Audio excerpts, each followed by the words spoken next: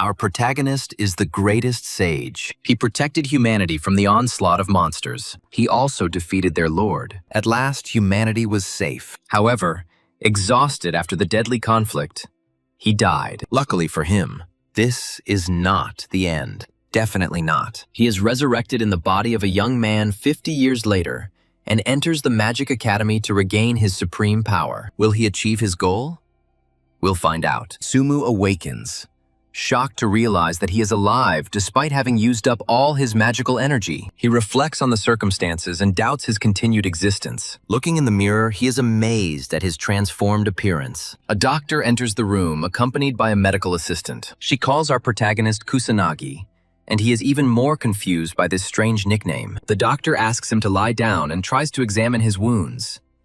He peels off the bandages and is astonished to discover that the hero is completely healed. He can't believe what he sees in front of him. The doctor recalls the patient's critical condition yesterday following a car accident and loss of consciousness. He ponders how the young man recovered so quickly. The doctor suggests it must be a miraculous healing by divine power. Kusanagi is puzzled to hear about the car accident and explains that his body has the ability to automatically regenerate using sacred magical energies. He asks the medical staff if his magical energy is depleted, but they don't understand him. He tells them he fought monstrous entities during the disaster. The doctor and assistant were both stunned by his statement. The doctor asks the young man if he remembers his own name. He then asks him what year it is. Ichikami gives her name and assumes she's still 1970, but the doctor diagnoses her with post-traumatic stress disorder and calls it a cognitive deficit. The doctor reveals that the boy's real name is Kusanagi Minato, and the current year is 2022. Kusanagi is stunned and has a hard time accepting this information. He looks at the doctor, deciding to believe his words. He notices the TV and admires its sleek design and crystal-clear picture. The protagonist discovers a calendar confirming that the year is indeed 2022. He is amazed by the thin device the nurse is holding. Our protagonist becomes disoriented, wondering if he has truly traveled to the future. The doctor shares details about the disaster that the boy remembered, noting that it happened 50 years ago and has not been repeated since then. The protagonist doubts the doctor's story, asking about the fate of the monsters.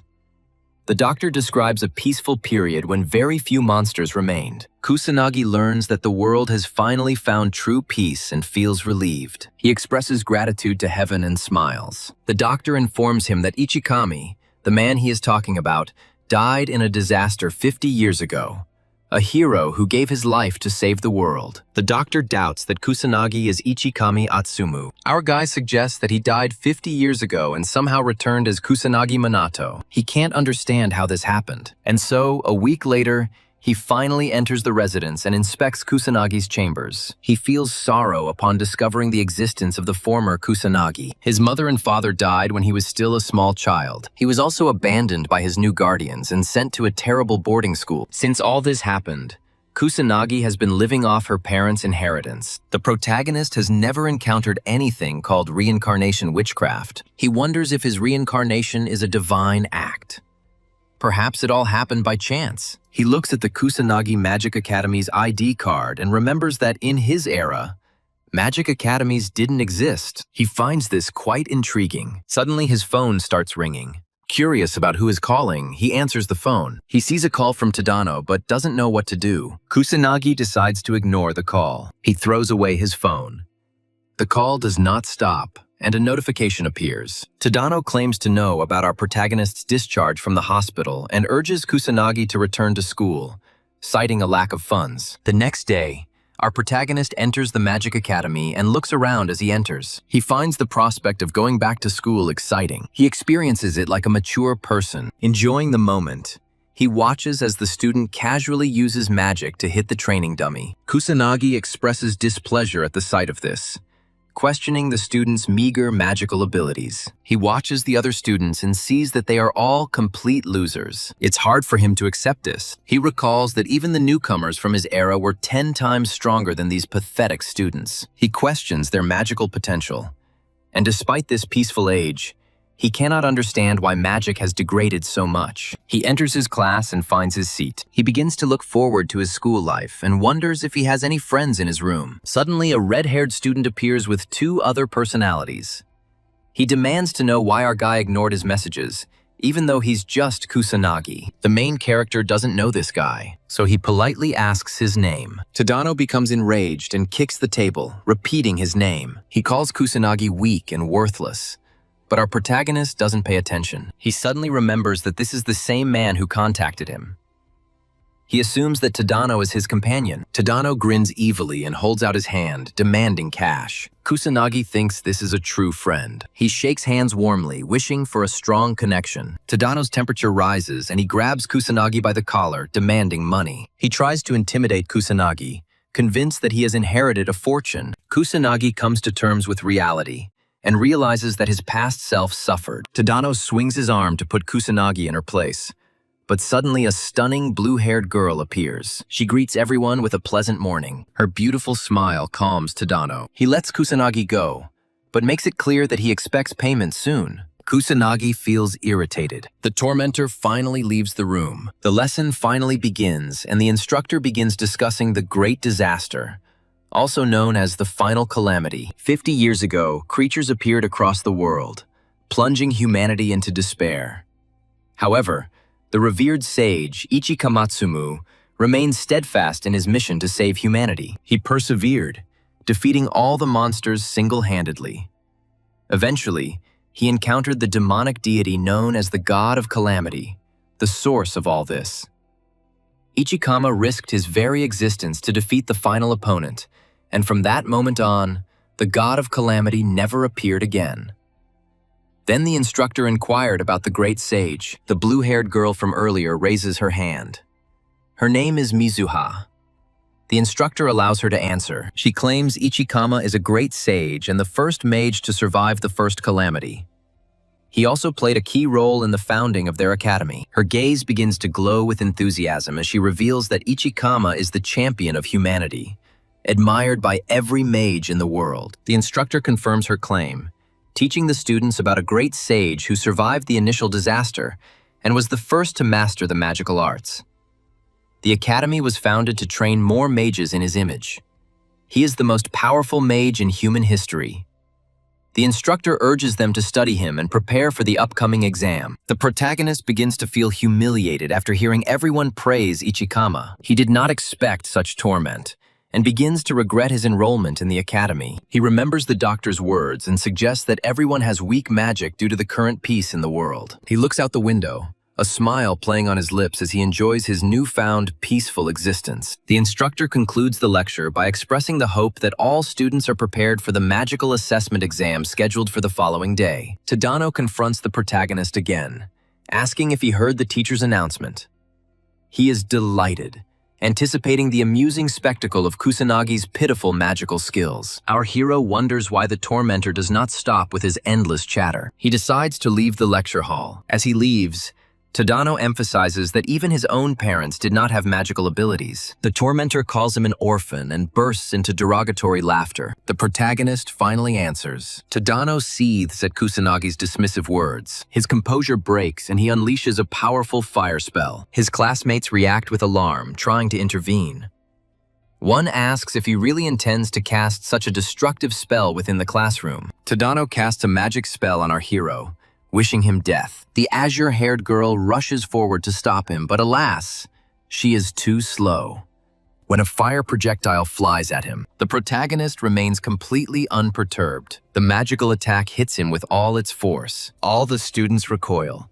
Mizuha calls this foolishness, warning him against using magic in such a pointless conflict, not wishing harm to anyone. Tadano makes excuses. He places the blame on Kusanagi. He refuses to admit his own guilt. The students are worried about our hero, but when the dust settles, Kusanagi emerges unharmed. The students are amazed, and he admits that he was caught off guard. Tadano, horrified, asks why Kusanagi continues to stand after taking the magical barrage directly. Our hero can easily reflect a first-level spell with his shield, even without using your abilities. He endured the ridicule because Tadano was just a young man. But now he feels that Tadano deserves retribution. With a stern look, he advances towards the tormentor. Tadano trembles in fear as Kusanagi unleashes her power. The students stand paralyzed, all perplexed by the unfolding events. Mizuha reflects on the current circumstances. She wonders about the scenario that is happening. Kusanagi approaches Tadano, extending her hand. Tadano is horrified,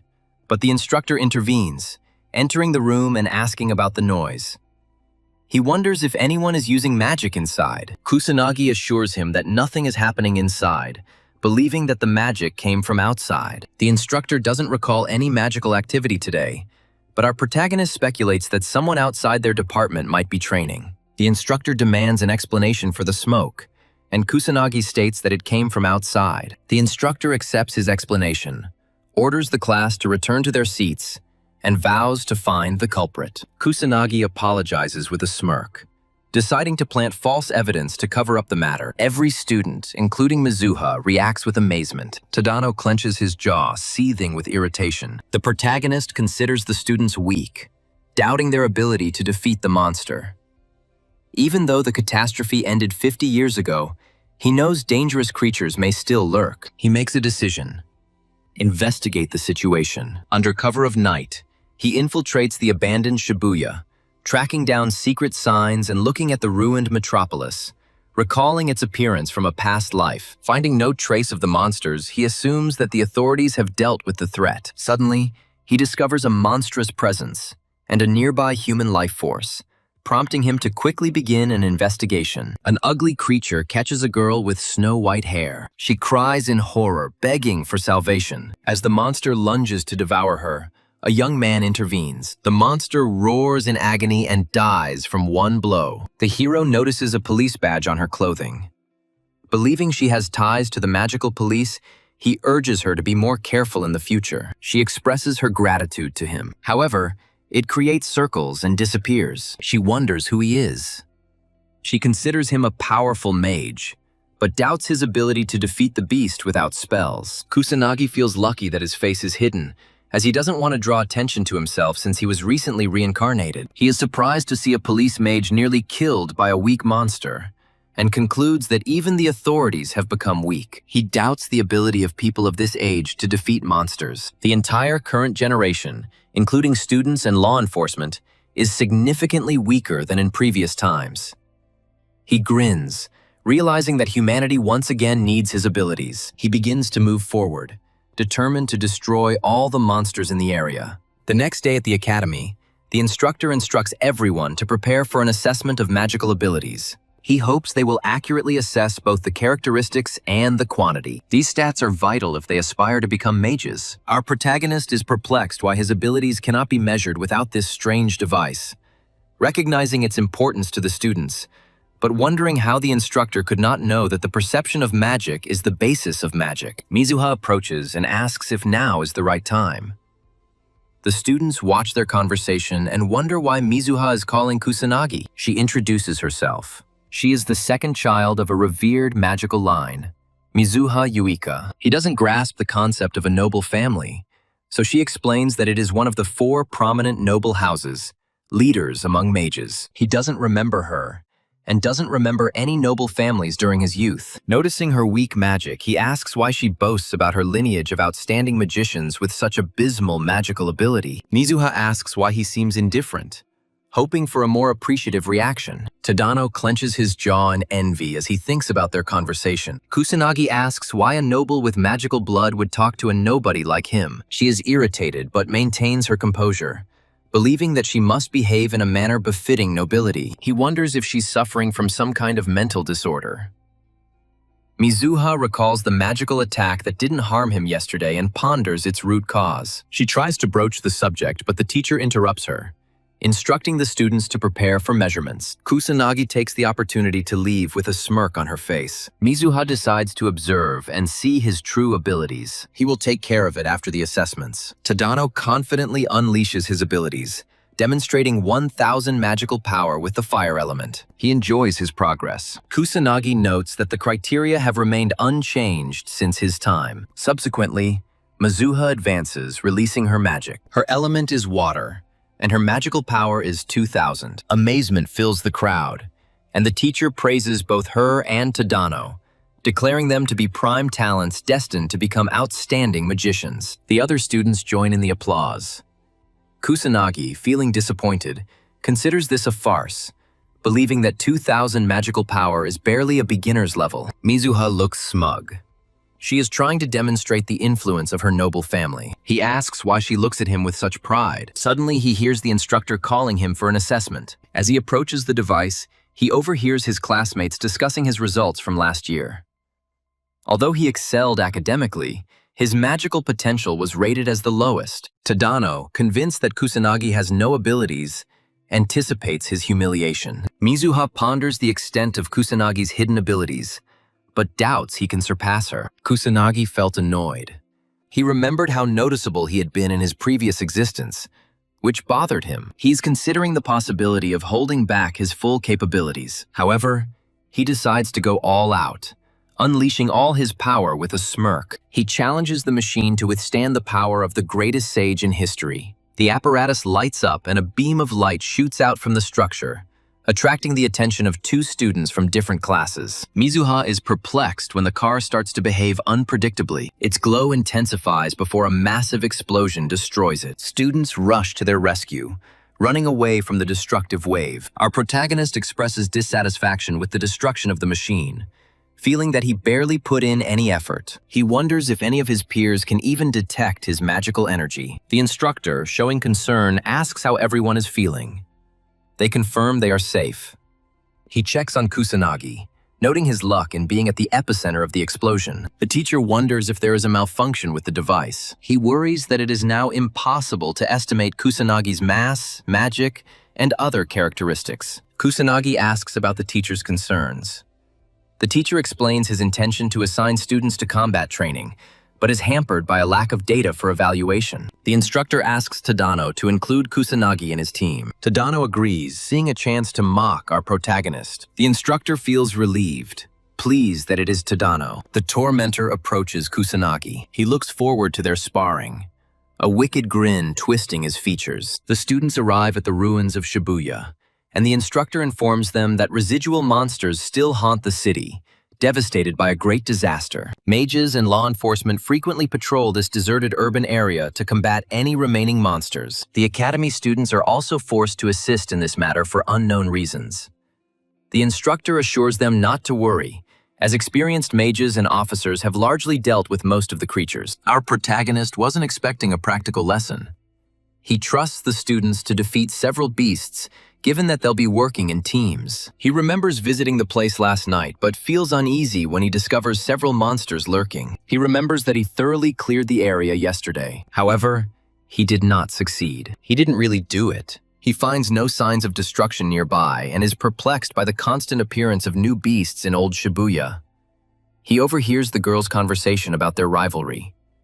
Despite it being a practical lesson, our protagonist is surprised to see the students behaving so casually. For some unknown reason, Mizuha watches Kusanagi closely. The instructor begins the practical lesson with the desire for everyone to collaborate effectively. Tadano notices the protagonist and calls him over. He approaches our hero with his team and tells him to stay put and not interfere with their progress. Tadano emphasizes that this time he will not hold back if Kusanagi gets out of control like he did before. The protagonist can't understand why they don't just ignore him if they hate him so much. Tadano becomes furious and orders him to stop his insolence. He can't understand why Mizuha is still talking to Kusanagi, considering he's completely useless. Our hero is shocked by this revelation and learns that Tadano has feelings for Mizuha. Tadano is overcome with rage. He is absolutely furious. The protagonist senses something, and the tormentors try to hit him with their magic. However, he warns them to stop. Tadano makes it clear that his apologies won't be enough this time. Kusanagi asks him to look behind him, but Tadano suspects that he is planning a stupid ruse to escape. Tadano turns his gaze back. The entire gang of torturers discovers the towering beast. It is located right behind them. They all start to sweat nervously, wondering why a demonic warrior is in this abandoned metropolis. The remaining tormentors encourage Tadano, confident that he can defeat him. He assures them of his victory, albeit with a worried expression. He advances and attacks him using his pyrokinetic abilities. An explosion occurs. He strikes the beast. Tadano and his friends breathe a sigh of relief, but when the smoke clears, the monster remains unharmed before them. Tadano notices not a single scratch on him and is overcome with horror. Our protagonist admits that his first-tier sting magic is useless against the demonic soldier. As the monster approaches, the entire party is overcome with fear. They all fall limply to their knees, trembling uncontrollably. Tadano's eyes fill with tears. He wonders if his existence will cease right now. This is really the end. He pees himself pathetically. But just as death looms, the demonic soldier reveals our boy's true strength. He recoils in fear, taking a step back. Kusanagi steps forward, amazed that the creature was able to sense their strongest member. He confronts the demonic soldier directly, unleashing all his power. The creature unleashes all its power, creating numerous secret symbols. Tadano and his allies doubt the hero's ability to defeat him. They resign themselves to their fate. The beast casts a second-tier spell. This spell is known as Stone Shattering. A colossal boulder is rushing towards our protagonist, but he remains unperturbed, with a smile on his lips. He takes out a first-tier spell, Firebolt, and launches it at the demonic warrior. His fiery projectile destroys a massive rock. This projectile was fired by the creature. It also hits the demon soldier, causing a massive explosion. Tadano and his squad's eyes widen. They are stunned to see the monster die. Tadano asks about the current events. He asks if Kusanagi organized all this. He dismisses the idea, believing someone like Kusanagi to be incapable of such a thing. But our protagonist informs him that with the proper technique, even basic magic is enough to destroy a demonic soldier. He's perplexed by the idea of such creatures appearing in Shibuya, especially after he himself cleared the area and eliminated all threats there the day before. He suggests that this could be an ominous omen of a major catastrophe. The protagonist ponders whether to take the current circumstances seriously. Suddenly, he experiences vivid memories. He sees the destruction from his past life. He saw countless people die before his eyes. His loved ones were among the fallen. A wave of grief washes over him, and he clenches his fist tightly. The protagonist decides to protect humanity, even if the impending doom is repeated. The other aggressors admit to having seen Kusanagi destroy the demonic soldier. They ask if this is really the same Kusanagi they know. Tadano, overcome with frustration, hits the wall. He is seething with rage, completely confused by what is happening. Meanwhile, Mizuha watches from afar, amazed as she discovers new details about Kusanagi. Mizuha summons a first-tier spell, Water Saucer, and easily destroys the small creature. Her classmates are amazed and begin to praise her. She feels irritated, wondering why ordinary people are so easily impressed. She attributes it to her own brilliance, and then notices Tadano's team. Mizuha orders his companions to take care of the remaining business and leaves. She suspects Tadano is bullying the protagonist again and feels uneasy. She rushes to observe them, not wanting to miss this chance. She positions herself behind the barrier and peeks in. Mizuha is stunned to see the demon soldier. She doubts their ability to face such an enemy in battle. However, despite her fear, the young lady decides to help them, given her affiliation with the Mizuha clan. Confident in her ability to turn the situation around, Mizuha rushes toward the group, shouting for everyone to run. Suddenly, a massive stream of fire magic erupts in front of her, striking the demonic soldier. Kusanagi defeats the formidable monster with one blow. Mizuha is stunned, wondering if our hero is to blame for this. She remembers Kusanagi as a timid child with weak magic. The girl can hardly believe she's seeing the same Kusanagi. She watched intently and didn't hear a single spell. Mizuha can't understand how he defeated the demonic soldier with first-tier magic without a spell. It's too much for her to comprehend. She understands that the strength of each demon is determined by the number of crystals that adorn their bodies. This system also determines the hierarchy among demons. Magical beasts occupy the 6th rank. Demonic soldiers are classified as 5th rank. Demonic captains are the 4th rank. Demonic generals occupy the 3rd level. The demon king is at the 2nd rank. And finally, the most powerful demon is designated as the 1st rank. This supreme demon is also known as the demon god. Each demon has these set numbers, so all modern mages know that defeating a demon soldier requires at least 3rd-tier magic. She feels that 1st-tier magic is insufficient to defeat it. Kusanagi begins to advance. She walks towards him. Realizing that she has nowhere to hide, She looks out again and watches the protagonist. He reproaches her for stealing glances. She feels a surge of embarrassment. She is surprised how he discovered her actions. Our protagonist thinks it's stupid not to know, considering she's a mage. Mizuha is perplexed. He is dismayed to realize that they really can't detect any magic. The young man begins to leave. She tries to stop his progress. However, he ignores her and continues to move forward. Mizuha demands an explanation and rushes after him, but she doesn't find anyone in the alley. Kusanagi jumps onto the roof of the building. He is irritated to see the girl trying so hard to find him. He decides to scout out the area for monsters and discovers that there are no demonic soldiers left nearby, although there are still many magical beasts. After witnessing Tadano's pitiful performance against the demon soldier, he wonders if the other students can handle the magical beasts. The protagonist decides to destroy several magical beasts. His body suddenly begins to emit light as he releases his magic. He can cover the entire area around the abandoned city. So he takes out 2 magic circles and casts his second-tier spell, Barret. Multiple rays of light shoot into the sky, spreading throughout Shibuya. Tadano and his companions observe the rays of light, mistaking them for falling stars. Mizuha recognizes it as magic, wondering who could have performed multiple magical abilities at once. Somewhere in Shibuya, 2 students find themselves surrounded by mystical creatures.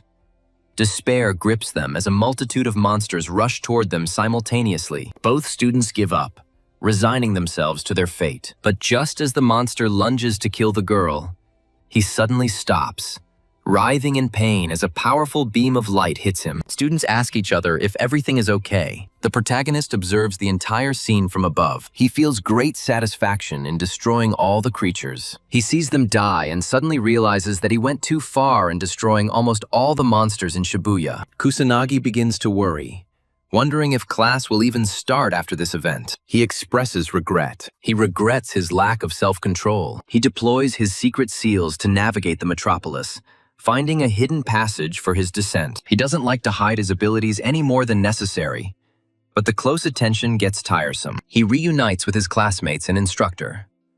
The instructor examines the slain magical beast, puzzled as to why so many remain. He assumed that most had already been destroyed or died. He suspects that it was done by an arts master, as destroying a monster with one swift blow is no easy task. He recalls the magic that defeated the beasts. He realizes that releasing such a barrage of magical projectiles is attributed to a 0 attribute.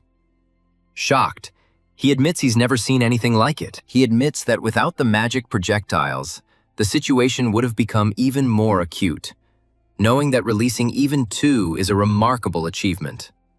The instructor, incredulous, realizes that if the number reached 6 or more, no ordinary student would be able to use such magic. The students scream before them, desperately demanding to know why they had to face so many beasts and almost sacrifice their lives. The instructor bows, apologizing. He recalls checking with the authorities that most of the monsters had been destroyed, regretting not confirming this with the academy. He sincerely expresses regret for putting the entire group in danger. One student asks if help has arrived to save them. The instructor claims he doesn't know, but adds that it wasn't the police or a sanctioned magician, but most likely some kind of illegal practitioner. He mentally expresses gratitude to the unknown savior. Our protagonist beams as he hears the instructor subtly praise him. He catches snippets of conversations between students discussing his magical projectiles, everyone guessing about their source. Kusanagi feels a wave of relief, seeing that everyone is safe, including those who are tormenting him. Tadano clenches his jaw, seething with frustration. The entire pack of tormentors turns their gaze on the protagonist. Mizuha recalls witnessing Kusanagi single-handedly defeat a demonic warrior using only basic sorcery, and then using some form of limitless enchantment. She wonders if Kusanagi orchestrated both events.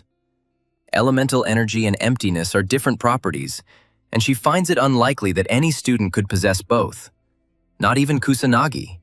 She reassures herself that it is impossible for him to possess 2 different energies, and suggests that someone else is responsible for the void-based phenomena. She still can't understand how Kusanagi managed to defeat the demonic warrior single-handedly. Tadano's team speculates that it may also be a creator of energy beams. Tadano dismisses this as absurd, but his comrade reminds him that Kusanagi also defeated a demonic warrior. Tadano is furious, threatening his comrade to remain silent or face destruction. His comrades are paralyzed with fear. They are absolutely terrified. Tadano makes it clear that he refuses to believe that someone like Kusanagi could accomplish such feats, suspecting that he is hiding something. His henchmen agree, remembering what a coward Kusanagi really is. Tadano roars in rage, vowing to expose Kusanagi's deception. He is determined to corner Kusanagi and force him to reveal his true identity. After finishing his classes, Kusanagi goes out and finds himself surrounded by a huge crowd of tormentors. Tadano approaches, stating that he has been waiting patiently. The protagonist feels irritated and suggests that they channel this persistence into learning magic instead. Tadano counters that Kusanagi has no right to say such words, given his own deception. Kusanagi is puzzled by the accusation of deception. However, Tadano claims that Kusanagi is undoubtedly hiding unfair tactics. Tired of their stupidity, Kusanagi realizes that arguing with them is useless. Tadano tells him to obey. He praises Kusanagi for standing his ground. Kusanagi explains that there is no reason to worry. Tadano dismisses his words and rushes forward, striking, confident that Kusanagi would not use magic in a public place. The blow hits him on the cheek, but he shows no reaction. The bandits surround him, starting an attack, but he remains calm and refrains from retaliating. Tadano questions his silence, suggesting that Kusanagi is helpless without his mystical abilities. He intensifies his attack, declaring his intention to continue until Kusanagi's death, regardless of her pleas. The protagonist expresses his disappointment. Their blows barely leave a mark. His mystical energy instinctively protects him from all physical attacks. Annoyed, he decides to pretend to be injured to calm Tadano down. Suddenly, a figure materializes behind them, asking the reason for the attack on Kusanagi. Tadano turns around and notices Mizuha. The tormentor becomes embarrassed and tries to explain. He tells Mizuha that they are just fooling around. She sees through his lies and accuses him of bullying Kusanagi. She is disappointed with the behavior of her classmates and asks if they are ashamed of their actions. Tadano feels strange but blames Kusanagi for everything. He believes that Mizuha now despises him, and it is entirely his fault. She takes the hero's hand and begins to lead him away from this situation. Tadano watches as she takes Kusanagi's hand. He experiences envy and reaches his breaking point. Tadano loses all self-control and loses control. He tries to deal a magical blow to our hero. Kusanagi is irritated. He is unhappy. Tadano prepares to commit suicide, and his minions unleash their magic as well. Mizuha questions their actions. The entire group unleashes a fiery assault on the protagonist. Mizuha realizes the danger and tries to cover Kusanagi, but she can't intervene quickly enough. He takes all attacks on himself. Tadano smirked smugly, confident that no amount of pathetic tricks would help Kusanagi survive against such overwhelming odds. His subordinates begin to worry, asking if he's dead.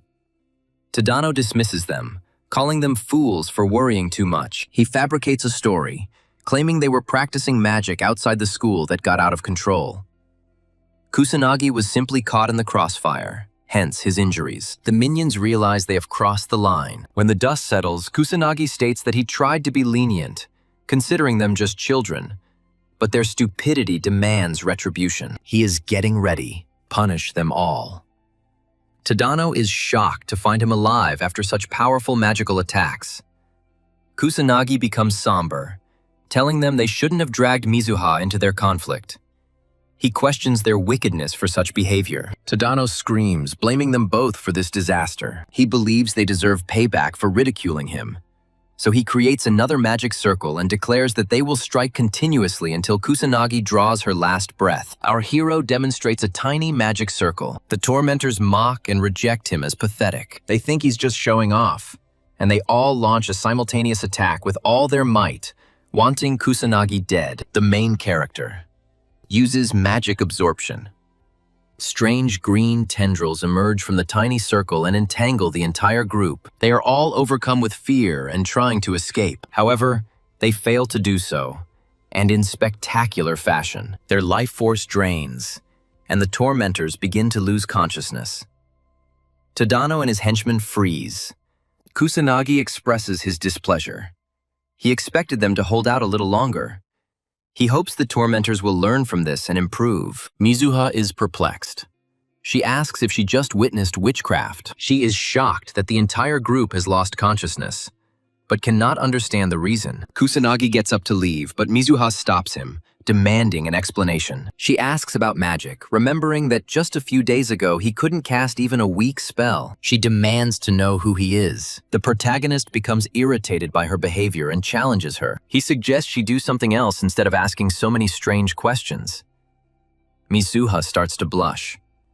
She expresses her gratitude by thanking him for saving her. The girl begs him to finally answer her questions. However, she discovers that he has disappeared. She feels humiliated and wonders why he left her again. As darkness falls, Kusanagi re-enters the abandoned Shibuya. He navigates using his magic circles. He had previously felt uneasy, which prompted him to return to investigate. He discovers more creatures lurking despite having previously destroyed them, feeling a dark foreboding. The protagonist is confident that he can cope if the threats are limited to old Shibuya. However, he senses their presence elsewhere. He considers the limitations of the police and the lack of experienced mages, but doubts his ability to combat threats across the country, preferring to develop a strategy first. His first step is to destroy all the monsters in old Shibuya. He strives to act discreetly, avoiding any attention. He fires his magic projectiles, destroying multiple enemies at once. A drunk man goes into a dangerous area. He remains unaware of the danger. Suddenly,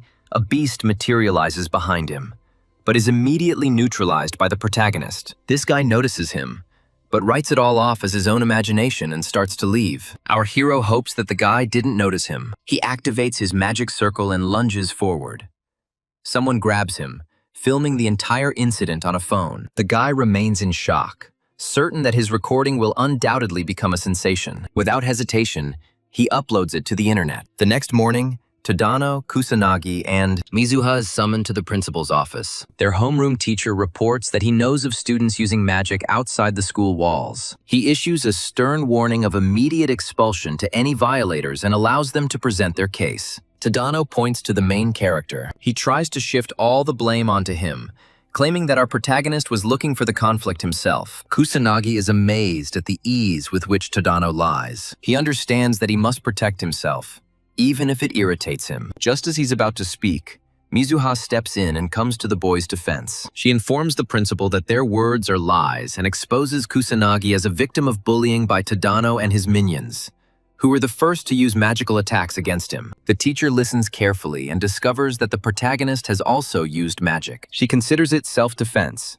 believing that he had no other choice and is not guilty. Kusanagi expresses surprise at her intervention. Tadano tries to convince the teacher of their innocence, but Mizuha shuts him up, blaming him for his behavior. She calls him an evil person for torturing Kusanagi and then shifting the blame for the consequences. She cannot comprehend his lack of remorse. Tadano dismissively refers to the protagonist as a lowlife, claiming that he has no place in this establishment and justifying his aggression as an attempt to get rid of the scum. Mizuha unequivocally declares him to be scum, unfit for the academy. Tadano, maintaining his arrogance, proclaims his academic superiority and the only qualification to stand beside her. Kusanagi is unworthy.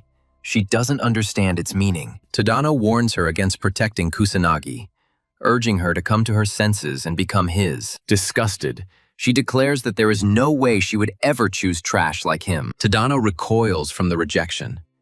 She rejects him for his aggressive tendencies and considers him foolish for confessing his feelings under such strange circumstances. Our protagonist understands her reasoning, but believes she has gone too far. Tadano loses consciousness after being refused. The principal states that he has no use for students who selfishly use magic and harm others, as Tadano and his accomplices are the perpetrators, and Kusanagi was simply defending himself from their magical attacks. Tadano and his group are expelled. Tadano's henchmen try to justify their actions, claiming they were simply following Tadano's orders. The instructor allows Kusanagi and Mizuha to leave and return to their classes. They both leave the director's office. Mizuha becomes enraged, calling Tadano the most disgusting person. Our protagonist asks about their future prospects now that they've been expelled. She explains that their chances of ever becoming mages are zero, which is quite obvious. She can't understand why Kusanagi couldn't protect himself. He claims he was on the verge of speaking out, but she didn't give him the chance. Then a memory emerges. She asks about his plight. Kusanagi reflects on the many times she intervened to protect him. First, back in class during his fight, and now, during their call to the principal, he praises her as a good girl for her constant help. She begins to blush deeply, overcome with embarrassment. Mizuha tells him to shut up and rushes towards the classroom, intending to enter before him. Kusanagi looks after her with a gentle smile. He's convinced the original Kusanagi died and he was reincarnated in this body. He wonders if he succumbed to the relentless bullying or if it was simply an accident. The truth remains elusive, but he finds solace in the fact that his tormentors face the consequences of their actions. He believes this resolution will bring some form of redress. He is shining. The principal briefs two upperclassmen on recent events, explaining that several students were involved in a fight and openly used magic. He assures them that no one was hurt. The high school student asks why she was called if the situation has been resolved. The director informs her that one of the participants is Yuika Mizuha. The blue-haired girl understands the situation and thanks the director for the information. He asks that his best wishes be conveyed to her father. She assures him not to worry and reveals that her family is considering investing in the school. She leaves with her companion, leaving the principal to ponder whether Kusanagi possesses incredible strength, as fighting multiple mages simultaneously is nearly impossible. An ordinary student could only win if they possessed some hidden, extraordinary power. He wonders if Kusanagi is stronger than them, but the blue-haired girl replies in the negative. Intrigued by the guy, he tells her that he wants to meet him to find out the truth. She ponders whether her younger sister deserves expulsion, depending on Kusanagi's actual abilities. She is Mizuharuka, a third-year student, and her companion is Katsuragi Ryugi, also a third-year student. Kusanagi feels despondent now that his life has returned to normal. He overhears his classmates discussing a certain black mage and wonders if it is related to the magical nobility he learned about earlier. He decides to ignore it for now. The teacher arrives and calls Kusanagi outside for an assessment test. He explains that students whose performance could not be measured previously now have the opportunity to be re-evaluated. Mizuha watches what is happening. She feels a sense of satisfaction, anticipating that she will finally be able to learn more about our protagonist. Suddenly, she notices her older sister, Ruka Mizuha, and Katsuragi entering the room. She is perplexed by her sister's sudden appearance. The teacher announces Kusanagi's turn, ordering him to begin evaluating his magical power. Our protagonist recalls how he broke the apparatus during his previous attempt. Therefore, he decides to exercise great caution and restrain his power. He tries to release his magical energy, but suddenly experiences an unusual sensation. Severe exhaustion overcomes him and he begins to choke. The teacher asks how he is feeling. She turns her attention to the testing device. Then she looks at the result. Mizuha and the instructor watch in disbelief as his attribute turns out to be 0, and his magic power is only 100 units, much to Katsuragi's delight. Two classmates discuss Kusanagi, considering his magical power to be the lowest in their group and calling him useless, lacking any attribute. Katsuragi dismisses the principal's story as a lie, not believing that the protagonist single-handedly defeated all the bullies. Ruka, feeling disappointed, decides to leave, seeing no more reason to stay. The students watch Kusanagi become exhausted from just one test, which seems understandable to them given his extremely meager magical power. The instructor tries to calm Kusanagi down, stating that magical power is not the primary factor. However, Mizuha can't accept what she sees. She remembers seeing our protagonist single-handedly defeat a demonic soldier, and she knows he can simultaneously use two attributes, fire and void. She wonders about his method of deception. She had never met a mage who could hide their magical power through manipulation. The protagonist feels relieved, satisfied with the result. He used a form of magical transformation to alter the results despite the physical strain. He felt confident, believing he had finally mastered the technique. When our hero leaves the ward, he meets Mizuha. He finds out that she was in the assessment room out of pure interest and only came to observe. Suddenly, Ruka stops them both in the school hallway. Kusanagi asks about their identities, and she introduces herself and Katsuragi. He remembers her last name and asks if she's looking for anything from him. She declares that she does not desire him at all. Then she heads to her little brother. Mizuha begins to worry, and Ruka, discouraged, learns that her sister couldn't even defeat some thugs. She also learns that Mizuha was helped by a man with 100 magical powers, and asks if it's all true. Mizuha confirms. causing her sister to become furious. She orders Misuki to simply leave the academy. Mizuha can't understand why she's saying all this for no reason. The hand reminds her that she did not win. Not a single victory when they compete. From studies to sports to magical crafts, she loses every time. Ruka doubts Mizuha has the skills to become a mage. She believes it would be better for Mizuha to leave this academy and enroll in a regular school. Mizuha starts to cry. She is unable to utter a word. Her older sister asks if she understood everything, and Mizuha nervously confirms that she did. Kusanagi finally intervenes and accuses Ruka of being overconfident. She asks him to repeat his statements with an icy expression. He emphasizes how she relentlessly spouted nonsense, without even bothering to listen to her younger sister's point of view. It's obvious to him that she's filled with arrogance. She makes it clear that this is a discussion between two relatives. He is stunned to hear her call it a discussion when all he hears is her bossing her little sister around, never letting her speak. She flares up with anger, but our protagonist insists, believing that even she has no right to dissuade anyone from their chosen path. He accuses her, claiming she's terrible for forcing her younger sister to give up her aspirations. Ruka confidently asserts that her incompetent sister doesn't have the ability to become a mage, as she can't even defeat her. Mizuha starts to cry and agrees with her older sister. She lacks self-confidence. She feels like she's been deceiving herself all this time. She tried to convince herself that she was a prodigy with the skills to become a maid.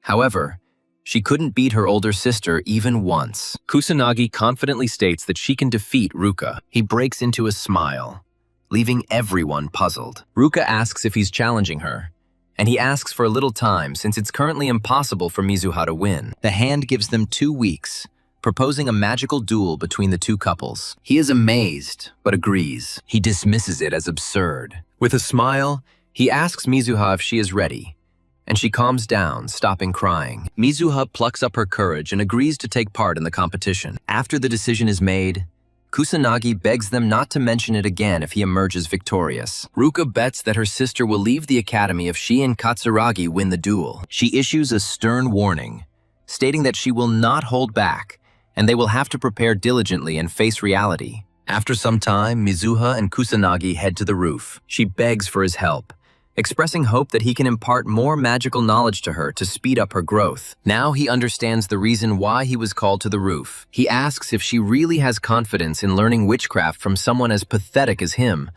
noting that his magical power is only one. She sees right through him, knowing that he is hiding his true abilities, and considers him far more powerful than herself. He notices that this time she doesn't back down. She realized that he knew the way to become stronger, and that was why he challenged her sister to a duel. He understands Ruka's tendency to aggressively seek control over everything.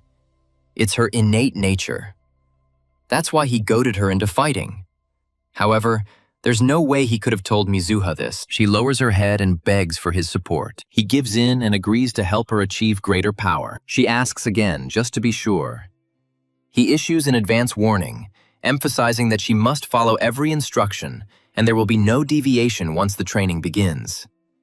She readily accepts all his conditions. It's hard to refuse Kusanagi given her sincere pleas, considering he already has preparations to make after observing the monster population in Shibuya. Training a mage could prove fruitful. He decides to start her training today and considers finding a suitable training location. Mizuha begins to blush and, looking timidly, invites him to her home. After some time, they arrive at her home. He is amazed by the sprawling mansion, but she finds it suitable given her father's status as a prominent mage. Mizuha suddenly remembers that this is the first time she has invited a man into her house. She wonders if her invitation seems strange, even though she had no ulterior motives. Kusanagi suggests starting. However, he notices that she is lost in thought, so he calls out to her, addressing her as Wick. The girl flinches when she hears her name, but he explains that he's just trying to avoid confusion, as her sister is also named Mizuha. She feels a pang of disappointment at his explanation. He asks if she has another name he could use, but she agrees to Yuika, so he decides to start training and asks her to help him. His first question concerns her magical energy. She dismisses it as simple, and replies that it is the power necessary for spells, present in every being. He then asks her about spells. Yuika confidently states that they work like a program, converting magical energy into an offensive maneuver. He asks if there's a way to increase her magical reserves, but she replies negatively, believing it's predetermined at birth and stops growing after a certain point. Yuika beams with confidence, feeling satisfied that she answered all the questions flawlessly. He tells her that absolutely every answer she gives is wrong. Looking dejected, she begins to cry, asking if he is trying to label her as stupid. The protagonist sincerely feels remorse and reflects on the ignorance of modern magicians. He is astonished by such a dramatic change in just 50 years. He goes on to explain that magical energy isn't limited to physical form. It's also found in nature and the environment. Spells are simply mechanisms for properly supporting the art of magic. Moreover, it is indeed possible to intentionally enhance one's magical power. She finds it difficult to believe his words, considering them lies that contradict the Academy's doctrines. She believes that if his claims were true, it would destroy the Academy of Magical Crafts entirely. He remains unfazed by her disbelief, declaring his intention to teach her these 3 principles during their training. He tells her to sit down and informs her that he will be pouring his magical energy into her being, asking her to notify him the moment she feels it. She expresses surprise at the existence of a method to detect magical energy, while he emphasizes that she cannot become stronger without the ability to sense it. He orders her to close her eyes and begins physical contact with her. He releases his magical energy, but finds that she still cannot detect it. He expends extra magical energy, wondering how she remains blind to such powerful magical force. Finally, Yuika feels a faint presence. She feels a growing warmth in her back. He enlightens her about this phenomenon, identifying it as the perception of magical power. She finally grasps the meaning of his previous explanation. He tells her to remember this sensation forever, emphasizing its importance for detecting magical energy. He further explains that this energy is also present in the natural world, making its detection and familiarity with it her primary goal. She beams with self-confidence, promising to quickly achieve mastery using her status as a respected daughter of the Misuha clan. Our hero doubts whether she will be able to keep her word, because she could not feel him even when he filled her with his enormous magical power. He resigns himself to the idea that perhaps she is not cut out to be a sorceress. 1 week passes, and Yuika bursts into tears, confessing to our hero that she still doesn't feel magic. She's a huge disappointment, leaving the protagonist unimpressed. He's shocked that a whole week hasn't helped her master something so basic, despite her diligent training. He concludes that she's simply grasping the concept very slowly. Time is running out, and he decides to fill her with magic again. He places his hand on her back and begins to channel his power. He orders Yuika to open her eyes. She carefully lifts her eyelids, but gasps in surprise, now feeling a magical aura enveloping her body. A smile spreads across her face as she finally comprehends the nature of magical power. That's right. Yuika admires her newfound ability. Now that she can finally sense magical energy, she considers assessing Kusanagi's power level. For some unknown reason, she barely feels anything from him, which puzzles her. He praises her for her hard work, but she brushes it off, saying that it's natural for a genius. Now that she can finally perceive magic, he informs her that they will move on to fine-tuning her magical energy. He describes in detail the entire method for using the correct amount of magical energy for any magical creation. She must focus solely on efficiency and ignore all other concerns. She also needs to use up all her magic power to the limit, so that the amount of magic she can control will expand once she fully recovers. He is confident that she will be able to easily follow all his instructions, since she now clearly perceives magic. He admits that his teachings differ significantly from the foundations of the Magic Academy, but he doesn't care whether she trusts his advice. Yuika assures him that she trusts his words and beams, declaring that she no longer doubts him. He is glad to hear that her point of view has changed, and decides to begin the next phase of their training. The protagonist asks her to step back a bit and prepare herself, as they are ready for a fight. She confirms that she agrees with this. She looks forward to seeing his true abilities. She longs to see his full potential. Yuika unleashes the first level of aqua magic, launching countless water attacks. But our protagonist easily deflects them all, much to the girl's amazement. She can't comprehend how he repelled them.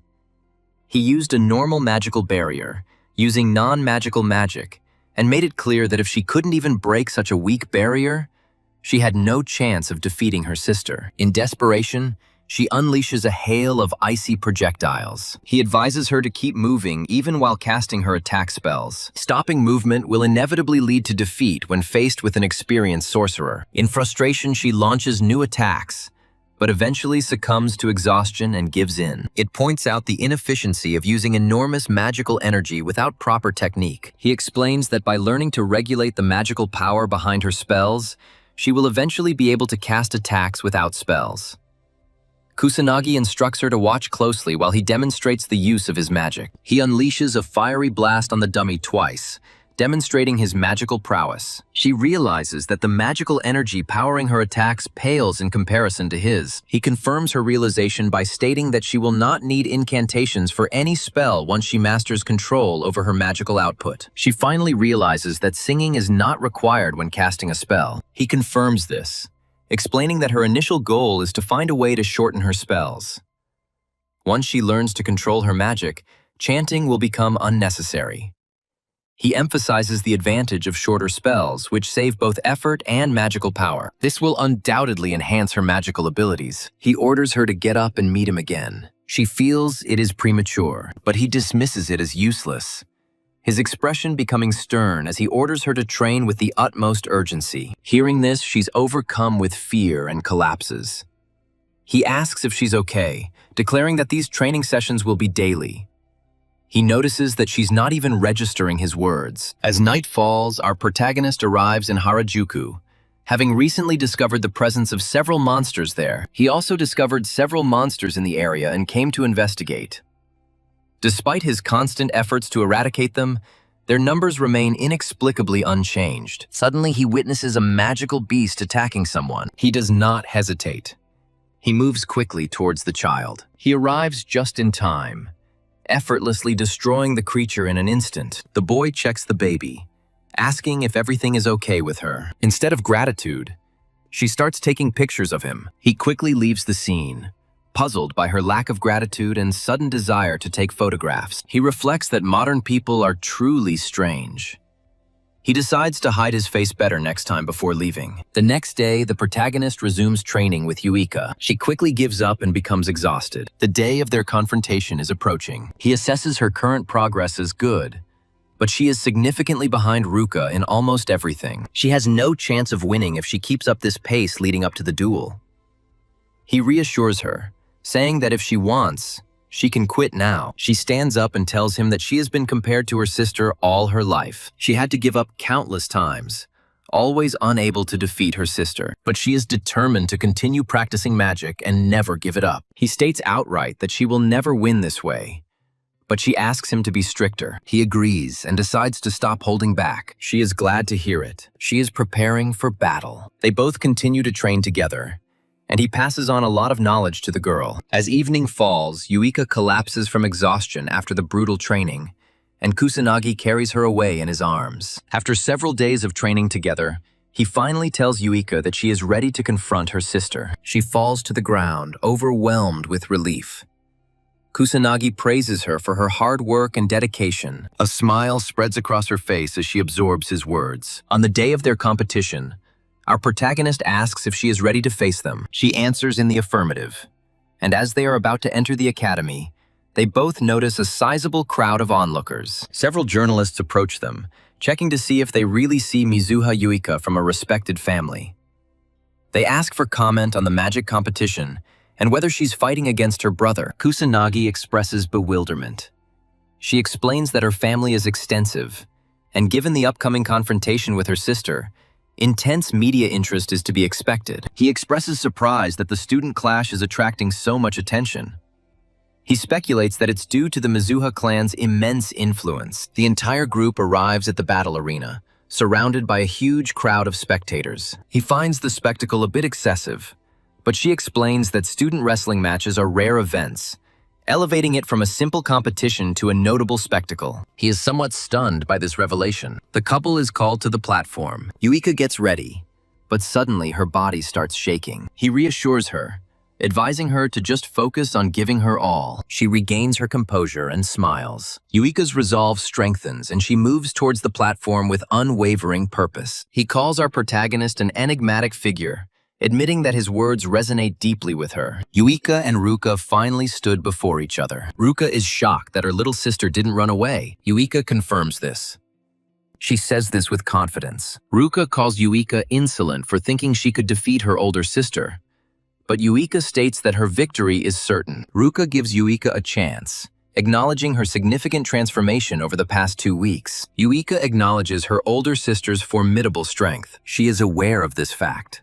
She understands that their magical abilities differ greatly, but still believes in herself and in her inevitable victory. The start of their battle is announced, and both opponents are given the green light. Yuika immediately deploys her magic circle, trying to shorten the casting time of the spell. The hand begins its attack. Kusanagi watches the fight and understands that maneuvering during casting is the foundation of combat.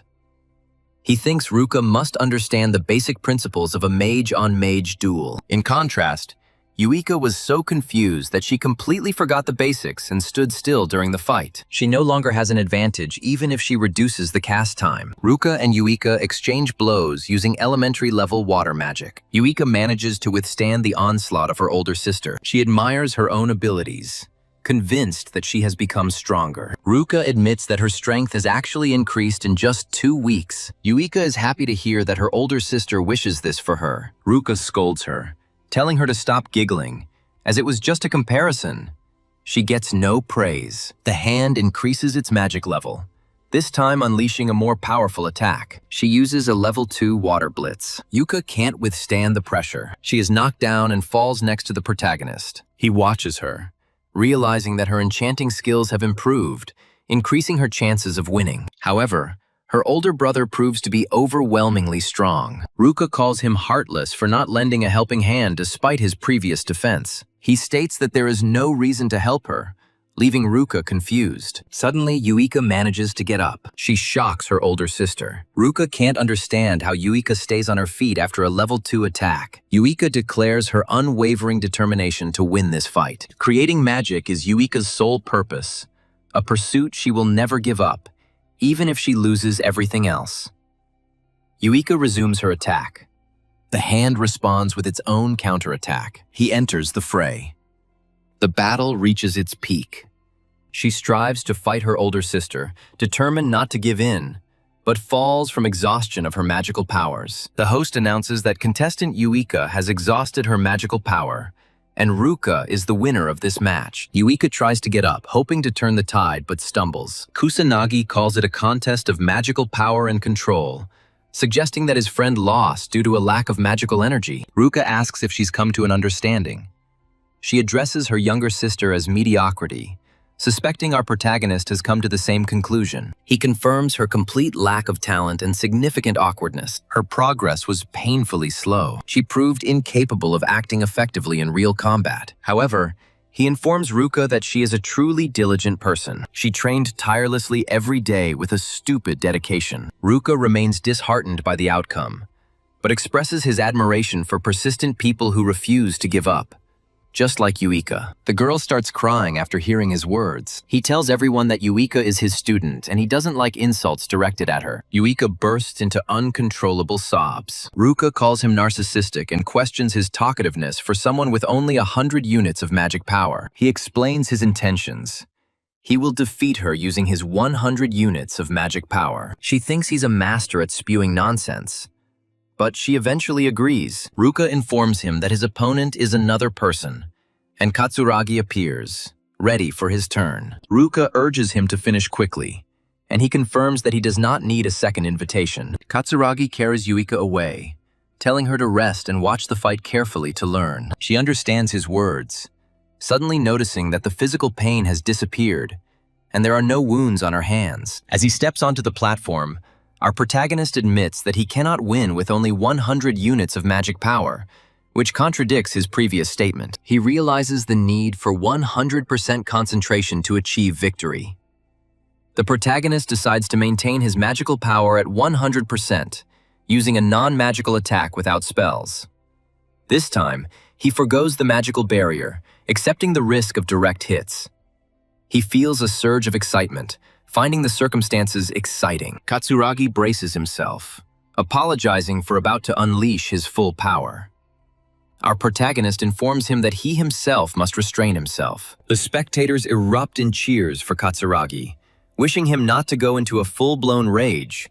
Otherwise, the challenger will be in danger of serious harm. The fighter ignores their pleas and releases his 8,000 magical power. Our protagonist observes this and admits that it doesn't pose a serious threat.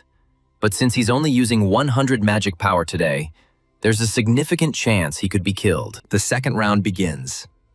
As they face off, Katsuragi hopes our protagonist will harbor no ill will after the match ends, while he creates his secret signs. With this attack, he is ready to launch. He believes he will be able to evaluate Kusanagi. He wants to find out if Kusanagi really defeated those thugs. He calls on Kusanagi to withstand his final attack, but just as he is about to deliver it, something hits him in the forehead. The protagonist expresses his dissatisfaction. He calls the enemy slow. The crowd is stunned by the match's swift conclusion. The announcer declares Kusanagi the winner. Ruka is shocked to see her companion incapacitated with a single blow. She remembers he didn't even cast any spells, and wonders what tactics he used. Kusanagi hopes she's happy, since the fight ended quickly, just as she wanted. His words irritate her. Yuika is also stunned and can hardly believe that he actually defeated his opponent. Ruka admits he's strong, and he replies that he's actually stronger than her. She tells him to stop talking nonsense. The hand releases 10,000 of its magical power. Kusanagi senses this with his magical senses and realizes it is stronger than the one he fought before. The announcer informs the audience that something unusual is happening, as Kusanagi has switched to a different fighting method, attracting considerable attention. The next fight will determine the true champion. The third bout begins. Kusanagi uses the same tactic again, launching magical projectiles towards her. She reflects them with water magic. Our protagonist has only 100 magical powers. This means that it does not have enough power to affect the hand unless the magic projectile hits her forehead. He realizes that she has already adapted, protecting her forehead and not moving while she uses magic. The hand persists, delivering water blows. But even after all this, she is shocked to discover that the protagonist is still standing on his feet, completely unharmed. She knows he doesn't use any magic, but she wonders how he manages to remain unharmed. Spectators are also puzzled, wondering how he manages to stay dry after receiving so many blows.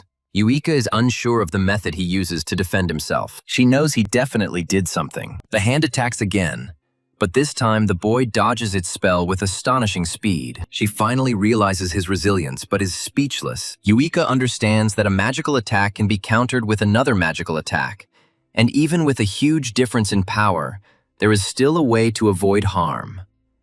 Everyone understands that this is the only way to avoid injury. Ruka clenches her jaw in irritation, realizing that her second-tier techniques possess a special speed and density that makes it virtually impossible for anyone to remain unscathed. She wonders why the protagonist is so bold in the face of such powerful spells. Kusanagi realizes she's probably considering all this.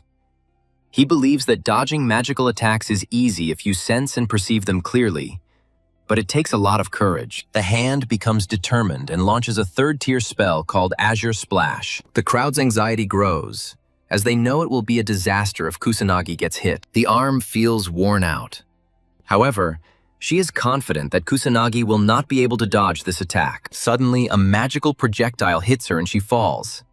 She can't figure out how he stayed up. She wonders about the technique he used to dodge her attacks. He reveals that he used a magic draining method that absorbs magical energy. He simply passed through the center using his pulling ability. The hand is first stunned, then bursts into laughter, admitting defeat. The host declares Kusanagi Minato the winner of the match. Yuika rushes to the platform, inquiring about their well-being. Our champion assures her that they are unharmed and declares his victory with a grin. She smiles back at him, her joy obvious. The hand decides to fulfill its obligation and gives them permission to act as they see fit. Kusanagi is pleased with the favorable outcome. He noted that Yuika's previous injuries hadn't been serious, and concluded that Ruka had likely been holding back during their encounter.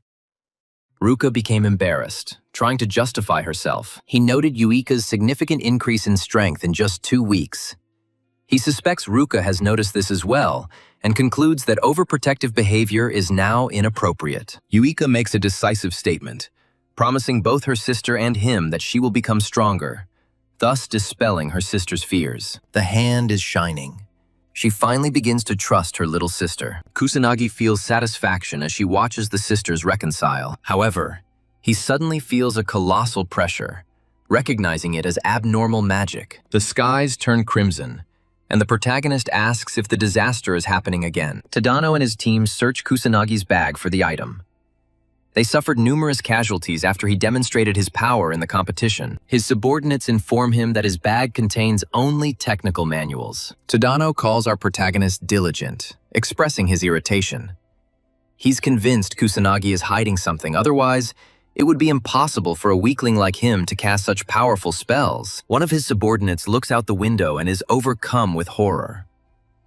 Tadano asks if he's spotted anything and comes closer. Everyone notices the crimson skies and wonders what is happening on Earth. One of them suggests that it is a disaster, but Tadano doubts that it really is. At the training ground, our protagonist looks worriedly at the scarlet sky. He ponders the source of the suddenly appearing powerful, unusual magic, suspecting a catastrophe. Anxiety grips everyone.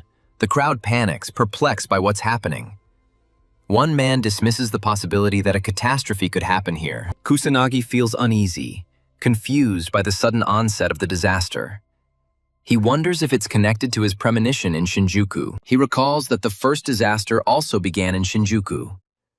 Our protagonist wonders whether this was a coincidence or a significant factor. The rifts burst open, releasing a stream of mystical creatures. The students are overcome with terror and start screaming. But the instructor calls for calm and tries to direct them to a safe place. Kusanagi acts quickly, unleashing a barrage of magical projectiles to destroy the creatures. He uses witchcraft to broadcast a message. Our protagonist orders everyone to remain calm. He explains that weak monsters will appear, as this is only the beginning of the disaster, so they shouldn't worry. He assures them that everything will be fine if they show resourcefulness and follow his instructions. He orders them to go to the gym and move only in formation, as moving alone poses a serious risk. He also asks Ruka and the others to escape. The instructor asks him about his intentions. He states his desire to rescue the people still inside the school building. The instructor questions the safety of him going out alone. He calls the young man reckless and tries to stop him, but Katsuragi agrees to accompany the protagonist so he doesn't have to deal with everything alone. The instructor is alarmed, but he reminds the instructor of Kusanagi's abilities. He's forced to give them his approval. The instructor urges them to avoid overexertion and prioritize their own safety. Katsuragi expresses confidence that he will survive, but seeks confirmation from the protagonist. Kusanagi waves it off and tells Yuiko that he'll be leaving soon. She worries about him and encourages him to be safe. Katsuragi begins a sprint and tells his junior that he'll be leading. His extraordinary speed allows him to cover 100 meters in just 10 seconds. He asks the protagonist if he can keep up with him. Kusanagi takes out her magic seals. He begins to advance with astonishing speed, surprising the elder. He makes it clear he's taking the lead. Katsuragi acknowledges his exceptional speed, but insists that speed alone isn't enough. He decides to closely observe our protagonist, searching for the hidden power he possesses. His goal is to save everyone by learning more about Kusanagi. Our hero, using his perception skill, discovers 58 mages in the school. He suspects there may be others who don't possess magical abilities. If his suspicions are confirmed, he intends to search the entire school and rescue these students. A small group of students comes under attack. They are attacked by mystical creatures. The creatures begin to attack them. He bursts into the classroom through the window, firing his magic projectiles to destroy all the monsters with minimal effort. The female students are stunned. One creature tries to attack the protagonist from behind, but he easily deals with it, completely unperturbed. Katsuragi catches up, asking if everything is okay. Kusanagi expresses her hope that she can ensure everyone's safe evacuation and leaves. Katsuragi tries to stop him, believing that it is too dangerous to go alone, but to no avail. The protagonist moves at a blinding speed, making it impossible to keep up with him. Katsuragi suggests he was a nuisance, admitting his own uselessness. Perhaps that's true. He still can't comprehend how the boy easily defeated the magical creature. Katsuragi ponders its true identity. Kusanagi rushes through the school hallways, searching for the remaining students. He has to eliminate the monsters one by one even with his enchanted projectiles, to keep the students safe. His only recourse is to pursue them using primitive magical attacks. He enters the classroom, destroying additional magical beasts to save the students clinging to life. Once he's defeated each enemy, the students express their gratitude.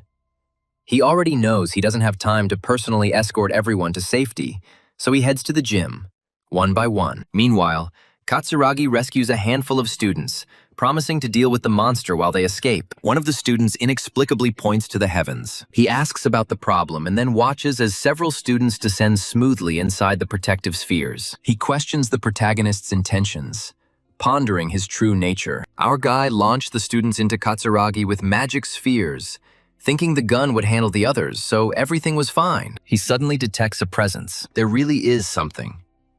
One student begins to tremble in terror as she finds herself trapped by a colossal beast. She starts crying and screaming for help at the top of her lungs. A massive magic projectile hits. The creature was destroyed instantly. She remembers that it is the same creature she saw before when she was rescued last time. Kusanagi materializes and asks if she is hurt. She discovers that this is the same man who saved her twice. Kusanagi confirms that her understanding is correct. She then asks if he was also responsible for the events during training.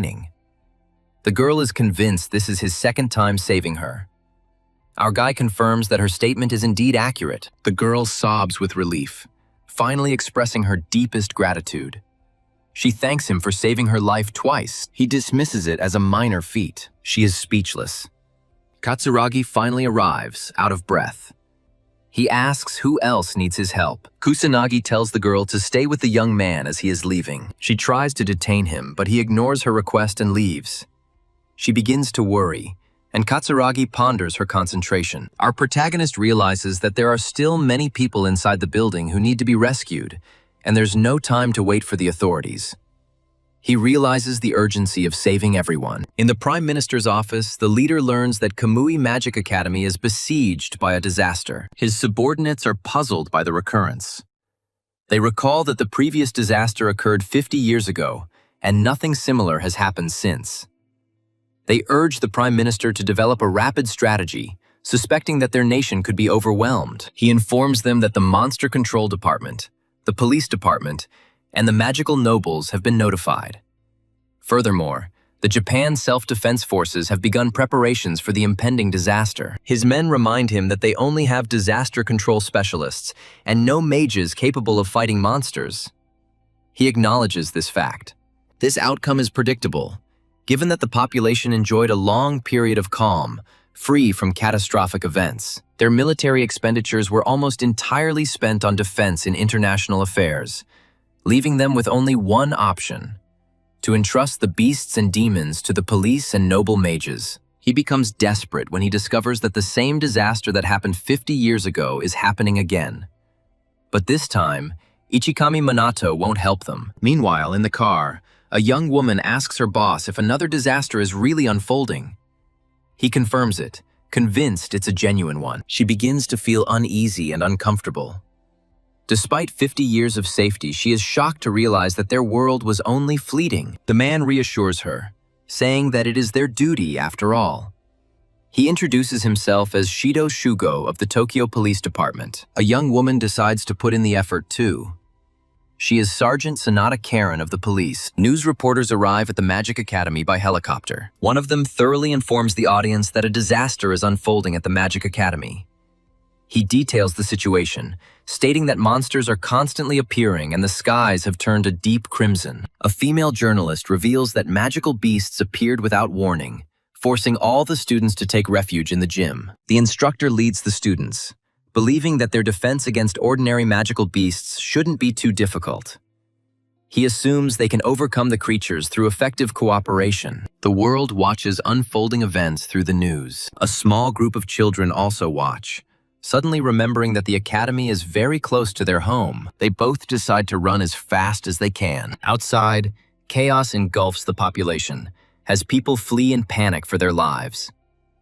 Two onlookers watch the unfolding pandemic from afar, aware of the critical nature of their situation. Viewers watching news broadcasts are starting to get worried. Our protagonist notices a massive horde of creatures emerging. He remembers that the second phase is just around the corner, and with it comes the appearance of more formidable enemies. As you progress through subsequent phases, the situation will become increasingly difficult. There's no point in defeating them, as the creatures will keep spawning. As long as the boss monster remains undefeated, magical beasts will continue to spawn. He understands that the boss will only appear in the final phase, so he needs to keep his cool until then. Irritation begins to set in, but he continues to save more people. He saves 20 people and uses his magic spheres again, lifting them into the air towards safety. He has difficulty finding the students as they are scattered all over the place. He decides to move on to the next phase. In an inconspicuous classroom, Tadano mercilessly unleashes his pyromantic abilities. He gives up, finding his attacks completely ineffective and his magic drained. Before the demonic soldier, the entire group burst into tears, questioning their double misfortune. Tadano's followers remind him that they had previously warned him about this situation. Sadira despairs, remembering our hero's ability to defeat the monster with a single blow. He struggles to understand why he can't repeat the feat. The protagonist arrives and states that it is because the bully is pathetic trash. Tadano opens his eyes to see a magical attack rapidly destroying the demonic soldier. He is puzzled, but then notices Kusanagi entering the classroom. Our hero begins to leave. Tadano, upset, admits it happened again. He was eventually saved by Kusanagi. This event happened for the second time. He begs the boy to stop, asking why he, being incredibly annoying and constantly acting like trash, was saved again. The protagonist informs him that there is no specific reason for his actions. He simply decided to save them because he had the opportunity to do so. Tadano is stunned by his words. The bully feels superior and lashes out, calling the protagonist a weakling who is incapable of using magic properly. Tadano is perplexed by the sudden surge of power. Kusanagi explains that he was reincarnated after the original Kusanagi died in a traffic accident. Tadano doesn't see the point, and wonders how one can gain strength when faced with death. He aspired to become a powerful magus, but was surpassed by someone he considered worthless, like Kusanagi. He calls him pathetic trash, claiming that true strength doesn't attack the weak, and the weak don't torment those beneath them. He points out Dono's failures, seeing him as nothing more than trash, blinded by an inflated ego. Kusanagi bluntly states that a pathetic weakling like him could never defeat the protagonist in combat. Tadano finally gives in and falls to his knees. He admits that he tried to avoid the truth. His abilities have hardly improved since high school. He took out his pent-up anger on those weaker than him, only to be saved by Kusanagi, whom he considered worthless trash. He simply couldn't come to terms with the reality of the situation. He admits to his followers that Kusanagi saved them all, and the bully bursts into tears. Meanwhile, the main character destroys the creatures in the classroom. A demon warrior breaks into the building. His purpose is very clear. His goal is to destroy him. He fires his magic projectile, but the formidable beast easily dodges it. Thus, the young man is forced to use his powerful pyromancy. He easily deals with him, but notices that the ranks of demons are rapidly growing, hinting at the imminent appearance of the boss. He calms the frightened students so that they stop worrying. He's already figured everything out. Elsewhere, Katsuragi seethes with anger, perplexed by the protagonist's overwhelming task. He uses his fire magic to destroy several magical creatures, shielding the students. He assures the female student to stop worrying and follow him, promising to protect them with all his might. The students find comfort in his statement and begin to praise him. He looks at the horde of beasts, wondering how he can possibly protect the students from such a massive threat. Kusanagi suddenly materializes, offering his help. Katsuragi begs him not to appear so suddenly again, admitting what a shock it was for him. Our protagonist orders him to evacuate the area after dealing with the monsters, but Katsuragi expresses concern. He believes that it is almost impossible to overcome such a huge force of monsters, and suggests an alternative path. The protagonist unleashes his magic, which is not tied to any specific element. He destroys every monster, including demonic troops, with incredible speed. All observers are speechless. However, he encourages Katsuragi to take the students to safety and begin their evacuation. Katsuragi understands his order and orders everyone to follow him. The students see magical projectiles as they run away. Katsuragi grins nervously, acknowledging the protagonist's immense strength. After their safe exit, our protagonist decides to re-enter the school and search for any remaining students in danger. Elsewhere, the instructor urges students to hold on. They must not give up to continue fighting off the creatures. Yuika begins to feel tired, but Ruka appears from behind and suggests that she just go inside and rest, as she will be a hindrance if she can't fight. Yuika confirms that she will continue to fight determinedly as they have no time to rest. Katsuragi finally arrives at the gym with the rescued students. The instructor praises him and orders him to escort everyone inside. Katsuragi inquires about the circumstances. The hand regretfully informs him that they are barely holding their positions. Yuika anxiously asks about Kusanagi, but her comrade assures her that our protagonist is still alive and well. She finds comfort and begins to smile. Katsuragi acknowledges that Kusanagi is exceptional and possesses considerable strength. He believes they can overcome the disaster if he is with them. Yuika agrees with him, as she shares the same feelings. Suddenly, the earth begins to shake. Every student is overcome with fear, and the instructor urgently orders everyone to leave. A vast horde of fearsome monsters emerges from the mist. He also notices demonic soldiers among them. He admits they have no chance of victory, as the Beast Legion is simply too large, necessitating a swift retreat. Powerful monsters from the second phase begin their pursuit. Now they are persecuting the students. Yuika tries to escape to safety, but narrowly avoids being devoured by a mystical creature. The figure kills the monster, saving Yuika. This is the police department. Saito quickly instructs his officers to destroy the creatures, and the police do their best to protect the citizens. The students breathe a sigh of relief when they see the police, believing that they are finally safe. Saito reassures them, telling them not to worry anymore because the police are here. He tells them to obey orders and evacuate the school thoroughly. However, Yuika steps forward, informing him that the students are also prepared to fight. Shida reiterates his directive, but Yuika clarifies that they are not ordinary civilians. Ruka joins them, claiming they are mages.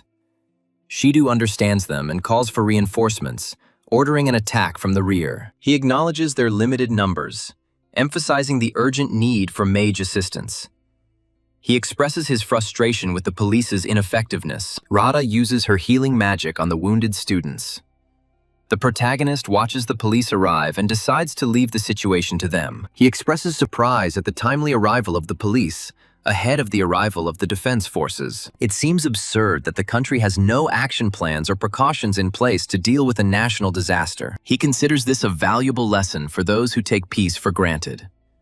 But he decides to continue and help save the remaining students. The news anchor reports the arrival of the police, but the monstrous entities spread at an unprecedented rate. She questions the police's ability to handle this disaster and hopes for the intervention of magical aristocrats to resolve the crisis. Several students watching the broadcast are excited at the prospect of seeing the aristocrats in action. The elderly couple mentions fulfilling their tax obligations, claiming that magical aristocrats are thus obligated to resolve the situation. The reporter conveys his anticipation of their speedy arrival. In a luxurious estate, an aristocrat orders his valet to ignore the ongoing disaster. His name is Fuka Jin, the head of the Fuka clan and a magical aristocrat. The butler asks again for confirmation, and Fuka claims that it is just a minor disaster. The constable must handle this. The butler inquires about Fuka's destination, and the noble mage decides to retire for the night. The butler wishes him a good night's sleep. Returning to the academy, Shidu realizes that the situation is getting out of control. He asks one of his subordinates if they can handle the magical creatures at the entrance, but receives a negative answer. There are simply too many of them. Shidu watches the growing number of beasts and wonders if they will be able to quickly rescue the civilians. The defense forces are expected to take over the rear, but they haven't arrived yet. There's no other option but to contact the noble mages. But that's odd. He can't make contact with them. They should be the ones to do this, but they're being ignored.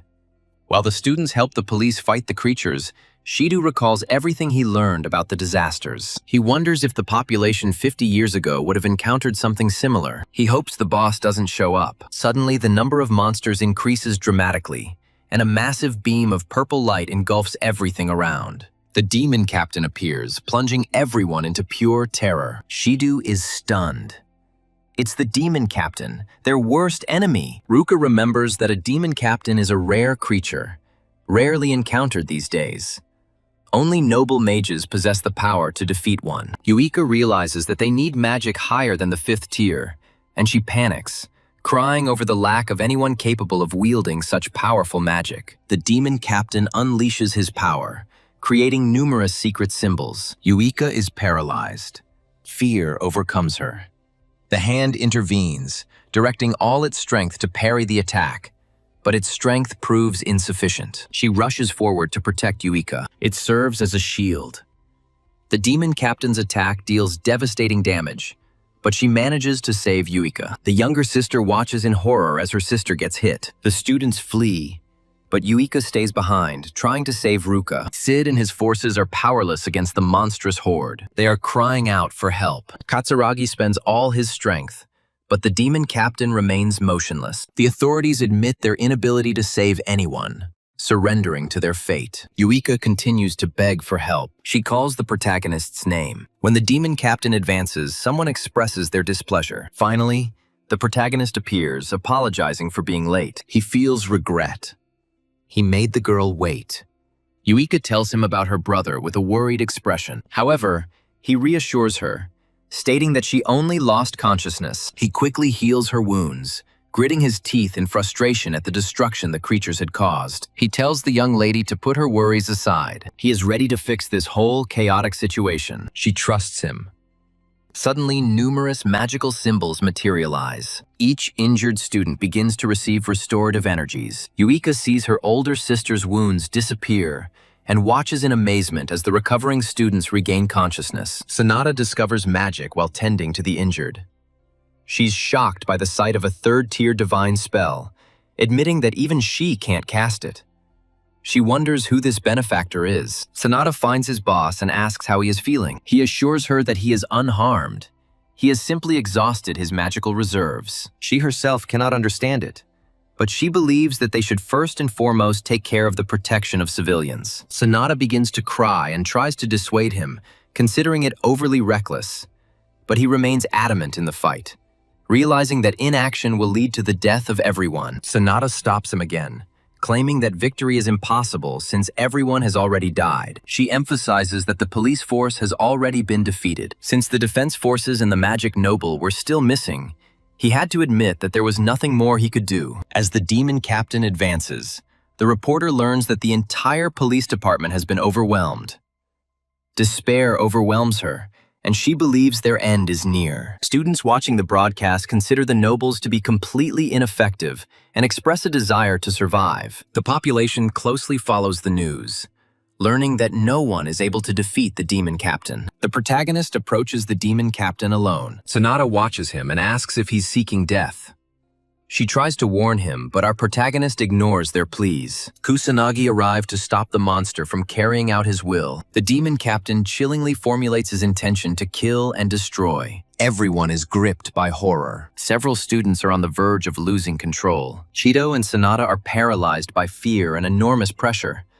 But the young man remains completely calm. He unleashes a flurry of attacks, commanding the creature to cease its insolence. The demonic commander explodes in rage, and all the other monsters join in his cry as he creates massive magical formations and unleashes his attack on the hero. He remembers unleashing all his power during their previous encounter with the disaster. The young man realizes that if he unleashes his full power again, everyone nearby will die. So he decides to restrain himself to protect them. The creature's onslaught hits him hard. Shido is convinced that he is dead. He believes he was killed. It looks like his end has come. He is confident of his own death. However, as the onslaught approaches the students, the youth deploys his defenses and unleashes a barrage of magical projectiles, pushing back the monstrous horde. Shido is shocked and tries to understand who this person is. A reporter learns that a student is fighting monsters alone. She approaches, unable to discern his features. The camera suddenly explodes. Yuika smiles, knowing that the protagonist has gone to great lengths to hide his identity. Now she believes that he will be able to release his full power without distractions. The young man tirelessly fires magical projectiles. There is finally a glimmer of hope for the students. They explode with joyful cries, anticipating his victory. Several magical beasts attack from behind, nearly hitting the students, but Shido destroys them and decides to help Kusanagi from behind, as it is their only option at the moment. Our protagonist smirks as he watches the diligent police officers. He praises them Admitting they're not as incompetent as he initially assumed, he continues his shelling.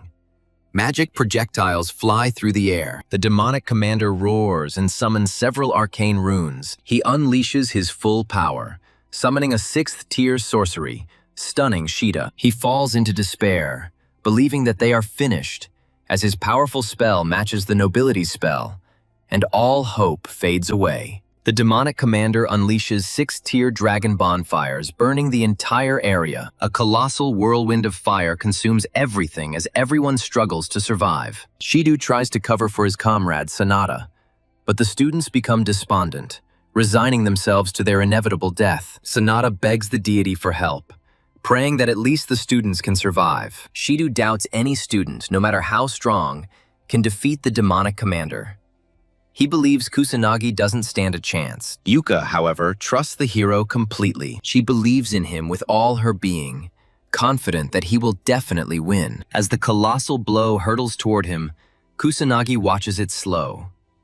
He realizes it's because the demonic commander is straining to cast a 6th-tier spell. He admits that there is no way to resist him using only 2nd-tier sorcery. So, despite wanting to remain unnoticed, he decides to unleash more power. Kusanagi creates 4 magic circles and begins using water elemental powers. Yuika is beaming.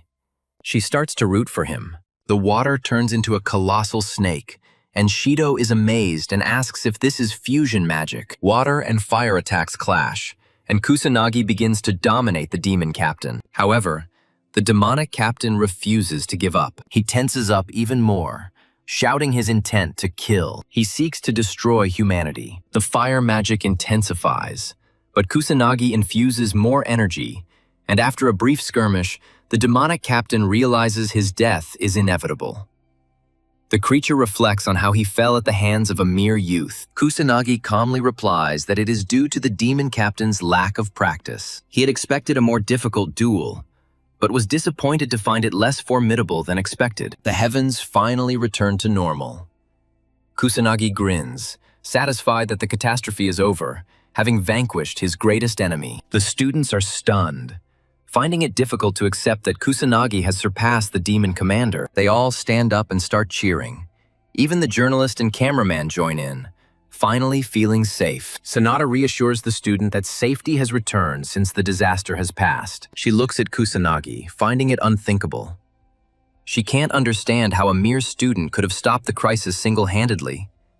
She wonders if even a nobleman could have defeated a demon captain with 6th-tier magic, and ponders Kusanagi's true identity. His limbs are giving way from extreme fatigue. Kusanagi finds Yuika. He tells her that he has put an end to everything. She beams, declaring her unwavering faith in him and expressing her gratitude. This makes him smile. Suddenly, the students pounce on him, praising his actions. They all express their gratitude, but Kusanagi, irritated, asks them to give him space. He laments the fact that he attracts so much attention, reminding him of his past life, and wishes that his life in the future would be less troublesome. Yuika watches his irritated expression. An announcement comes in. The crisis at Kamali Magic Academy has been resolved. The academy is keeping quiet about the identity of the person who single-handedly defeated the boss. While there were no casualties, several people were injured. Kusanagi's classmates break the news to him. He's irritated, but they believe he deserves recognition as a powerful savior. Kusanagi is also promoted to S-class, and his former classmates are despondent, realizing that their interactions with him will no longer be the same. Several female students inquire about the source of his power, speculating that he may have the bloodline of a noble mage. An S-class student notes Kusanagi's obvious irritation at the attention. He questions the very existence of such a powerful student. Kusanagi's classmates vouch for him, confirming that he is the only one to defeat the demon captain. The S-class student remains skeptical, finding the story improbable from any perspective. Kusanagi takes this opportunity to leave the classroom, feeling a sense of liberation as she leaves. Yuika intercepts him, playfully asking if he's having trouble, a mischievous smile on her face. He wants to avoid further ridicule, but she insists. She considers this outcome predictable. He is a powerful savior. He defended the entire academy. Kusanagi recalls Yuika's promotion to S-class as a result of her actions during the disaster, but she appears indifferent. When asked, she assures him of her happiness, attributing it to the presence of another person in the S-class. Suddenly, Kusanagi remembers Ruka and asks how she's feeling. Yuka answers affirmatively, noting their increased communication. Kusanagi finds this positive, and Yuika shares this satisfaction. She expresses her gratitude for his help. Suddenly, Kusanagi gently strokes her head, causing her to blush and question his actions. He explains that he doesn't like repeated thanks, considering one sufficient. Yuka starts to smile. During the summit, the gentleman concludes his remote discussion with international colleagues. They acknowledge the difficulty of obtaining assistance for the looming disaster, given their current overload of strategies and agreements. One participant cites reports of a student overpowering a boss. Others detail the strange circumstances, including the complete incompetence of the police, suggesting possible misinterpretation and anticipating international skepticism. The gentleman instructs his subordinates to select respected sorcerers to prepare for the next disaster. On the school roof, Ruka and Katsuha Tatsuragi meet Kusanagi and Yuika. Their eyes briefly lock. Ruka then expresses a desire to question Kusanagi. She wants him to take her as an apprentice. A few days later, Ruka talks to her sister. She recalls that the disaster was prevented by the protagonist. Her sister confirms this, reminding him that Kusanagi defeated the demon commander using 4-tier synthesis magic. The hand is struck by this revelation. She remembers that even masters of magic cannot possess such power. Yuika confirms the truth of her words, and Ruka accepts her little sister's story, beginning to glow. Yuika ponders why her older sister considers her incapable of lying. Ruka remembers Yuika as an honest child, still obedient, never lying, kind, but also diligent. She finally admits that her little sister has talent. She admits that she was the one who was stubborn. Yuika understands her sister's concerns, stands up resolutely, and promises her older sister that she will become incredibly strong and ease her worries for a while. Ruka listens attentively to her sister and realizes how much she has grown. Yuka hears her praise and can't help but smile. Ruka knows that no student can compare to Kusanagi, and suspects that even her father may be weaker than him. She asks Yuika for help, realizing that simply following her current path will only make her a top-tier mage at most. Therefore, she absolutely needs Kusanagi's help to truly increase her power. Meanwhile, in the present, Ruka apologizes for all her disrespect. She sincerely regrets underestimating them. She already understands how unreasonable and selfish her request is, but she still wants to put aside her pride and be direct. Ruka expresses hope that he will accept her as his student. Our protagonist agrees, to her utter astonishment. He confirms his willingness to take her on as an apprentice, but she can't comprehend his kindness. He calls her strange for making such a request and then reacting this way. She acknowledges his point, but remains perplexed by his continued favor, especially after her previous mistreatment of him. He states outright that he has already accepted her apology and forgiven her, and that is the end of the matter. She is completely speechless. Katsuragi takes the opportunity to make a similar request. The protagonist agrees, as training 2 people isn't particularly difficult, and the man is pleased to hear it. Yuika tells her older sister that her friend is just very kind. Katsuragi also calls him mysterious. Later that day, the protagonist is called into a conference room. Shido introduces himself as a member of the Tokyo Metropolitan Police Department's Monster Control Unit. Sonata also introduces herself. They both bow and express their gratitude, acknowledging that without his help, both the civilians and their teammates would have been instantly killed. Kusanagi asks if they need anything else and assures them to stop thanking him, as they've been expressing their gratitude for some time now. He believes that's enough. Shido informs him that the investigation is already complete, but something has caught his attention. Kusanagi asks what it is. Shido shares that he learned how our boy got his magical powers after being involved in some kind of traffic accident.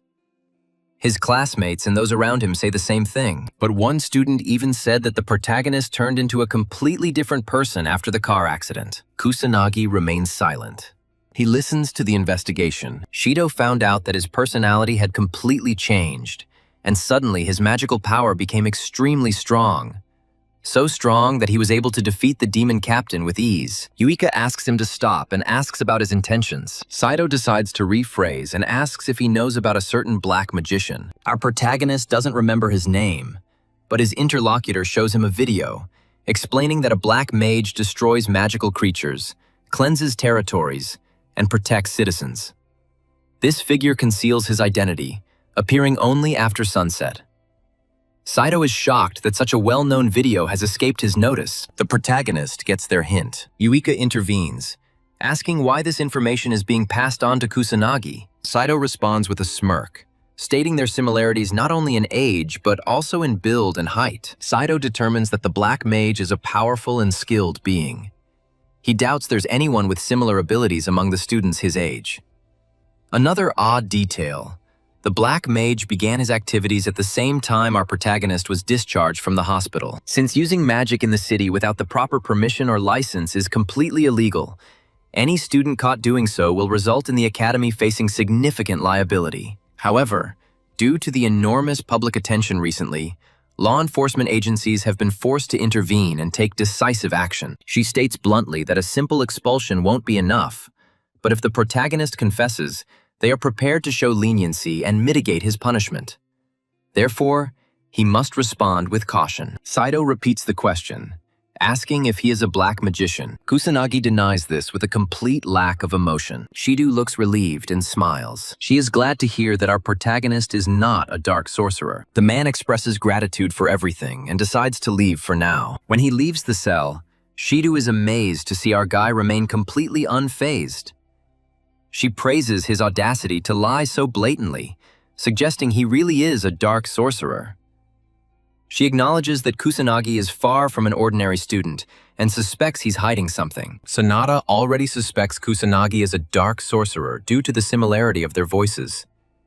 She wonders if his only goal this night was to save others. Sanada decides to maintain her hidden status, recognizing that it could be perceived as a dereliction of her duty as an officer. She is convinced that the protagonist has a benevolent nature. She decides to work hard to uncover the dark sorcerer's true identity, while Sanada contemplates hiding it and offering the man any help he can. After a short break, the S-class homeroom teacher introduces Mizuha Yuika and Kusanagi Minato to the entire class. She expresses her hope that the other students will establish good relationships with them. The assembled students begin to ask if he is really the one who defeated the demon captain. The girls ask Yuika about her feelings about being a noble mage. The instructor calls everyone to sit down, as the lesson is about to begin. She is struck by the prominence of both new students. Kusanagi has been questioned all day, and he feels terrible. He remembers that this is precisely why he tried to hide his true identity. He hears a voice behind him calling his name. Our protagonist turns around and sees the girl he saved earlier standing before him. She expresses her hope that he won't mind giving her a moment of his attention. The young man finds himself outside again, then back on the roof. He wonders if it's common practice to always climb to the highest point when a serious conversation is needed. Yuika follows him and watches the unfolding situation from behind the barrier. She expected personal combat instructions and asks why he's on the roof. She feels a little jealous when she sees him alone with another girl and tries to understand their intentions. The girl asks if he remembers her, but our protagonist admits that he doesn't. She reminds him that it was he who saved her during the disaster, and recognition finally dawns on him. The girl recalls being on the verge of death due to magical creatures during a training fight. However, someone then used their magic and saved her. She is convinced that Kusanagi was the source of this magical attack. He recalls the event, and she begins to express gratitude for saving her life.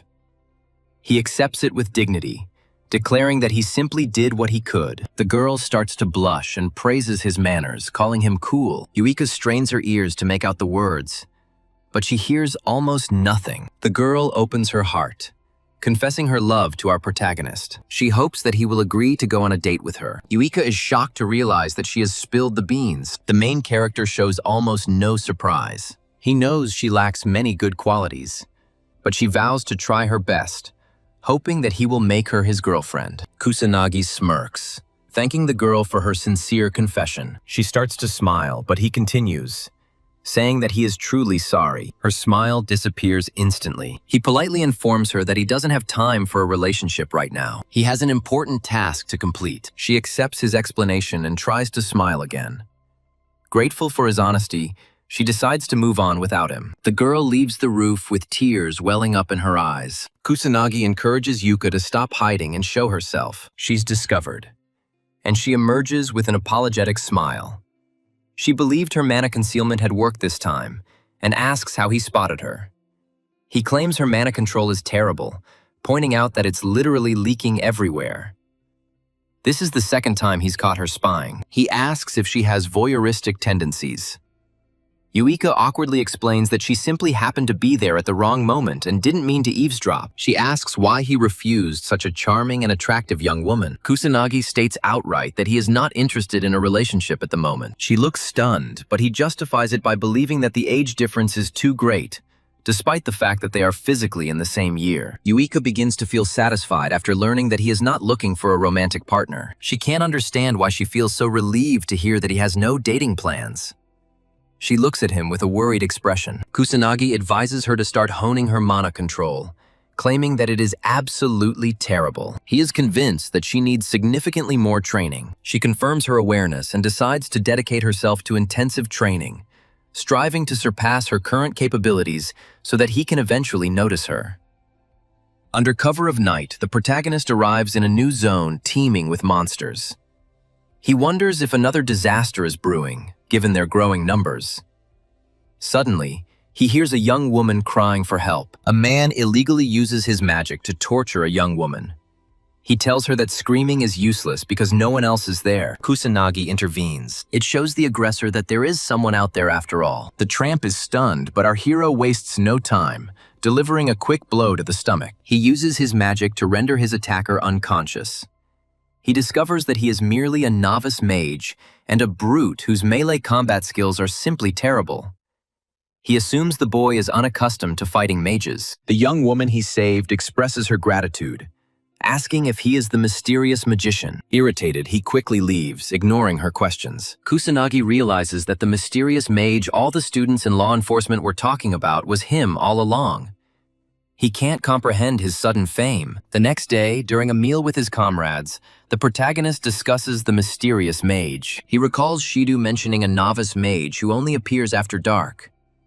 He's heard countless stories and is simply intrigued. Katsuragi speculates that this is due to the mysterious mage's significant online popularity. Our guy innocently inquires about the internet, asking if it looks like a fishing net. Everyone is shocked by this revelation, doubting his sanity. In this day and age, it's astonishing that they can't comprehend his ignorance of the internet. They knew he was hidden and out of touch, but this exceeds their expectations. Yuika explains that the internet is a worldwide information network that allows for the rapid dissemination of data such as that concerning the Black Mage. People can find anything online. And with visual materials like images and videos, it contains practically everything. Kusanagi finally understands. Katsuragi adds that he can access any information through his smartphone. He urges the boy to take it out and launch a random app. Kusanagi's face lights up and he beams uncontrollably as he opens the search engine. Everyone praises him, saying he can now watch anything online. Our protagonist notes his simplicity. Ruka remembers that he promised to help with their training and asks about the start date. Kusanagi agrees to coach them after school, acknowledging their help in teaching him how to use a smartphone. He vows to dedicate himself to training them effectively. Yuika foresees trouble after hearing his statement. During their training, all three succumb to exhaustion and collapse. Kusanagi expresses disappointment, noting that they haven't even finished warming up. He demands that they train as if their lives are hanging by a thread. All three rise again, vowing that they will not fall so easily. Pleased, he orders them to attack him with all their might. They deploy their magic circles, obeying his command. Elsewhere, at Tokyo Tower, several men remember the normality of the moment before, looking up at the crimson skies. Overwhelmed with fear, they wonder what is happening. A colossal horde of monsters materializes, consisting of numerous demonic soldiers and commanders. Continuing their grueling training, all three collapse again. He asks if they've given up. Ruka and Katsuragi launch a simultaneous attack. With determination, they declare their refusal to surrender. He erects a barrier to protect them, and then unleashes magical bullets, easily destroying them. Both are injured. However, Yuika quietly approaches from behind. She tries to ambush him. He easily dodges it and eliminates Yuika with the same technique. Kusanagi calls for a pause, giving them time to recover. Yuika takes a sip of water as Katsuragi notes the overwhelming power of the Protorati. Ruka agrees, amazed that even a top-level student is inferior to his power. Yuika confirms these words. She perceives him as something different from all the other students. She notices his familiar, irritated expression. Kusanagi explains that a near-fatal car accident gave him these strange abilities upon awakening. He offers no explanation, ordering them to stop asking. Ruka realizes that his powers manifested on the brink of death and asks if it activated something inside him. Yuika sees right through him. Knowing the motives behind his facial expressions, she laments the naivety of the other two. She believes there's a compelling reason for his secrecy, given his efforts to conceal the truth. She decides to leave the matter at that for now. Kusanagi easily deceives them and is pleased with their gullibility. The training ends at dusk. Katsuragi declares it productive. Our protagonist notes Katsuragi's exacting nature, observing his behavior. Katsuragi assumes it's because of his previous solo training. Feeling hungry, he mentions he needs to go home to cook. The protagonist expresses surprise that Katsuragi cooks for himself. Judging by his appearance, the protagonist didn't expect Katsuragi to be like this. Katsuragi bristles slightly at such criticism. He asks if the protagonist usually eats out. The protagonist replies that he subsists exclusively on instant noodles, which astonishes Katsuragi.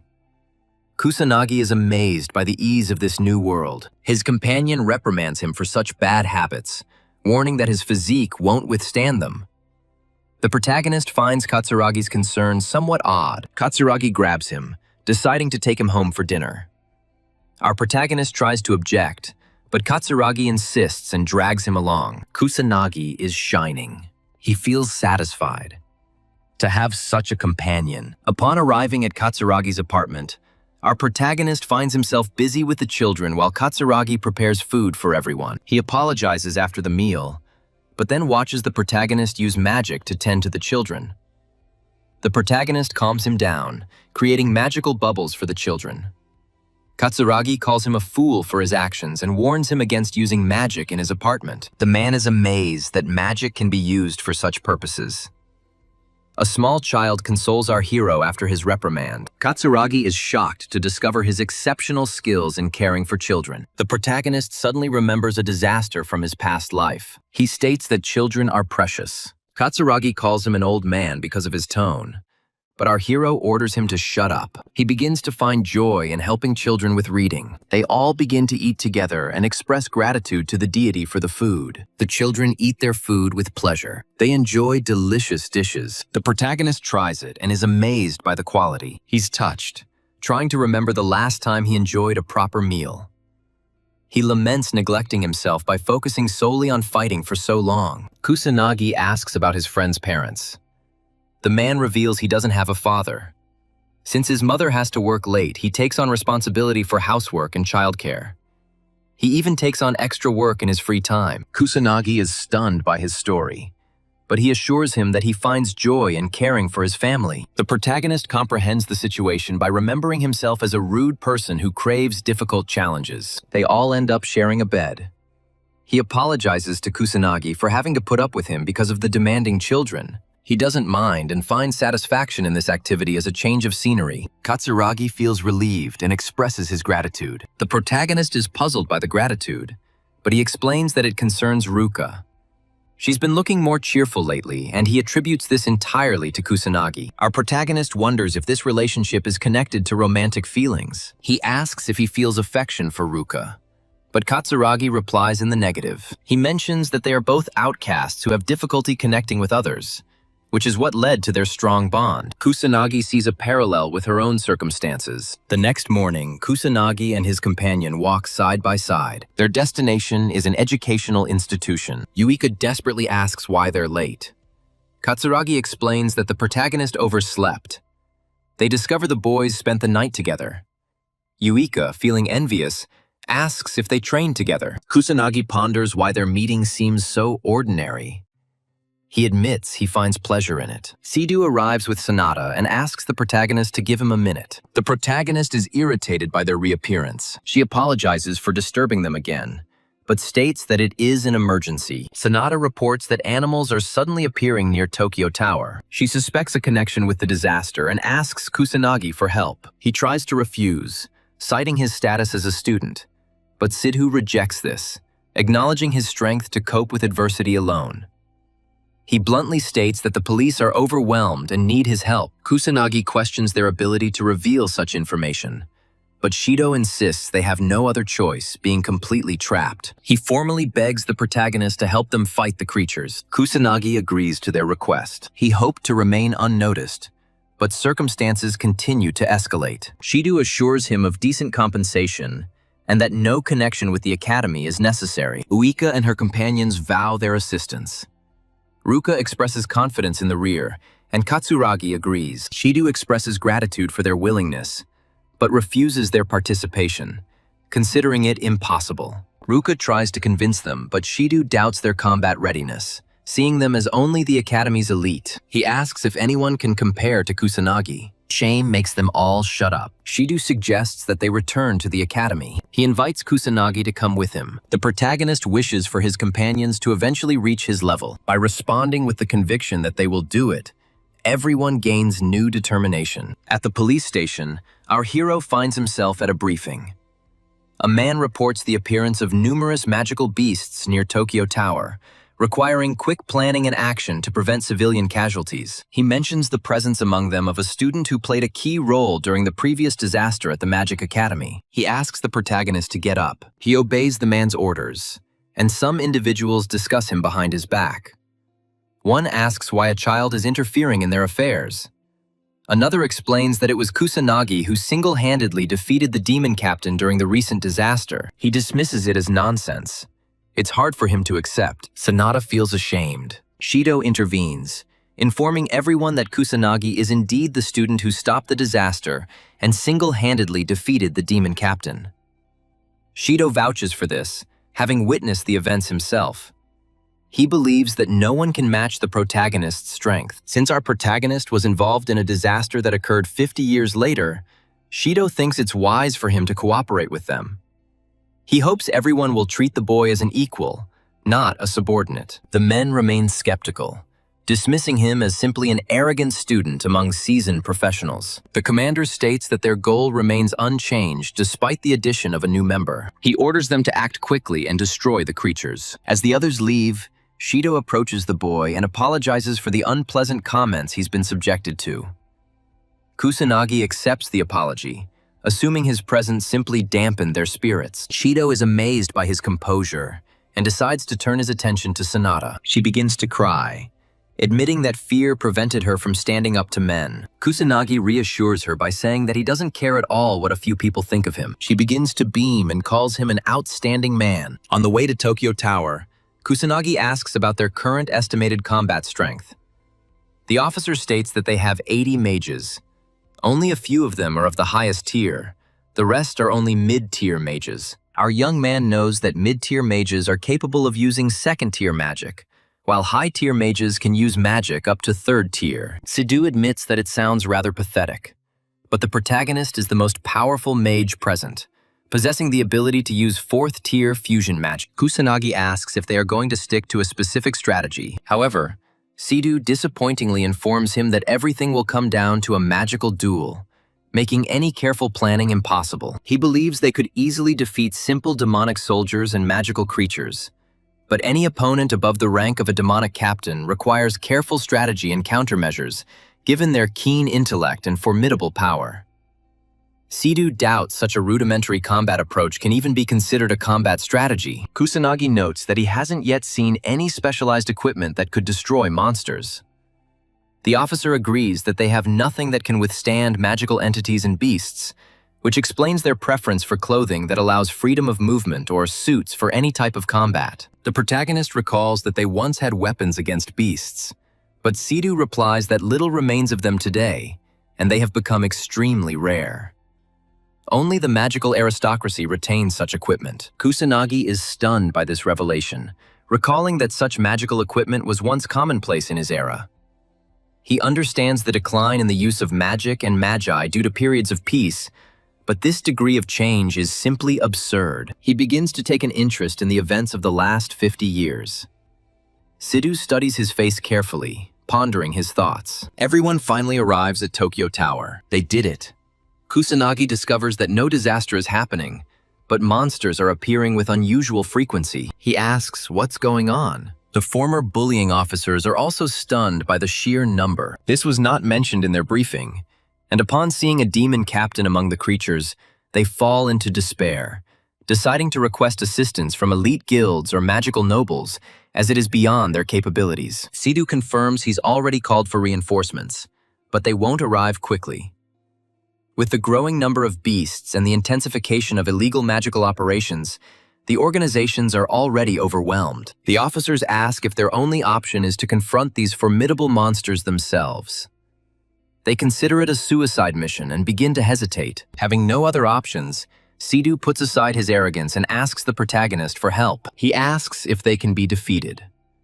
Our protagonist answers in the affirmative. The scoffers begin to doubt him, finding it hard to believe that a simple guy can defeat such a horde. Kusanagi notices something unusual. They question his words. As the creatures become increasingly restless, the skies suddenly change color, turning crimson. Sanada and the other officers realize that disaster is approaching. Shido issues a directive to all police stations across the country, declaring that Japan has been struck by a disaster. When ordinary people are attacked by mysterious creatures, Sidhu reaffirms his claim of impending disaster. He orders them to put human lives first and protect civilians from danger. Given their trap in a populated area, urgent countermeasures are urgently needed. Sidhu and his team watch the unfolding events with alarm. However, our hero remains calm. The constables witness the recurrence of the disaster and are overcome with horror, wondering about its source. The protagonist understands that the catastrophe is a natural phenomenon, but he senses that this one is coming from the previous magical beasts. He's unsure of their method, but wonders if they've devised a new way to create it in the last 50 years. Sid's subordinates inform him that entering into a hopeless battle without support is useless. They need to regroup first. The disaster begins to unfold, and the beasts begin their march towards the populated urban sector. The officers begin to bicker. Some are convinced that they must fight the beasts to protect the citizens, while others consider it a suicidal undertaking that they cannot possibly win. One officer remarks on the pitiful state of the police, which enrages the remaining one, who insists that defeating such a horde of magical beasts is impossible. Kusanagi jumps off the building, assuring everyone of their inevitable victory. He smirks and begins to unfurl his secret sigils. He advances on the monstrous horde. He lands among them and, sensing his presence, the creatures rush to attack him en masse. The officer urges him to run as fast as he can. Failure to comply with this requirement means inevitable death. Kusanagi unleashes a third-tier spell called Wind Cutter, leaving all onlookers in shock. The creatures die instantly, although several demonic warriors are revived. Our hero is hit by a multitude of attacks, but he emerges unharmed thanks to his protective barriers. Magical protection turns out to be surprisingly effective. He decides to create a barrier for the audience, guaranteeing their safety in the midst of the chaos. As he cuts through more monsters, Sidhu is amazed at his strength. He finds it hard to believe that anyone can control multiple magical elements simultaneously. He assumes that only Kusanagi possesses such a skill. The commander orders everyone to advance and follow our hero. Sanada starts running to provide decisive support. The remaining officers tremble with terror, but unable to flee, they steel their resolve and rush into battle. The officers begin their battle with the monstrous horde. The protagonist is stunned by their skill. A demonic commander emerges from the mass of beasts. A police officer notices a colossal threat and falls into despair. Only a legendary-level mage could defeat such an enemy. Kusanagi summons the water serpent again and tells the policeman to leave the demon captain to him while they deal with the others. In just a few seconds, he defeats the demon captain, shocking everyone. They acknowledge his immense power. Sidhu orders everyone to continue fighting until the boss appears, telling them to deal with the remaining threats while Kusanagi takes care of the demon captain and anything stronger. As the protagonist battles monsters, he recalls a global catastrophe that struck 60 years ago. the very first of its kind. Since then, such disasters have become commonplace, relentlessly ravaging the world. He does not want the events of 60 years ago to be repeated, as the impending catastrophe will inevitably engulf the entire globe. He is glad to be present. He decides to prevent this catastrophe from destroying humanity. A demonic soldier attacks Sonata, but the protagonist intervenes and instantly destroys it. She remembers that the night was just like this one. He asks if she's okay. Sonata expresses her gratitude and tries to get up. He learns that the situation mirrors the past. He begins to worry, anxiously wondering if she has uncovered the truth. Sonata can't understand why he became a black magician. She reflects on his strength, but hopes that he will not resent her for her strange questions. She blushes. She tries to stop her strange thoughts. He is just a student. Sonata is attacked again, but Kusanagi protects her from danger and urges her to be more vigilant. She apologizes. He asks her to stay close so he can keep her safe. He notices that she cannot use combat magic. Sonata begins to blush again and obeys his orders. She wonders if he is really a student, because his words sound more mature than hers. Suddenly, all the police mages feel an overwhelming force. They begin to tremble in horror, wondering what is happening. A creature materializes from the glow. Shidu identifies him as a variant of the demon captain. He ponders why this superior type of demon captain is manifesting now. The officers understand that their victory is unattainable. They doubt that even noble mages can defeat such a formidable beast. Kusanagi is advancing.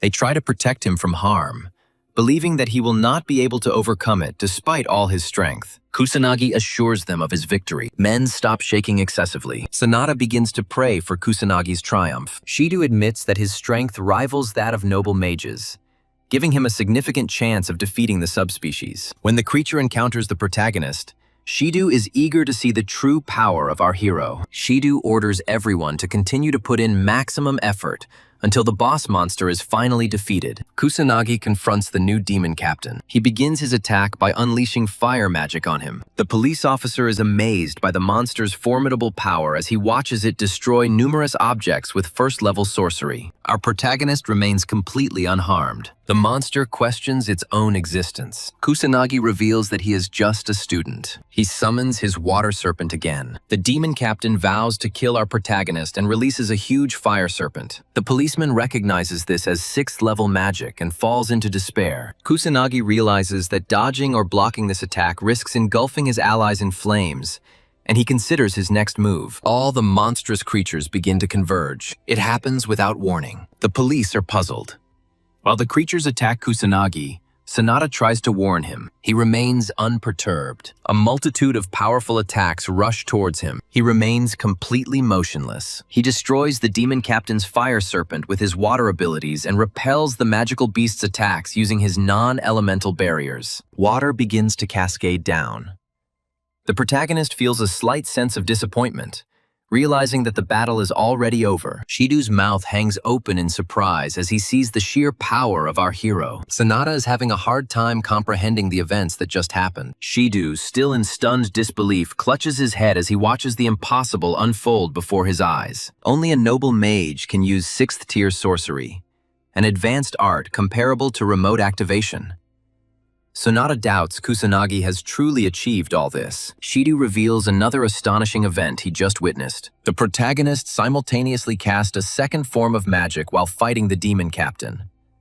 Normally, there's a cooldown period between casting the two spells, but Kusanagi cast them simultaneously. Even mastering a single spell proves difficult, making the simultaneous use of 2 spells a sign that the protagonist is superior to even the most accomplished mages. Shidu is pleased that events have unfolded according to his predictions.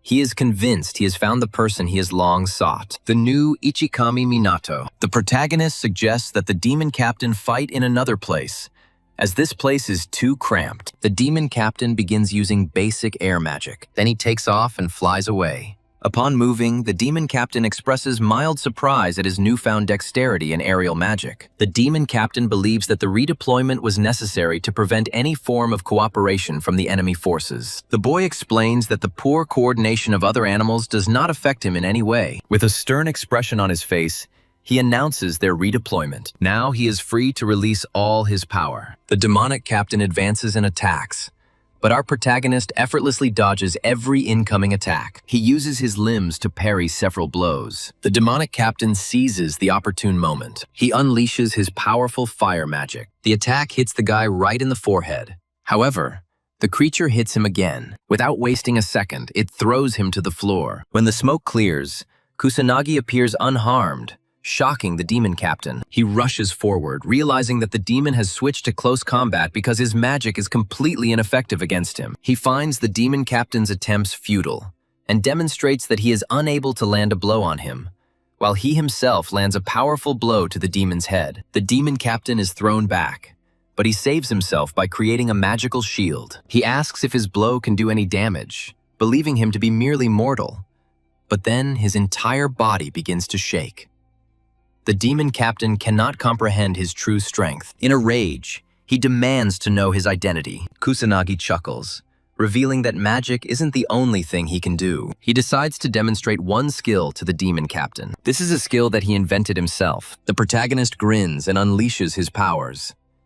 The demon captain is stunned. Shido and Sonata sense tension and notice a presence above. Kusanagi controls the energy he projects. This energy protects its form. He begins to feel the power, but the demon captain finds human blows useless. Despite using magic to defend himself, Kusanagi holds a different opinion. He decides to test his own power. He unleashes a flurry of blows, pushing back the demon captain, who is stunned as attacks converge from all sides. The creature weakly tries to defend itself, but Kusanagi relentlessly strikes with his new method. Saito watches the confrontation and sees the young man defeat a true beast in close combat. He is surprised by this feat, considering that human attacks are ineffective against monsters. He gradually wounds the creature with just his bare hands. The demon captain takes damage and cannot understand how a human attack could have reduced him to such a pitiful state. Kusanagi knows that normal attacks or any weapons are useless against monsters. But if she invests a huge amount of magical energy, her attacks become effective. A strike that envelops the entire body in magical energy is known as a synthesis of martial techniques and witchcraft. He called it witchcraft martial arts. The demon captain cannot comprehend how a mere human could surpass him in strength. He is furious. Denying defeat, he attempts to strike Kusanagi. However, he easily dodges it. Without wasting a second, he delivers a powerful blow, punching a hole in his stomach. The demon captain calls him a monster for such power. The remaining monstrous creatures discover that their commander has already died. The skies return to normal, and the disaster finally ends. The officers feel relieved, realizing that the young man has completed everything. Shido orders them to destroy the remaining creatures and remain vigilant. Kusanagi descends smoothly, with a smile on her lips, entrusting the remaining task to the authorities. He suddenly remembers that it has been a long time since he last used his magical martial arts. Consequently, his skill in performing them diminished. He lands and watches the assembled group of officers awaiting his arrival. Sid expresses his gratitude to our hero for his strenuous efforts and for single-handedly defeating the demon captain, thus preventing disaster. They express their gratitude for his cooperation.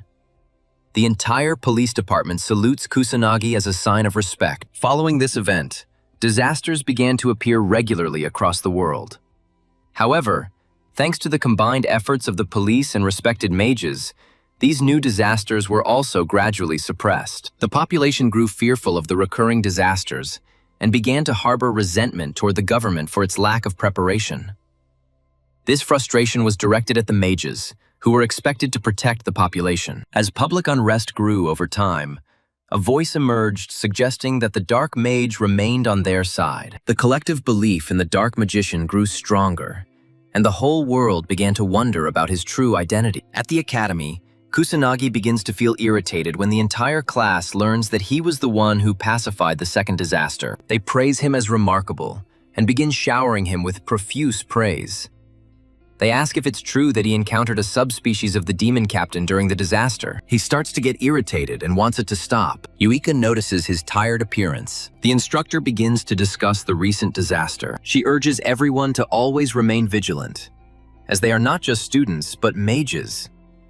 It's impossible to predict when they might be called upon. She points to Kusanagi and calls him experienced. Suddenly, Sanada appears with several officers. She dismisses the class, and the teacher anxiously asks if there is a problem. Sanada shows her badge and confirms her presence with the director's consent. She calls Kusanagi and begs him to help them again. Our protagonist is stunned by the police refusal. He questions their disregard for public image. He watches the students stare at him, which irritates him, prompting him to decide to leave. He asks Sanada to brief him on the circumstances. She assures him not to worry, as he will be rewarded and recognized for his efforts. She explains that due to disasters all over the planet, beasts continue to appear, and that wandering mages associated with suspicious groups have suddenly become much more active. Kusanagi states that they were looking for him because they were short on men. Sanada expresses regret at turning to him for help again, but says they have no other choice as he is the strongest. Kusanagi takes his phone and suggests that he just contact him in the future. Sanada apologizes and understands his feelings. She managed to obtain his contact information and feels satisfied. The protagonist inquires about his next steps. She orders him to exterminate all the beasts in Harajuku. He acknowledges receipt of the instructions. Sanada offers to drive him, but he is sure they will be late. As a result, the protagonist deploys his magic circles and leaves the academy alone. Police are amazed by his incredible speed. In Harajuku, the sky turns crimson, and two young men are overcome with fear. Elder brother.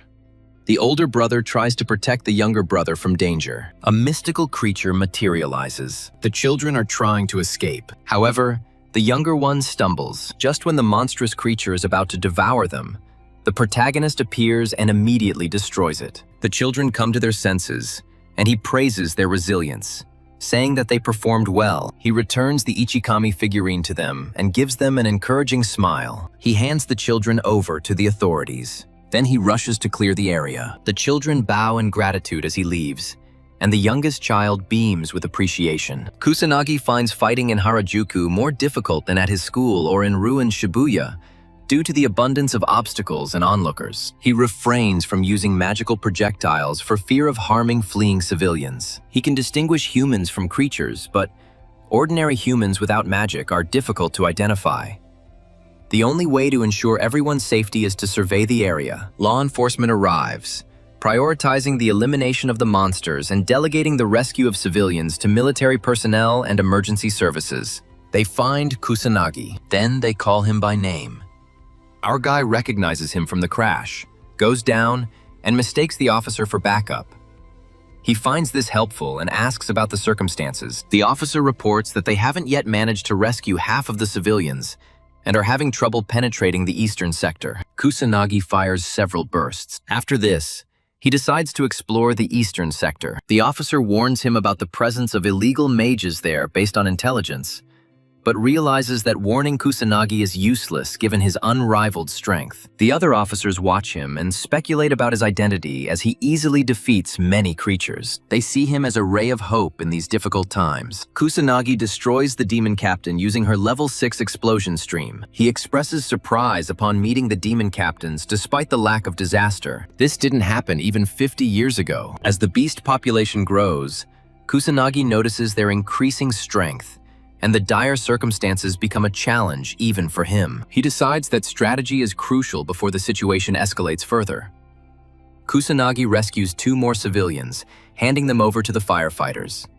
He has several options, but he's unsure which one to choose. He uses his bubbles to save even more people. Sanada and several officers arrive, helping to calm the civilians. Police again express their gratitude, crediting him with mitigating the damage. Kusanagi disputes this, attributing the success to police and firefighters, saying they only helped. The officer recognizes him as an outstanding student. They apologize for their past discourtesy during the previous disaster, admitting that their arrogance led to it. Kusanagi reassures them, urging them to let go of past regrets. The officers are impressed by his composure and again express their gratitude. Sanada steps forward, also expressing gratitude and noting her continued dependence on his abilities. Despite his status as a student, he reassures her, reminding her that he's committed to helping. Kusanagi emphasizes the growing number of monsters and their increased power. Sanada agrees, believing a counter-strategy is necessary for the disaster. She mentions that her superior is actively working on a solution. As she speaks, the children who were here before approach Kusanagi and express their gratitude for saving him. He feels satisfaction seeing that they are unharmed. The younger child asks if he is a great sage, and the older one apologizes, explaining his brother's fascination with the great sage. Kusanagi notices the toy. He recognizes it as the figurine of Ichikami. He assures the children that he is indeed a great sage, and the child beams, already knowing it. Kusanagi remembers a past life where someone asked Ichikami for permission to create a doll in his likeness. The man excitedly announced that he would create not only a doll, but also photographs and keychains. Ichikami expressed skepticism about the demand for such items. The man insisted that people needed the support of the great sage in their souls, and these items were ideal for the youth. Ichikami remained unconvinced, but the man objected, believing that this would ensure protection for 100 years, not just 50. He begged Ichikami-kami's consent. Kusanagi grins, acknowledging the man's foresight. He understands that simple toys cannot truly protect people, but humanity needs his help again. In a dark club in the capital, several men report to their boss, Kuroya Kuto, head of the secret magical organization Black Riot, about a fugitive sorcerer. He rises upon hearing of an illegal mage operating outside of any known guild. In his rage, he discovers that the dark sorcerer Day dares to challenge him. He asks his subordinate if his assessment is accurate, and the trembling subordinate confirms it. Kuroi orders them to discover the dark sorcerer's true identity, authorizing military intervention if necessary. Someone asks if there is permission to liquidate it. This is the executive director, Kagashugi. Kuroi declares that they can only destroy him by torturing him. Kaga grows impatient, and a sinister grin spreads across his face. Ruka asks about Kusanagi's magical power. Yuika echoes his words, having long harbored the same curiosity. She speculates that his power level reaches 100,000, or perhaps even 500,000. Yuika admits that's plausible for someone of his caliber. With a straight face, he states that his power level is 99,999,000. Everyone is shocked at first. Yuika is doubtful, and Katsuragi shares her disbelief. Ruka recalls that even Ichikame's magical power hovers around 1 million, making her skeptical of his claim. Kusanagi is stunned by this revelation. They explain that 1 million is considered the absolute limit for precisely this reason. They ask why he doesn't know such a well-known fact. The protagonist wonders if his own power is only 1 million. He tries to search for information on the internet, but finds himself confused. He smirks and admits his inability to use a phone. Finding it too much of a hassle, he decides to give up the attempt. The call comes.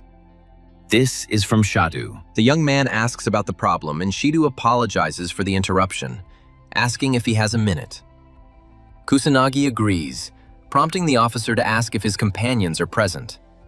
Kusanagi confirms that they are. Shidu then asks to put the call on speakerphone. Kusanagi is completely confused by this, so Yuika helps him activate it. The officer explains in detail that with the increasing number of monsters and disasters, he created a special anti-monster unit called the Special Magic Team. He wants our protagonist to lead the squad. Yuika is shocked to see her companion get such a chance. She considers it an extremely prestigious position, which is coveted by magicians. She assumes her friend won't refuse such an offer. But to her shock, Kusanagi rejects it. Yuika demands to know why, her anger flaring. The officer begs them to listen to his arguments first. The protagonist asks Yuika about her anger on his behalf, but decides to listen to his explanation. Saito states that there are numerous problems going on, and law enforcement can't handle everything on their own. Moreover, as the monsters grow stronger, they're becoming increasingly difficult to keep up with. He believes the young man understands his predicament. Kusanagi understands that this is due to the exceptionally low magical abilities of the magicians of this era. He ponders the whereabouts of the nobles. Shido reveals that the leaders of Mizuhi, Homarai, and Kaichi remain busy at an international conference, leaving only Fuka available. But even he is unavailable for strange reasons. Kusanagi suddenly remembers that he's never met Yuika's parents. She informs him that they haven't returned from conferences yet. Shido clarifies that the specialized unit will consist of numerous constables and a select group of cadets from the academy. He selects Yuika, Ruka, and Katsuragi for the new elite team. He guarantees to take on all the burdensome tasks, including administrative duties and diplomatic negotiations. Therefore, their sole responsibility is to improve their abilities and guide police officers by providing appropriate compensation and enhancing their academic status for future career prospects. Shido begins to plead, trying to convince the young man to accept the role of captain. He hopes that the protagonist will agree. Kusanagi is a little annoyed, but eventually agrees. Shido finds it hard to accept, but he looks pleased. The rest of the team agrees with the decision. Ruka prefers that Kusanagi not carry the entire burden alone, while Katsuragi relishes the challenge. The protagonist remains indecisive. Nevertheless, he agrees, driven by the desire to mentor other magicians. The media begins to criticize the noble family of mages. Not only have they neglected their true duties due to the school disaster, but the aristocratic family has also been slow to quell the monsters. A nobleman overhears the reports and dismisses the journalists as fools for assuming noble mages can handle any situation. A challenge comes, prompting the noble mage to grant entry. His servant materializes and announces that the Metropolitan Police Department has sent an official document. A noble mage examines the details of the formation of a special magical unit. He considers it foolish and believes that incompetent people are pursuing pointless endeavors. He is filled with dissatisfaction, but he believes that this initiative could calm the public outcry. He instructs the servant to summon his foolish offspring. The butler accepts the order and leaves. At the police station, the protagonist and his companions join a special squad. The meeting begins and Shido begins briefing the assembled group. The protagonist expresses surprise at the mention of dozens. However, Shido apologizes, explaining that although they had potential candidates, for some unknown reason, no applications came in. Shido expects more applications once our hero achieves significant success. Kusanagi was turned on. He hadn't foreseen this turn of events. Given the oddity of the team being led by a mere student, some conflict was inevitable. Shido presents the item, claiming it is a temporary mage ID. He acknowledges that this is an external agreement, but clarifies that they are all government employees now. Therefore, if anyone expresses doubt, they will be able to produce this identification if necessary. He mentions one more detail. These identification cards are issued only to squad members, and since none of them are currently mages, the identification is only temporary. Shido officially ends his interaction with student Kusanagi, addressing him as Captain Kusanagi. He hands over all responsibility to the young man. The protagonist smirks, as it has been a while since he stood in front of his peers. He steps forward and introduces himself again. He declares himself the leader of a special squad of magicians and promises to give each member of his team the power to surpass even the leaders of respected families. His comrades and officers are stunned and find it difficult to accept this situation. Kusanagi understands their skepticism, but decides to provide irrefutable evidence to dispel their doubts. He asks if the police station has any devices to detect magical energy. The man answers in the affirmative, but looks puzzled. Kusanagi takes out several measuring instruments. He orders Ruka and Katsuragi to come forward and test their strength, and they comply. As they both channel their magic into the device, the protagonist informs the assembled group that Ruka's magical energy was previously only 10,000, while Katsuragi's was 8,000. The hand becomes speechless after receiving a reading of 30,000 magical energy. Katsuragi expresses surprise upon seeing 28,000 on the dimension screen. The constables are astonished, recognizing this as the magical energy of a high-class mage.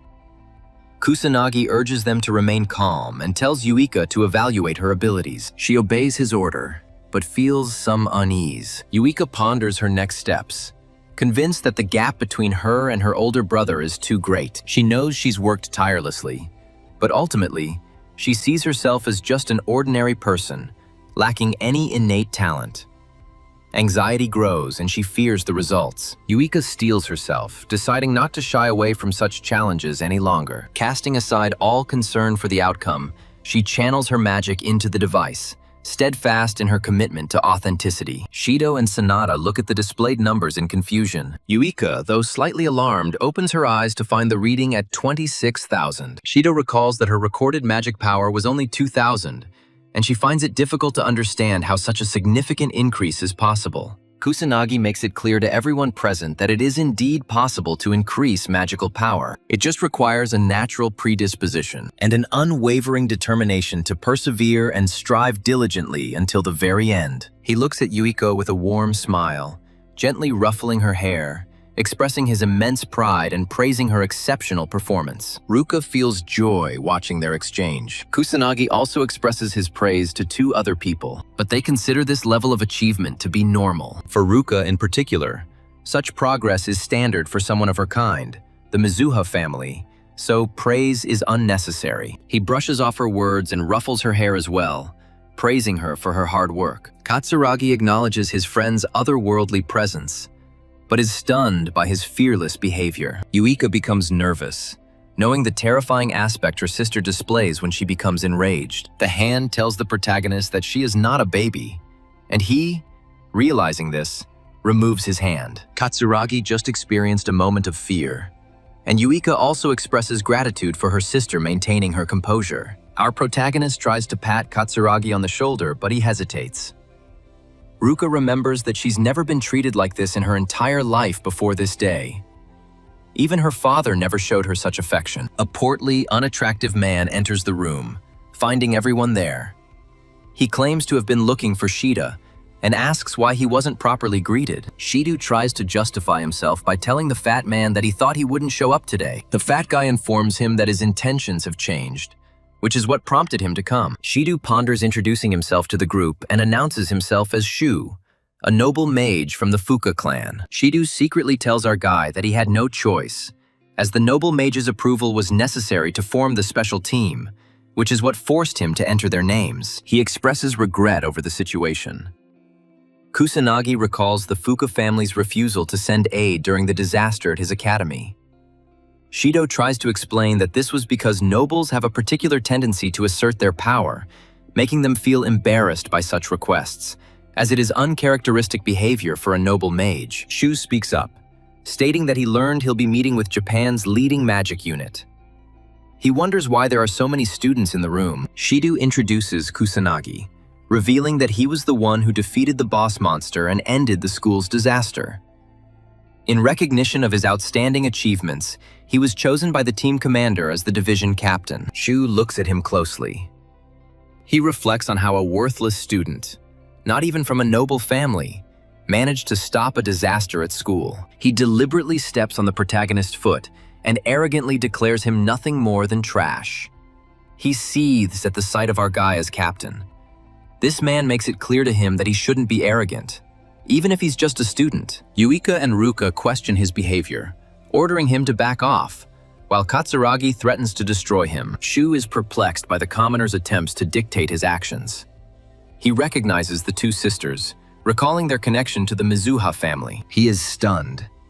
Not everyone present is just scum. Shu begins to smirk, stating that he will lead the division, but Shido tries to make him understand that Kusanagi has already been appointed as the division leader, making any changes impossible. Shu decides to challenge the protagonist, declaring that whoever defeats the boss of the next disaster will receive the right to command the squad. Shido tries to intervene, but the fat man decides to make his own rules, thinking the issue is settled. Shido apologizes for his behavior, but Kusanagi reassures him, saying anything he might say would be completely useless against such a fool.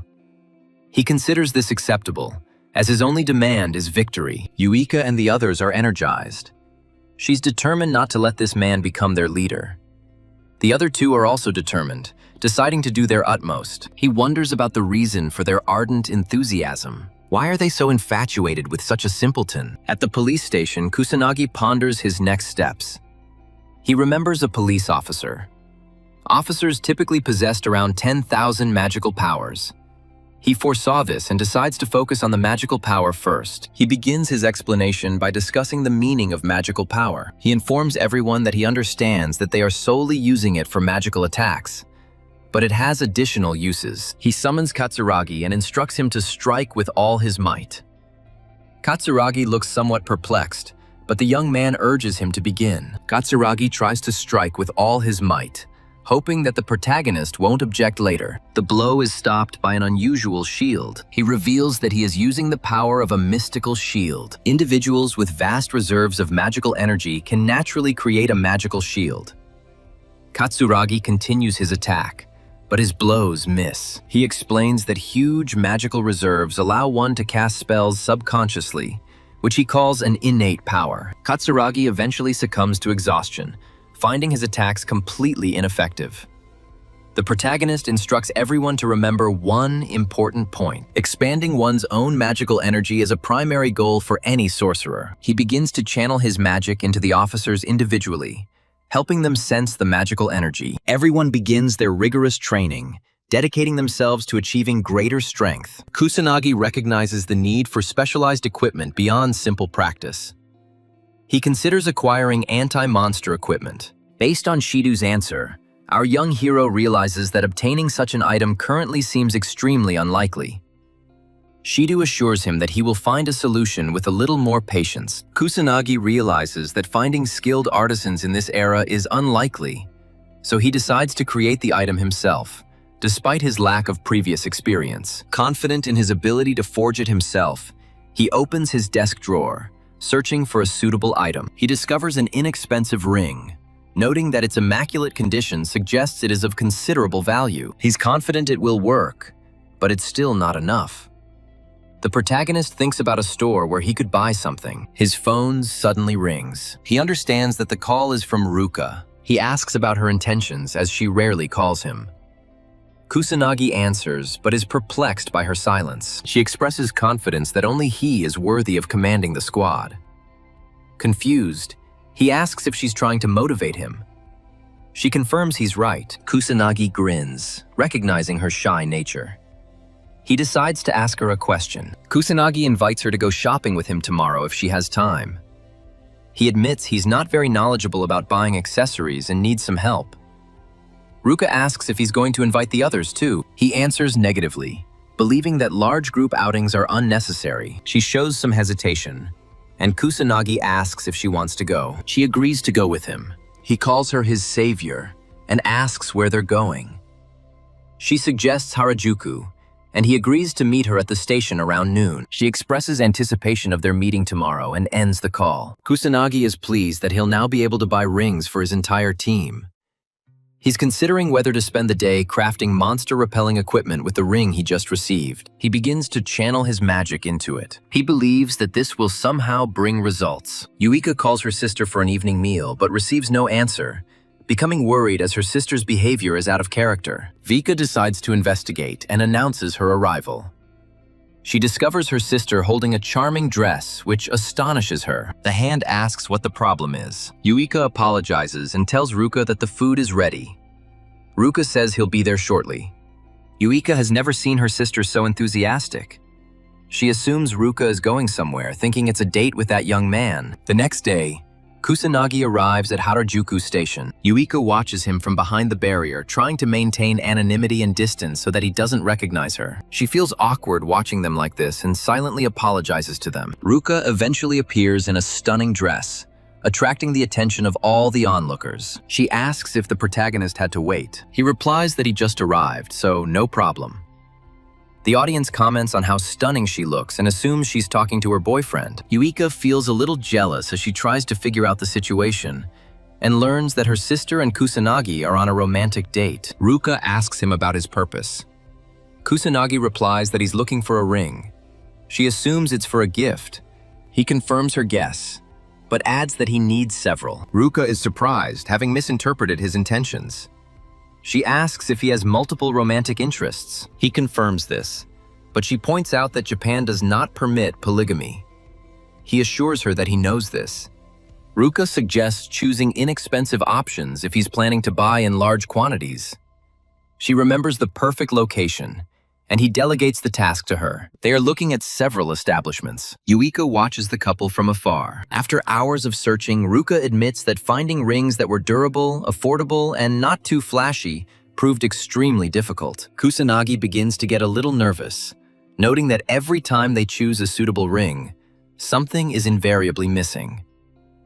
He examines the other one and realizes its considerable value. Yuika sips her drink from a distance, reflecting on their conversation and feeling a twinge of envy at their closeness. The manager comes up to them with a grin and asks about their search. She offers to help with the proposal, believing that he is choosing a gift for his girlfriend. Kusanagi tries to correct her, stating that Ruka is not his girlfriend. But before he can finish, Ruka interrupts him with an icy glare, confirming to the manager that she is not his girlfriend. The manager stutters an apology and retreats, embarrassed, leaving them to wander. The hand tries to stop her from leaving, while the young man feels a flash of irritation. They finally calm down, and Kusanagi expresses her fatigue from the long walk, especially through a busy shopping mall. He is struggling to find the right ring. He wonders if his standards of choice are flawed. Kusanagi catches Ruka's eye. He watches the expression on her face. She admits that she doesn't know how to express her feelings and says that he already knows about her terrible nature.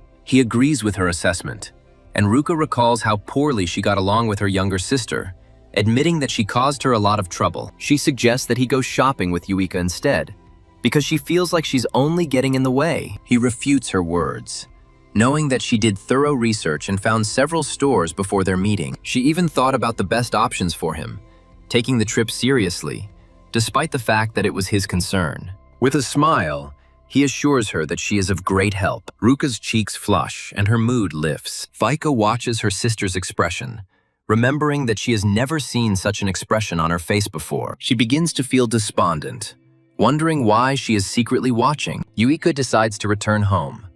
A few hours later, Kusanagi emerges from the mall beaming, having successfully purchased the matching rings. She is still a little puzzled by his need for 5 rings, to which he explains that he needed one for each of his partners. Ruka is confident that his partners will be delighted with the gift, because he spent a lot of time choosing the rings. He explains that this is for the squad's equipment, so there can be no dissatisfaction. She's a little puzzled by this, but eventually she understands the reason for his large-scale purchase. He expresses gratitude for all the help provided and sincerely thanks her.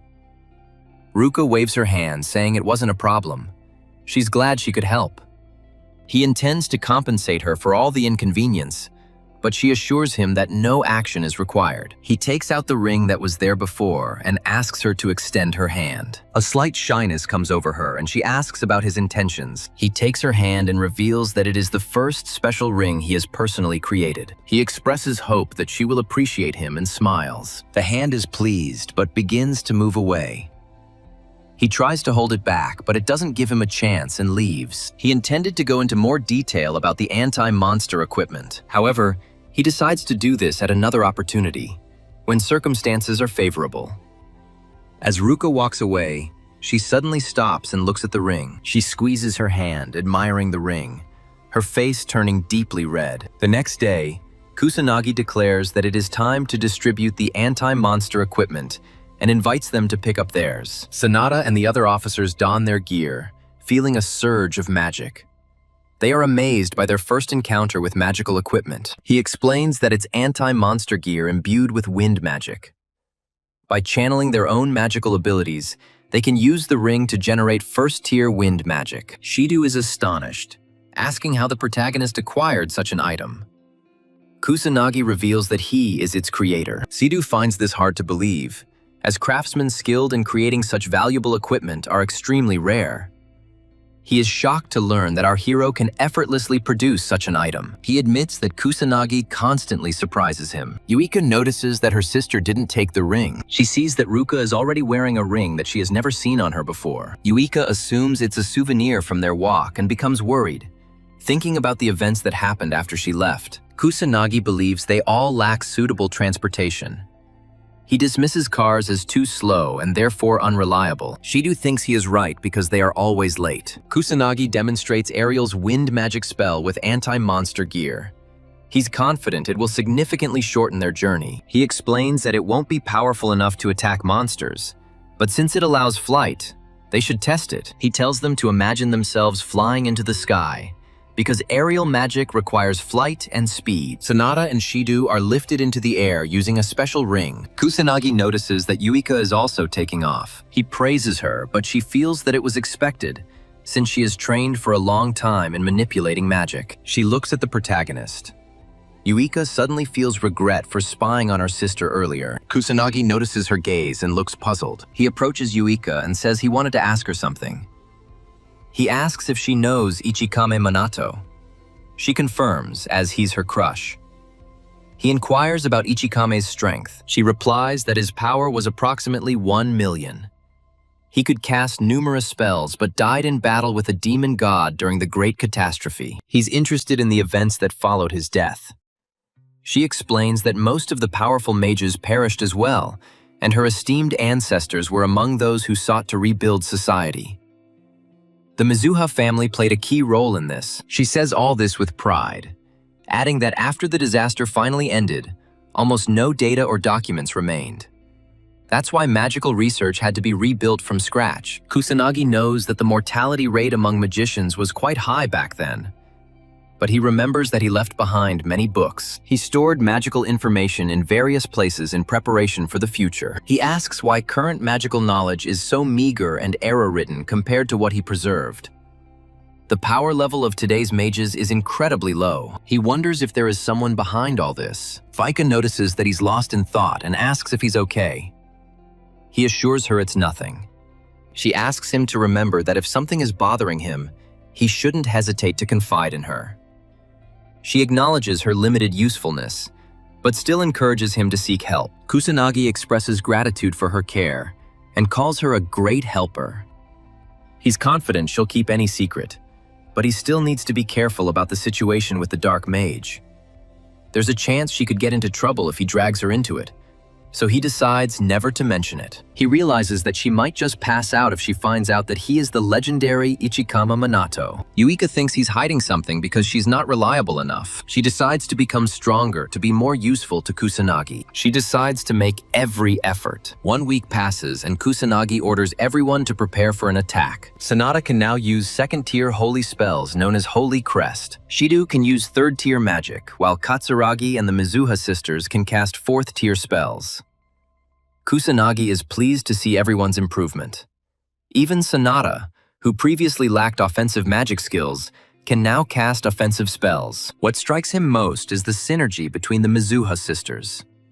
He admits that people would consider it natural given their family ties. Yuika and Ruka destroy the training ground. Their fourth-level magic brings complete destruction. Yuika is suddenly struck by unpleasant memories. However, she begins to smile, finally winning her sister's admiration. Kusanagi praises everyone for their dedication, but warns against becoming complacent due to their increased magic levels, as higher levels do not automatically guarantee greater power or mastery of magic. He decides to demonstrate this and orders the hand to target him with a fourth-tier spell. She understands his intention and carries out his instructions. The hand casts a fourth-level spell on him, but Kusanagi only responds with a first-level earth spell. When the two magical strikes collide, everyone is shocked that the first-tier magic was able to neutralize the fourth-tier magic. He explains that magic levels only affect the amount of magical energy invested in an attack.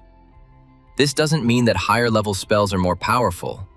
Even with first-level magic, if the caster invests the maximum amount of magical energy, a fourth-level spell can be easily overcome. He notes that magical attributes are also significant. Water, by its very nature, is vulnerable to earth. He tells everyone not to limit themselves to the concept of levels. He explains the need to understand magical energy and master existing spells. Following his instructions will lead to increased power. Everyone listens intently as Kusanagi explains the importance of keeping an eye on your allies. Synergistic abilities can provide even greater power. Everyone cries out with renewed determination. But suddenly, the fat man appears again, taking pity on them. Shido asks the reason for his uninvited appearance. Shido believes no disaster is expected, and he becomes bored. She offers to take down a few monsters if he doesn't train, but Shu dismisses the idea as too tiring. He shifts the blame to the police, a sinister grin appearing on his face. Kusanagi's comrades are irritated, but he remains unperturbed. Shu wishes for the disaster to accelerate until the skies begin to turn red. Vika is the first to notice this and announces that something is wrong. It's really a disaster, and he gets inspired. He reminds everyone that the squad that can defeat the boss first will be chosen as the vanguard of the special forces. He announces the start of his competition. The Kusanagi squad is fired up with determination, Determined not to give in to a disgusting glutton like Shu, Fatty and his subordinates deploy their gear, taking flight with the help of their wind magic. He becomes arrogant, branding everyone losers before departing. Yuika protests his injustice, but Kusanagi reminds her that they have the same abilities. He orders everyone to get ready and put on their communication devices. As the entire contingent rises, Kusanagi warns them that this is their first encounter as a unit, requiring vigilance. They begin their advance. Shu abandons a vehicle moving along the highway. He finds it slow and smirks. Katsuragi comments on his speed, and Yuika finds it difficult to understand how such a corpulent individual could achieve such speed given his considerable mass. Kusanagi thinks that their mastery of wine magic will make it difficult for the team to match their pace. He could easily outrun them, but he refuses to undermine the team's goal. He restrains himself, seeing that the citizens are unharmed. Shu begins to tease them, ridiculing their claims of being a special team when they can't even surpass him. He keeps calling them losers. Yuika observes his behavior and concludes that he is mocking them, despite not being able to hear his mockery. A fat man finds some people and announces his arrival. He warns them of the impending disaster and begins to destroy some of the monsters along with his allies. They all use wind magic, and they kill the creature. The townspeople are trying to find a safe place. They turn to the big man for help, but he completely ignores them. He continues to direct wind magic at the monsters. Just as the civilians were about to be engulfed by his wind magic, the protagonist materializes, shielding them with his barrier. With a chilling, terrifying gaze, he demands to know Fatty's intentions. The arrogant nobleman and his retinue were so frightened that they almost got dirty. He tries to make sense of the situation, unable to even move his hand. Kusanagi's unit arrives to check if the civilians are safe. Wika demands an explanation for Fatso's actions, her anger growing when she forbids him from involving ordinary people in his battle. Su and his comrades regain mobility.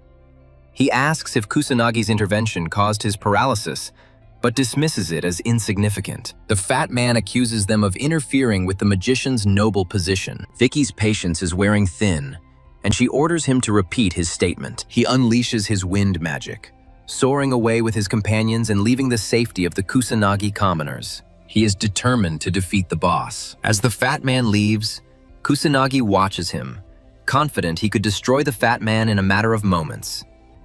However, he decides not to show his intimidation at such a foolish provocation. Suddenly, he realizes the potential advantage of this turn of events. Kusanagi instructs his squad to eliminate the monsters while he ensures the complete safety of the citizens. Shido asks how confident Kusanagi is in his ability to protect so many civilians alone, given the enormous odds. Kusanagi reassures Shida, stating that his confidence comes from leading their elite squad. Shido accepts Kusanagi's words, considering his questions stupid. Yuika encourages the team, urging them to begin their assault on the monsters, acknowledging that the citizens are relying on them. The team agrees with Yuika, prompting our protagonist to order them to move forward. They rush forward, unleashing wind magic to engage the hordes of monsters. Yuika unleashes third-tier magic spells, destroying the fearsome monsters. She recalls a previous encounter when she was paralyzed with fear in a similar situation. However, now she admires her own strength, easily defeating demonic soldiers. Yuika has finally achieved greater power.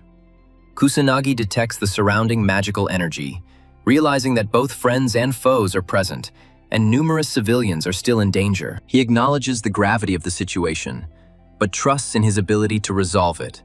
As he is Kusanagi Minato, he moves forward, channeling wind magic to ensure everyone's safety. Shu and his subordinates continuously unleash wind magic, ignoring the civilians. Ruka and the others hold the line, determined to keep up with the glutton. Yuika begins to sense an unusual magical aura emanating from an unknown source. She turns around to find the demon materializing behind her. The deluded fat man unhesitatingly charges at the demon to prevent disaster and achieve his foolish goal.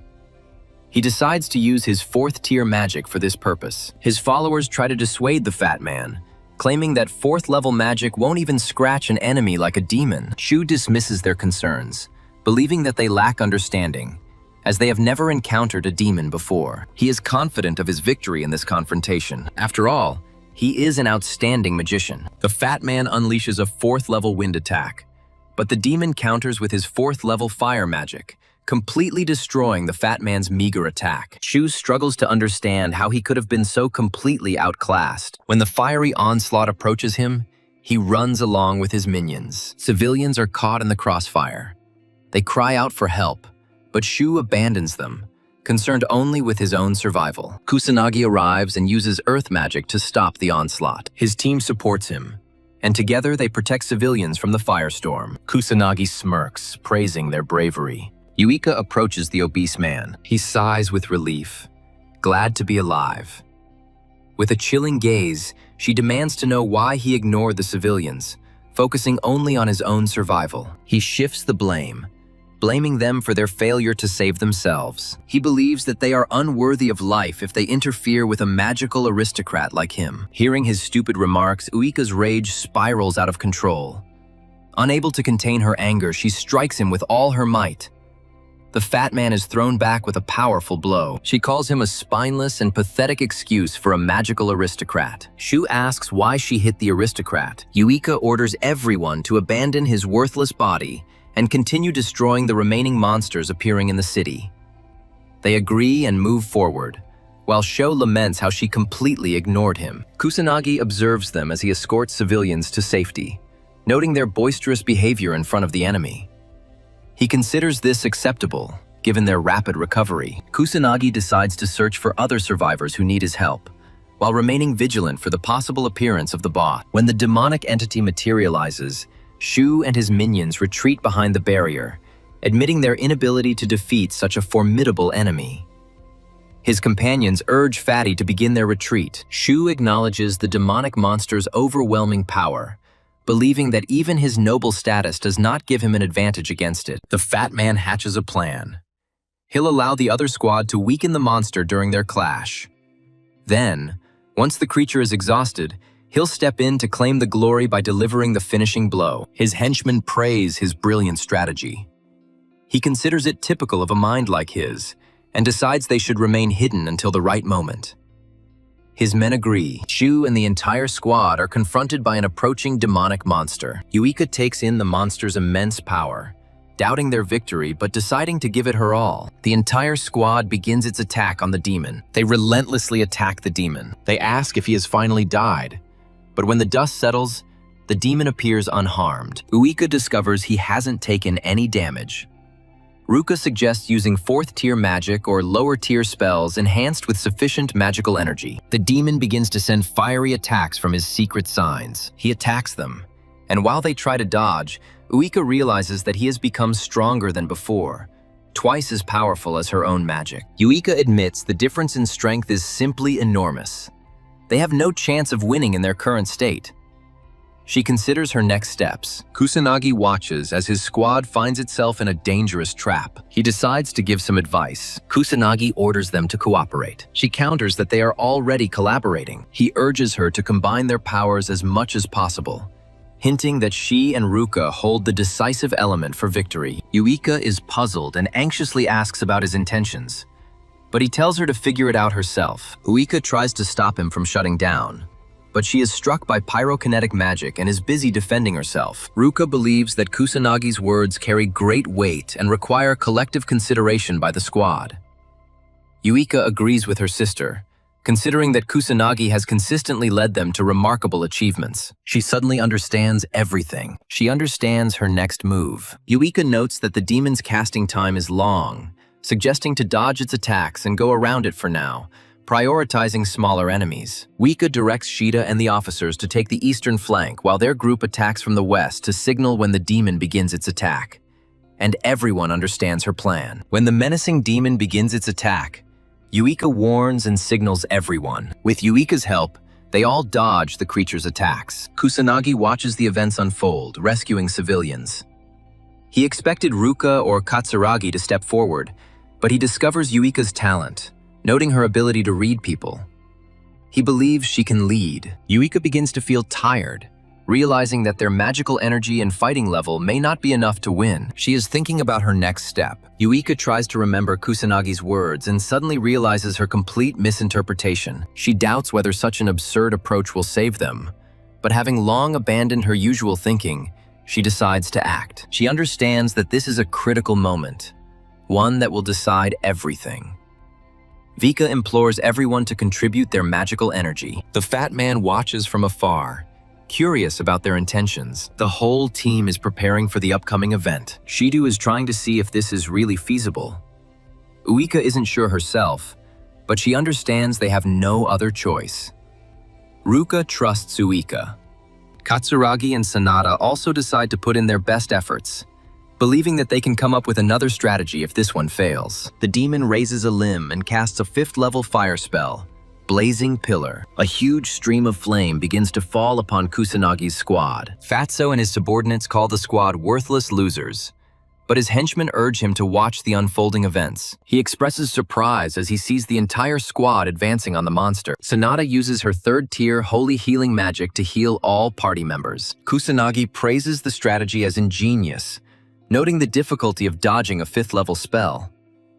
This allows Sanada to heal everyone of any injuries they sustain, which is exceptionally clever. Yuika and Ruka stand united against the creature, stepping up their attacks. They unleash their water magic.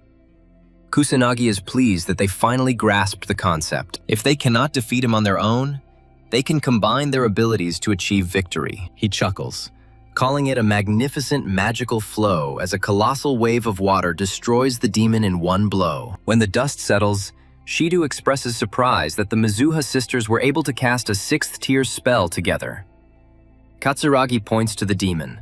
They are shocked to see that he is still clinging to his miserable existence. Shu and his subordinates take advantage of the moment, trying to deliver the decisive blow and achieve victory. Kusanagi intervenes, stopping them with her extending tentacles. Fatsu is stunned by the situation, as his entire mana supply is depleted. He instantly loses all his strength. Kusanagi appears from behind, retracting his magical tentacles. He feels slightly irritated by their actions. The demon finally dissipates. Katsuragi and the others breathe a sigh of relief. Shido reflects that he must have been on the brink of death after such an attack. The catastrophe is finally over. The heavens return to their normal state. The entire squad rejoices after a hard-won victory. Sanada praises the Mizuha sisters and expresses her gratitude. Ruka and Yuika lose consciousness and fall. Katsuragi worries and asks about their condition. They are completely immobilized, having exhausted all their magic. Yuka informs her sister that they have indeed won. The hand agrees and feels relieved. Kusanagi praises his team for their hard work. A smile crosses his face. He confirms that it was they who stopped the disaster. He states that this was their first real mission, and is glad that they demonstrated their true capabilities and did not let him down, despite fighting together for the first time. He is confident that his team will continue to improve. He applauds Yuika for her impressive progress so far, and notes that she gave excellent orders during the crisis. She even caught his thought about the great magic art, and he asks if she already knew about this method. Yuika confidently replies that no, and now she knows that it is called the Great Magic Art. He is shocked to learn that she didn't know and can't understand how she achieved this without prior knowledge. She expresses gratitude for his excellent offer and reveals that the rest was simply instinct. Kusanagi is stunned, realizing his misjudgment of Yuika. He suspects she may be far more remarkable than he initially thought. Kusanagi concludes the questioning by emphasizing her success so far, finding it exceptionally impressive. He believes that the connection and closeness between her and the hand also had a major impact on this outcome. He notices the clock and announces to everyone that the moment for something significant has finally arrived. Kusanagi takes the remote control and turns on the TV. Several elite police officers, including Shida, attend the meeting. One of them speaks up, announcing that they have created a special magic unit, also called the SMT, to prepare for the growing number of disasters and monstrous creatures. The news anchor asks why they chose a student involved in the academic disaster as the squad leader, and asks if his statement is true. Shidu steps forward to answer this question. He introduces himself as the deputy commander of the Special Forces unit, and confirms that the commander is indeed just a student. This is difficult for everyone to accept. They object to the appointment of a minor to a leadership position. Shidu vouches for Kusanagi, explaining that his abilities surpass even the magical nobility. He points out that the magical nobility proved completely ineffective and didn't even offer assistance. The police found themselves in a critical situation and were forced to rescue the population themselves. He states that Kusanagi then appeared and saved everyone from disaster. Shido believes Kusanagi is a divine messenger destined to protect this era from the creatures. Shido no longer trusts anyone with command. Kusanagi, watching this on TV, feels awkward. He hoped Shido wouldn't make such a fuss about him. Important government officials considered this absurd and inconvenient. They considered it disrespectful to ignore the magical aristocrats and form a troop without their knowledge. If this had happened, the aristocratic mages would have lost their positions. The men admit that the aristocratic mages are completely ineffective, as they didn't even respond to the disaster. They are aware of the Fuka clan's terrible reputation, and although some clan heads are abroad, their responsibility remains to deal with the aftermath of the disaster, thereby neglecting their own duties. The police chief addresses the assembly, stating that they trust the magical aristocrats and did not create a special squad to undermine the authority of any aristocratic families. A man enters the meeting room and orders everyone to give way. It is an ugly, fat man and his entourage. He calls the current leader a bumbling loser and claims that a magical aristocrat like himself deserves to be a true leader. He accuses them of being rude, holding a press briefing while completely ignoring it. His followers echo his assertions. She doesn't understand his sudden appearance despite losing the competition. Shu and his followers act as if there was no competition. He falsely denies any such agreements. He proclaims his words as the final word of a magical aristocrat and commands everyone to heed his pronouncements. A journalist steps forward to ask a question. He gives her permission to ask any question. She informs the assembly that she has learned that he provided no aid to civilians during the recent disaster. Instead, he continually dragged innocent people into his battles. She asks if this is true. Shido becomes uneasy and denies that such events took place. However, other journalists expose his lies, presenting evidence of his misdeeds. Officials question whether the magical nobleman could truly have committed such atrocities. They find this intolerable, as citizens are always the top priority. This time, they will not ignore his actions. The fat man panics and orders everyone to remain silent. He refuses to take responsibility, blaming the citizens for interfering with a magical nobleman like himself. He dismissively calls them peasants and orders them to stop talking. She is convinced that everyone already knows about the current corruption of the magical nobility. He emphasizes the need for heroes like Kusanagi to guide the country and protect the population from monsters. Heroes who will fight without any selfish motive. He considers Kusanagi the ideal candidate to lead their squad. Shido points to the obese man, stating that they have no need for lying and self-centered magical nobles who disregard the citizens. Journalists support Shido's position, while the police chief expresses concerns. The fat man leaves in anger, swearing revenge and making them regret their words. Kusanagi smiles sheepishly as she watches the portly man leave. He's shocked by Shido's brazen confrontation this time. Yuika presents video evidence of the disaster that surfaced online. She reveals that the magical nobleman Fatso is facing widespread condemnation for his behavior. Kusanagi begins to fear the internet, realizing how quickly information spreads. Yuika is suddenly startled. Kusanagi asks, looking worried, "What's wrong?" Vaika reveals that their faces were captured on film. Kusanagi despairs. Hiding her true identity is now impossible. He wanted to remain unnoticed.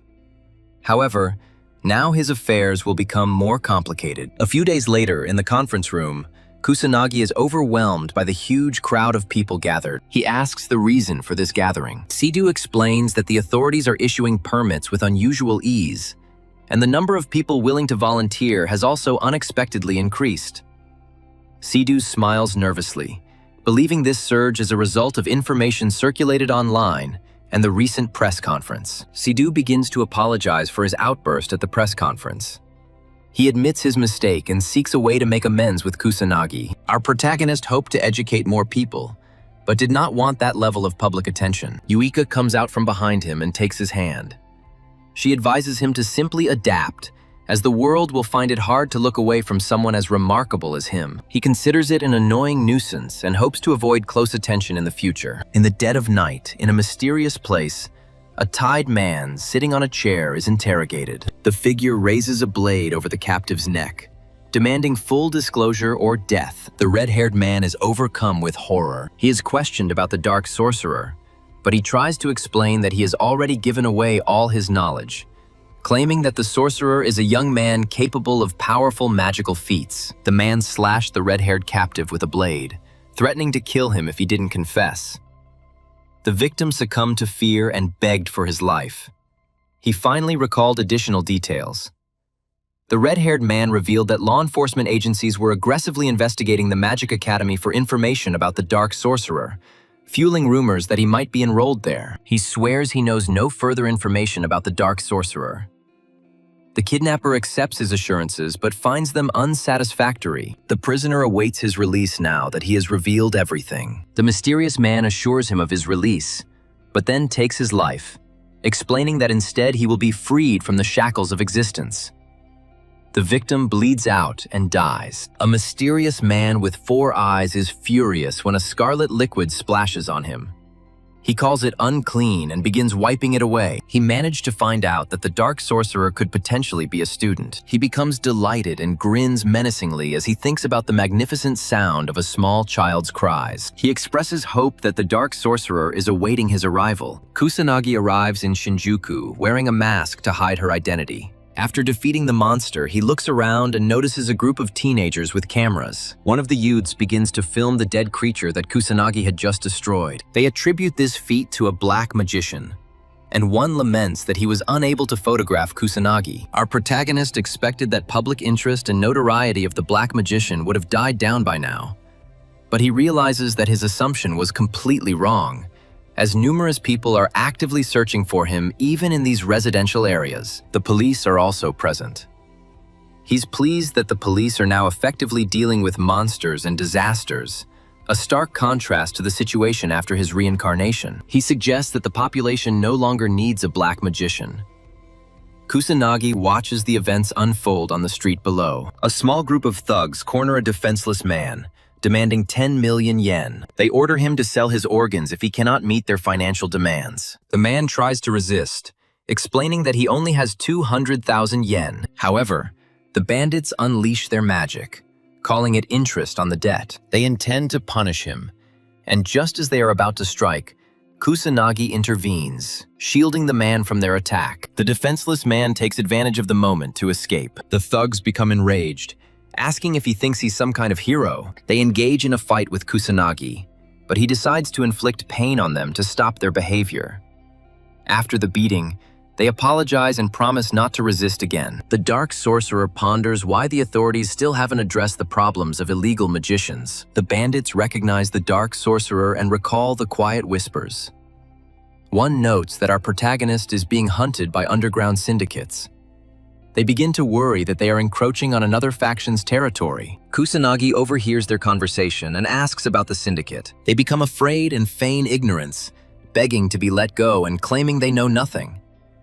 They swear to keep their meeting with him a secret. The dark sorcerer, intrigued by their knowledge, offers them freedom in exchange for full disclosure. The gangsters agree, and one of them reveals that the Black Riot is an underground community of mages, hidden from the public eye. He reveals their deep involvement in sinister activities, including illicit finance, control of the Yakuza, street gangs, and organized crime. This community controls everything. The gangsters reveal that the Black Riot's influence extends to the media and government, giving them unlimited power. The bandits force a forced smile as they inform him of the nearest Black Riot branch. They've come there looking for work. He defeats them and leaves the dark alley. Kusanagi recalls Sonata mentioning the rise in illegal activities.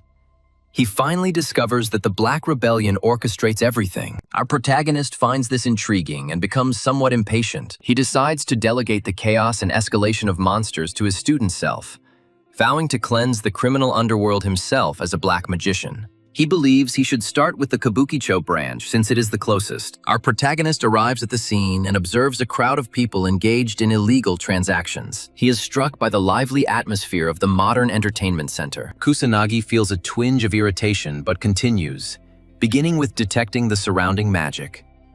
He struggles to identify the organization's members, as his current targets are humans. Our protagonist decides to apprehend several criminals involved in questionable activities in the area. He discovers two people selling drugs in a dimly lit passageway. They notice him and prepare to attack, but the protagonist quickly disables them, trying to get any available information. He receives minimal information, but decides to notify the authorities so they can deal with the remaining cases. He subdues a few more people and discovers that the organization is meeting at a place called the Western. The man insists that he is telling the truth and asks if he can leave now that he has shared all the details he knows. Kusanagi attacks him. Then Kusanagi leaves. He trusts the information he receives, believing it to be accurate. Inside the Western bar, an attractive woman with purple hair appears and sits down at the bartender's table. He asks what drink she would like. She gives him some currency and expresses hope that he can provide information. He accepts the money and lets her talk. The mysterious young woman asks the bartender about the Black Rebel Shrine. The bartender declares her question incorrect. She becomes a little uneasy. He corrects her, advising that she should be asking about her own future destiny. The purple-haired girl realizes that this is a trap. She looks back and sees several of the thugs rising to their feet. One of them sensed that someone was spying, but he didn't expect it to be an attractive woman. She realizes that she made a serious mistake by trusting misleading information. The attackers rush forward, but one of them orders her life to be spared. The defenseless maiden also fights back. She wants to preserve her existence. She wastes no time and rushes to the exit, but is hit in the back by fire magic. The woman falls, injured. The bandits admire her indomitable spirit and decide to take advantage of her striking appearance. She gives in to despair and mentally asks her brother for forgiveness. She didn't manage to achieve much. Just as the bandit reaches for her, the protagonist bursts into the bar, stunning everyone present. He ignores the unfolding chaos and heads straight for the bartender. Our hero wonders if there are members of the Black Rebellion in this establishment. The attacker approaches him from behind. He asks if the protagonist realizes the situation he is in. He tries to attack, showering him with insults,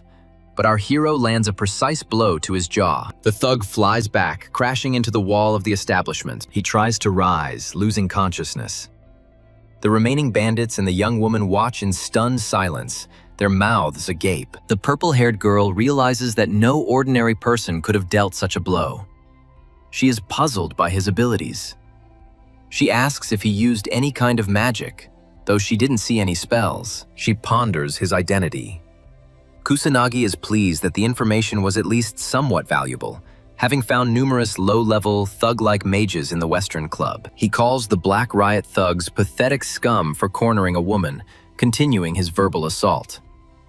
The thugs begin to panic, but try to maintain their composure, still outnumbering him. Odin commands his team to surround the protagonist, confident that their combined attack will guarantee victory as long as he stands alone. The bandits unleash a barrage of fire attacks, but our hero tries to hold back, focusing solely on dodging.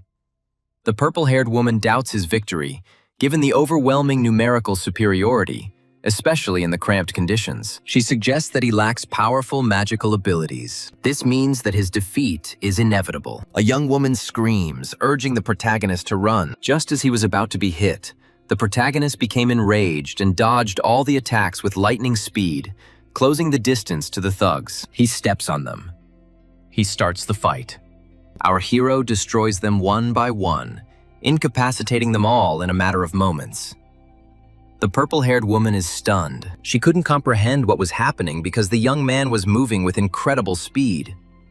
She wondered if he had used some kind of magic. The thug starts crying, demanding to know who he is. He insists on getting answers. Kusanagi then reveals that he is a black magician, the one destined to destroy the Black Rebellion Syndicate. He defeats the last enemy and heads towards the young lady. She remains amazed by his quick victory over everyone, wondering if he is some kind of master or legendary sorcerer. Kusanagi approaches and she notices that he looks like a student. She notes his captivating gaze. He's a little concerned and asks if she's okay. He learns she's unharmed. She looks puzzled and assures him she's fine. He approaches the bartender, who is hiding behind the furniture. Kusanagi insists on details about the Black Rebellion, but the bartender refuses, fearing reprisals from the organization if he reveals any information. Our protagonist delivers a powerful punch, breaking a table to intimidate the bartender. He repeats his request for information, emphasizing that this is his last chance. The bartender, overcome with fear, decides to reveal all the details in order to ensure his safety from Kusanagi. He reveals that the Black Rebellion's main location is in Tokyo, with outposts extending far beyond Kabukicho. He mentions that the leader of the Kabukicho branch is a formidable figure. This gangster is a magician with considerable influence in the criminal underworld and is rumored to be manipulating Japan from the shadows. Kusanagi asks him about the branch, but the bartender insists he knows nothing about it.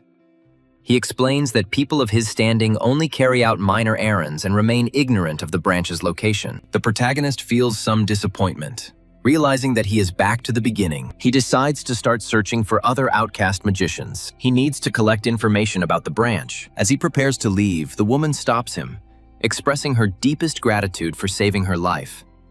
She can only imagine the horrors she would have endured if he hadn't intervened. He reassures her, saying he was just passing by. He believes she brought the danger on herself by voluntarily engaging in such a risky undertaking. She calls him cruel, and he readily agrees, admitting that he reserves his severity only for adults. The woman assumes he intends to track down the Black Rebellion. She curiously asks about his ultimate goal after discovering the syndicate. His expression turns icy as he declares his intention to destroy him. She looks a little taken aback by his unwavering seriousness. She understands his desire for the gang's complete destruction, but doubts his ability to act alone, despite his obvious strength. Recognizing her limitations, she decides to propose an alliance. A woman approaches our protagonist with an invitation, asking if he would like to join forces with her. With unwavering confidence, she reveals her profession as a detective, with extensive access to crucial information and a vast network of contacts. She acknowledges the downside of his formidable power. The woman is greatly surprised to discover that the Black Magician's abilities far exceed those rumored. She is convinced that their goals can be achieved through joint efforts. Kusanagi takes up her offer, asking if she would offer her valuable information in exchange for his power. The woman confirms his assumption, considering it an ideal collaboration. Extending her hand, she formally asks him for partnership. He knows he desperately needs information, but he's not sure if he can trust it. He considers this acceptable, figuring he can simply get rid of her if things go wrong. He agrees and shakes her hand, deciding to join forces with the woman. She completes the agreement and reveals that her name is Leona. Our guy simply claims to be a black magician. She finds this strange and asks why he doesn't use a simpler name. He lets the girl call him whatever she wants, so she settles on Chrono.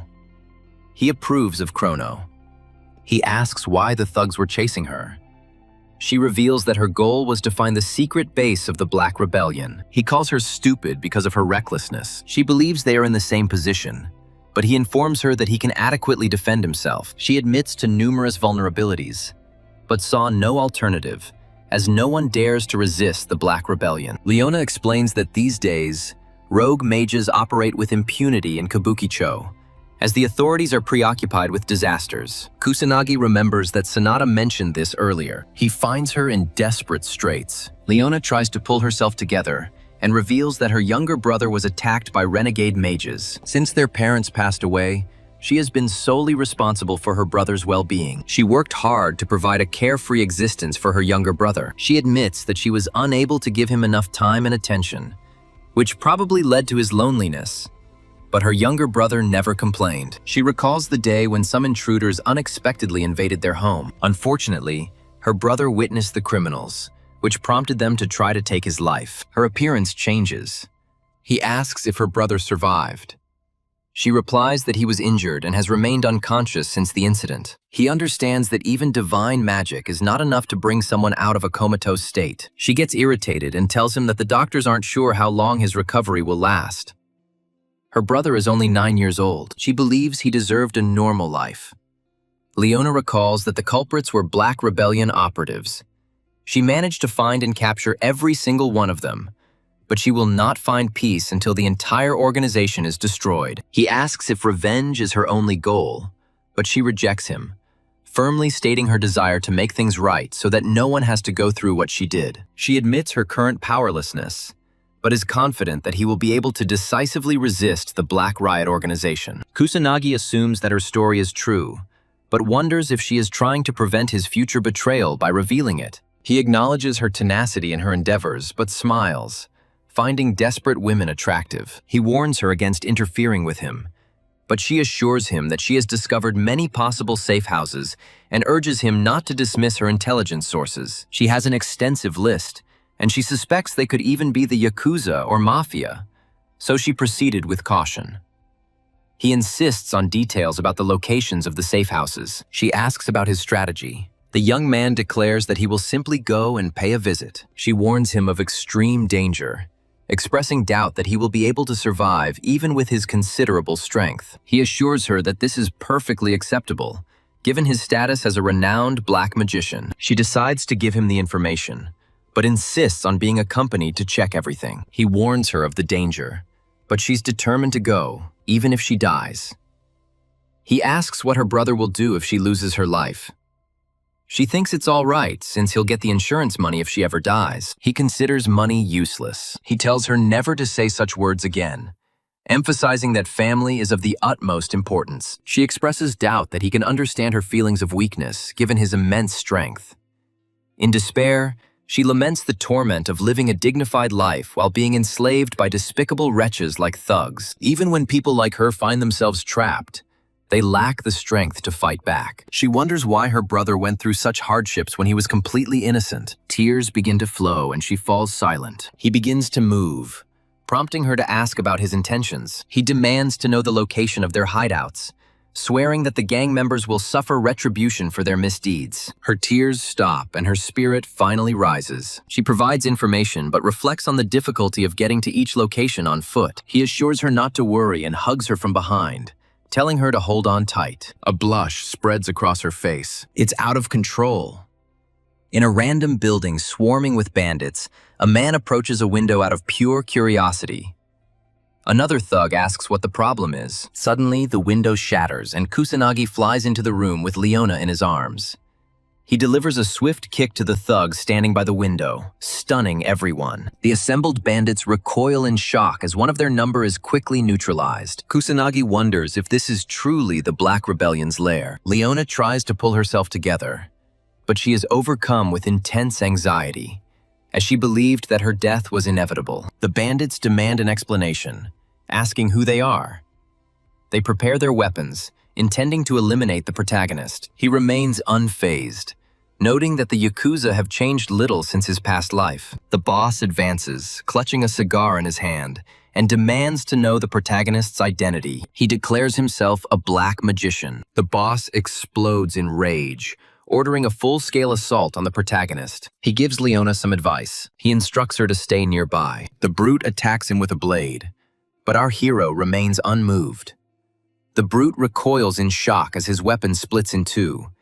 He can't comprehend the situation. Several additional thugs advance on him from behind and start firing projectiles. Kusanagi deploys her magical shield, effortlessly deflecting all attacks. The thugs fall into despair, realizing the uselessness of blades and firearms. They begin to brand the dark sorcerer as a monster, but he ignores them and advances towards their commander. He asks again to find out if this man really holds the position of leader. He also finds out if their group has any connections. He wonders if they are connected to the Dark Rebellion. The commander begins to tremble and freezes for a moment, then shouts at Kusanagi, hurling insults. He makes it clear that the Dark Mage will not escape unscathed, and warns the hero against underestimating the Yakuza in this way. The crowd resumes shooting and attacking, but Kusanagi remains unfazed, calling them stubborn due to their lack of understanding. Leona muses that he shouldn't expect compliance from such people. She can't understand how they remain unharmed after being shot at repeatedly. He feels that none of them are real mages, so he assumes that they are not connected to the Black Rebellion. Kusanagi decides to sort out this whole situation. The boss warns him that he provoked the wrong people, but our protagonist doesn't let him finish and kicks him. He completely destroys them, sending them flying with one blow. The Yakuza finally admit defeat. Leona is amazed by the quick completion. Our protagonist is annoyed that they didn't understand anything, so he decides to move on to the next place. Leona understands the Black Mage's true power. She begins to believe he may possess the power to eradicate the Black Rebellion forever. He hugs the woman, pressing her close to him. She begins to worry, realizing that they are on the verge of leaving again. He jumps out the window, carrying her away. She screams in terror, begging him to stop, but he continues forward. They arrive at their next target and again make a spectacular entrance through the window. In just a few moments, our hero wipes out the entire team. They all fall prostrate before him, begging for mercy. Back outside, he wonders why they're constantly being attacked. He thinks the Yakuza are completely stupid. She agrees with his assessment, but notes that no gang member would ever listen to his words. Leona irritably begs him to stop his destructive window entries. She feels like they're practically ambushing the Yakuza, and she's fed up with the constant aerial maneuvers. He admits she is right, explaining that he disregarded all the conventions when dealing with the Yakuza. She calls him unreasonable, so he agrees with her point of view and decides to stick to established procedures this time. They both arrive at another location and knock. A bald man appears and asks who they are. A young man declares his intention to investigate the Dark Rebellion. The bald man slams the door, telling them to leave immediately. Kusanagi loses her patience and kicks the door down. The gang members become wary, asking if the lone operative is about to launch a raid. They demand he identify his affiliation. However, Kusanagi reiterates that his only goal is to gather information about the Black Rebellion. The bald man's patience is running out. He advances, ready to strike. Our protagonist was hoping for a peaceful conversation, but with no other options, he retaliates and effortlessly defeats the bald man. The remaining thugs are stunned. Kusanagi goes around his subordinates, looking for a leader. A man named Ushiro steps forward, introducing himself as the boss. He demands to know the reason for Kusanagi's invasion and directly asks about any connection to the Black Riot. The boss understands Kusanagi's question, but his subordinates consider him insolent and prepare their weapons for battle. Ushiro orders his men to retreat, silencing their protests by stating that they are no match for someone like Kusanagi. He decides to answer the question by stating that he has no ties to a despicable group like the Black Riot, emphasizing the importance of honor to his clan. The protagonist asks about their secret base. Ushiro seeks confirmation that Kusanagi will leave after receiving the location. Kusanagi assures him that this will be so. Leona and our protagonist sit across from Ushiro, surrounded by a gang of thugs. She feels uneasy, wondering how she ended up here. Ushiro introduces himself again, prompting Kusanagi to state his name, Chrono. Leona also states her name. The leader points to the map, noting that the Black Rebellion hideout is in the area he has designated. He ends their discussion by claiming that he knows nothing more. Kusanagi checks and finds that this matches Leona's previous suggestion. He understands. He finally admits that she is much more reliable than he expected. The Dark Sorcerer asks if the Elder is confident in revealing such information, given their shared profession. Ushiro clarifies his innocence and states that they are, in fact, adversaries. He assures our hero that his clan's honor forbids them from attacking decent people. Kusanagi speculates about the reason for the initial attack, but the Elder suggests that he doesn't come across as a respectable man when he robs Yakuza establishments. Ushiro informs him that his clan adheres to strict codes and principles, making any comparison to the Black Rebellion unnecessary. Kusanagi expresses surprise at meeting a Yakuza member like Ushiro in this era. He decides to leave as he promised, having already achieved his goal. As he prepares to leave, Ushiro asks if Kusanagi intends to confront the Black Rebellion. He warns our hero that among their allies are powerful figures who influence the country, making this a difficult undertaking. Kusanagi grabs the woman and tells the old man that he has defeated many enemies similar to her. He flies away, Leona in his arms. The old man watches him go, praising his daring spirit. He believes that the young man has the potential to defeat the Black Riot. In an inconspicuous warehouse, several people gather to complete a deal for a unique weapon. One of the henchmen inspects its caliber, confirming that it is superior to his superior's weapon. The red-haired man orders his subordinates to make the payment. Some mysterious figures in dark suits accept her. One of them shakes the red-haired man's hand, sealing their agreement. A man in a suit notes Japan's surprising hospitality towards criminals. Another man agrees, saying it is truly a remarkable country. As they exchange chuckles, Kusanagi descends from the heavens, Leona still in his arms. The men are stunned, but they all instantly prepare their magic circles and firearms. Kusanagi realizes that he has finally found the syndicate. This was the very syndicate he was looking for. He uses magical perception and discovers that all members of the Black Riot are magicians. At the Mafia gathering, there are also several mages present among their ranks. Leona takes cover behind a container, taking out her phone to document everything that is happening. The red-haired man is interested in Kusanagi's identity. Our protagonist, tired of the repeated questions, declares himself a black mage, intending to destroy the Black Riot. The men are puzzled by his statement. They burst into laughter, not believing that a young man like him could achieve this on his own. He ignores their mirth and unleashes a massive fire attack. Several of them were destroyed by the explosion. He makes it clear he will deal with this whole gang. The bandits become enraged, unleashing a hail of magical attacks on him. Our hero easily repels every attack with his protective barrier. He figures they won't risk using magic higher than level 2, fearing it would destroy the warehouse. He considers using offensive spells, but dismisses the idea, as there are too many of them. The minions are shocked that their attacks have been completely ineffective. Even bullets are useless. They begin to wonder how he remains unharmed, having never seen such magic. Kusanagi chuckles, knowing he's not even using his true strength. He finds their fear amusing. The man in the suit suddenly remembers the special weapons he brought earlier. Their arrogance returns as they confidently warn our hero not to be too overconfident. He senses a change in their behavior. When the bandits put on masks and take out special weapons, Kusanagi recognizes him and quickly tells Leon to run. She obeys his order. Then she leaves. The bandit throws a gas grenade, but our protagonist uses his magic to stop it in flight. It explodes, releasing toxic fumes. The attackers ask if he can survive such an attack, despite his strength. They consider the battle over and are relieved that the dark sorcerer is dead. They begin their offensive.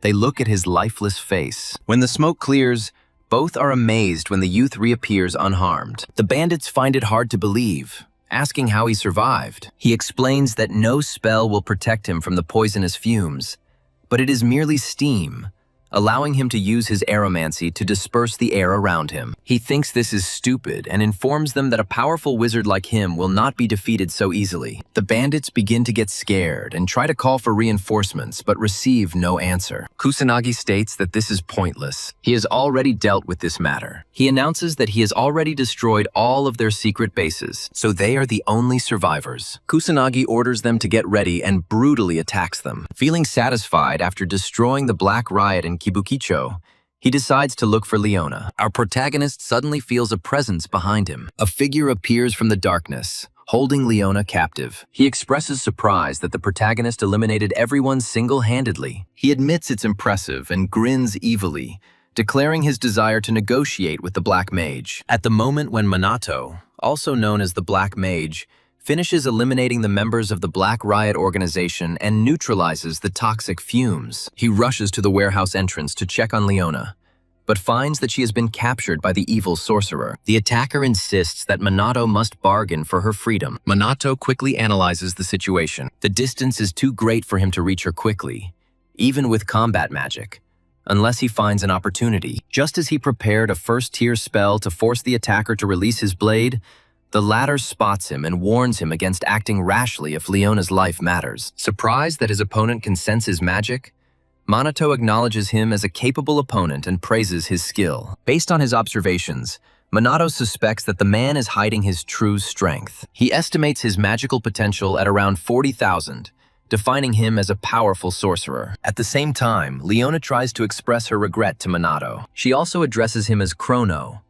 but he assures her of his intention to save her. Annoyed at being ignored, the aggressor vows to kill Leona for real if Minato doesn't take him seriously. After a short exchange of words, Minato relieves the tension. He agrees to refrain from any drastic actions. The attacker, pleased, introduces himself as Kagashugi, the leader of the Kabukicho branch of the Black Riot. He reveals that his purpose was to investigate the Black Mage. His goal is to either bring him in or destroy him. Kaga admits to tormenting those associated with the Black Mage, only to be disappointed to learn that his target is a youth intent on disbanding the Black Riot branch. Irritated, Kaga grips his blade tighter and accidentally slits Leon's throat. Realizing his mistake, he apologizes. Not from true repentance. He let his emotions take over as he wielded the blade. He even stops to enjoy the sight of her blood dripping down the steel. Observing Kagi's chaotic behavior, Minato asks about his conditions for the deal. Kaga, momentarily losing his concentration, then states that he would rather torture and kill Minato to obtain ransom for Leona's life. If Minato refused and tried to escape, He vowed to kill her instead. With these words, he forces Minato to choose between his own existence and Leona's life. Without hesitation, Minato agrees. He will endure the torment. Inspired by his determination, Kaga taunts Leona, asking if she finds Manato's courage unshakable. Deep down, Minato knows that no attack will affect him thanks to his magical shield, making his consent to torture the best choice. However, Kaga insists that he deactivate the shield, claiming that otherwise his agony will be in vain. This revelation astonishes Leona, who now understands how Minato has managed to fend off his attack so far. She worries about the possible consequences if he truly lets down his guard. Minato, on the other hand, is amazed that Kaga knows about his shield and realizes his mistake in using it so prominently earlier. Despite the danger, he turns it off. He asks if Kaga is happy. Without wasting any time, Kaga unleashes a first-tier lightning spell, targeting Manato's vital areas. Leona begs him to stop, but Kaga, consumed by his own cruel joy, refuses. After a brutal series of blows, Minato feigns unconsciousness, while Leona blames herself for being too weak to intervene. Seeing an opportunity, Kaga prepares for another blow, mocking her. Leona, determined to protect Minato, attempts to interfere with Kaga's spell, but he quickly recognizes her intention. He knocked her down. He insulted her. He declared her a weakling who didn't understand her place. He believes her presence is the cause of Manato's death. He moves in to deliver the finishing blow. He relishes the prospect of seeing her die in agony. At the last moment, Minato comes to life and delivers a crushing blow to the Kage's face, maiming him. A shocked Leona asks how he survived the attack. He survived by disabling his barrier. Minato reveals that shortly before the strike, he had secretly maintained a small hidden barrier, creating the illusion that the defense had been completely removed. Intrigued by his cunning, Leona laughs nervously, commenting that only Minato could pull off such a maneuver. The threat is over, and Minato uses light magic to heal Leona's wound, telling her that she is now safe. Overwhelmed with relief, Leona silently feels grateful that the Dark Mage is fighting alongside her. But Kaga rises again. His facial features have been magically restored. He is furious at their insolence. Minato is surprised that Kaga didn't collapse from his speed-focused combat magic. He remained vigilant, knowing that simple torture would not be enough for someone like Kaga, who had decided to burn him and Leona. As Kaga prepares for a powerful fire attack, Minato finally realizes the true extent of his opponent's power. He notices that Kaga has been holding back this whole time, as the power of his magic continues to grow. Once the spell symbols are complete, Kaga unleashes a fourth-tier spell that combines fire and lightning. He calls it Fire Spark and points it straight at Minato and Leona. Just before the blow reaches them, Leona begins to panic. She is confident that Krona will not be able to stop it. However, Minato remains calm and only casts his magical shield when the flames get closer. To Leona's shock, a normal defensive spell completely neutralizes the powerful attack without any problem. This leaves her completely stunned. Seeing how easily Minato put out the fire, she feels an unexpected calm just being around him. The more she watches him, the more she doubts who this dark magician really is. Kaga sees that his fire attack was unsuccessful. He bursts into laughter, praising Minato's power. He admits that fire spells are useless against him, but he still has options. Meanwhile, Leona, still confused, asks why Kaga's magic persists since it should have disappeared by now. Minato explains that Kaga uses channeled magic, allowing him to keep a spell active by constantly refreshing it. He compares this to his own use of wind to support flight spells. Leona, tired of his long speeches, tells Minato that now is not the time for lessons. No sooner does she warn him that the barrier may soon disappear than she notices that it remains indestructible and asks how so. Minato assures her that, like the Kage, he can also use support magic, so there is nothing to worry about. Hearing this, Kaga becomes furious. Sensing his hesitation, Leona boldly orders him to surrender. She begs him to do it while there is still such a chance. Kaga feigns fear, then drops his mask and resumes his attack. Ignoring the Minato's power, he finally reveals his hidden trump card, strengthening his continuous fire magic around the Minato's defense. Suddenly, Leona begins to feel weak. Her body becomes heavy and she has difficulty breathing. Kaga explains that by surrounding the barrier with flames, it consumed all the air inside. Without oxygen, they will suffocate. And as the heat of the fire increases, Even Minato's barrier won't hold forever. He gives Minato an ultimatum: die within the barrier, or be consumed by the flames outside. Minato, unperturbed, yawns. Irritated, Kaga asks if his opponent understands the gravity of the situation. Minato calmly reassures him, saying that he understands the gravity of what is happening better than Kaga. Kaga claims that no matter what Minato's skills are, Leona is already on the verge of death, and there is no hope of salvation. It is at this moment that Leona suddenly comes to her senses, perplexed by the sudden change. Kaga, equally stunned, watches in complete disbelief. Minato explains that while fire magic can alter the air, Kaga apparently overlooked the fact that the magic itself permeates the atmosphere. Enraged, Kaga demands a more precise explanation. He needs to understand what is happening. Minato details the interaction between magical barriers and ambient magic, then proves his point by controlling the surrounding air and extinguishing the flames with gusts of wind. Seeing his strategy fall apart, Kaga panics, lamenting his defeat. Before he can give up, Minato attacks. He is determined to prevent Kage from losing consciousness and escaping. He mocks Kaga's love of torture, then casts a spell banishing him to the Shadow Realm. Kaga suddenly finds himself trapped in the void of absolute emptiness. No sound penetrates, no light pierces, only endless darkness. Overwhelmed with fear, he cries for help. However, no one answers his prayer. Meanwhile, Minato returns to Leona. She reports that the warehouse has already been marked by the authorities. Without hesitation, Minato picks her up and leaves, ignoring her objections as they flee before the authorities arrive. Once they reach the safety of the observation deck, Leona finally admits that the head of Kabuki-cho Black Rebellion has been destroyed. Minato, already planning ahead, speaks of clearing the next sector.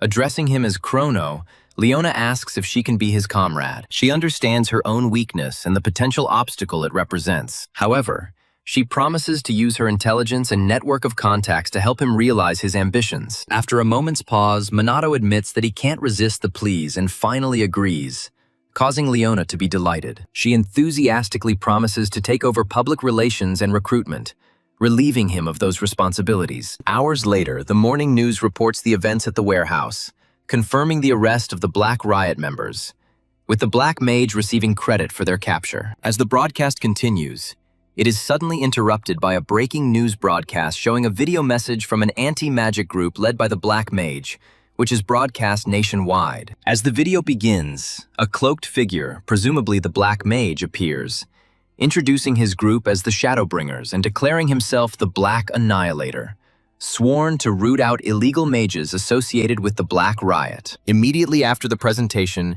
he issues a warning. From now on, he will not tolerate lawlessness. It doesn't matter who commits the lawlessness. Watching the broadcast, a high-ranking member of the Black Riot becomes enraged, outraged by the Black Mage's insolence. His assistant, on the contrary, remains calm. He considers the Black Mage to be a non-entity and not worth worrying about. Calmed by his words, the enraged man comes to his senses. He trusts his formidable, respected magical companion and patriarch of the Fuka clan, Fuka Jin. After a tense fight with boss Fuka, Jin retreats to his quarters and watches the news, where journalists condemn the magical aristocracy, branding them incompetent and shameful behavior during public appearances. Even though they failed to cope with the recent disaster, the specialized magic corps demonstrated significantly greater capabilities. This has led both the press and the public to question their effectiveness. Now they are wondering whether magical aristocrats are really necessary. Enraged by the open disdain, Jin smashes his teacup against the television and orders his servant to summon Shaw. As the butler quickly leaves, Jin blazes with rage, promising to make these insignificant commoners understand the consequences of mocking the so-called useless magical nobility. Simultaneously, across the globe, busy New York City avenues are plunged into panic as creatures materialize without warning, attacking innocent citizens. What was once a thriving urban center is transformed into a spectacle of horror as people try to flee, risking their lives. Within moments, the first response forces appear, transmitting updates to their command center, trying to control the attack. Despite their efforts, the sheer number of monsters proves overwhelming. One officer holds off the beasts while another desperately calls for SMAT reinforcements, only to discover that the disaster is spreading everywhere, and help will not arrive for a considerable time. Explosions shook the metropolis. They led to hundreds of deaths, and countless others were injured. The damage caused was colossal. A monstrous commander appears from the ruins,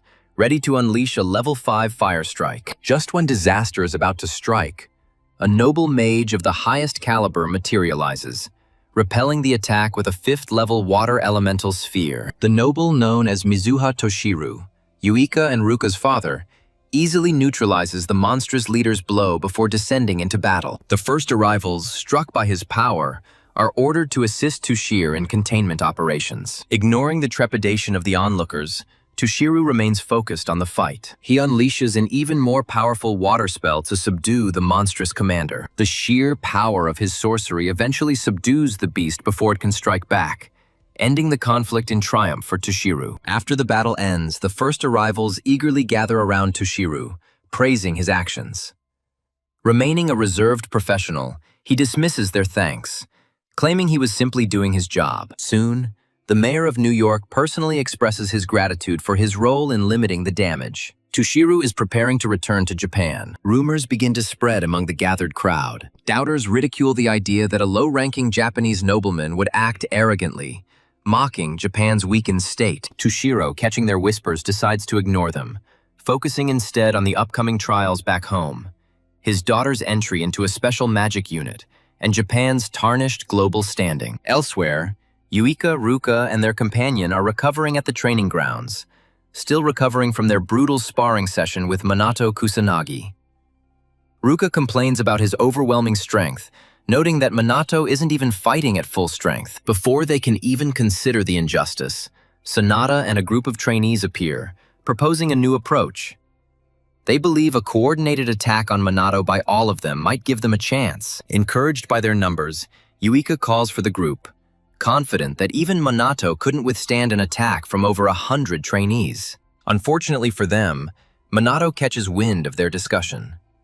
Suddenly materializing behind them, he casually asks if they'd like to test their hypothesis. Paralyzed with horror, Uika quickly backs away from everything, claiming that they were just having a casual conversation. Minato, unimpressed, announces that their time for deliberation is over. He presents their next challenge: to defeat him using all their strength. Seizing the moment, the squad launches a full-scale attack, confident that their numerical superiority will guarantee them victory. However, Minato makes almost no effort. He protects himself with a simple barrier. He's only level 1. When Yuika smugly informs him that it's not enough, he smoothly upgrades it to a 4th-tier advanced magic barrier, leaving the trainees in amazement. Determined to break through his defense, they intensify their attacks. But Minato's defense easily neutralizes every blow. The squad is aware of the seriousness of the situation. They understand the true, terrifying power of Minato. When his offensive begins, Minato unleashes pure agony, easily dominating each of them. As the chaos subsides, the trainees scream in agony. They lie scattered on the ground, completely defeated. When practice ends, Yuika and Ruka check their phones, their faces turning pale. Minato, seeing their reaction, asks about the problem. Both sisters look at him with utmost seriousness and inform him that their father has returned to Japan. The Misuoha sisters leave their father's residence. They arrive at the family estate for an important conversation. A short, awkward silence hangs in the air before Toshiro finally breaks it, asking them about the specialized magic squad they recently joined. Yuika confirms their participation in the group. The tension between them increases. Toshiro insists that they reveal more details about their squad. Relieved that their strict father is at least interested, they enthusiastically talk about the positive impact the troop has had on the community. They mention that their new comrades are outstanding individuals. Ruka readily adds, boasting of the significant improvement in their magical abilities and spell proficiency in a short period of time, attributing it to Minato Kusanagi and the entire squad. Intrigued by Minato's praise, Toshiro acknowledges the man's remarkable talents and his impact on society. However, as he drinks his tea, one of the girls compares Minato to their father, hinting that Minato could rival even a magical noble like himself. Hearing this, Toshiro carefully puts down his cup and gives a sudden order. They must leave the special magic squad immediately. The stunned sisters ask for a reason.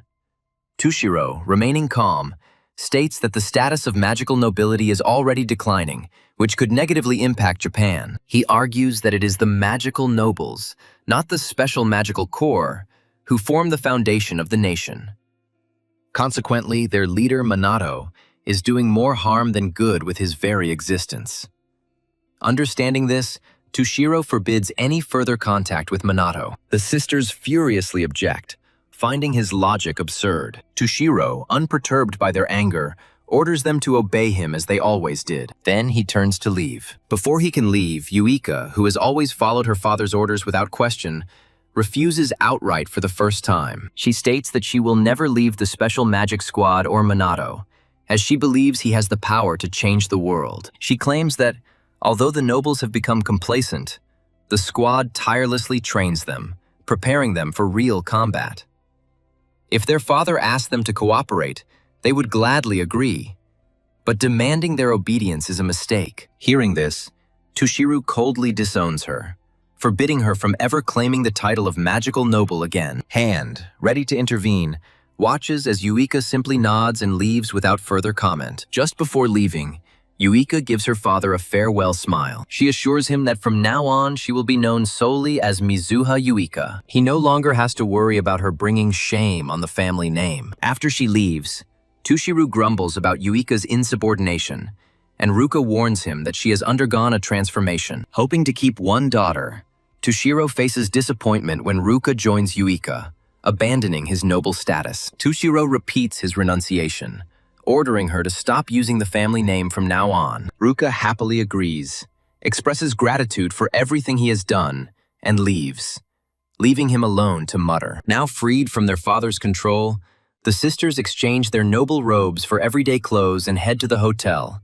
discussing their newfound freedom. Along the way, Yuika asks if Ruka is genuinely happy with abandoning her family. The hand reassures her. She states that as an older sister, she would never abandon Vika. Touched by her words, Yuika blossoms and the couple embrace warmly. Their happiness is fleeting, as they soon encounter problems booking accommodation. Having exhausted all options, they try to talk to the manager, but their efforts prove futile. A full day of searching yields no results. Every hotel, rental property, and even internet cafe turns them away because they are underage. Ruka could have lied about her age, but Wiki's extreme youth made that impossible. Discouraged, they find a small cafe to rest and enjoy some drinks. Wick laments the cruel turn of fate, having the means from their team adventures. However, they have nowhere to use their earnings. While they are talking, two drunk young men approach their table, trying to flirt with Wika right in front of Ruka. Before the situation gets any worse, Ruka glares at them and threatens them to back down or face serious consequences. Feeling threatened, the guys quickly apologize and leave in a hurry. The problem boys are gone, and Yuika beams at her sister. She suggests that they have some fun while they are stuck outside. When Ruka asks about their housing problem, Yuika brushes it off. They can decide it later. Determined to make the most of their first evening as independent sisters, they spend it shopping for new outfits and stuffed animals, singing karaoke like wild parties, and simply enjoying the moment. Dusk falls and the real world reasserts itself. However, Yuika expresses gratitude to Ruka for this unusual evening, admitting that his company relieves their worries. Accepting the praise with a knowing smirk, Ruka points out to Yuika that finding a place to stay remains an unresolved problem. While they're pondering potential hosts, Yuika receives a message from Minato.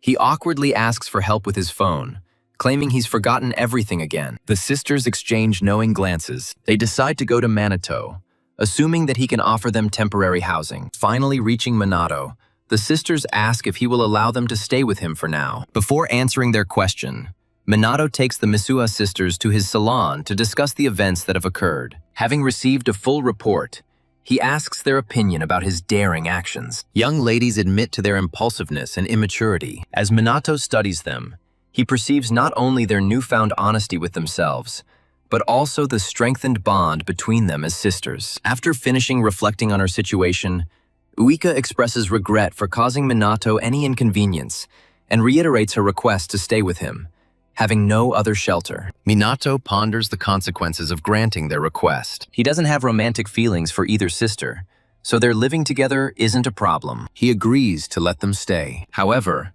before they can rejoice, He warns them that his home is modest and lacks the splendor to which they are accustomed. To his surprise, the sisters are completely indifferent. Instead, they jump around and chatter animatedly, like children. Observing their behavior, Minato can't help but notice their amazing adaptability, which unexpectedly confuses the girls. Suddenly, they find themselves plunged into bizarre dreams of living together with the formidable and charming Kusanagi Minato. Her thoughts race. Her heart pounds with strange emotions, forcing her to pull herself together. Ignoring their embarrassment, Minato casually asks if they're going to bathe before bed. The girls immediately overreact, mistaking him for a pervert. Minato remains calm and asks the question again. This time, their response is restrained. Yuka leaves first, leaving Minato and Ruka in the living room. During their conversation, Minato praises their courageous decision to leave home, admitting he didn't expect them to take such a step. Ruka agrees, saying she shares his surprise. This is their first act of disobedience to their father, a man invariably stern and resistant to any manifestation of independence. She anticipates that he will only intensify his attempts to impose his principles, rather than change his approach. Minato reminds her that Tushara has an extremely negative attitude towards their group. Therefore, his future actions against them are unpredictable. Before Ruka can respond, Yuika emerges from the shower, dressed in her loungewear, and asks Ruka to take her turn. The hand immediately gets up and enjoys the most invigorating shower of the day. In her absence, Yuika expresses to Minato how dreamlike it is to be in his house. Minato, unperturbed, assures her that, despite this being his first time hosting, he feels no trepidation. Yuika expresses her sincere gratitude to him for allowing them to stay. Minato waves it off, saying it's nothing special. She laughs, and when he asks what amuses her so much, she replies that she has always seen him remain calm no matter what happens. Minato confirms that they are members of his team. As long as they remain such, they will remain his companions forever. He vows to never abandon them. Hearing this, Uika's pulse quickens. However, before she can think about it further, Ruka appears from the restroom. She looks sophisticated in her pajamas. Minato gets up to go wash himself, leaving his brother and sister to sit quietly and reflect on the recent events. The next morning, Minato meets with Shido, his boss. He is presented with an updated training plan for his unit. After their usual conversation, he informs Shida that Yuika and Ruka are staying with him. Shido, realizing that Minato has taken in 2 girls,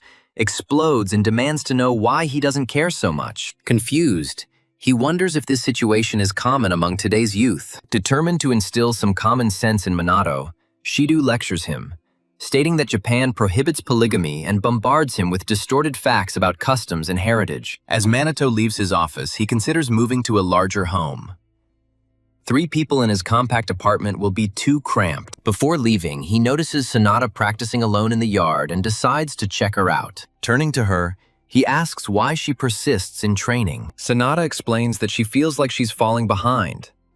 Now that her abilities have advanced, she can finally use offensive magic, but she still doesn't feel grief. She tells Minato to stop using formal language since she is his subordinate, and he immediately agrees. Minato encourages her to try casting an offensive spell. When she shows hesitation, he reassures her by promising to give her instructions. Taking his advice, Sanada takes a position and casts a spell. Watching her attempt, Minato praises her efforts and advises her to continue training.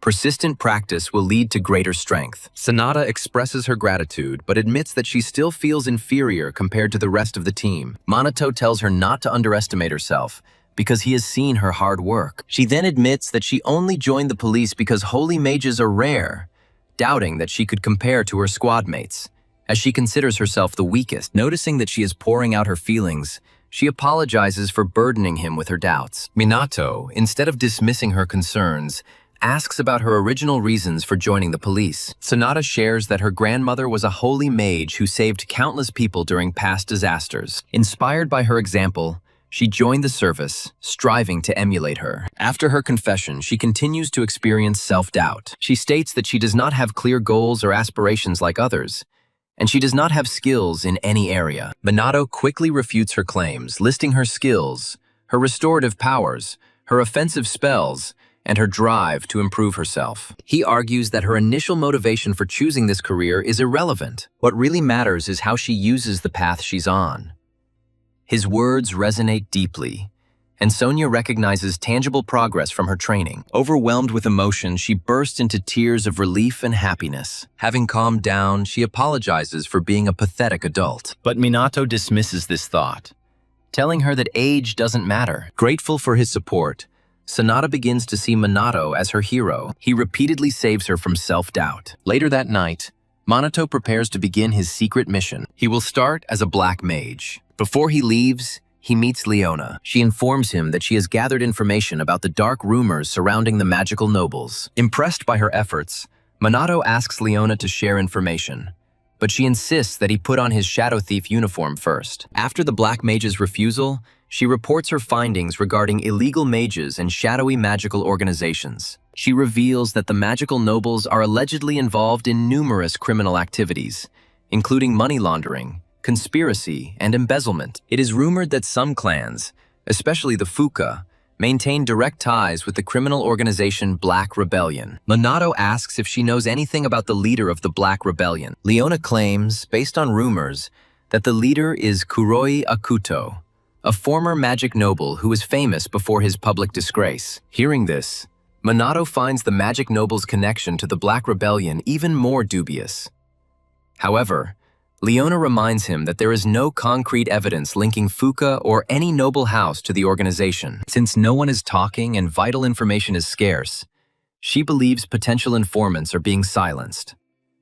Knowing this, she cautions Minato to exercise caution if he intends to investigate further. After finishing their conversation, Minato asks her to send all the collected data to his device. When asked about his next steps, he tells her that he is leaving. He sets off to take revenge. Without saying another word, he jumps from the top of the building. He ponders the most appropriate way to punish the guilty. He will show them no mercy. After several hours of dispensing justice, the Dark Sorcerer returns to his residence, once again assuming the identity of Minato Kusanagi. He relaxes with his new housemates, Yuika and Ruka, the trio in quiet contemplation, each immersed in their own activities. With no other pressing matters, Minato decides to research the Ichikama Minato and the disasters of 50 years ago, now that he has mastered the use of a smartphone. After some searching, he discovers that Itakamski's past is largely unchanged. However, modern magicians are depicted with significantly weakened powers,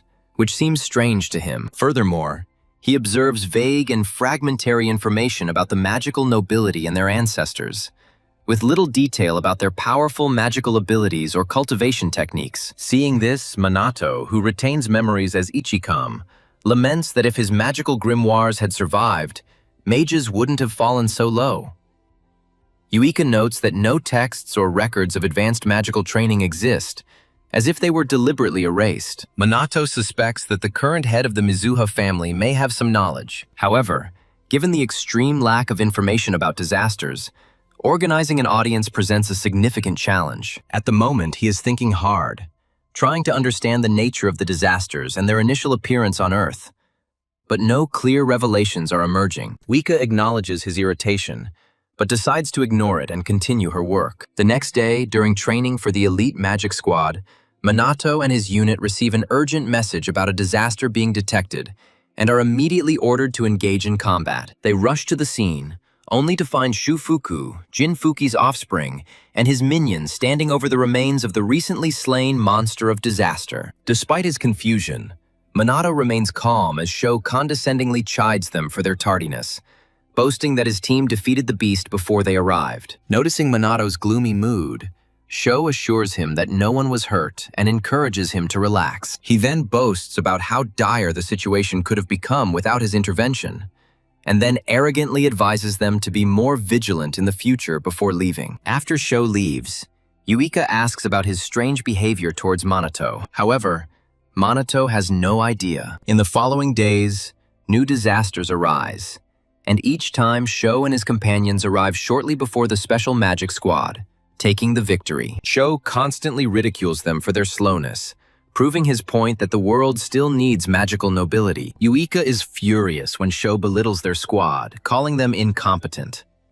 After he leaves, she seethes, saying this is the 5th time he's pulled this maneuver, clearly indicating covert action. Around this time, Sidu reveals the possibility of sabotage, citing constant delays in their intelligence reports. Since Minato is unable to detect disasters from a distance, he does not know how to find a solution. Meanwhile, Yuika throws a tantrum, pointing out that Seo constantly dodges confrontations whenever a demon-class enemy appears. At a dead end, Sonata pulls out his mobile device and shows his comrades the immense popularity the Fukas are receiving online.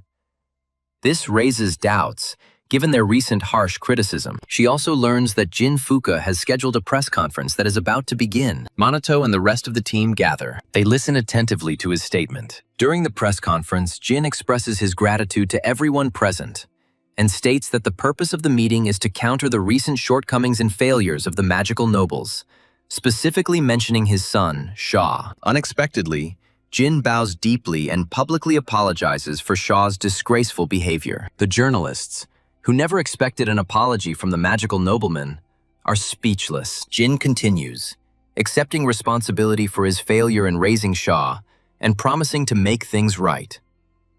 At the same time, news outlets begin to spread stories about how Shaw dealt with numerous disasters before specialized magical forces intervened. Jin realizes his strategy is succeeding. He stands up confidently and speaks of the shortage of capable magical nobles. However, he assures the public that steps are being taken to address the issue. As the conference gains momentum online, 50% of the comments support Fook, which irritates Yuka. She complains to her colleagues, wondering if all their efforts were in vain, only to be ridiculed by the public. Before she completely loses control, Minato advises her to remain calm, reminding her that their goal remains the same, regardless of public opinion. He begs them to believe in his ability to handle the crisis. A few days after the conference, Shadow received a call. He was summoned to an important high-level meeting. His superior reveals that the special magic unit is in danger as complaints against them continue to mount due to their increasing clashes with the magic aristocracy. When Shido tries to justify Shu's questionable behavior, his superior dismisses his concerns, accusing him of provoking the magical nobles.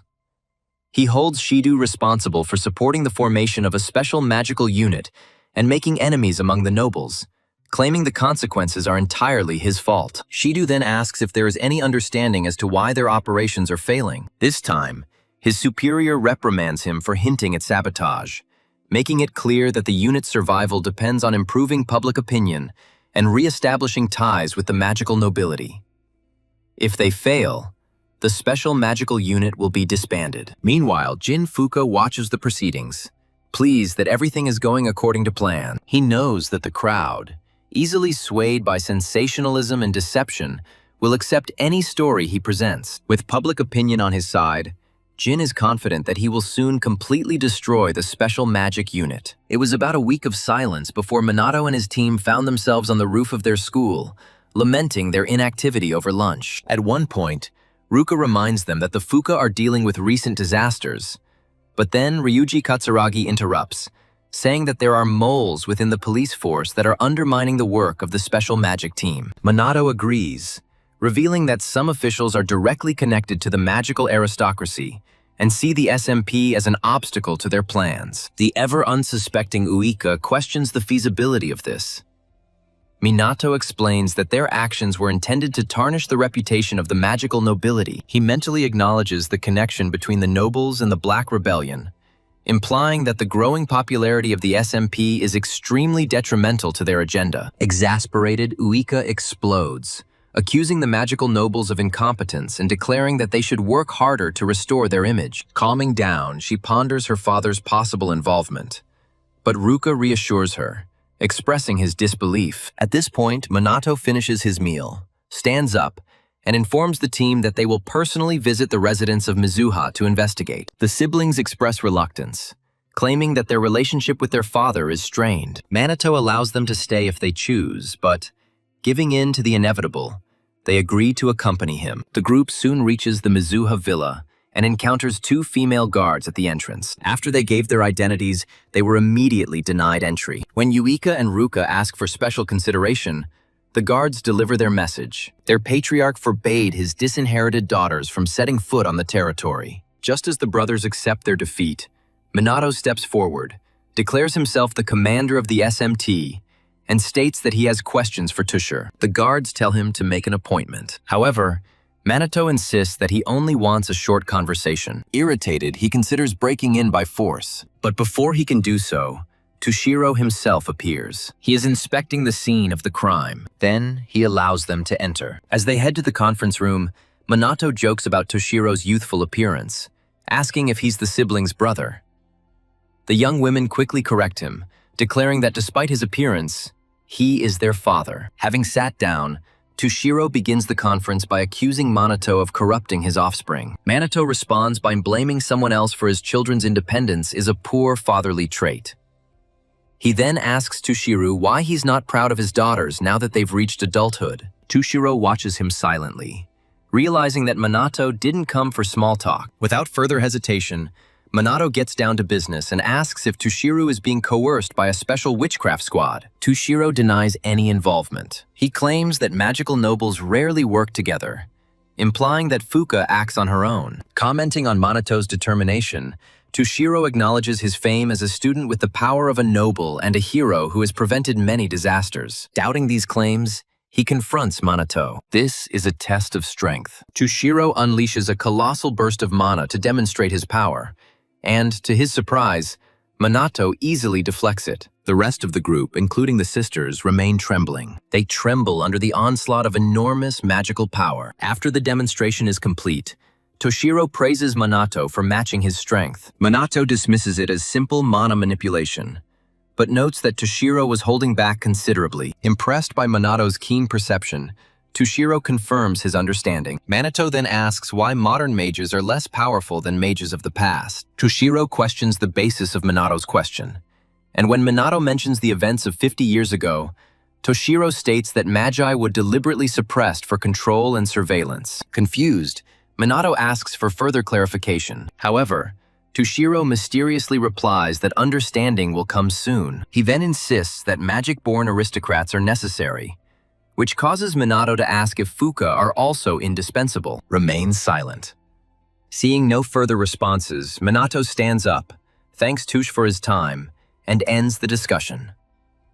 Before they leave, the others mention their ongoing difficulties. They are still moving at a slow pace due to the mana surge they experienced earlier. Minato helps them up, and as they leave, he tells Tushu that he appreciates not having to expose any wrongdoing in his family. If he had been forced to, Minato would have acted differently. In conclusion, Minato tells Toshiro that his daughters are his dear companions. When Tushu asks for clarification on its meaning, Minato simply leaves without answering. Sometime later, after a few days, the Special Magic Squad finally receives new clothing made from anti-monster fabric that is impervious to most spells. Sidhu declares their complete readiness. They are now capable of operating at 100% capacity. With all preparations complete, Minato gathers his squad, declaring that it is time to face Fuka. Meanwhile, at the Fuka residence, Jin Fuka and his son Su are enjoying the upcoming destruction of the Special Magic Squad. Jin boasts that with the support of the Black Rebellion, he will soon seize control of Japan. Their fun is interrupted when men in police uniforms burst into the room, ordering everyone to stop. The scene is broadcast live, and a news anchor reports the shocking arrest of a magical nobleman. From a helicopter at Jinna's height, a reporter informs the public that this is the first time the nobleman has faced such charges. The police arrest Jinna for bribery, coercion, and abuse of power, notifying him that his estate is under investigation. Jin, in a rage, argues that the nobleman should not be treated as a common criminal and demands proof. Just then, a special magic squad arrives. Minato steps forward, holding his phone, and calmly tells Jin that they have all the evidence they need. Jin's son Shu instantly recognizes Kusanagi Minato from the SMT presenting the evidence. He demands to know Minato's purpose here, but his father Jin dismisses the evidence as fabricated. In response, Minato shows images on his phone, revealing irrefutable evidence of Jin's involvement in bribery, collaboration with illegal magicians, and even planning murder. Jin defends himself when he sees this. He accuses Minato of creating false evidence. To refute his accusations, Minato plays a recording of Jin and Sho ignoring a minor disaster threatening the townspeople. He then asks if Jin would consider the recording a fake. Jin, realizing that he is cornered, explodes in rage, demanding to know who dared to follow him. His servant comes forward, confessing that it was he who betrayed him. Enraged, Jin grabs the servant by the throat, scolds him, and demands to know why he betrayed the man who had given him food and shelter for years. It turns out that the servant had been secretly meeting with the Black Mage, who doubted his loyalty. The Black Mage challenged him. He asked if he was obliged to watch passively as the family he served sank deeper into depravity. The dumbfounded servant was given a choice. He could continue to indulge in corruption or take the righteous path. And so, before his master, the butler makes a bold statement. He declares that Jin is unworthy of being a magical aristocrat and demands his exile. Jin, seething with rage, summons several magical formations. He vows to destroy everyone present in the hall. Before he can move, Minato destroys the formations and breaches the wall. This confirms that a corrupt aristocrat like him has no way out. Jin mourns the destruction of everything he built. However, Minato sternly reminds him that he is the architect of his own demise. In a last desperate move, Jin boasts of the foreign stronghold he has prepared for such moments, claiming that once he escapes, he will be impossible to reach. But before he escapes, he proclaims that he will be impossible to reach. He also vows to kill anyone who tries to stop him. Jin, his progeny, and their minions unleash a flurry of stealth attacks on the constables. But Minato shields the officers and instructs them to retreat while the elite magic squad handles the matter. Minato then unleashes another wave of energy, creating a second breach in the building. This time, a news helicopter stationed outside records the events in real time. Journalists reported that the Fuka clan was actively resisting arrest, sparking significant debate about the influence of the magical aristocracy in society. Now, as the public watches with distrust, the reporter asks the people if they can still trust the magical nobles to protect them. However, she quickly assures them that Japan still has the SMT and their commander, Kusanagi Minato, to uphold justice. Outside the estate, Fuka and SMT prepare for battle. Minato confronts Jin while Shu and his subordinates engage the rest of the squad. Before the battle begins, Shu mocks the SMT, asking if they really believe they can win with such limited forces. Unlike the smug aristocrats, Yuika states that their squad is already dealing with other disasters in different places. Enraged, Shu vows to unleash his full power and promises to destroy every single one of them. Yuika condemns him as a disgrace to the magical nobility and declares that they will never forgive his sins against the people. As the confrontation escalates, Jin mocks Minato, questioning his confidence in defeating a noble mage.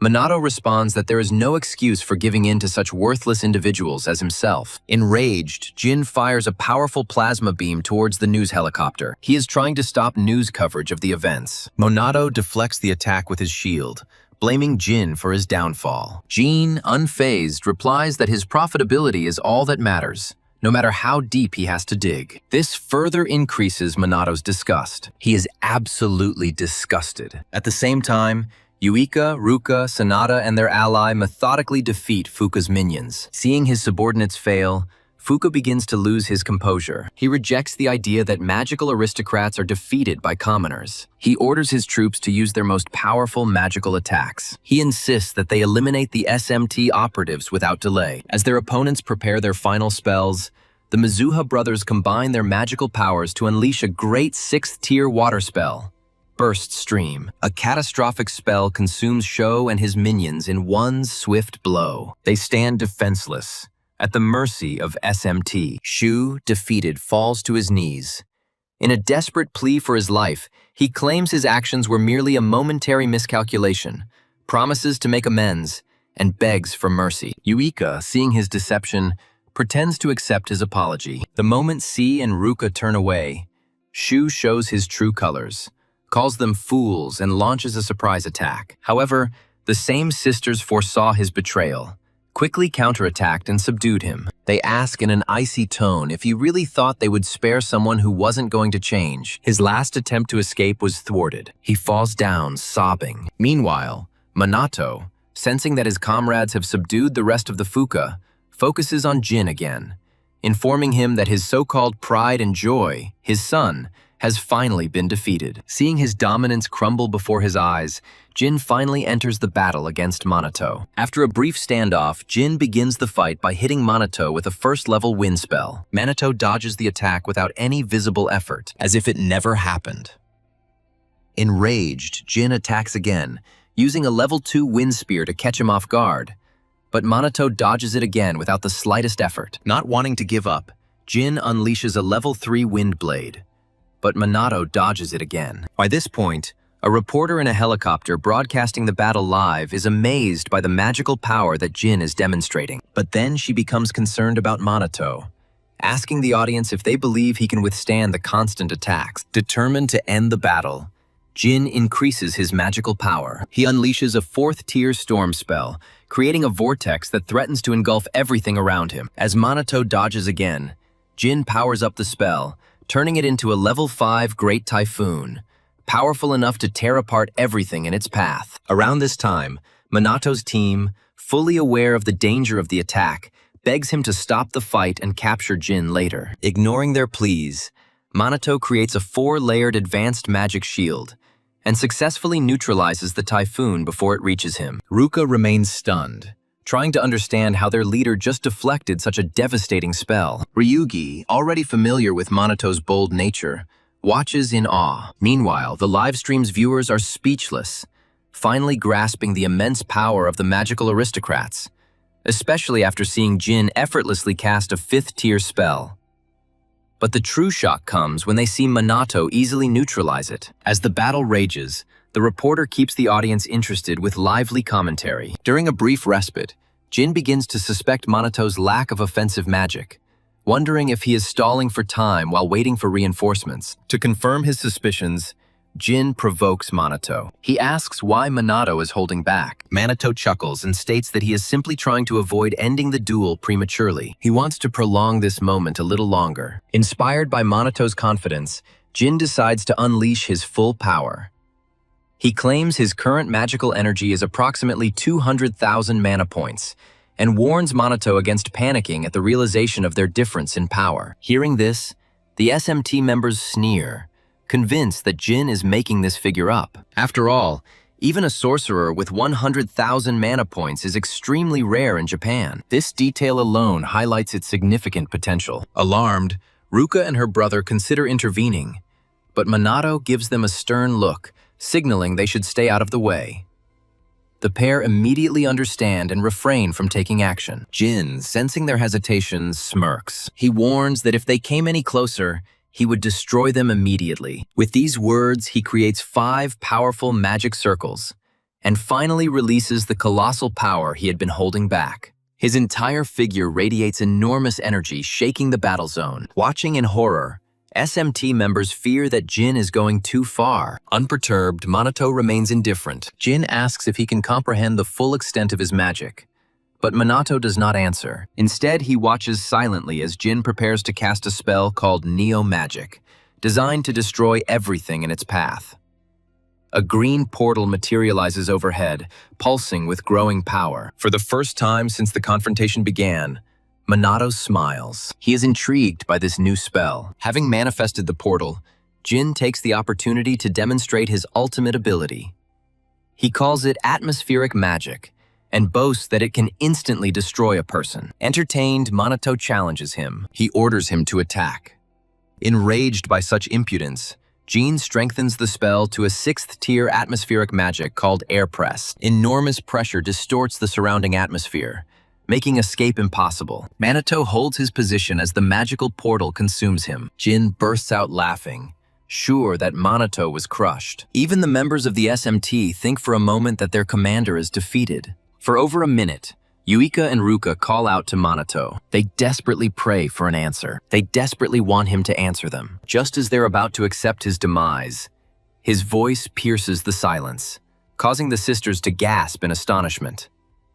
Minato chides them for declaring him dead so prematurely. Jin, stunned, demands to know how he survived. Minato casually states that he simply equalized the internal and external pressure to neutralize the spell's effect, similar to how deep-sea creatures withstand the monstrous pressure of the ocean. Jin, still stunned, asks how Minato managed to use atmospheric magic, his signature spell. Minato chuckles and tells him that he simply observed and gained knowledge. Jin is stunned, but Minato reminds him that if he hadn't taken the time to describe his method, it could have caused him real harm. To further taunt him, Minato uses sound enchantment to distort the pressure inside Jin's ears, causing him terrible agony. Jin recoils, demanding to know what Minato did. Minato smirks and explains that he used sound enchantment, an additional application of wind magic, to increase the sound pressure around his ears, making him miserable. As the fight progresses, Yuika finally begins to understand something vital about Minato. At the same time, Jin, feeling completely humiliated, loses all self-control. He unleashes a surge of power, declaring that from now on, he will no longer hold back. He claims that his 200,000 mana was only preliminary, and that upon releasing his full power, his magical power would increase to 500,000 mana. Shadu and the SMT operatives, feeling a surge of life force, realize that Jin is not pretending this time. The next fight is ready to begin. Jin roars, commanding Minato to give in to hopelessness as he prepares his most devastating strike to date. For a few moments, Jin accumulates a huge amount of magical power, stunning the members of the SMT. Shidu, realizing that they have underestimated the magical aristocrats, warns that Minato may not be able to handle this colossal power. Jin, now fully empowered, begins to boast about his power. Minato, unperturbed, yawns, causing Jin to stop in confusion. The magical aristocrat asks if Minato is too stupid to understand his power. However, Minato remains silent. Jin continues to boast about his final spell. He releases a small green atmospheric vortex towards Minato, who remains motionless. Annoyed that his attack doesn't frighten Minato, Jin increases his energy, creating 6 more green magic symbols. The immense power emanating from them alarms the members of the SMT, marking the first 7th tier spell they have seen this year. As the pressure mounts, Yuika places her faith in Minato, silently pleading with him to defeat Jin. With his ultimate spell complete, Jin taunts Minato, saying that he should have struck earlier while the spell was still forming. Now he tells him that it is too late to regret. Despair is his only option. Irritated, Minato asks if he's finally going to attack. Instead of answering, Jin continues his meaningless speech. He finally unleashes his most powerful spell, the 7th tier atmospheric magic, Plasma Rupture. The sheer force of the spell destabilizes the helicopter hovering above. Meanwhile, members of the SMT are looking for a way to resist him. Ruka desperately screams at Minato to run, but he stands his ground. Jin gives Minato one last chance to escape, warning that if he does, his friends will die in his place. Unperturbed, Minato accepts the challenge and prepares to counterattack. Before the Plasma Rupture spell gets out of control, he casts a 4th tier spell. This creates the core of the amethyst. Jin ridicules his choice. He asks if they really believe they can resist his magic with something so insignificant. As Jin laughs, Minato launches the amethyst crystal into the core of the plasma rift, anticipating the outcome. To the amazement of everyone present, the plasma rift was instantly neutralized. It was completely stopped. Jin, along with the members of SMT, remains motionless, trying to understand how his ultimate spell dissipated so easily. In amazement, Jin demands answers. Minato casually states that wind magic is weaker than earth magic. Since Plasma Rupture was a slow spell, it was easily neutralized with an amethyst crystal. He then mocks Jin's ignorance, leaving the noble mage stunned by the revelation. Jin still can't comprehend what happened. He asks for further clarification. Minato explains that while the amethyst core does not possess significant offensive power, its dense magic allows it to absorb spells of the opposite attribute, neutralizing them despite the difference in rank. Jin, still in shock, asks why. Why does Minato have such an absurd spell? Minato smirks and admits that he came up with it just for fun. Hearing this, Jin completely collapses, unable to accept that the spell he spent decades perfecting was overcome by something his opponent created in a fit of rage. The battle is essentially over. Minato approaches, ordering Jin to prepare for retribution. But before Minato can do anything, Jin quickly gives up, stating that his magic has run out and his body is motionless. Minato calms him down by saying that he doesn't wish to attack someone as weak as Jin, and instead decides to lightly flick him on the forehead. Jin cannot estimate the force of the impending blow. He brushes aside the impending blow without a second thought. The moment Minato makes the snap, Jin is thrown back several meters and passes out from the sheer force. The SMT operatives watch in stunned silence, wondering if their commander has any humanity left in him. With Jin neutralized, the authorities move to arrest him. At the same time, an air news correspondent announces a significant fall. The magical aristocrat was defeated by SMT captain Kusanagi Minato. The nation erupts in jubilation, its population praising the virtues of Minato. After the conflict is resolved, the SMT squad surrounds Minato, congratulating him on his final victory over Fukujin. Minato watched as the authorities took Jin away. He felt deeply disappointed in the Japanese magical aristocrats, recognizing them as mere charlatans. After Jin was out of sight, Minato inquired about the actions of the magical aristocrats after the death of Ichikama Minato 50 years ago. Jin's silence prompted Minato to ask if they had destroyed the magic of that time, demanding an explanation for such an act. Jin finally replied that commoners would never be able to comprehend the lofty speculations of magical aristocrats. Confused by this vague answer, Minato asked for further details, but Jin only chuckled and told him to find out the truth himself before he was taken away. A few hours later, Minato had to attend a press conference with Shadu and the team leader. He began by giving a brief account of his encounter with Fukujin. His statements quickly attracted significant media attention. His fame skyrocketed overnight. He achieved wide recognition. A few days passed, and Minato found himself relaxing on a Hawaiian beach, basking in the sun, still pondering his unexpected arrival there. While he was thinking, Yuika came up to him in a swimsuit and asked what he was thinking about. Before answering her question, Minato recalled his last conversation with Shido and the other team members. In a flashback, Ryuji asks Shido about their destination in Hawaii. Shido explains that, as everyone knows, SMT has recently exploded in popularity. Due to the overwhelming attention, things are slowly spiraling out of control. As he speaks, Yuika discovers footage of Minato surrounded by girls. Realizing that they are now being recorded even at school, she notifies the group that their videos are rapidly spreading across multiple social media channels. Ruka adds that the internet is also flooded with messages regarding SMT. While the team expresses concern about the growing visibility, Shido confirms that all of Japan is now focused on them. Consequently, he has arranged for them to vacation in Hawaii until the situation is resolved. He also thanks Minato for supporting the team and receiving support from the Misuha clan, which will help in crisis management interventions during their absence. With this confidence, he implores them to take advantage of this opportunity to recuperate. He then leaves, leaving them to prepare for the journey. Back in the present, Minato, after listening to Yuika's question, stands up and tells her that he was simply deep in thought. Pleased with his answer, Yuika shyly points out her swimsuit, asking if she looks weird in it. Without pausing, Minato assures her that she looks charming. The unexpected praise stuns Yuika, causing her to blush deeply. Minato adds that the swimsuit complements her sense of style and looks absolutely fantastic. Startled, Yuika awkwardly expresses her gratitude and looks away to recover. Ruka soon appears in a dark swimsuit, annoyed that Minato has been ignoring her all day. He looks puzzled. She asks if there is anything he wants to express. Minato replies that he simply appreciated her attractiveness, noting how her fair, translucent skin makes the swimsuit stand out and enhances her grace. Embarrassed by such flowery praise, Ruka turns away, her cheeks flushed crimson, and thanks him. All this time, Ryuji, who was standing next to Minato, was amazed by how smoothly and sincerely Minato praised the girls without any hidden agenda. A little later, Sanada appears. She is wearing a white flared dress. When she apologizes for the weight, Ryuji is stunned, noticing for the first time how slender she is beneath her clothes. Intrigued, Sanada asks Minato for his opinion on her outfit. Before he can answer, Ryuji silently wishes he hadn't mentioned her figure. Minato was the center of attention. He just said something to Sanada. Her sense of style was exceptional. Not believing his honesty, Sanada demands details, forcing Minato to emphasize how perfectly the dress highlights her natural grace. Taken by surprise,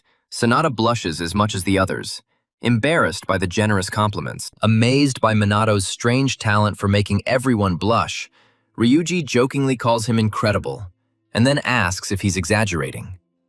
Minato nonchalantly replies that he is simply telling the truth, And if someone deserves praise, he sees no point in withholding it. Since he thinks all three look amazing in their swimsuits, he felt he had to speak out. While Ryuji admits there's nothing wrong with it, he can't help but feel embarrassed at the girl's stunned reactions. To make matters worse, Minato suddenly turns to Ryuga. He begins to praise his harmonious physique, calling on him to be proud of his appearance. Ryuga was not amused. He cut it off immediately. He warned him never to compliment another man. He warned him never to repeat this in front of girls. The tension has eased, and the Special Magic Squad spends the rest of the day enjoying a variety of activities: volleyball, jet skiing, sunbathing, and taking countless photos. As night falls, Minato heads to the nearest convenience store for a drink. However, shortly after he leaves, he notices Yuika acting unusually shy and decides to go with her. As they walk, they reflect on how often they have encountered each other lately. This respite seems almost unreal. This is followed by a short, quiet interval, during which Yuika remembers the ring Ruka wore earlier, and wonders if her sister is in a romantic relationship with Minato. Before her imagination runs wild, she reminds herself that Minato told her he was single. Minato, noticing her sudden change in behavior, remains silent, waiting for her words. Mustering up all her courage, Yuika asks what type of person Minato likes. Minato admits that he never really thought about it, and she jokingly suggests herself, Ruku, and Sonata as contenders. She insists that he choose one of them. After a short pause, Minato chooses all three, praising their attractiveness, loyalty, and admirable qualities. Annoyed by his evasive response, Yuika notes that his words lack genuine romantic feeling. Minato, confused, states that he thought admiration and affection were similar. After pausing to collect his thoughts, he says something to Yuika. If he had to choose, she is his preferred choice. Hearing this, Yuika freezes in shock while Minato sincerely lists how much he appreciates her. Her face turns red and she sinks to the ground, overwhelmed with emotion. Concerned, Minato sits down next to her and asks if she is okay. Still confused, Yuika mutters that even though she knows Minato doesn't see her in a romantic light, his words bring her great joy. If anything has changed, it's that it has strengthened her deep attachment to him. Meanwhile, in Japan, Shidu studies social media trends and becomes aware of a growing crisis. Not only is there growing disapproval of the magical aristocracy, but the public is increasingly calling on SMT to control monsters and disasters. Furthermore, the mysterious Avenger, Shadowbringer, is gaining popularity, fueling online discussions about a possible showdown between him and Minato to determine their strength. Against this backdrop, Shidu finds himself at a critical crossroads. A certain plane lands at an international airport in Japan. On it are two leaders of magical aristocratic families, clearly angry at the commotion that occurred in their absence. The first is Homurai Hinata, head of the Homurai clan. The second is Kaichi Riku, leader of the Kaichi clan. As they step off the plane, they both complain about the mess they now have to clean up. About a week later, Minato and the girls return to Japan to return to their normal lives. One evening, as Yuika prepares dinner, Minato notices how quickly their vacation has ended. The hand sitting next to him assures him that SMT and their academy have implemented strict media restrictions, so they will finally have a break from the paparazzi. At this moment, Yuika peeks out from the kitchen, asking for help with serving the dishes. Minato immediately stands up to help, and soon the table is laden with delicious food. During the meal, Yuika asks if they're ready for school, which resumes tomorrow. Minato informs her that, with the school police keeping them safe, the attention on them should have faded. After a casual conversation, Minato suggests forgetting about the hustle and bustle. He believes that people will quickly lose interest. Unfortunately for them, Minato quickly realizes the futility of this plan when the next day, girls from numerous classes flock to him, bombarding him with questions about the girl. When the pressure becomes unbearable, Yuika and the others ignore the students and invite each other to eat. On their way to lunch, Yuika notes that the attention was even stronger before their break, when strangers would sometimes sneak into the school just to look at them. The conversation continues until Ruka casually mentions that they are almost out of toilet paper. Minato suggests they stop by the store after class to stock up on supplies and buy bath salts, a treat Yuika enjoys. The moment Minato mentions this, the surrounding students realize that Minato lives with the Misuha sisters. Embarrassed by the negative reaction, Yuika drags the others away. She hurries them up to the roof to eat. There, Ryuji confirms that the three are indeed living together and decides that it is acceptable since they are with their team captain, Minato Kusanagi. In any case, he assures them that if they face any difficulties, they can count on his support. The girls express their gratitude for his generosity, and after this, Ryuji suggests that Minato should avoid formalities in his communication with them. He asks if Minato minds them using his name. Minato is a relaxed person. Therefore, he tells them to address him as they please. He doesn't mind at all. Just as Yuika is about to speak, she suddenly stops, realizing the profound implications of the trio's cohabitation. Before her thoughts can run wild, she quickly dismisses them, reassuring herself that everything is fine as long as nothing out of the ordinary happens. Ryugi and Minato, puzzled by her sudden change of mood, exchange glances. Having regained her composure, Yuika turns her attention to Minato. She asks if he ever feels uneasy about living with the two of them. Without an immediate response, they finish their meal and calmly continue their day. As darkness falls while Ruka and Minato are fast asleep, Yuika remains awake, confused by their ability to sleep so soundly. She wonders if she's the only one who feels uneasy about their shared space. When the silence becomes oppressive, she throws a small tantrum before forcing herself to rest. Moments later, Ruka also wakes up, pondering the same fears as her sister earlier. She admits to herself that she is still not used to sharing a room. She still wasn't used to sharing quarters with Minato. Unable to fall back asleep, she gets up, trying to understand why their current circumstances are troubling her so much. When no solutions are found, she glances at Minato. He sleeps peacefully on the floor. The sight of him makes her blush, and when inappropriate thoughts begin to invade her consciousness, she quickly pulls the blanket over her head. Reflecting on how Ryuji and the others casually call Minato by his first name, Ruka wonders why she continues to call him by his last name, Kusanagi. Her mind goes back to the moment when she almost choked. She tried to use his name on the way to school. In the end, she could only say Kusanagi before muttering nonsense that puzzled Minato. Another time, she found herself alone with him on the roof during lunch. Even at that moment, she still couldn't bring herself to say his name. She recalls even more humiliating incidents. She winces, chiding herself for being too timid to do such a simple thing. The next morning, on the way to school, Minato notices Ruka's gloomy mood and asks if she is sick. Ruka assures him that she is fine, but addresses him as Kusanagi again. This time, Minato stops her, reminding her that they are no longer strangers. He begs her to stop using his last name and just say Minato. Blushing, Ruka finally gathers her courage and says his name. Elsewhere, the magical aristocracy gathers in a secret location to discuss their recent failures and situation. To begin the meeting,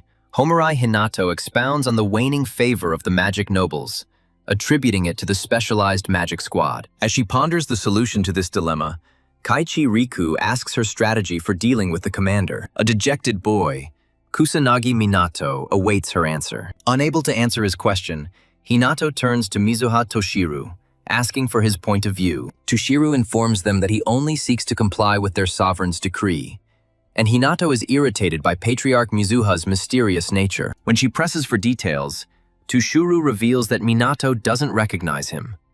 This makes Hinato wonder if Minato is ignoring their existence, to which Toshiru confirms. Finding Minato unaware of their presence, Riku decides to test him, assessing his potential usefulness to their cause. If they find it useless, they will not hesitate to eliminate it. The next day, Minato informs his team of the location of the next major disaster, which is expected to occur in Osaka. By now, the disasters reflected events that had occurred 50 years earlier. This pattern does not cover minor disasters. Despite widespread media coverage, Yuika notes that the interval between disasters has shrunk dramatically, and major catastrophes, once annual occurrences, are now unpredictable, even with police vigilance. Moreover, with disaster response in disarray and lacking a dedicated team like the SMT that exists elsewhere, their situation will only get worse. Around this point, Shido's eyes sparkle with pride as he proudly announces to Minato that the police have established a second SMT in Osaka. It turns out that collaboration with the self-defense forces and police could improve disaster response, and numerous trainees there are eager for Manito's leadership. Having said all this, Shido smugly asks if Minato will fulfill their requests and go to Osaka to train them. Unable to refuse, Minato pleases Shida even more by agreeing to go and train them. After this, he informs Minato that someone who survived the Great Cataclysm 50 years ago is waiting for him there. Now, Takagami Shizuku, the person waiting for him, is one of the few remaining masters of creating anti-monster equipment, and she really wants to talk to Minato. Eventually, Minato agrees to meet her. Shido then mentions that Takagami created the clothes for SMT. Agreements have been reached. Minato heads to the airport. He stops briefly to say goodbye. He reunites with his squad. Then he boards the plane. Just moments before takeoff, Minato reaches into his pockets and hands each member of his team a bracelet. He warns them to be sure to wear the bracelets until his return, and not to take them off under any circumstances. Finally, when he asks if they can cope without him, the other three assure him that they too have grown stronger, so that he could go to Osaka without any worries. Minato says goodbye to his comrades, saying that he is counting on them. Finally, he boards the plane to take his first-class seat. In the first moments inside, Minato reflects on the various random events that occurred during his time in Hawaii, but then stops to reflect on his first-class flight, acknowledging Shido's excellent work this time around. Just at that moment, he notices several suspicious individuals entering the plane. These are strangers he has never met, and he wonders about their personalities. When Hinata and Riku take seats right next to him, Minato immediately identifies them as powerful mages. By now, there appear to be a significant number of them on board. However, security measures are strict. Minato believes that they should not cause any difficulties. They shouldn't cause any difficulties. As soon as the plane is boarded, it sets off, and Minato is served an extremely luxurious and delicious meal, which he appreciates and eats with pleasure. Soon after eating, Minato leans back. He enjoys the view from the premium window. He relaxes like an unusually unperturbed person. But before he can find peace, the renegade mages on board the plane begin to act. They take the passengers, including Minato, captive and threaten to execute everyone if their demands are not met. However, Minato, Hinata, and Riku remain in their seats, as if awaiting the event. As the hijacking unfolds, Minato counts the number of missing nin, quickly determining there are 10 of them. If he encounters them individually, the remaining passengers will be in serious danger. Advanced magic could endanger the plane, causing Minato to decide that he can't handle these fools alone and needs outside help. At about this point, the entire plane descends into chaos. The passengers beg the kidnappers for mercy, but the magician hijackers silence them to avoid death. Once they have full control of the plane, one of the foolish sorcerers approaches Minato, demanding the release of the other BR members, stating that they will not tolerate unfair treatment from elite magicians. Having received no answer, the individual gives Minato 5 minutes to contact those on the ground and force them to release their comrades immediately. Otherwise, they will begin executing the prisoners one by one. Before starting the countdown, the villains check with the pilot to see if he has written down everything they just said. Minato doesn't have a second to waste. He needs to think about his next move. What choice will he make? Before making an impulsive decision, he exchanges knowing glances with Riku and Hinata, who are secretly building up their mana and waiting for their signal to attack. It is then that one of the outcast mages notices his suspicious behavior. Another magician threatens to kill Minato. He is warned against any movement. Moments later, the rogue mages were distracted. Hinata and Riku quickly moved towards them. They neutralized them one by one as quickly as possible. Having finished disarming the villains holding the passengers hostage, the three of them, Riku, Hinata, and Minato, make eye contact for a moment before they all move around the passenger area to disarm the remaining villains guarding that position. During their fight, the villains strike back. They're trying to shoot someone like Hinata. Unfortunately, Hinata's magical power far exceeds theirs, so she, along with Riku and Minato, continues to brutally beat these rebellious fools. They also finish them off. Soon after, one of the rogue mages grabs a flight attendant, threatening to crash the plane if they don't stop killing his allies. Noticing the idiot's momentary distraction, Minato rushes forward and brutally beats him, freeing the flight attendant from his grip. At the same time, Hinata and Riku neutralize the remaining two. The other passengers look on in amazement, hardly believing that these three strange individuals have just defeated the bandits and saved them. As passengers flock to express their gratitude to their rescuers, Hinata speaks disparagingly of the outcast mages, calling them pathetic due to their quick defeat. She grumbles that they made the confrontation boring. However, Minato senses a disturbance in the cockpit and quickly informs the others that the test is not over yet, and orders them to hurry to the cockpit door without a word. Inside the cockpit, Minato and the remaining two find another rogue mage holding the pilot hostage and threatening to shoot him if they approach. Hinata was tired of facing these low-level sorcerers. She dealt a crushing, unexpected blow to this imbecile. He turned into a whining child calling for his mother. What a humiliating defeat. Unfortunately for them, the fool shoots at one of the plane's controls, and Minato, who has already protected the pilot, realizes their dire situation as the entire plane immediately loses stability and violently shakes the passengers. Having tried every possible evasive measure, the pilot informs the trio that they are doomed, as not only are the controls unresponsive, but the radio communications have also failed. Without intervention, they will crash into the mountains and die. Hearing this, Hinata is immediately overcome with horror, shaking the pilot and begging him to resolve their crisis to avoid death. At about this moment, a window breaks, and the icy air from outside quickly forms a vortex inside the cockpit. Feeling the intense cold in the air, the co-pilot expresses his dissatisfaction. He laments that he will succumb to the cold even before the crash occurs. Hinata, realizing the gravity of their situation, asks the others if they have any ideas, while Riku advises them to all die together. After scolding the depressed bastard for his horrible words, Hinata begins to think that they are finally meeting their end. Having exhausted all options, the pilot resigns himself to his fate. The co-pilot also resigns himself to his fate. They call on others to prepare for death. It was then that Minato, who had been silent all this time, smiled for the first time, ignoring the pilots, and assured them that he would save everyone. Hearing this, the pilot warns him, this problem is not something that the average person can fix. They are all destined to die on this day. Tired of listening to the pilot's pessimistic chatter, Minato goes to the broken cockpit window. Ignoring the pilot's warnings and questions, he makes his move. Minato jumps out of the plane. Hinata thinks that Minato simply ran away to save his own skin, but she quickly regrets her words when the plane begins to rapidly lose altitude, threatening to destroy everyone inside in a matter of moments. Around this time, the passengers were already saying their final prayers, hoping to reach the Lord when it was all over. The pilot, on the contrary, continues to try to raise the nose of the plane to avoid falling into the sea. Seconds before the plane finally crashes into the ocean, after everyone has lost hope, a miracle happens. The plane not only regains its balance, but also gains altitude as quickly as possible. Watching this, both pilots cannot believe their eyes. They are puzzled as to what the hell happened to the plane. Hinata, who had suspected Minato all along, tells them that it was Minato who saved their lives. And if she is right, then he is holding up the entire plane himself. By this time, Minato is already underneath the plane, carrying a weight of over 230 tons and guiding it towards the nearest airport. To explain how he did this, Minato says that he first created a barrier covering the bottom of the plane using a massive amount of magical power, and then enhanced his physical strength with magical martial arts. Then, simultaneously, he adjusted the plane's trajectory using wind magic to guide it to a safe landing site.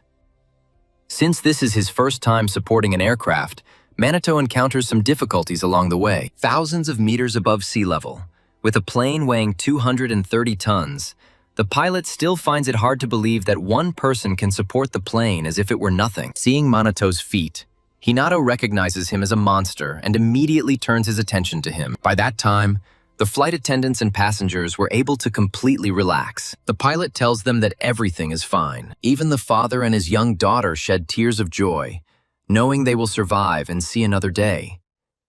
Despite the jubilation and happy tears, the pilot cautions everyone not to celebrate too soon, as he has just learned that their landing gear is completely unresponsive. In other words, if they wish for a safe landing, their fate is entirely in Manito's hands. With these words, the pilot identifies the landing strip of the nearest airport. He points the nose of the plane towards the runway. He trusts Minato that he has a landing strategy ready. The badly damaged plane approaches the runway. Minato, still underneath him, casts a 6-tier void magic spell. He deploys a magical barrier of a high wall to soften the impact of the plane. It then slows it down quickly enough to come to a complete stop. As soon as Minato somehow lands, the entire cabin erupts in jubilation. Strangers embrace, and the pilot salutes SMT Captain Kusanagi Minato, as befits a true soldier. Riku and Hinata simply stare at the captain, unmoved by his actions and awaiting their final meeting with him. The moment he steps off the plane, reporters pounce on him from all sides, asking for a short statement so the world will know how he prevented the plane from crashing. At this point, Minato simply becomes furious at the villains for disturbing his peace. He had just experienced the most nerve-wracking flight of his life. Luckily, before he breaks down, security arrives to disperse the media, assuring them that a press conference will take place later, and then escorts Minato to Takigami's abode so he can visit her. Just before he leaves, Hina and Riku intercept him, offering him praise in hopes of softening him up for future endeavors. To their disappointment, Minato declines the praise. Instead, he praises both. He states that they performed equally well. Realizing their plan is failing, the pair make a few more casual comments and part ways cheerfully, Hinata firmly wishing for a future meeting. Soon after they leave, Minato is shown the way. He is escorted to the Takigami conference room. Inside, he is greeted by an elderly Miss Takagami. She gives him a warm welcome as an invited guest. After settling in, Takagi reveals to Minato that she invited him solely out of admiration for his recent accomplishments and magical skills, noting that many of his techniques mirror those of her mentor and comrade, Ichikami Minato. Void magic is a rare discipline, and Itakami has mastered it to perfection. Its complex features mean that few people practice it effectively, and it is often dismissed as ineffective. However, Takagami expresses surprise that Minato has the ability to use it. Her curiosity prompts her to ask how Minato gained the ability to use the same magic as Ichikami. Hearing her words, Minato lets out a quiet laugh. He comments on its immutability, echoing what Itakami might have said in life. Confused, Takagami asks if they have met before, to which Minato confidently states that they have met many times. Minato answers her question. He reveals that he is able to use Matakami Ichikami. Minato himself has the ability to use it. Although Takagami was surprised by this statement from a stranger, she maintained her composure, noting the numerous past people, relatives, companions, romantic partners, and even secret descendants, who had falsely claimed a connection to Ichikami Minato, seeking to exploit him. In years of dealing with such liars, she never expected anyone to claim to be him. Mistaking him for another imposter, Takagami apologizes for her impending ignorance, admitting that she initiated the contact, and then politely asks the unfortunate Minato to leave her home. Before continuing, Minato tells her that he had previously met a pair of siblings, and learned that the younger one had a doll that looked like Ichikami. Confused, Takagami asks what he means, prompting Minato to recall her own words from when Ichikamiya was alive, expressing a desire to create a doll in his likeness. At this point,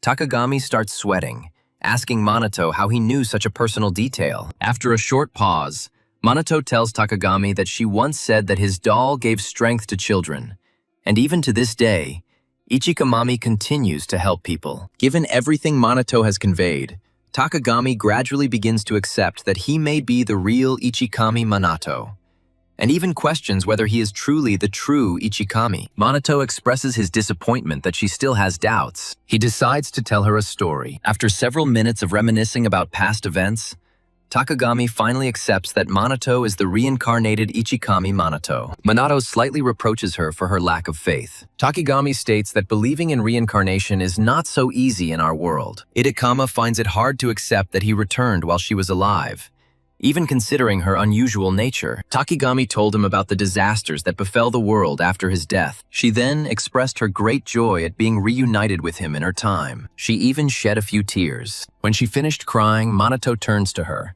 knowing full well that she is aware of the events of the last 50 years. He then details his findings regarding the decline of magical understanding, the weakening of the Magi, the false narrative surrounding Ichikama Minato, and the rise of the magical nobility, before asking about the events that occurred in his absence. This time, a worried Takigami receives the message and studies it, only to exclaim in shock, prompting Minato to ask what's bothering her. Realizing that this is something she cannot reveal, Takigami abruptly ends their meeting, citing the late hour, and then begs Minato to stay the night so that their conversation can resume the next day. Luckily for her, Minato agrees. Soon, he retires to his chambers for the night. Around midnight, Riku silently enters Minato's chambers, aiming his blade at his body with a swift strike, intending to end his life. Against all odds, Minato pulls off a stunning turnaround, materializing at the bedside and mocking Riku's clumsy attempt to strike his sleeping enemy. At that moment,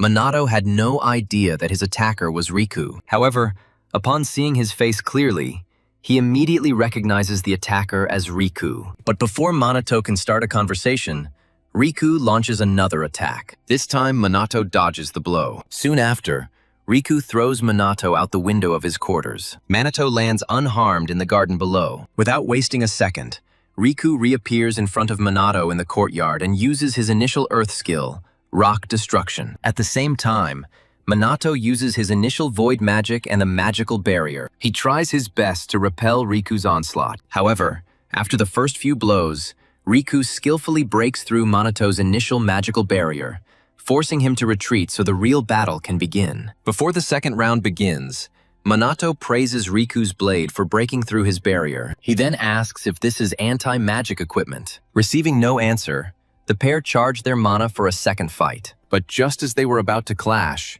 Hinata appeared and ordered them to stop fighting. At this point, Minato tells her that he foresaw her involvement in this nonsense. However, Hinata ignores his stupidity. She begs him not to ignore their call. To control him, she shows live feeds of her subordinates suspiciously close to Minato's companions at their homes, and threatens to end their lives in their sleep if he refuses to comply. Minato realizes he's been tricked. He calmly asks them to state their purpose. Hinata starts by introducing himself and Riku. Soon after the introductions, she informs Minato that their only requirement is that he join them as a magical noble, gaining status, rank, honor, wealth, power, and even company if he so desires. More importantly, if he decides to join them, Hinata guarantees he'll be able to protect his friends and gain the ability to issue absolute orders.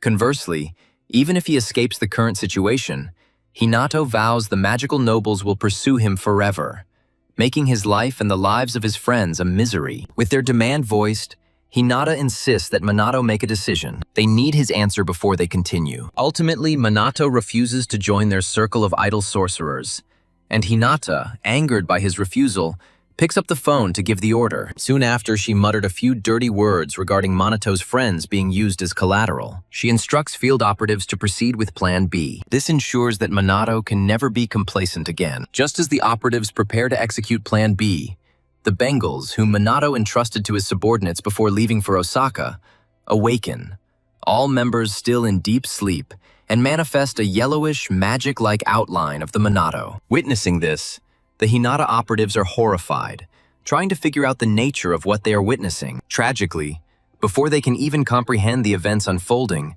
the Minato's magic-like manifestations unleash a 5th-tier Void Sucker high magic spell, obliterating all opponents as if they were nothing. Moments later, Hinata notices an abnormal lack of communication with her operatives. She tries to get an answer from them. Unfortunately, after a moment of silence, Riku comes to the darkest conclusion.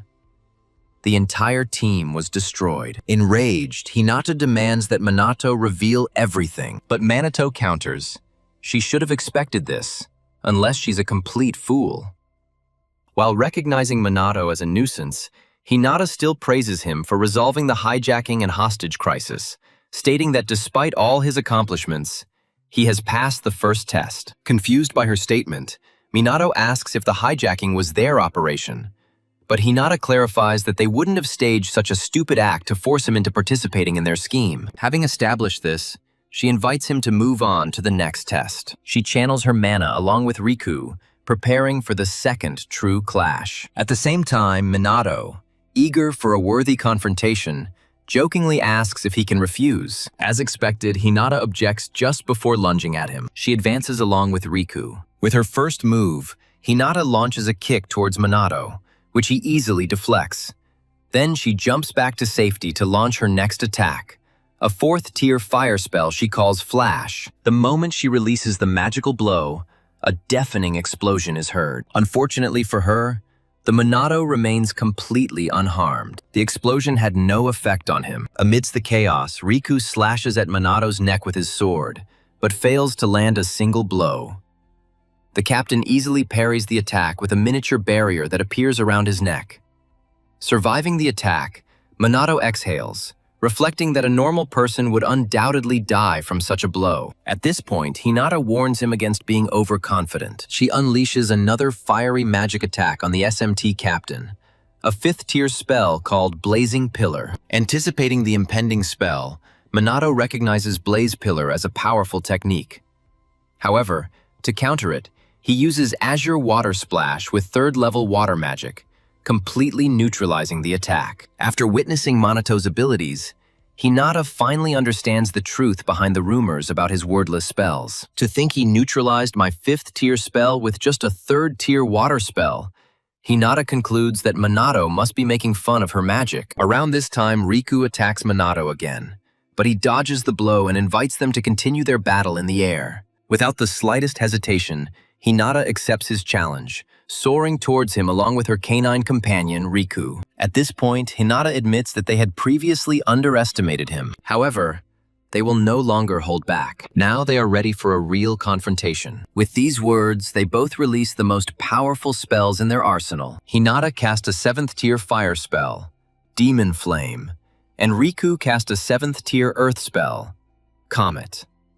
Soon after bragging and loudly declaring that he wouldn't be able to defend against her ultimate technique, the pair direct their attacks towards Minato. Their goal is to deal double damage. Unimpressed by their pathetic magic spell, Minato casts a 7th-tier void magic spell, Vanish, which absorbs both ultimate techniques and dissolves them into nothingness. Around this point, Hinachi, Hinata, and Riku are stunned, as their minds can't even process what just happened. To help them realize their defeat, Minato informs them that he simply dispersed the magical energy to minimize harm to the environment. Hearing this, Hinata calls it nonsense and even disqualifies him, as she feels that Minato is simply cheating to avoid a real fight. She claims that everything that happened before was just a farce. Now that the moment has come, she vows to show Minato her true power. Unfortunately, before she can demonstrate how powerful she is, there is a sudden change in the atmospheric energy around them, and everyone feels it. As they try to figure out what's happening,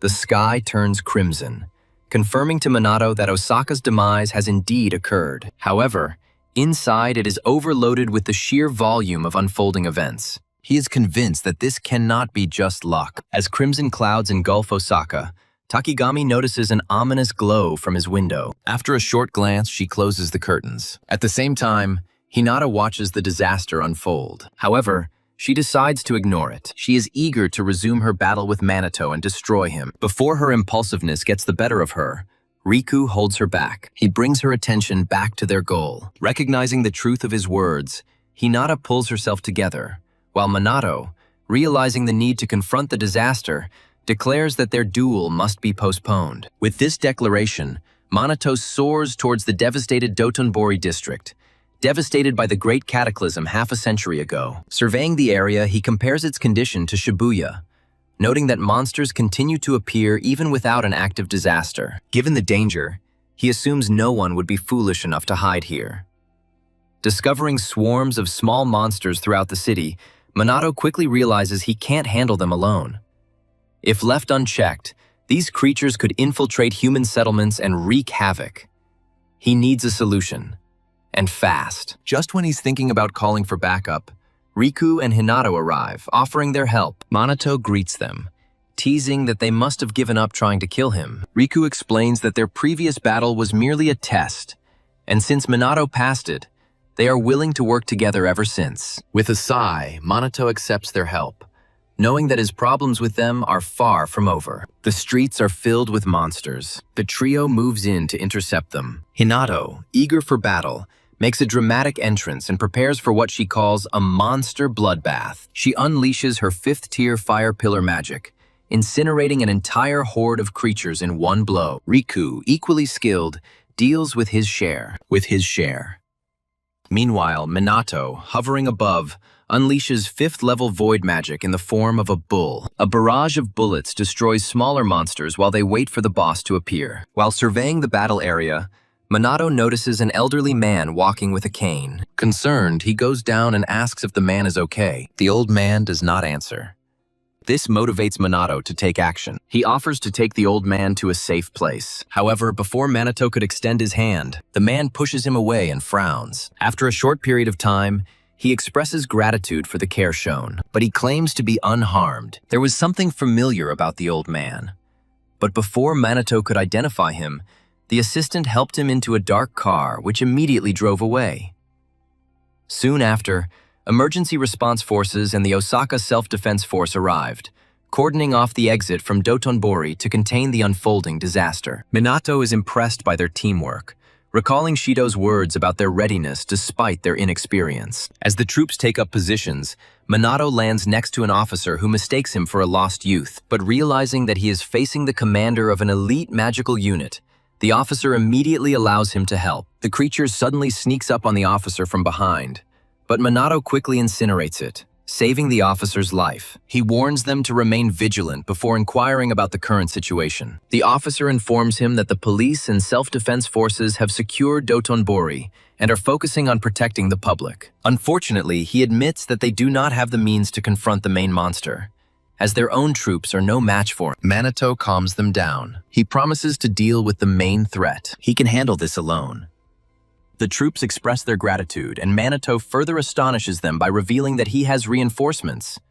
Riku and Hinata, respected mages from the Homarai and Kaichi clans. The shocked troops ask if the SMT and the magical families are now cooperating. Minato, without saying a word, sees the officers' morale rise, their faith resting on powerful groups. Suddenly, a menacing, dark purple fog begins to fill the sky. The soldiers are under crushing pressure, finding it difficult to even move. Lost in the haze, a colossal figure gradually appears. The officers instantly recognize him, the main demon, the boss.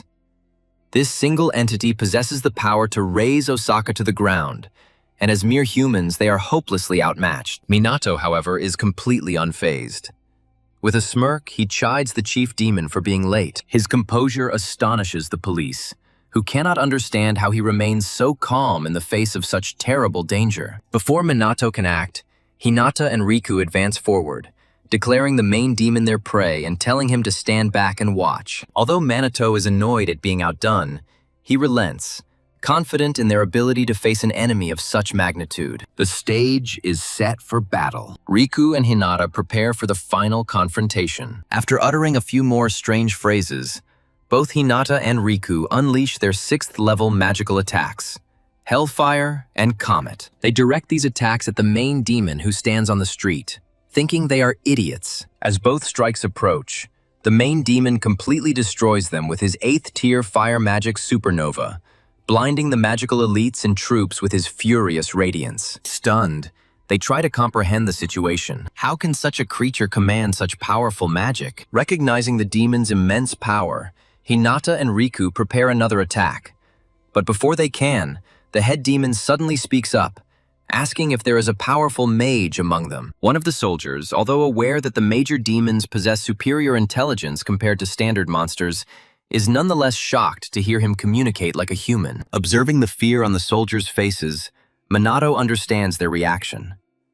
A being with human-like thinking is rare, and the unknown invariably breeds fear. However, he decides to stand aside and watch as the aristocrats continue to humiliate themselves. After missing his first attack, Hinata makes another immature statement, promising to turn the demon into dust. She unleashes a fire spell even more powerful than demon fire, while Riku, driven by frustration, imbues his blade with the 8th-tier gravity magic dimensional blade. Minato is delighted to see the aristocrats finally using their unique spells. He believes that their combined efforts will be enough to defeat the main demon. As Hinata and Riku prepared to attack, the head demon suddenly commented on someone's magical energy. Thinking he was talking about them, Hinata boasted about her strength. But then the demon revealed that he was actually talking about Manato's enormous mana. Annoyed by the neglect, Hinata and Riku canceled their spells. They stupidly rushed at the demon with bare hands. To their horror, the demon easily dodged each blow, mocking their slowness. After playing with them for a short time, he struck back,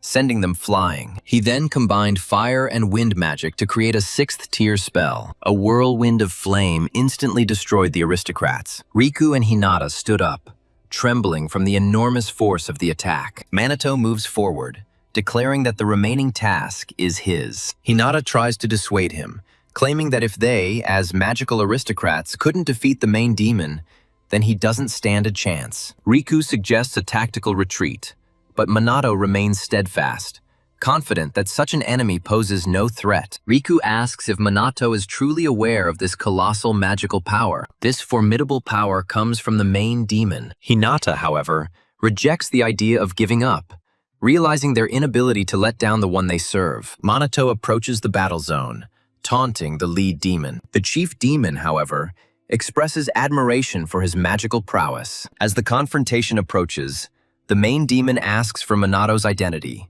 but Minato evades, asking if he is obligated to answer. The chief demon agrees with Minato's arguments. He retracts his question, stating that alliances with mortals are futile for demons. Once the formalities are completed, the fight begins. The main demon instantly rushes forward, attacking Minato from all sides, but Minato easily deflects each blow with his advanced magical shield. Watching the fight, Hinata feels like Minato is having a hard time. She starts bragging, claiming she knew he wouldn't stand a chance. Before she can finish her tirade, Minato calmly throws the main demon away. He then expresses his irritation at the chief demon's importunity. Both magical elite fighters are stunned and fall silent, realizing that the demon's relentless assault has left Minato without a single scratch.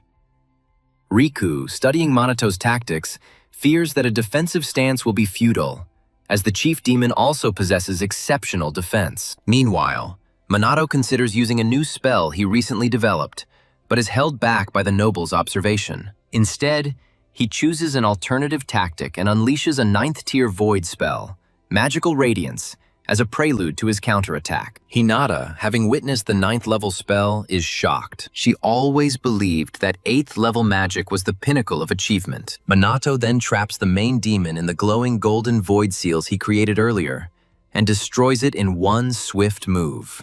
A murmur of surprise spreads among the onlookers as the warriors realize that Captain Minato has just effortlessly defeated an enemy that even the magical nobility found challenging. When Minato descends, the soldiers burst into shouts, proclaiming him incredible and even calling him the Messiah. Minato approaches the humiliated nobles and casually states that the monster presented no difficulty to him. Hinata, completely defeated, admits that they are nowhere near his level, and realizes that they have no chance of defeating him in their current state. Minato then asks if they still wish to continue the battle.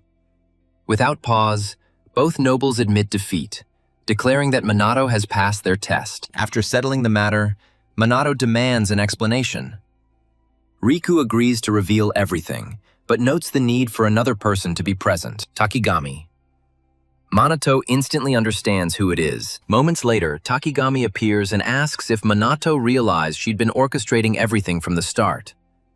Minato confirms, reminding her that nothing escapes his attention. Now she must explain her reasons for testing him. She also needs to clarify the decline of mages over the past 50 years and her alliance with the magic nobles after his death. Before providing Minato with the truths he seeks, Takigami accompanies him and the magic nobles to his residence, providing them with comfort for her explanation. After settling in, Minato asks if she knew about the magic nobles before he arrived. Takigami not only confirms her knowledge, but also reveals that she knew about his impending attack in advance.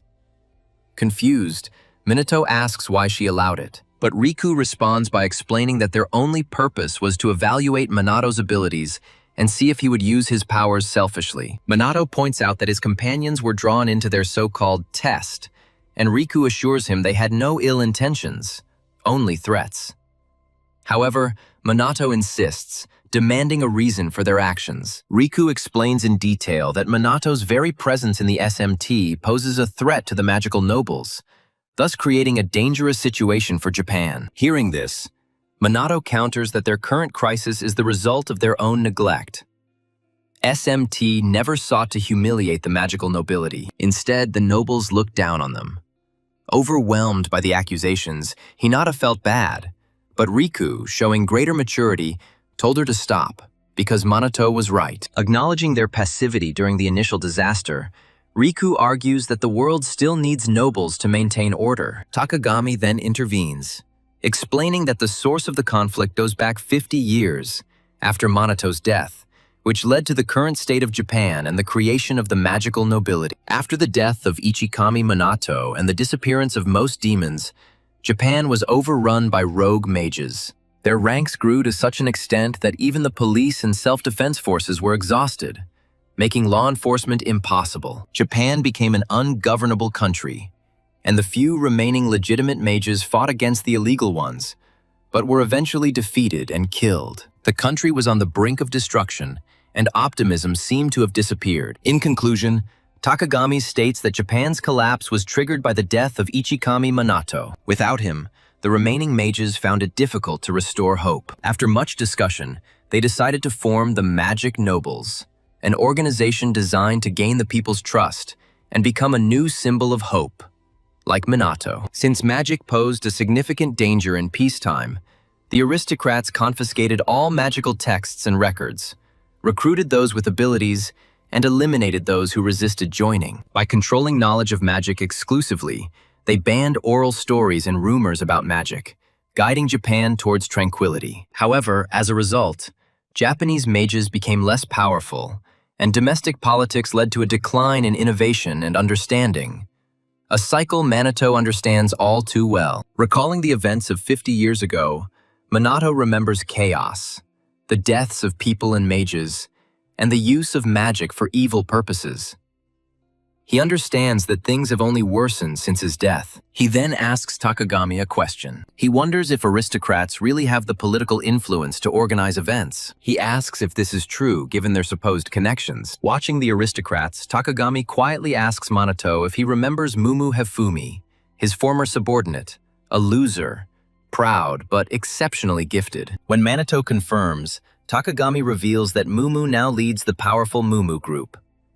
Originally known as the successor to the Mumu conglomerate, it has financially supported the Magic Nobles since their founding 50 years ago. Minato finally grasps the reach of the aristocrats, even though he didn't know Mumu was the heir. Takagami laughs, seeing that Ichikami Minato is unmoved by influence, wealth, or fame, noting that he has only ever been interested in magic and people. Takagami continues, stating that during Minato's time, Japanese magicians were world leaders, but since then their abilities have declined. Hinata interrupts, claiming that Japan only achieved peace thanks to their ancestors. Minato, irritated, asks what she would do if another disaster happened. Unable to answer, Hinata falls silent. Riku then states that in those days, they believed that the police alone could handle any emergency. Since the aristocratic mages only intervened as a last resort, Minato asks if they now admit their mistake, and Riku remains silent. Minato then turns to Takagami again, asking if she was aware of all of this. She's maintained her affiliation for 50 years, but insists she's not a magical aristocrat and doesn't wield their power or influence.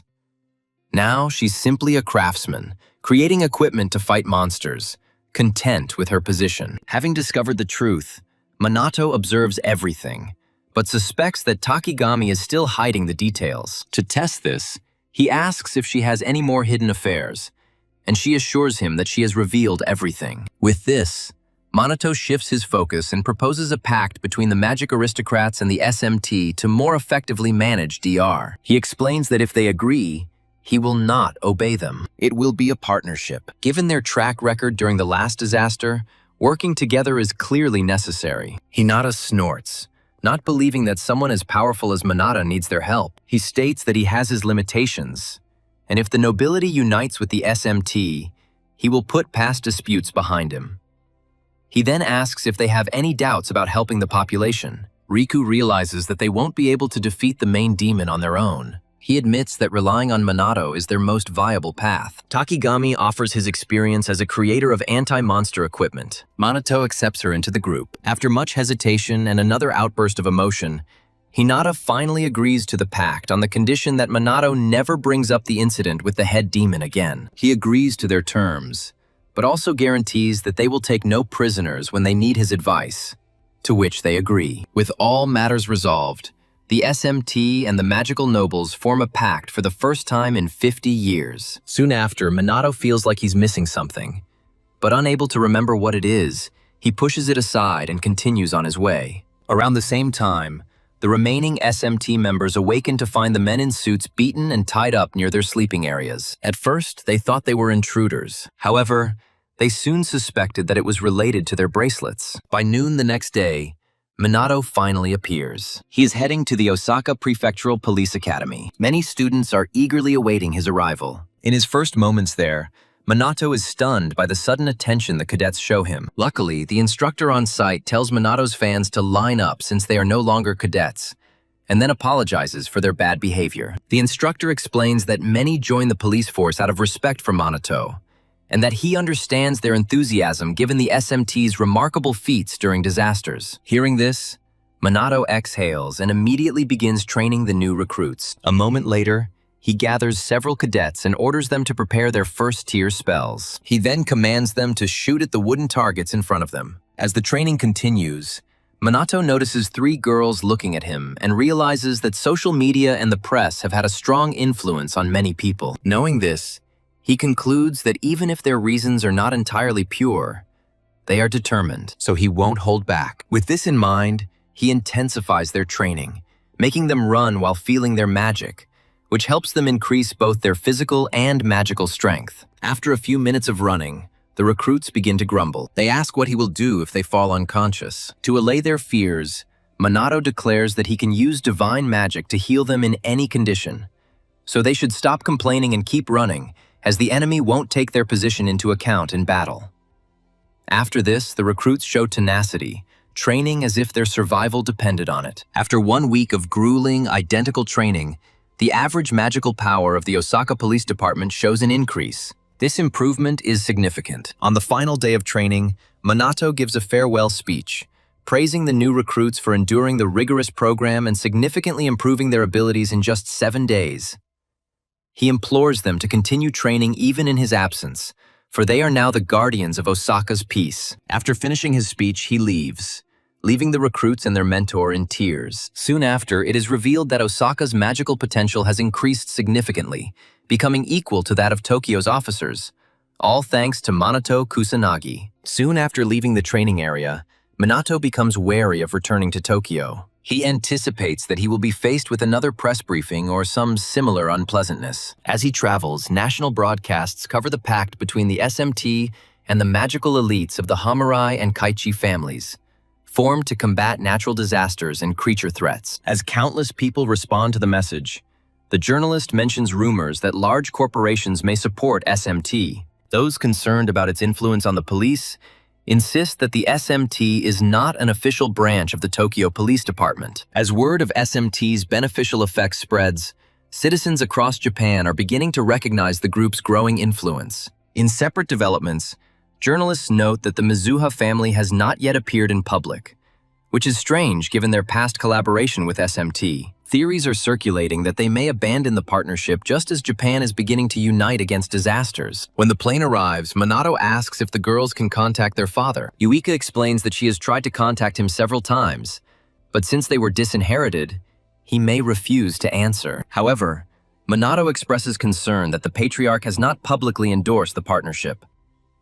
Ruka expected him to speak out after they joined forces with 2 other aristocratic houses. Minato realizes that Sushiro's silence is arousing suspicion. He decides to check it later. Noticing his deep thoughtfulness, the young women bring him back to reality, congratulating him on his triumph in Osaka and expressing their admiration. Minato realizes the full depth of his situation. He joins in their discussion. Meanwhile, Shadu, nearby, notices that Chrono hasn't appeared the night Minato was absent. Despite his suspicions, he reasons that if Minato is truly the leader of the Shadowbringers, Chrono, and the rogue sorcerer, he will be forced to arrest him. However, with all his being, Shidu wishes that his suspicions were wrong. He is convinced that Minato is destined to become the savior of the world. Later that evening, while strolling home and grumbling about his busy comrades, Minato is suddenly intercepted by 2 of Toshiro's assistants. They inform him that he has been summoned. Keeping calm, he accompanies them. Soon, he reaches the Toshiru estate. There, Toshiru angrily asks if the report that both his daughters are now living with him is true. He immediately threatens his life if he thinks of putting them in danger. Confused, Minato assures the man they're just friends, but Toshiro insists, making sure Minato won't hurt them. To reassure him, Minato firmly declares he'd never do such a thing to his friends. He then asks if Toshiro called him only because he was worried about his daughters. Despite everything, Minato acknowledges Toshiro's deep paternal instincts. A moment later, Toshiro escorts Minato outside. Once in the air, he challenges Minato to a duel. Having free time, Minato agrees. Toshiro immediately begins his attack, releasing a 6th-tier water magic, Geyser Wave, by gathering his mana. In response, Minato counters with 7th-level fire magic. The demons ignite, suppressing the water attack. After they land, Toshiro praises Minato for neutralizing the water's superiority with comparable fire magic. Recognizing Minato's strength, Toshiro finally entrusts his daughters to him. Minato is silent for a moment, watching his father leave. Elsewhere, the enraged BR boss from earlier loses his composure. He discovers that Chrono is still breathing. This further fuels his rage. In despair, he decides to throw away all limits. He vows to destroy anyone who stands in his way. He then turns to his newest ally, Tushar, demanding assurances that he will live up to his expectations. Surprisingly, Tushar vows to destroy Chrono. Around this point, an enraged boss, later identified as the former rebel magical noble Kuroi, declares the next stage an all-out conflict between BR and the Shadow Guardians. He begs the Black Mage to foresee his arrival. A few days before the BR attack, Minato and his SMT comrades return to school and are met with even greater adoration than before, especially now that their media profile has skyrocketed. Minato feels exhausted as things become increasingly frustrating. Unfortunately, others are also facing difficulties. Oika is relentlessly pestered by fans who simply want to be near her, attracting not only the devoted but also the envious souls who hate her. Seeing Yuika getting the admiration they crave, the 3 evil girls decide they can't take it anymore. Yuika sneaks out of her class. She insists it's just a trip to the toilet. These rivals take advantage of the moment to attack her. Relieved, Yuika grumbles in the hallway about being tired from the endless attention. Suddenly, a trio of rivals block her path and drag her to an infamous spot in the school. There, they stamp their feet on the ground to intimidate her, then accuse her of being annoying and question her enrollment in SMT. When Yuika remains silent, a plump, overweight girl suggests that she must have received special treatment as a magical aristocrat. As if that wasn't enough, the simple-minded green-haired girl adds her own, claiming that Yuika charmed her way into SMT. Unable to bear the ridicule, Yuika explodes, shouting that she worked hard to get into SMT and would never use underhanded tricks. Noticing her wariness, the red-haired leader of the disgruntled losers presses harder, ordering Yuika to swear on her status as a magical aristocrat that she does not harbor feelings for Minato. Yuika hesitates, but before she can show weakness, Minato appears, demanding an explanation. The frightened girls quickly claim they were simply discussing how unfair it is that Yuika is getting special treatment. Their leader even has the audacity to accuse Minato himself of succumbing to supposed favoritism. Minato is silent.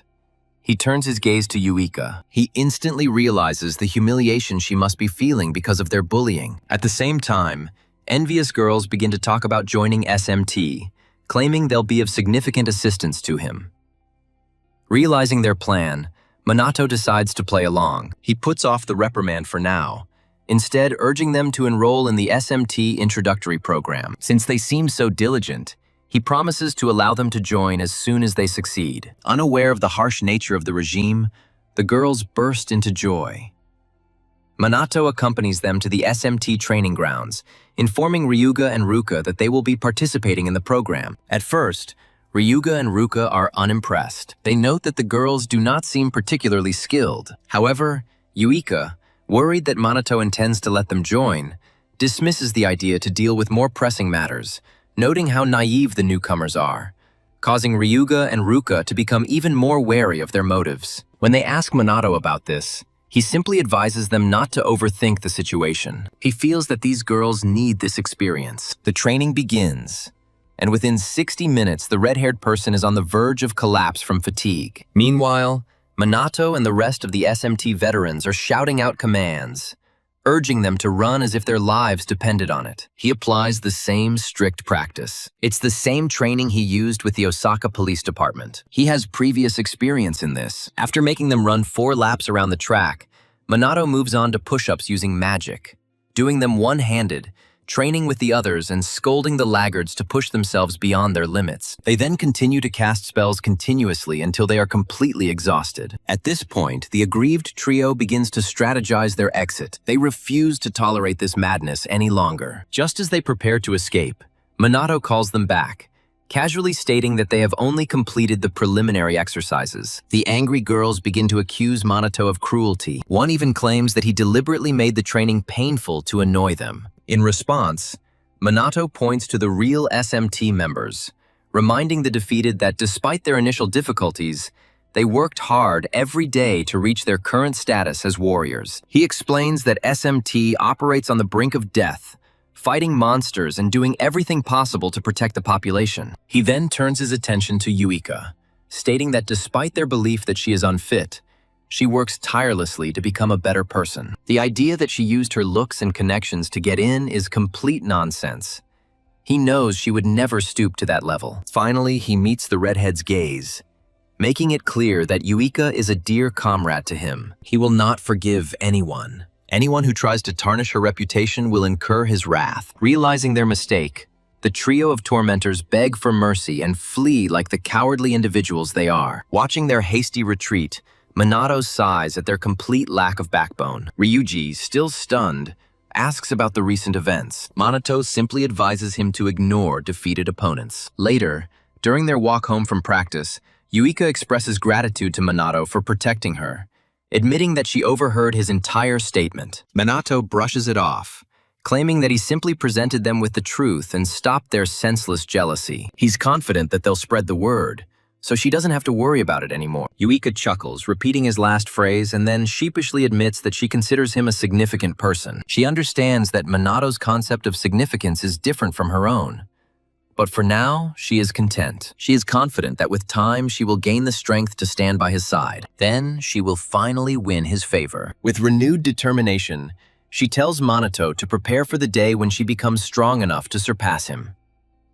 With Yuika's torment over, life returns to normal for SMT, awaiting the next disaster. As the hour of disaster approaches Tokyo, the skies glow red and monstrous entities materialize unceremoniously on the streets. Realizing the danger, citizens run for their lives as the vile creatures begin their attack. At the same time, Minato and Hinata, who happen to be nearby, rush into the fight. Hinata excitedly declares several monsters as her prey. She turns them to ashes with her pyromantic powers. Without wasting a second arguing with the tiny alarm clock, Minato turns his attention to the remaining dangers, destroying them with his void magic. As this happens, the first arrivals and some foolish onlookers gaze in awe at the collaboration between the SMT and the magic nobles, a sight they never expected. Since the magic nobles began collaborating with SMT, their public image has steadily improved.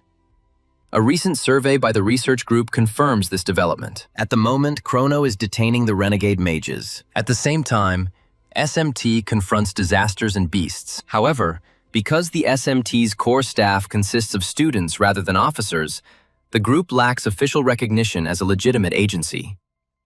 This misconception sometimes leads to failures in emergency situations, fueling public dissatisfaction with the police. A few days after the disaster, Minato secretly visits Leonie's sister Kai, who is in a coma. He goes to visit him at the medical facility. Minato hides under the guise of the Shadow Bearer. Under cover of darkness, he enters Kai's chamber. He places his hand on the lifeless man's forehead, attempting to heal him with Angel's Breath, a 7th-level divine spell. Even though he knows divine magic doesn't usually help with comas, Minato believes it will at least bring some benefit to Kai's physical and mental state. However, despite repeated attempts, no improvement was observed. He begins to doubt that holy magic works on this particular disease. Minato recalls Leona's optimism when she is dissatisfied with her brother's condition. He refuses to give up. Just as he's preparing for another approach, the door swings open. He quickly ducks. Leona enters, catching a fleeting glimpse of another presence, but she chalks it up to a figment of her imagination. She approaches her brother, continuing yesterday's story. This time, she extols Kronos' amazing magic,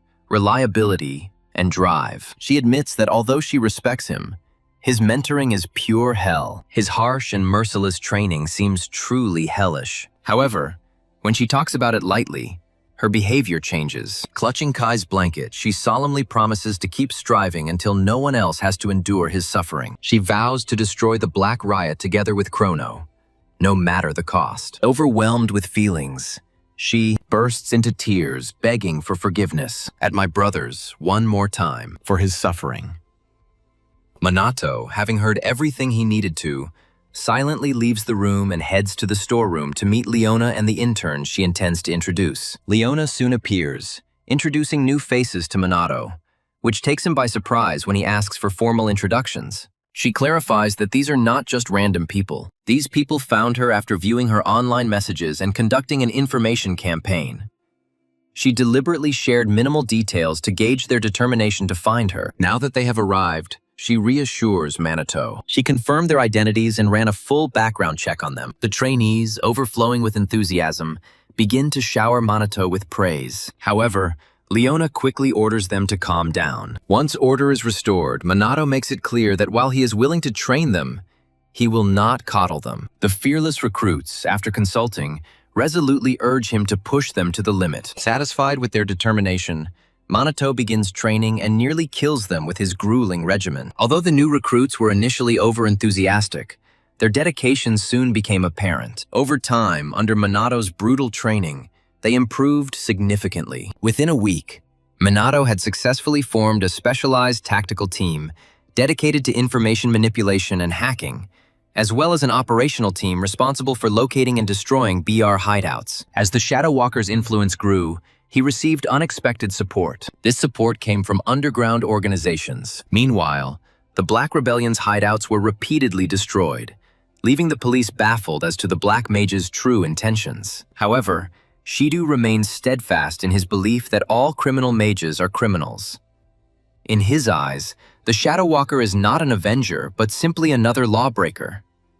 The resolute Shido vows that these so-called heroes will not escape justice. Meanwhile, Kuroi, as irritated as ever, throws another tantrum, furious at the Black Mage's continued disobedience. Before he can destroy anything, a subordinate appears with a report that their next operation is fully prepared.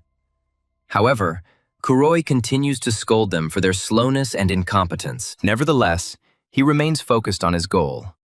He vows that, no matter the cost, he will personally capture and destroy Minato and Chrono if it's his last act on Earth. The next day, during SMT training, Shido, observing the entire squad, can't dispel the growing suspicion that Captain Minato might be Krull. Considering his age and abilities, it is impossible not to suspect, and Chrono's appearance at this precise moment only strengthens this suspicion. While Shido is lost in thought, Ryugi and the girls apologize to Minato for accidentally breaking their bracelets in their sleep a few weeks ago. After detailing the events, Minato assures them that this is acceptable, and that the bracelets have likely reached their maximum lifespan. However, deep down, he admits that a newbie like him can't produce proper equipment against monsters. He decides to contact Takigami later to obtain more advanced equipment. However, Ryugi and the others are furious with the nobles for initiating a nighttime attack solely to test them, believing they could act with impunity.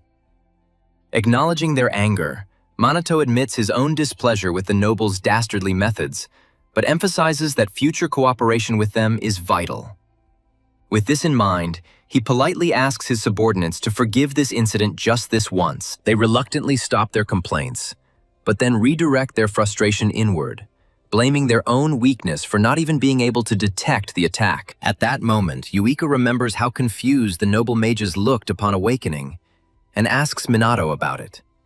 She's unsure what type of magic affected them, but they still seemed unaware of their circumstances. Minato explains that he used a drain-type spell to suck out their magical energy and cloud their memories. It is possible that they did not retain any memories before or after the spell was activated. With the day's training over, Minato suggests they all return home together, but his subordinates quickly decline, citing various excuses. Left alone, Shido offers to give him a ride, and Minato accepts. Along the way, Shido touches on the topic of expanding the Shadow Summoner's influence, arguing that Minato, as a member of the Constable, cannot remain passive. Understanding the direction of the conversation, Minato asks if Shido still has suspicions.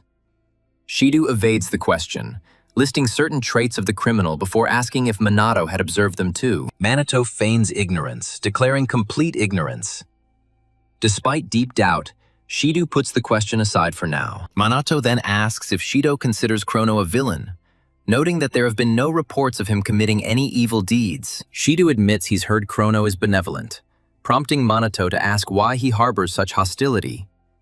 Shido replies that it's because Chrono remains a criminal. To help Minato understand his point of view, Shido tells his story. His father was an outstanding law enforcement officer, guided by an unwavering moral compass. While the populace condemned lawbreakers, his father consistently maintained that they possessed inner integrity, and that approaching them with respect could lead them to correct their wrongdoings. Shido admired this conviction, which prompted him to join the police. But his father died while trying to negotiate with a criminal who was holding hostages. He was brutally attacked with magic, unarmed and unprotected. Unable to respond with magic, he died in a completely unequal fight. The criminal was detained afterwards. He was charged with theft and murder. When asked about the motives for killing Shido's father, the suspect stated that he was scared. He was intimidated by an unarmed man. Recalling these words, Shido is overcome with anger, and he vehemently asserts that the real fear should be felt by the victims, people like his father, killed for such a trivial reason. With this statement, his position becomes incontestable. He will show no mercy to criminals. Even if they try to save others, they cannot be forgiven. Without this principle, honest citizens will have no faith. Shido is once again plunged into her grief. Minato realizes that this conviction is deeply rooted in him. After his outburst, Shido apologizes for his lack of restraint and then leaves Minato, saying that tomorrow, as always, he will rely on him. The next morning, the SMT members gather for training, but to their disappointment, Minato is late, which is highly unusual. After waiting a few moments, he runs out of the classroom, muttering about teachers who drag things out too much. As he rushes towards the training ground, he ignores two suspicious individuals watching him from a hidden spot. Just moments after Minato leaves, the giant screen broadcasting the news is suddenly intercepted. The image changes and Kuroi, the head of BR, appears on all the main screens across Japan. When he appears, people immediately recognize him as the former magic nobleman Kuroi. However, indifferent to the attention, he addresses SMT and Chrono directly. He announces that he has a gift for them. He claims explosives are planted throughout Japan and warns authorities against interfering. Failure to do so will result in their sequential detonation. To demonstrate his sincerity, Kuroi snaps his fingers. The building flies into the air, engulfed in flames. This incident takes place near the location of the Minato. Minato immediately leaps into action, deploying a powerful magical shield to protect citizens from the shockwave. Meanwhile, the SMT frantically gathers information, discovering that their data is completely corrupted. To make matters worse, neither they nor the authorities can respond quickly enough. Wika, increasingly frustrated, claims they can't even contact Minato, questioning his current actions. As chaos escalates at the police station, Kuroi issues his ultimatum. Chrono must arrive at the designated location alone. If he disobeys, all the explosive devices will go off at once. Soon after surveying the destruction in the area, Minato comes to his conclusion. He waits until darkness falls to take action. By nightfall, he dons his Shadow Wanderer costume and sets off for the designated location, a former refuge in a port warehouse. After checking the location, Leona asks through their connection if he is really continuing, and Minato assures her that everything will be fine. Having set the stage, Leona wishes him a safe journey and expresses hope that he survives this encounter. Having assured her once again, Minato rushes over the entire metropolis. It lands only upon arrival at the designated warehouse. The warehouse lights up as he enters, revealing dozens of illegal BR sorcerers. Their commander, Kuroi, meets his demise, claiming to have anticipated his arrival. He then boasts that everyone present is a first-class BR sorcerer with powerful abilities. In response, Kurono, also known as Minato, asks if defeating everyone present would be enough to disband BR. Hearing this, Kuroi ridicules Kurono's self-confidence. However, before he can say anything, one of his sorcerers calls Kurono a fool for believing he can win on his own. Anna. Kuroi grabs the fool by the neck and lectures him, noting that people have fallen at Kurono's hands because they underestimated him. just as he underestimated him. Since he is present now and claims to be different, Kuroi not only promises to do his best, but also vows to flawlessly eliminate Kurono without lowering his guard. Confused, Kurono, on the verge of engaging in combat with Kuroi, asks if he really believes he can achieve this. However, before he can take any drastic action, Kuroi stops him, warning him that if he resists, the explosive devices surrounding the city will be detonated. Chrono, knowing full well that Kuroi is serious, remains in place and waits for his next move. Kuroi then orders his mages to kill him. Almost instantly, they unleash their attacks on Chrono. When none of the attacks hit their target, Kuroi initially suspects that Chrono has erected a magical shield, and therefore orders them to continue the attack. When the result repeats, Chrono informs them that their attacks are useless. Third-tier magic has no effect on him. In rage, Kuroi loses his composure. He even beats his own soldiers. He calls them worthless for not even being able to wound Chrono. Chrono, on the other hand, calls them trash, causing Kuroi to swear that these trash soldiers will brutally destroy him.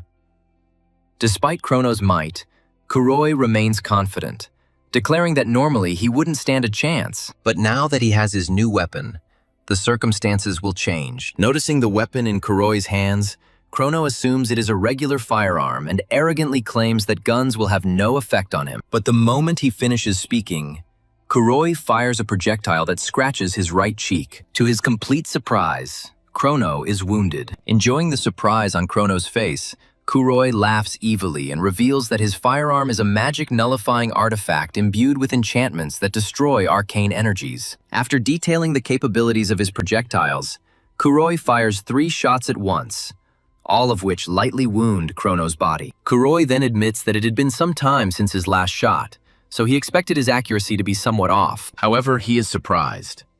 Chrono unconsciously heals his wounds with his innate magic. Misinterpreting it as divine magic, Kuroi accuses him of using it, but Chrono corrects him, explaining that it is indeed natural magic that activates autonomously to restore him. In any case, Kuroi proclaims that recovery will not change the circumstances. This means that he can cause further harm to Chrono. It has the capacity to cause more serious harm. Kuroi then fires 3 more projectiles, taunting Chrono, but soon notices that all of his bullets, as before, only slightly grazed him. Despite this, Chrono is easily restored again. At this point, Kuroi begins to suspect something is wrong.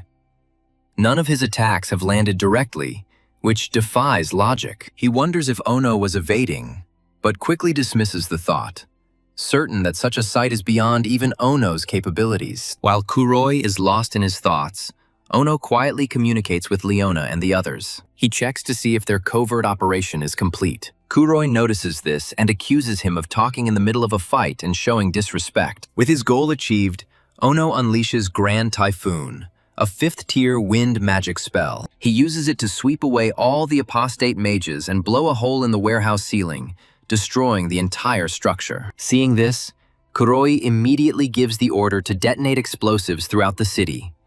But to his despair, Ono reveals that his comrades have already defused them. Now, with nothing stopping him from focusing solely on Kuroi, Ono informs him that his projectiles have caused considerable discomfort. He vows to return the pain 100-fold. The arena is ready for battle.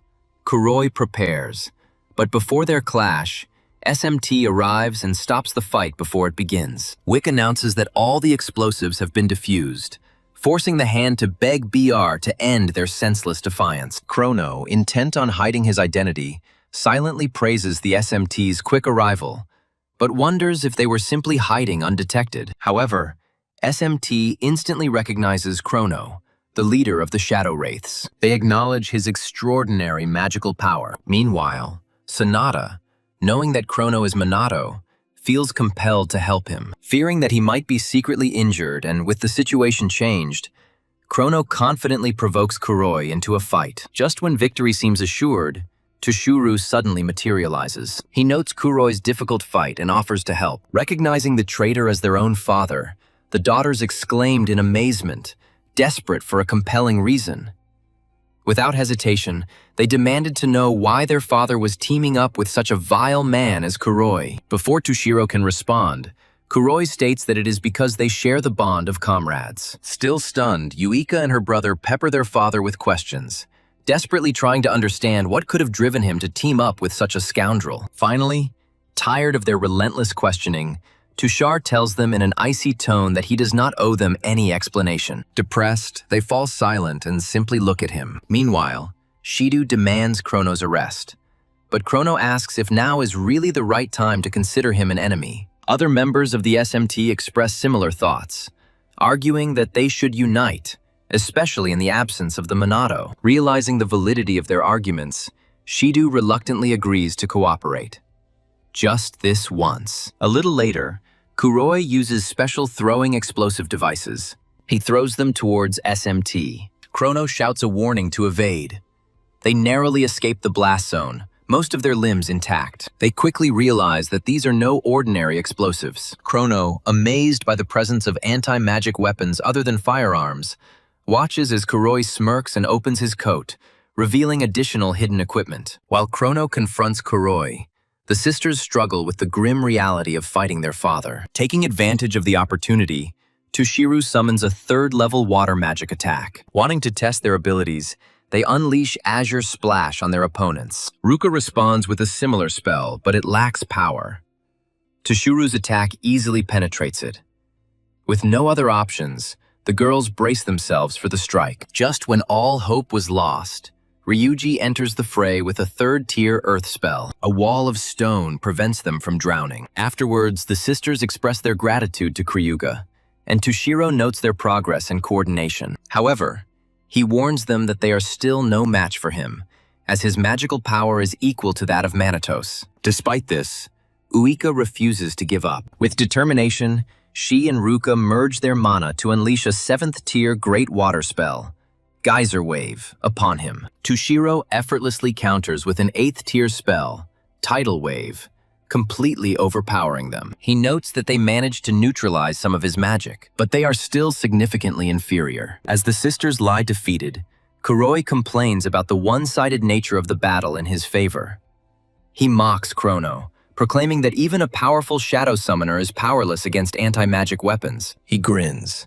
He hints that Chrono has never been in combat before. He suggests that Chrono has never encountered firearms. With Tushiro's support, Kuroi claims that Kroi is doomed and even offers him the humiliating opportunity to beg for mercy. However, Chrono remains calm. Seeing this, Kuroi becomes restless and suspicious, shouting at Chrono not to get carried away. He fires additional anti-magic projectiles, but Chrono dodges each one. At first, Kuro thinks it's just luck, but the longer he watches, the less convinced he becomes. At the same time, Tushiru once again demonstrates his 8th-level water magic. He asks for their opinions. What will be their answer? Receiving no answer, he attacks Chrono. Chrono dodges with perfect grace. Kuroi notices an anomaly in Chrono's actions. He quickly uses his 5th-tier dark magic, Night Raid, and gets behind Chrono for a surprise attack. Chrono dodges each sword strike, forcing Kuroi to shoot him again. However, Kuroi dodges again. While Chrono catches his breath, another torrent of water magic descends upon him. He erects a void barrier, but it cracks on impact. The SMT members, watching from the sidelines, are stunned by the massive mana drain. They begin to feel inadequate simply standing there. Realizing that in their current state, they cannot compete with Minato, they decide to take action and earn his recognition. Shido, still harboring resentment towards Minato, sees an opportunity. With Chrono preoccupied and seemingly cornered, he's convinced they'll finally be able to subdue him. Knowing that reinforcements will soon arrive to help capture Tushiru and Koro, Shido doesn't want to miss this chance. He turns to Sanada, who is nearby, and begs her to help him defeat Chrono. Sanada hesitates, questioning his logic. Shido states that Chrono, a rogue mage fighting alone, must be captured immediately. At first, she refuses, but Shido insists, almost begging. Unable to refuse outright, Sanada clenches her fists and looks forward, which Shido takes as her agreement to his request. But instead of attacking Chrono, she suddenly uses white magic on him. Kuroi, seeing this, mistakenly assumes that the police have turned against their only ally, Chrono, and taunts them. However, as Shido is about to strike again, he realizes that Sanada has just given Chrono first aid using 5th level holy magic. Around this time, Kuroi accuses the police of helping Chrono, an illegal mage. But then Chrono, who can heal his wounds with passive magic, ignores him and asks why Sanada used magic on him that she knows he doesn't need. After further reflection, Chrono comes to the conclusion that Sanada must be trying to convey her feelings to him through magic,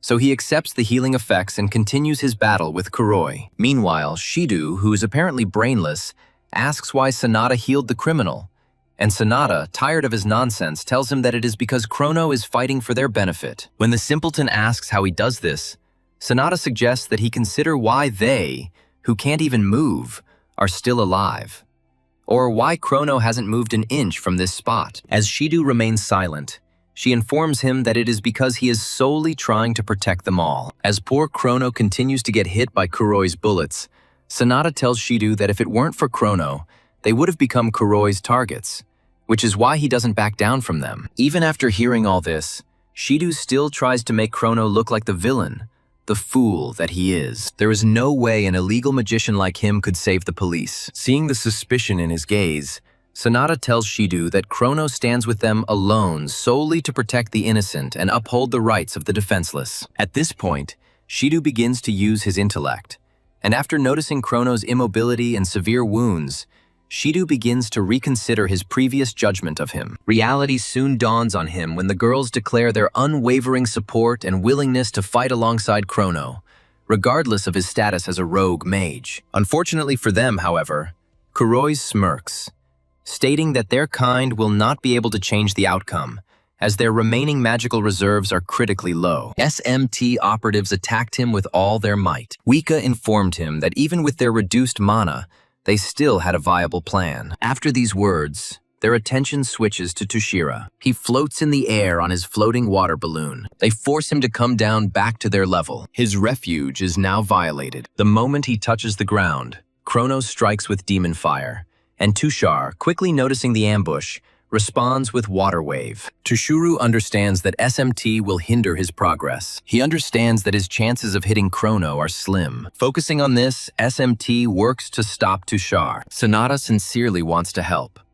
She strives to help Minato. While the girls attack their father, Shidu steals his will. He engages in a fight to restrain Tushura, which ultimately enrages Kuro. As for Kuro, he praises SMT for delaying Tushu, making the battle easier, and continues to irritate Kuroi to the point where he vows to destroy them with all his might, firing more projectiles at Chrono. This time, Chrono dodges the attacks perfectly, leaving Kuroi confused and wondering how Chrono was able to dodge every projectile. Accusing him of witchcraft, Chrono assures Kuroi that he did not use any magic, but simply dodged. At this point, Kuroi loses his composure, telling Chrono to stop joking around as this isn't a cinematic performance. By then, Chrono informs him that although it has been some time since he encountered long-range anti-magic devices, he couldn't fight effectively. Hearing this, Kuroi starts firing indiscriminately, but then Chrono, declaring that he had already analyzed Kuroi's attack patterns,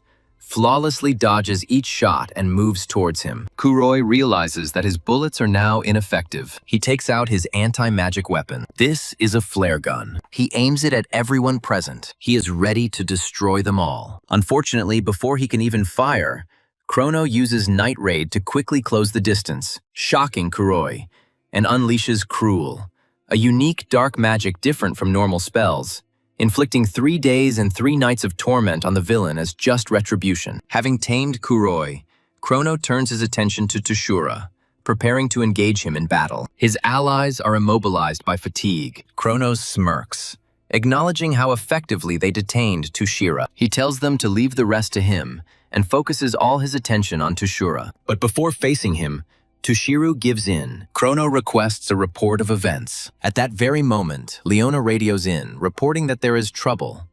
Law enforcement and magical nobility are descending on BR's safe houses in Tokyo, noting that the timing has clearly been rigged. Moreover, she claims that she is sure that Mizuha Tushiru is the source of the information leak. This revelation causes Crow to ask Tushiro about his role as a spy in BR, to which Tushiro confirms. Before their exchange, Kuroi stands up and orders everyone to stop their antics. Observing his condition, Chrono concludes that he must have neutralized the threat with anti-magic equipment. His reinforcements accompany him. Kuroi clutches the detonator. He threatens to detonate all explosive devices. He strategically placed them in close proximity. Seeing this, the remaining SMT operatives lament their inability to evade the explosives in the allotted time. But then Chrono and Tushara, still agile, simultaneously release Firewall and Emerald Aqua, both 7th tier spells, to protect the SMT members from Kuroi's projectiles. However, no matter how many times he pressed the detonator, nothing happened. Kuro just stands there, dumbfounded, and insists that he planted explosives everywhere. While he is wasting time thinking, Leona, who has just appeared, informs him again that they have already defused the explosives he had hidden nearby. The moment he recognizes Leon as a Shadowbringer operative, he makes disparaging remarks about them. He calls them his slaves and orders them to bow down and obey him. In a rage, Leona strikes unexpectedly and finally declares that she has taken revenge. However, the imbecile confidently claims that he is just a component of an organization called BR. This means that the true leaders are still at large and continue their evil deeds. Immediately after these words, Kuro dies. This makes Chrono wonder about the identity of BR's real architect. Chrono realizes that further investigation is required to determine the true identity of this man. He dismisses the thought and carries Leona away,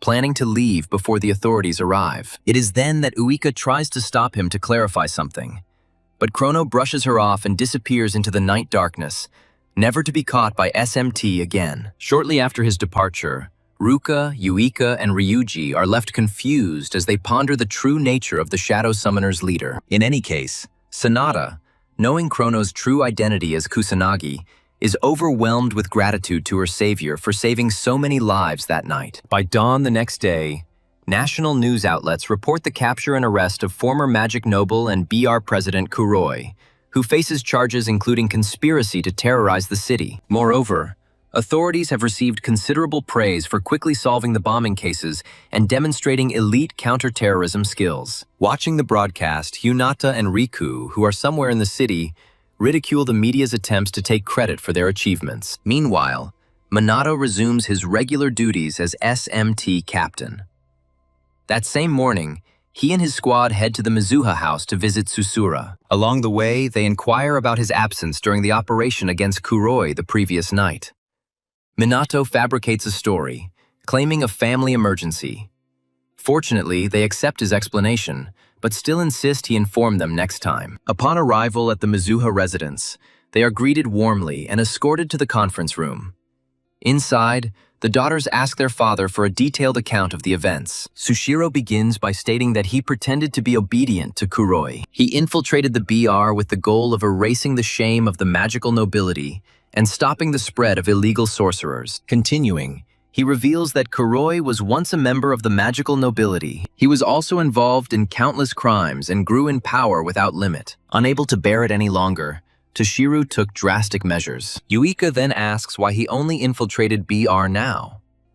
Toshiro reveals that he received direct orders from the police, who believed his position as the head of a family of magical aristocrats would make it easier to infiltrate BR, especially given Kuroi's previous dealings with Fuka. Toshiro used psychological manipulation tactics. He easily won Kuroi's trust. He concludes his story by detailing his circumstances. He was not an official law enforcement officer, but he was treated as an undercover special agent. He will not face any consequences for any misdeeds. Hearing this, the young women breathe a sigh of relief and scold the police for their treatment of their father. Meanwhile, Minato ponders the various factions in this scheme. The SMT, the police force that seemed to be subservient to the magic nobles, and even Mizuha Toshiru, who went to such extraordinary lengths. He also questions the police's decision to intervene at that particular moment when they could have acted much earlier. To him, their justification for their actions now seems unconvincing. Everything looks suspicious. A flashback to the night Kuroi was subdued shows Chrono and Leona discussing how the police, despite limited information, discovered that more than half of the explosive devices used were fakes. When Chrono asks if the criminals had the resources for real bombs, Leona admits it's possible, but considers it too amateurish to be a serious threat. However, the police acted with uncharacteristic speed, as if they had been warned in advance. They suspect foul play, but so far have no evidence. Returning to the present, Tusiru admits his wrongdoings, begs for forgiveness, and declares his intention to openly help SMT and reverse his daughter's disinheritance. Upon hearing this, the young ladies immediately rejoiced, knowing that they could once again proudly bear the name Misuoha. On the way back from the Misuoha family gathering, Ryuji notes the fortunate turn of events, finally feeling relieved that the situation has been resolved. Sanada, on the other hand, calls Minato and Chrono her saviors and expresses a desire to repay their kindness. Sid, knowing that Chrono is an unlicensed magician, still cannot deny the fact that he saved them on that fateful night. If Chrono turns out to be Kusanagi, Sidu is unsure about the morality of arresting him. Meanwhile, Yuika grows increasingly alarmed as she remembers Chrono's eyes that night, recognizing their striking resemblance to Minato's. Unable to tell them apart, she begins to suspect they may be the same person. Minato, fully aware of the unfolding situation, foresees potential complications if this continues. That night, disguised as Chrono, he sneaks into Kai's hospital room to continue healing him with sacred magic. Receiving no answer this time, Chrono nudges Kai to wake up. He tells Kai that his sister is waiting for his return. At that very moment, Leona enters, forcing Chrono to hide behind the window. She quietly informs her younger brother that she has finally defeated the enemies together with Chrono. She assures him that he doesn't need to worry anymore. She ensures that no one will ever harm him again. Moments after hearing his sister's voice, Kai calls out her name, and Leona immediately confirms that she is with him. Fully conscious, Kai greets his older sister upon her return and states that he has done his best to remain steadfast in her absence. Without the slightest hesitation, Leona hugs Kai tightly. Tears flowed freely down her cheeks. Seeing this, Chrono grins, realizing that his task is completed, and quietly ascends into the night sky. The next day, during the midday meal, Ryugi, who is with the others on the school terrace, begs Minato and the girls to help him look after his younger siblings tomorrow. When asked about the situation, he explains that his work schedule covers the entire day, and he will return home extremely late. He usually manages SMT activities and works when his mother is not on duty.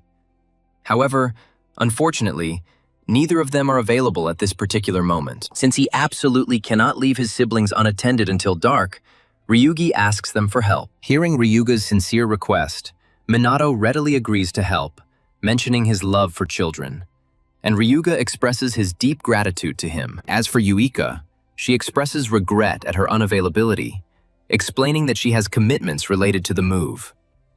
Realizing she's no longer estranged, Ryugi asks if she's finally returning to her father's residence, but Yuika informs him that they're instead moving to a larger residence. At this point, Yuika imitates her father, advising them both to continue developing their self-sufficiency and exploring the outside world, provided that Kusanagi Minato stays with them. Soon after, Ryuga comments on her father's behavior, and Yuika remarks that he is at least generous enough to provide funds. However, Minato believes that if Tushar encourages autonomy, then it makes sense for the sisters to live together. On the contrary, he understands Tushar's hidden intentions. Now he understands why Tushar wants him to be around girls more than ever before. Anyway, Ryugi makes a joke about Minato and Ruka helping Yuika move in, only to realize their overbearing and inconsiderate nature, coming to the conclusion that Yuika can handle it on her own. After the joke makes him laugh, he asks Ruka if she will accompany Minato. The hand stutters.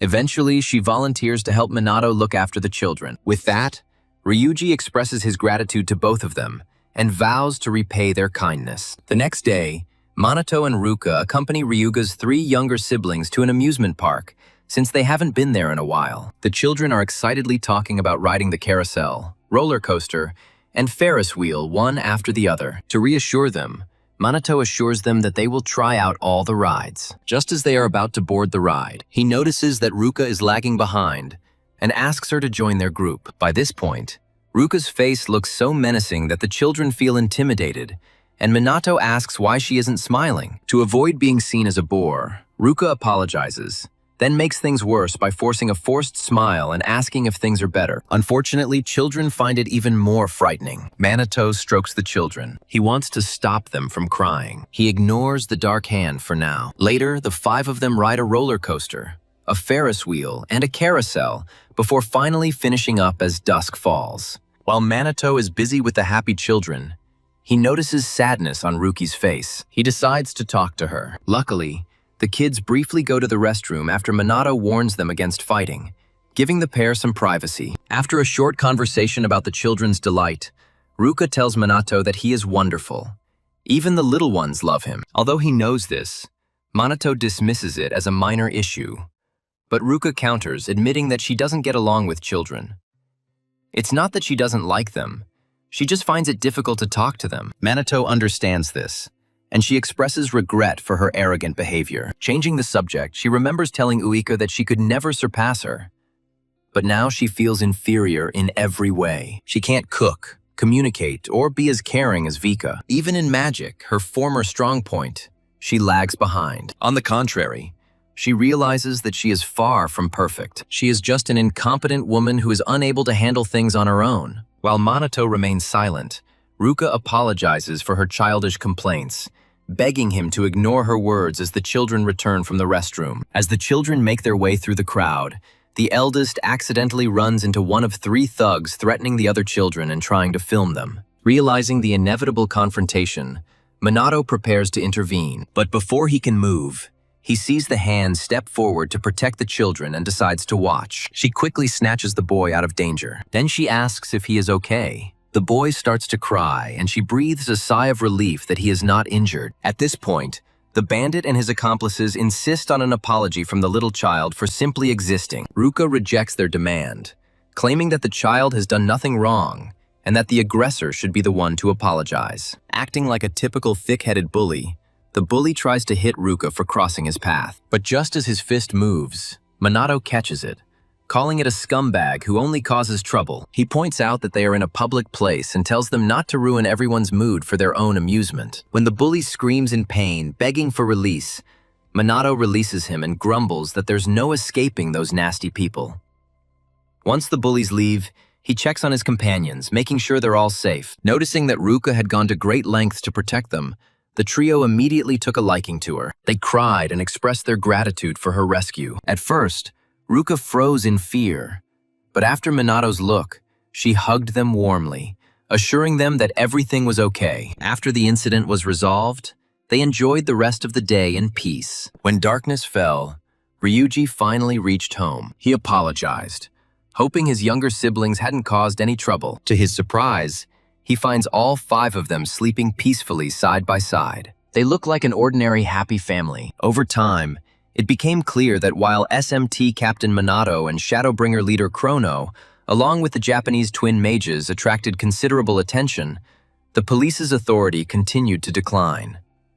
Despite their swift intervention in the BR explosion incident, which received some praise, the SMT's accomplishments completely overshadowed the police, leaving their reputation in ruins. During one of their so-called meetings, the members of the Tokyo Police Department declare that they cannot allow Shadowbringer to continue to act out and desecrate their police honor. The chief superintendent acknowledges the validity of their argument. He issues a directive to arrest criminals masquerading as fighters for justice and bring them to justice. Meanwhile, in the Kaichi family's martial arts hall, Minato and Riku engage in a duel with wooden swords. They evaluate each other's swordsmanship. For nearly 10 minutes, the pair, without uttering a word, attack each other with deadly intent, striking, stabbing, and dodging only when necessary.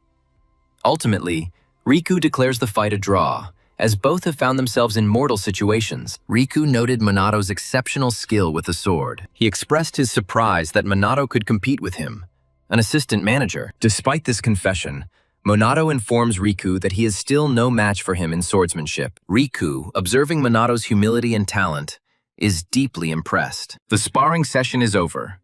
The duo return their wooden training swords to their places, and Riku immediately begins to whine about how fed up he is with his life. Confused, Minato asks Rika to explain what's wrong with him, as he looked fine just a moment ago. Riku says that when he holds the sword, he feels motivated. But now that he has put it down, he feels useless and wants to die or become a plant. Hearing this, Minato sincerely tells Riku not to die yet. He states that simply living and doing nothing is enough for anyone, as long as it brings them happiness. Seeing how thoughtful Minato is, Riku calls him an interesting person then stands up and tells him that he always felt out of place. Rather, the fame of his swordsmanship has made him feel even more alienated.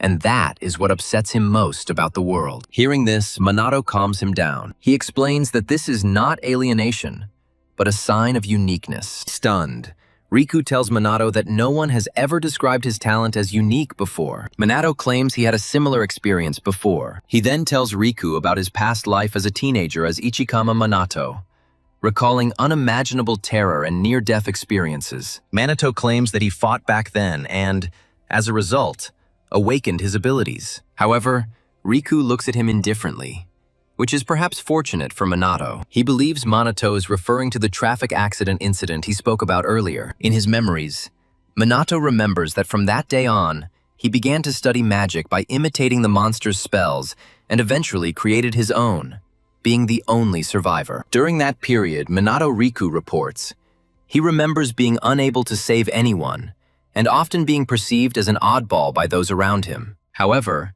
now he made sure that his power and strength were used to help others. With this statement, he asks if Riku has anything he seeks to protect. And Riku, acknowledging Manato's point, confirms that he does indeed have something he wants to protect. Realizing this, Minato happily advises him to use his power for this purpose, as the uniqueness already lies within him. And Riku, deciding to follow Manato's advice, expresses gratitude for his help. After this, the couple clasps hands. They promise to collaborate on their next endeavor. Shortly after leaving Riku's dojo, Minato reflects on Kaiichi Riku's character up to that point, concluding that for the leader of a magical noble family, he is quite respectable despite his eccentricities. Minato believes that current satellites are far superior to others. The rest are arrogant, spiteful, and completely incomprehensible. Continuing on, lost in thought, Minato bumps into someone on the street and immediately apologizes for his clumsiness, only to discover that the person he bumped into is none other than Homarai Hinata,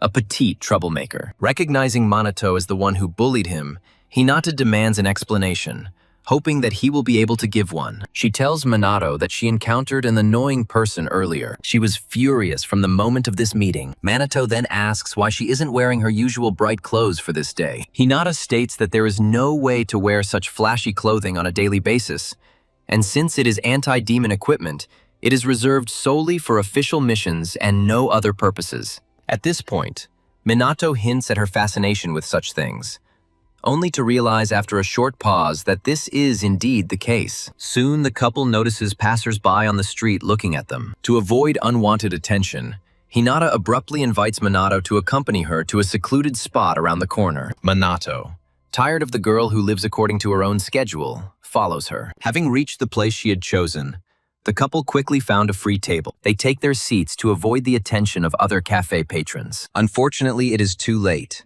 as people start whispering and staring at them, and some even assume that they are on a romantic date. After a few angry glares from Hinata, the gossips become scared. They resume their business. Minato, remaining calm, begins to perceive Hinata as a wild animal, but remains silent to avoid conflict. After dealing with the onlookers, Hinata asks about Manato's previous meeting with Riku. Sensing her possible resentment over his relationship with Riku, Minato regrets not inviting her to the dojo. Understanding the true meaning of his words, Hinata loses her composure and insists she's not upset about not being invited. After all, from her point of view, their connection is just a temporary phenomenon, and not a real friendship. Immediately after these words, she watches with envy as a family celebrates their child's first birthday. Minato assures her that he is happy with everything she says, provided that they can continue their cooperation. Hinata, irritated by his overconfidence, demands to know the source of his power. When Minato makes up a story about gaining his powers through a traffic accident, Hinata dismisses it, stating that it is impossible to gain such power just from an accident. She is aware of Manato's extraordinary magical abilities, and such power does not manifest itself in such a way. However, in his thoughts, Minato admits that he is actually holding back his magical energy even more than before. Furthermore, Hinata reasons that if simply facing death was the key to strengthening magical power, they would not have to endure such hardships. Exhausted by the secrecy, Hinata stands up and firmly insists that Minato reveal the truth. She insists on finding out the truth behind his formidable power. Minato understands her strong desire to gain greater power, but explaining to her, a person from the current era, that he as Ichikami's reincarnation would be meaningless and would not satisfy her. Therefore, he advises her to follow the usual training methods. He states this on the condition that she wishes to become stronger. Hinata sighs in despair, noticing that Minato is an enigma, and returns to her seat. Shortly after, the waiter brings their food and, after apologizing for the wait, serves Hinata her long-awaited berry parfait. Minato is stunned by the huge size of the parfait and asks what is going on. But Hinata, now beaming with excitement, informs Minato that she was looking forward to this. Immediately after the conversation, she acts as if the waitress brought the wrong order. Minato watches in bewilderment as she devours each bite with a concentrated look, savoring its rich flavor and smooth texture. After finishing, Hinata exhales slowly and admits that she always wanted to try a parfait at this place, but was too shy to come alone. Her pleasant walk with Minato went wonderfully. It was a complete triumph. Minato realizes that she has a weakness for sweets. She checks her mana flow and sees that it is completely full. When Hinata realizes she has let her guard down, she abruptly ends the conversation, stating there is nothing more to talk about, and hurries out of the cafe. After she leaves, Minato realizes he's briefly sensed her hidden magical energy. However, he admits it's significantly more powerful than the last time they encountered her. It's impossible for her to have strengthened so much in such a short time simply through training. Reflecting on how she increased her power, Minato comes to the conclusion that Hinata Homarai is hiding something. Meanwhile, Shido, still stuck at work, begins to suspect that the Minato is indeed Kronos. He noticed that Kusanagi disappeared whenever Kronos appeared, and he found it hard not to think that they were the same person. At the moment, the police investigation is gaining momentum. Shido realizes that it is only a matter of time before Kronos is arrested. Confused, he looks at a family photograph, hoping that his father's spirit will offer him some guidance. Later that evening, Leona instructs Kronos on the roof. She informs him that the authorities are working to overthrow Shadowbringer. Raids are occurring everywhere, resulting in some members being detained for questioning. Upon realizing this, Kronos realizes that SMT has also been ordered to arrest them. He briefly considers revealing his identity as SMT's Kusanagi to Leone, but decides against it. If she were arrested, knowing the truth would only burden her with unnecessary anxiety, since he knows she would never leave him. Moreover, at this stage, there's no real benefit to revealing his identity. He can still hint at inside police knowledge without revealing everything. So now is not the time to confess. Just then, Leona tells him that they need a strategy because if the situation continues, the police will eventually corner them. To keep her from worrying, Kronos assures her that she should trust him to handle these matters. He already has a plan. The next day, Minato visits Takigami at her home to ask for her help with his plan, and Takigami agrees to help him. A few days later, the chief of the Tokyo Police Department inquires about the progress of the Shadow Ripper investigation. Upon learning that Chrono hasn't been captured yet, he becomes enraged and demands an explanation. One of the officers reports that they are still interrogating the captured Shadow Ripper operatives, but so far they all claim to know nothing. The chief then asks why they didn't force them to talk, but the officer explains that they have no leverage since it seems the rank and file really don't know anything. In desperation, the chief authorizes officers to use force if necessary to apprehend Chrono, claiming the police department's reputation is at risk. Recognizing the urgency, the officers quickly spring into action. Meanwhile, Shadow calls all members of the SMT to the briefing area and informs them that the higher-ups have instructed them to find Chrono and his accomplices. With Chrono's whereabouts remaining unknown, Shido reveals that his information was released publicly to make identification and capture easier. Furthermore, with discrediting materials circulating against the police, Shido instructs the SMT members to search for Chrono while continuing their disaster prevention efforts. Some members of the SMT expressed dissatisfaction, emphasizing that they were already overburdened with managing disasters and monsters. They grumbled that their superiors must be out of touch with reality, as this task was beyond their authority. However, Minato takes this as a sign of the police's desperation, realizing that if they become determined, it will be very difficult for his group to elude them. As the meeting concludes, Shido reminds his team to prioritize dealing with disasters and monsters while continuing to pursue the Shadow Rippers. After the meeting, Sanada asks Shido if they're really going to do this. Shido replies that they have no other choice.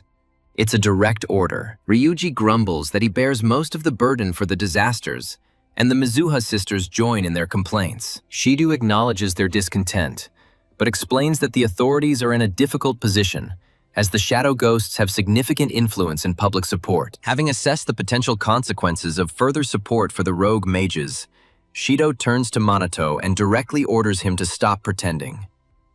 Shocked, Minato asks for clarification. Without a pause, Shido declares him Chrono and orders him to surrender immediately. The accusation shocks the entire squad, and the women quickly rush to Minato's defense, claiming that there is no way he could be Chrono. Seeing their zeal to protect him, Shido begins to have doubts. He suspects that Yuika and Sanada are in cahoots with Chrono. When they try to object, Shido argues that although Chrono saved many lives, he should give in now for a more lenient sentence from the judge, which is far preferable to persecution by the authorities. To support his claims, Shido points to the parallel timing of Chrono and Minato's arrival, their comparative builds and skills, and the fact that Minato is consistently absent when Chrono arrives. He challenges the team, asking if they can really dismiss all of this as a mere coincidence. Silence reigns in the cell. Shido demands an answer from Minato. He longs for Minato to reveal his true nature. Just as Minato prepares to respond, Sanada intervenes, displaying a live feed on her device. The Shadow Specters have once again taken over the broadcast center. The recording begins with Minato still in the hall, and another person announces himself as Chrono. Apologizing for the interruption, the imposter Chrono addresses the growing public interest. He discusses the supposed dominant struggle between him and Minato. To settle the dispute, he boldly challenges Minato to a public fight in broad daylight, shocking the entire world. The group stared in amazement. Shido wonders how Chrono could dare challenge Minato if they are truly the same person. At the same time, Sanada and Yuika begin to waver in their doubts, as the circumstances defy logic.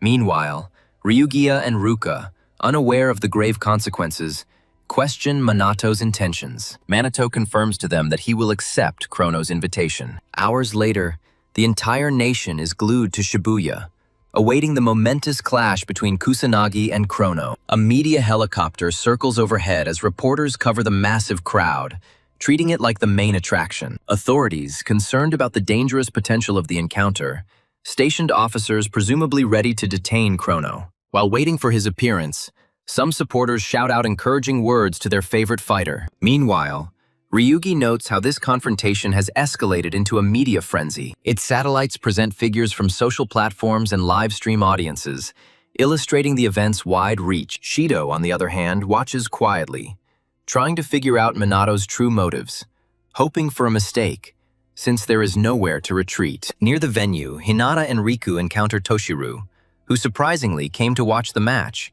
and they ask about the reason for his presence. Toshiro replies that this is a confrontation he must see with his own eyes. Immediately after he finished his statement, a bright glow materializes in the sky. It hovers right above the stadium. What could this mean? While the audience is wondering what it is, a beam of blue energy suddenly descends, narrowly missing the helicopter and causing a powerful explosion that nearly knocks the audience off their feet. As the debris clears, an imposter, the leader of the Shadow Wraiths, Chrono, appears. News agencies immediately broadcast his appearance. Shadow, stunned by Chrono's actual appearance, begins to doubt his initial hypothesis.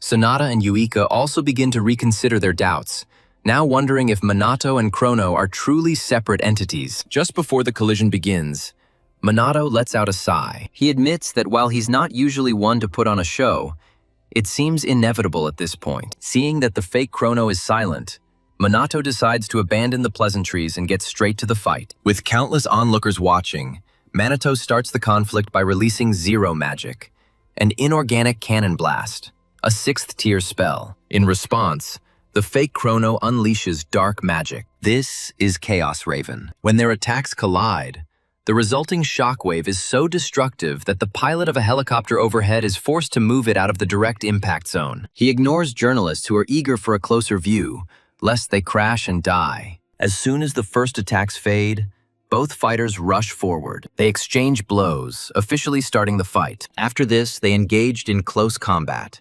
exchanging blows several times. The fighters mirrored each other's intensity before moving on to magic. Using magic, Chrono unleashes a 9th-tier lightning spell, Piercing Thunder, aimed at Minato. Minato emerged from the attack completely unharmed. However, he grumbled that the imposter Chronos did not restrain himself, thereby dirtying his clothes. Without a word, the fake Chrono delivers a follow-up attack after his initial attack. This follow-up attack uses the 7th-tier Earth spell Comet. He points it at Minato, intending to destroy him. To protect himself from the approaching comet, Minato summons a 9th-level Neo-Magic shield using a magic sprite. Placing it between himself and the magical projectile, he watches as the shield shatters the comet into pieces. The comet is destroyed, and Minato turns his attention to the magical sprite. He praises him for his skillful use of Neo-Magic and playfully tickles him. At about this point, the audience burst into applause and jubilation. Several of the instigators of the riots even stated that they no longer cared about the magical aristocrats,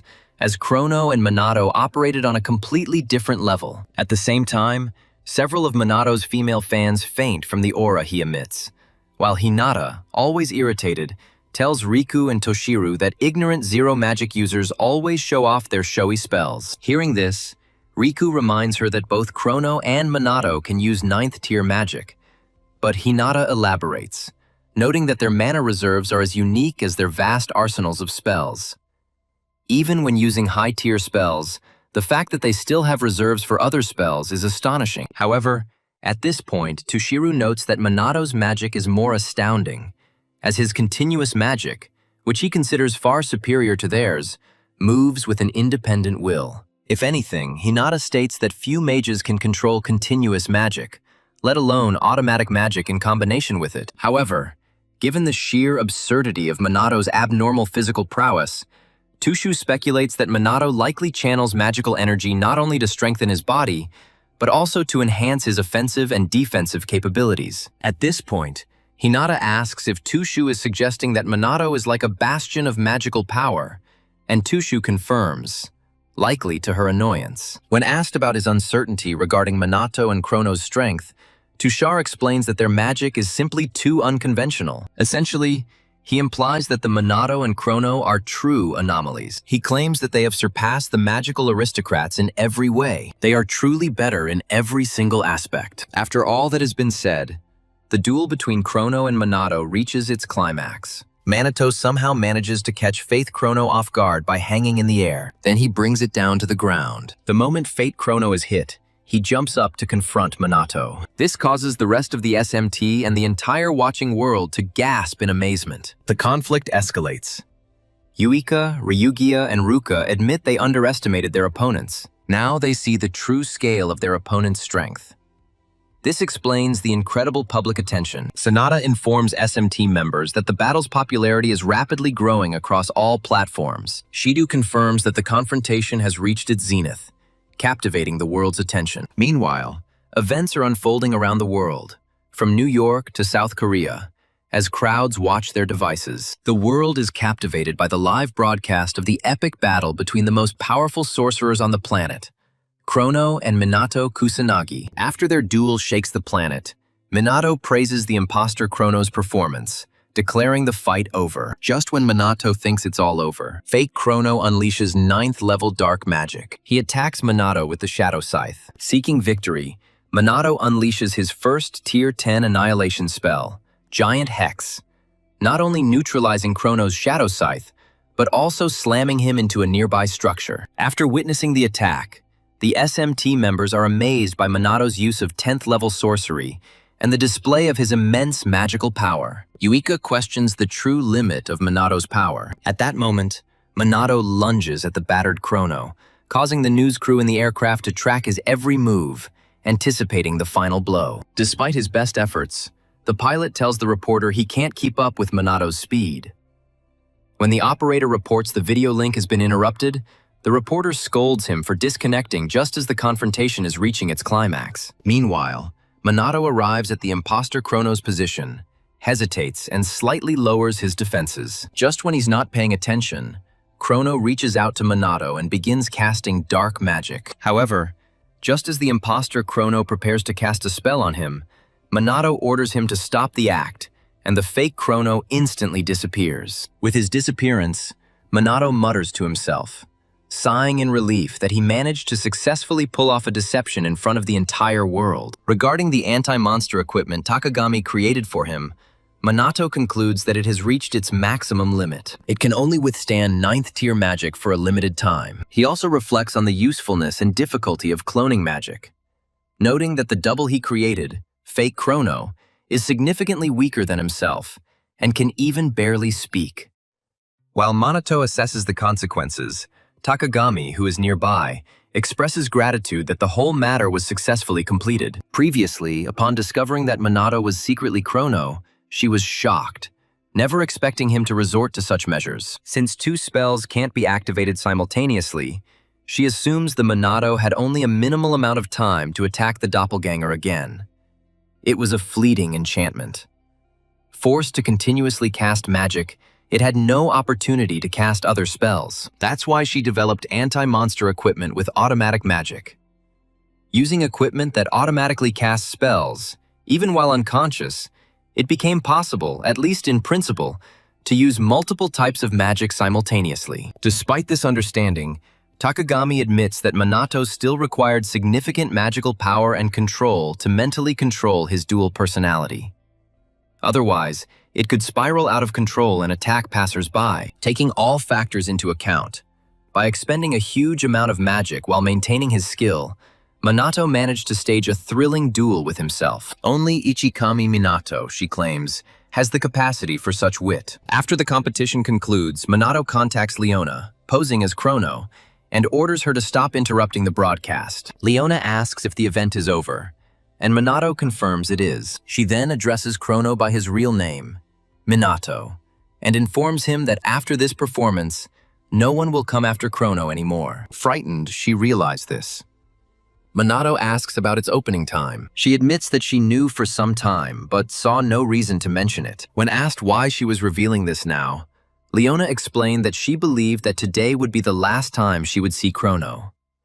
Acknowledging the truth of her words, Minato silently praised her. After a short pause, Leona expresses her gratitude to Chrono, the Minato, for protecting her, the planet, and their comrades, and states that she is happy he was there. With the number of crimes committed by rogue sorcerers at an all-time low, Minato explains that the shadow emissaries will cease their activities. They will wait until the situation calms down. Before ending their conversation, Leona offers to take on any of Minato's responsibilities under the family's wager, and Minato declares he'll be happy to assist her if necessary.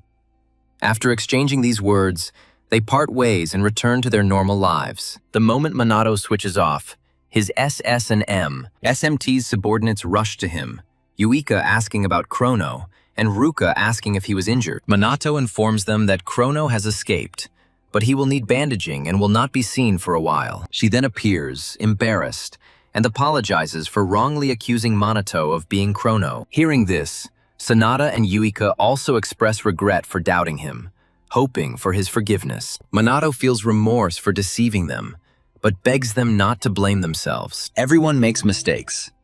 Just as he's about to leave the arena, Hinato screams again, asking no one in particular where Minato and Chrono got their power from. Realizing that she is far from their level, she admits that she must become stronger.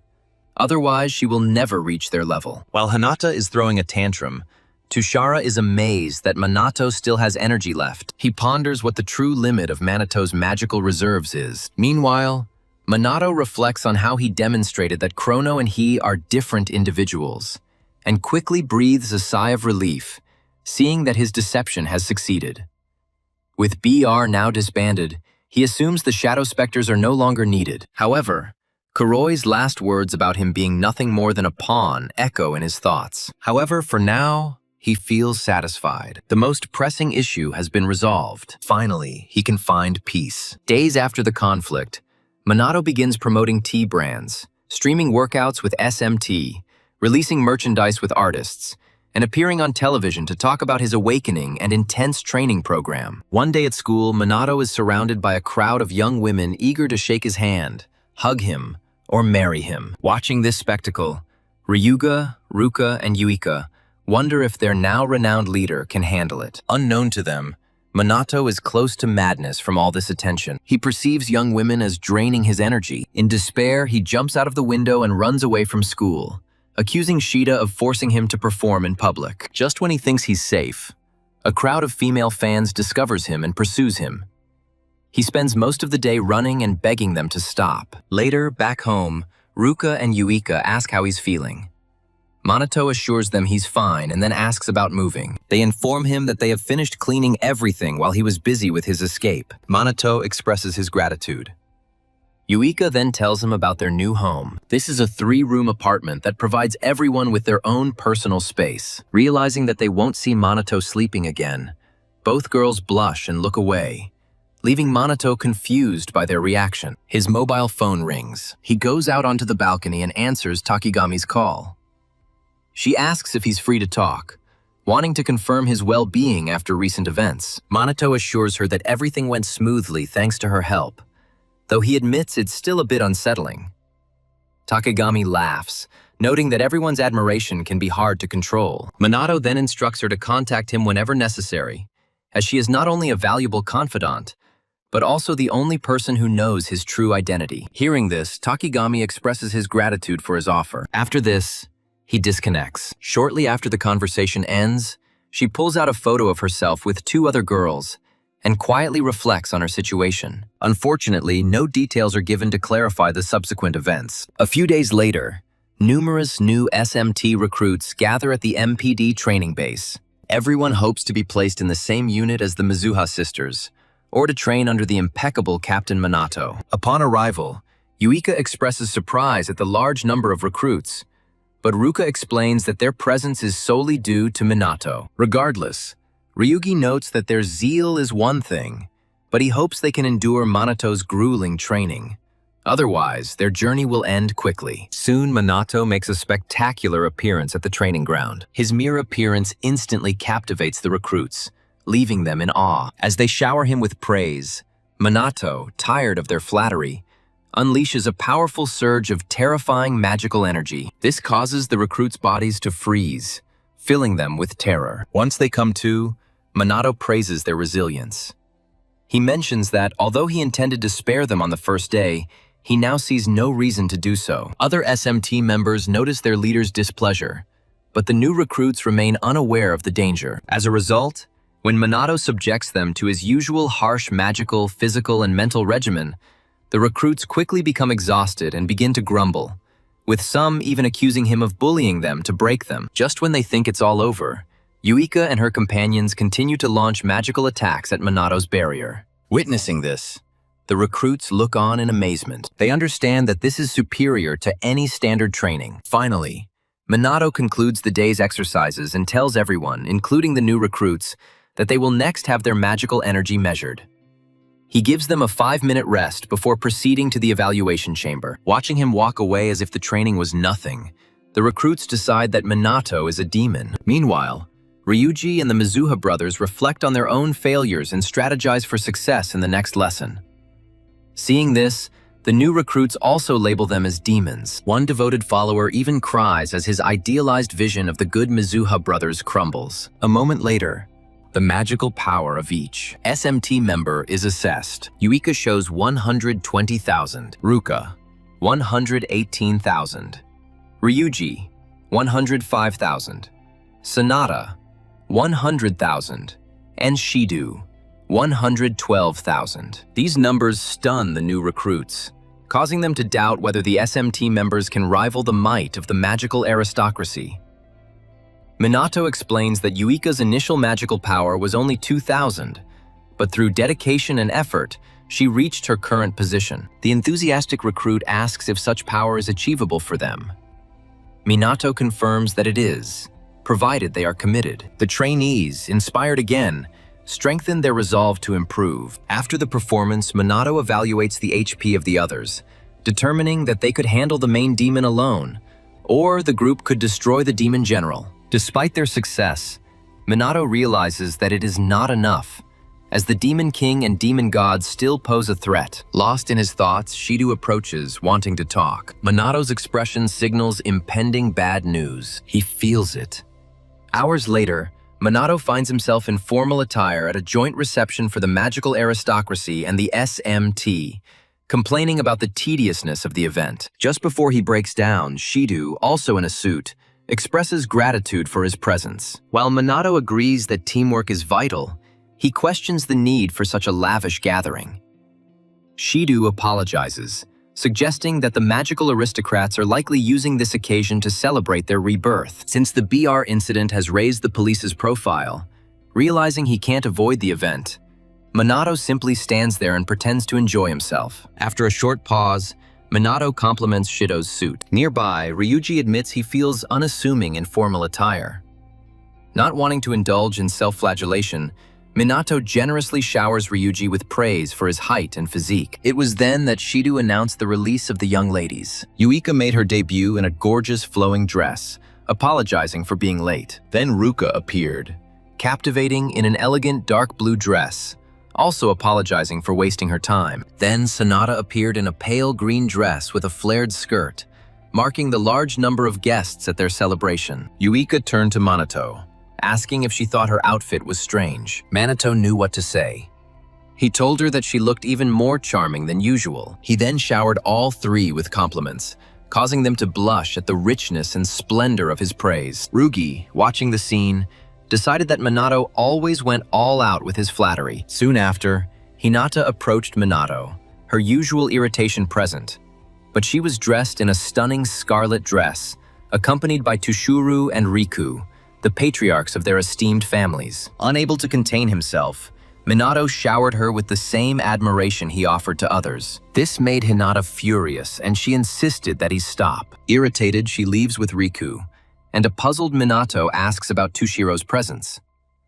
Tushiro reminds him of their cooperation agreement, declaring that this incident is part of it. Wanting to dispense with the pleasantries, Tushiro apologizes, leaving Minato stunned by the disrespect. The young ladies apologize for their father's frankness, mentioning that he is not given to talking. Minato assures them that he holds no grudges. Suddenly he senses a strange presence passing nearby. He turns to investigate.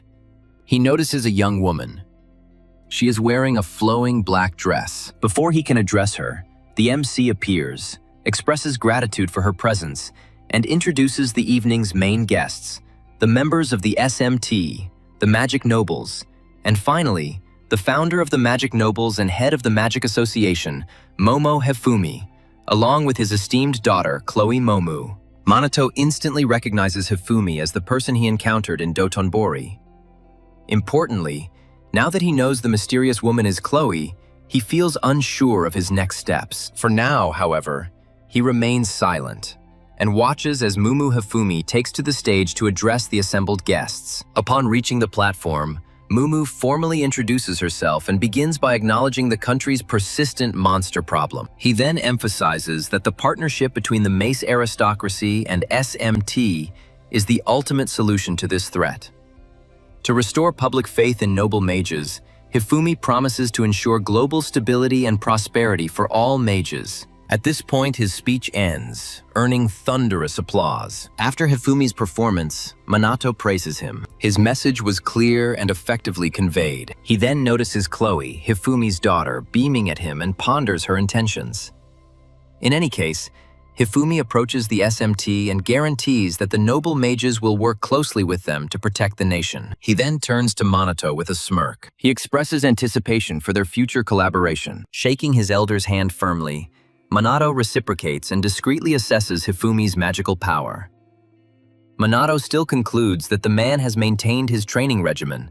His power output remains outstanding. Indeed, Minato could confidently state that Hifumi had not changed since their first meeting 50 years ago. Thinking back, Minato recalls the time he met a young Takigami and Hifumi at the training fields of the Magic Academy. At the time, the Mages Association was recruiting new students, and the respected sage Ichikami Minato was overseeing their training. During their first exercise, Ichikami boldly ordered the trainees to attack him simultaneously. However, one trainee, young Mumu Hifumi, responded defiantly, calling him a scoundrel and warning him not to underestimate their capabilities. Hearing this, young Takigami Shizuku called Hifumi impolite for speaking such words to a living legend. However, Hifumi insisted that he didn't care who Ichikamo was. He was going to smash his smug face into the ground. Together with Takigami, who commanded water magic while he used dark magic, Hifumi launched an attack. But Ichikamo, unimpressed, repelled it with a simple first-tier spell, further angering Hifumi. Ignoring his outburst, Ichikamo summoned wooden spears from the earth spell to defeat all the cadets. After the chaos died down, many abandoned their aspirations, shocked that he had so easily repelled a fourth-tier spell. Ichikamo realized the true force of the attack. He admitted he had been holding back. He expected many to give up, as was usually the case. But to his surprise, Hifumi stood up and proclaimed that the battle was not over, stating that he had only just begun. Takigami, equally determined, joined the fight. The couple prepared for the next round. Takigami, equally determined, joined the fight. The couple prepared for the next round. Ichikami, amazed by their true potential, allowed them to strike again. Despite their best efforts, they were ultimately defeated, forced to face the true monstrous power of Ichikami. When most of the trainees dropped out, Ichikami was impressed by the two who persisted. He completed the training session. He then advised them to recover. Rest was really needed. However, as he left, Hifumi unleashed dark magic, declaring that their battle was not over and vowing his ultimate defeat before passing out. Seeing the determination in Hifumi's eyes, Ichikami was sure that the young man would turn into a formidable sorcerer. When Takigami launched his surprise attack, he realized that the Magic Association had just acquired two exciting new recruits. When Hifumi lost consciousness, he vowed to surpass Ichikami Minato. He swore that he would surpass Ichikami Minato. Ichikami merely told him that he would wait for this moment. And with that, the flashback ended. Returning to the present, Minato, Ichikami's reincarnation, reflects on how that impetuous youth transformed into a powerful figure, wielding wealth and influence. For a moment, he considers revealing his true identity to Fumi, but he remembers Takigami's warning. She refuses. A few moments later, SMT is officially introduced. After this, the participants are invited to communicate. They start communicating. Just when Minato thinks he has escaped, Chloe comes up to him, introduces herself, and says she has wanted to meet him for a long time. He praises her as a witch and expresses his willingness to talk. Chloe laughs at the compliment, but modestly admits that she's nowhere near his level. Minato agrees. Her magical power and control over the elements seem insufficient, but there is something unsettling about her. He just can't pinpoint the source of it. For now, Chloe expresses hope to build a relationship with him, relying on her intuition. Minato carefully considers his response. Nearby, Ruka and Yuika watch Chloe and Minato's conversation with concern. Realizing that these are likely just initial greetings, they try to allay their concerns. Around this time, Chloe tells Minato that she looks forward to their collaboration. He claims to share the same feelings. As they shake hands, Chloe senses his magical energy and remarks that she is glad he is a worthy man. Without saying anything else, she assures him that they will meet again soon and leaves. The next day at school, Minato endures the usual barrage of bullying from the girls. Just when he was on the verge of a breakdown, the instructor comes in and tells everyone to calm down because of the arrival of a new student. A moment later, Mumu Chloe appears. Introducing herself as a student at Kamui's Mage Academy, she takes her seat, leaving Minato speechless as he never imagined her transferring to their school. As soon as the other students saw her, they recognized Chloe Mama from the previous day. Some even commented that this was their first time meeting anyone from the Mumu conglomerate in public, as such appearances are rare. Shortly after her introduction, the teacher directs her to the empty seat next to Minato, and Chloe accepts. As the lesson continues, Minato whispers to Chloe that he didn't expect her to come here. But Chloe reminds him that she promised they would meet again soon. And so, she arrived. Minato constantly watches the unusual Chloe sitting next to him throughout the entire lesson until it ends. Immediately after the lesson ended, all the students in the room turned their gaze to Chloe, watching her with surprise. Around this time, Yuika notes Chloe's instant popularity, pointing out that the same people who usually bother them are now flocking to her. When Ruka and Ryuga enter the classroom, they both speculate about Chloe's motives, not expecting her to actually transfer. Given the speed of the transfer after the incident, Yuika suspects an ulterior motive, stating that the timing is too perfect to be a coincidence. After grumbling some more about the friction with the aristocratic mages, Ryuji hopes her arrival isn't part of another of their ploys. For now, Minato and his team decide to keep a close eye on Chloe. After about 60 minutes, Minato and the others are stunned. Saito states that Chloe Mumu will be integrated into the SMT. Stunned, one of them inquires about her presence, and Saito explains that, to strengthen the agreement with the aristocratic mages, the higher-ups have decreed that Chloe will serve as a liaison between the two factions. He adds that by including her in the SMT, they are seeking to strengthen solidarity between the groups. When Chloe is given the opportunity to address them, she introduces herself as a descendant of Mumu, expressing hope for their friendly welcome. Taking in her gentle nature, Awika's disposition changes and she extends a welcoming handshake. As the girl speaks, Shido turns to Minato, apologizing for his harsh statement and saying that it was a direct order. Minato assures him that this is acceptable, admitting that he was somewhat expecting it after the joint announcement. Shido nods with relief. He watches Minato for a little while longer. Realizing he still has to evaluate her, Minato puts Chloe through his standard grueling workout. He trains her along with the others. Even when he increases the intensity, leaving the cadets exhausted and grumpy, Chloe not only keeps up the pace, but outperforms Uika and the others without showing any signs of fatigue. Every attempt by Uika to close the gap ends in defeat. Chloe is clearly in a different league. In subsequent lessons, she passes them with ease. She does them effortlessly, showing no signs of stress. During the break, while the others are recovering and congratulating themselves, Chloe asks if it's really time to rest, claiming that she still has energy left. Receiving no answer, Chloe approaches Minato and comments on the severity of his training. Minato asks if this seems outdated. However, Chloe disagrees. She states that the training is reasonable.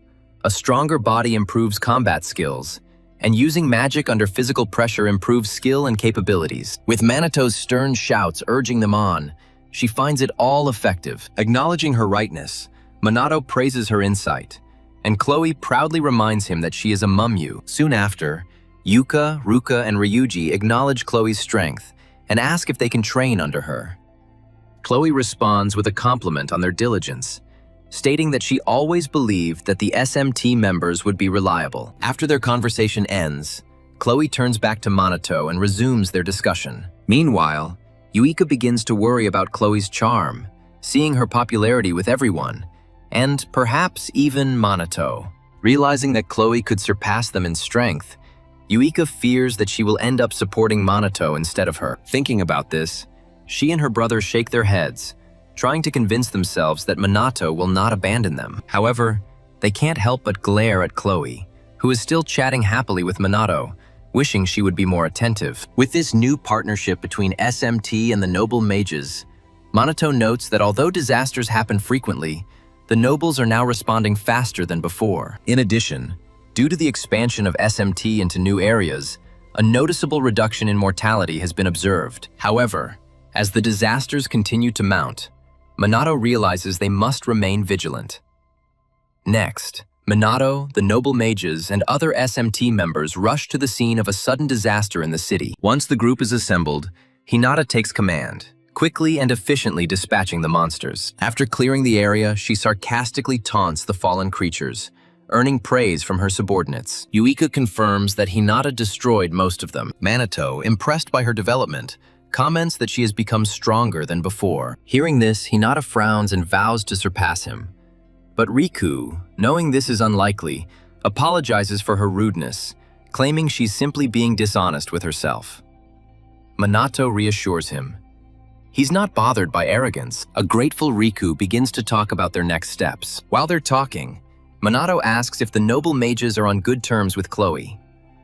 Riku replies that they usually keep their distance from the Mumu clan. Before he can explain further, he notices Chloe approaching and excuses himself to leave. Riku leaves and Chloe boldly approaches Minato and asks everyone if he wants to go on a date. Naturally, Minato agrees and returns to his usual routine.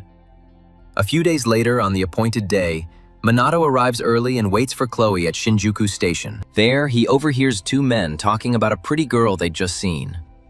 One urges the other to approach her, while the other admits she's far too much for him. After the men leave, He overhears another couple identifying an attractive girl as a daughter of the Mumu clan. Finally, he notices her arrival. A multitude of excited men swarm around her and shower her with attention. With these words, he makes his way through the crowd. Reaching her, he greets her warmly. As for the men, upon realizing that the stunning Chloe's boyfriend is SMT's Kusanagi Minato, they immediately surrender, knowing they don't stand a chance against the greatest warrior on the planet. Soon after the crowd disperses, Minato, fully aware that Chloe never intended this to be a real date, asks why she invited him. Chloe, slightly stunned that he figured out her true motive, admits that since she is unfamiliar with the area after transferring to a new school, she was hoping he could serve as her guide. When Minato asks why she didn't ask someone else, Chloe states that it was because she wanted to talk to him alone. Hearing this, Minato asks why she had to resort to such a complicated method and ruin the atmosphere when she had originally invited him. However, he receives no answer. Chloe then goes on to reveal her title and name, admitting that she has always felt like an outsider, no matter where she is, because people pretend to be respectful and give her special treatment. However, she tells him that he seems different to her. During their first conversation, she quickly realized that he didn't treat her any differently. Minato explains that rank and status are irrelevant to him.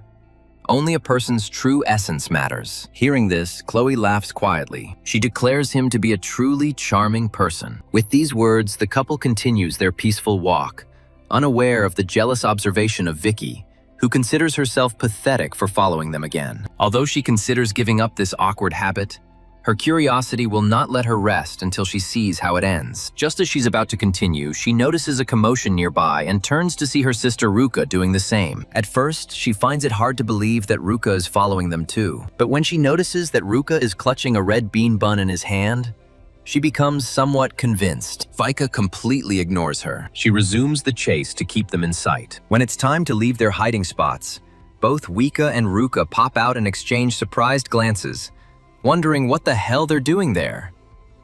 Around that moment, Minato hears a sound and turns around to investigate. When Chloe asks if everything is okay, Minato assures her it's nothing special. Keep in mind, Yuka and Ruka were hiding behind a huge teddy bear. Yuka grumbles about how close they came to being exposed, and Ruka remarks that even though she was holding back her magic, Minato's senses remained sharp. After all this, Wika tells Ruka that it seems they are pursuing the same goal. The hand agrees. After a tense confrontation, both begin to follow Minato and Clow again. Chloe overhears Chloe asking Minato on a standard high school date, and Minato agrees. Throughout their outing, Yuika and Ruka follow them everywhere, solely to make sure that no romantic events occur. At one point, while Minato and Chloe are sitting in a cafe enjoying drinks, Chloe asks what usually happens after all this is done.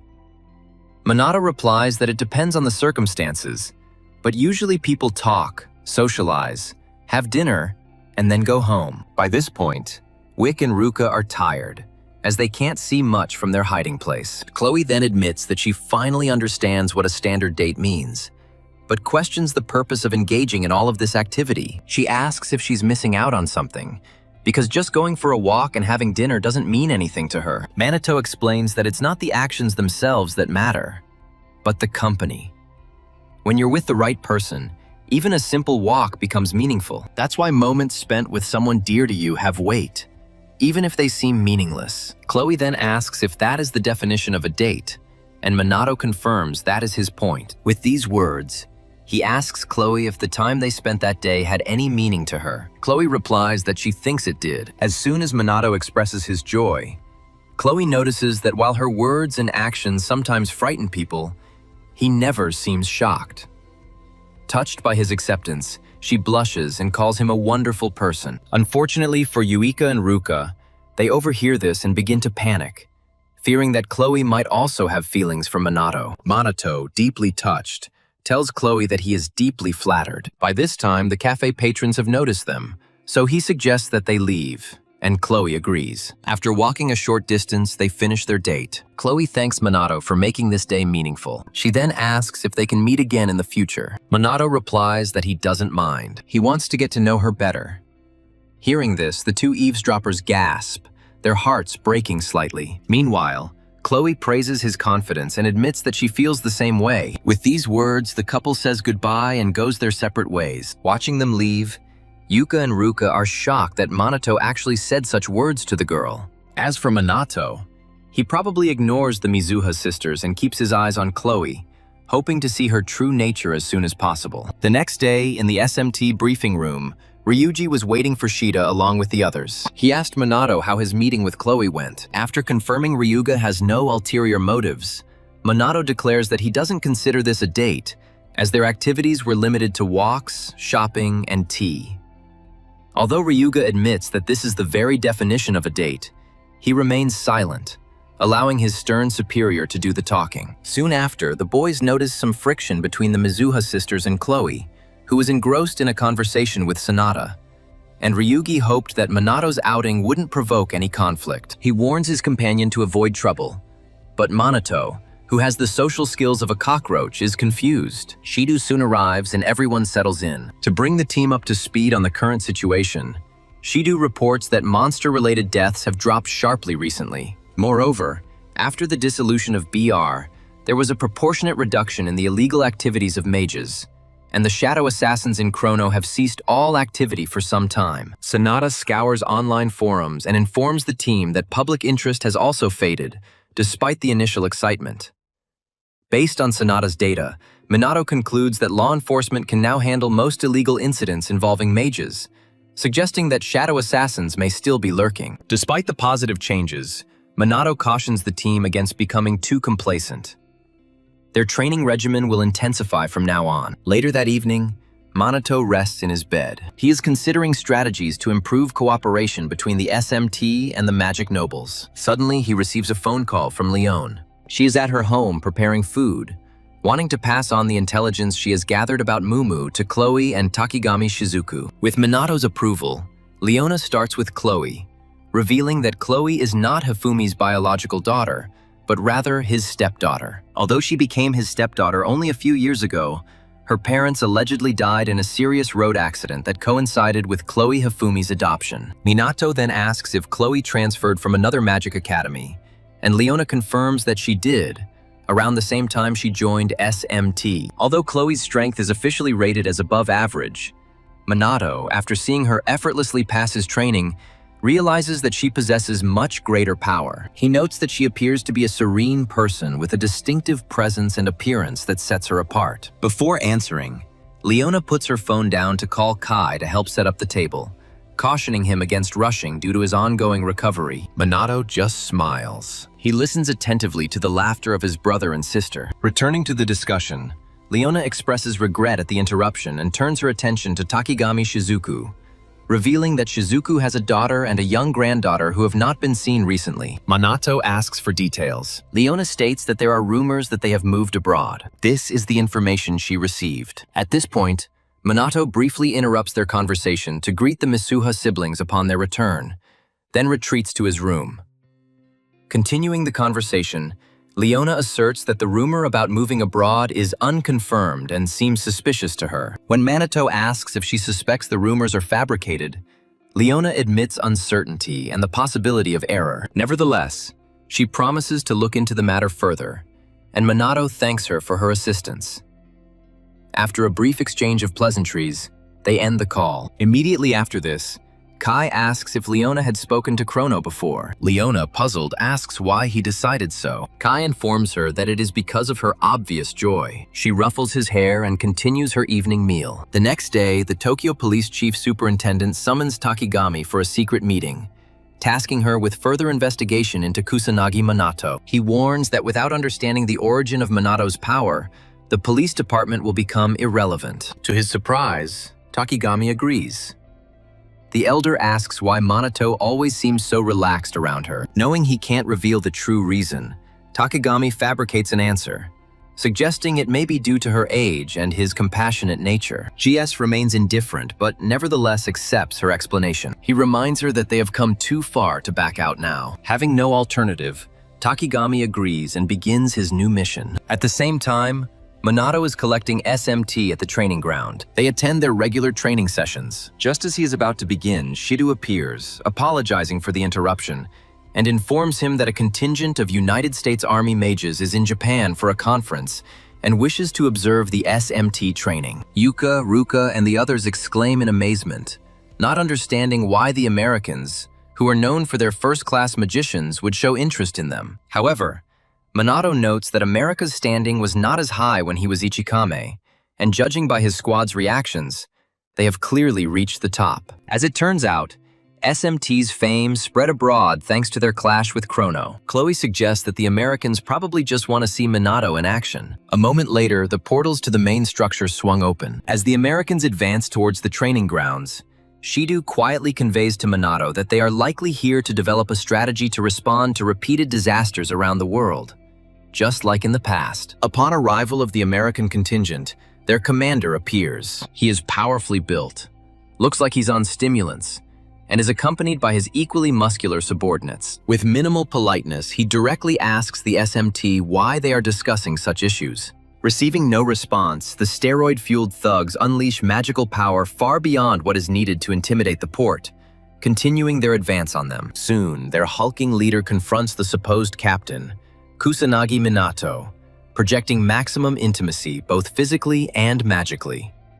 Likewise, Minato, unwilling to be intimidated by the overly muscular brute, increases his own magical pressure to meet his leaders. Unfortunately, the remaining SMT members find themselves in trouble. They can barely stand upright. This is due to enormous colliding forces. Finally, after a short standoff, the irritated leader grabs Minato. He hugs him with a grin, happy that he finally met the famous Kusanagi. However, upon noticing Minato's thin frame, the leader becomes intrigued, examines him closely, and asks if such a frame, although fit and thin, is truly capable of mortal combat. Irritated by the leader's unexpected admiration, Minato asks him to let him go. The leader apologizes for his rudeness.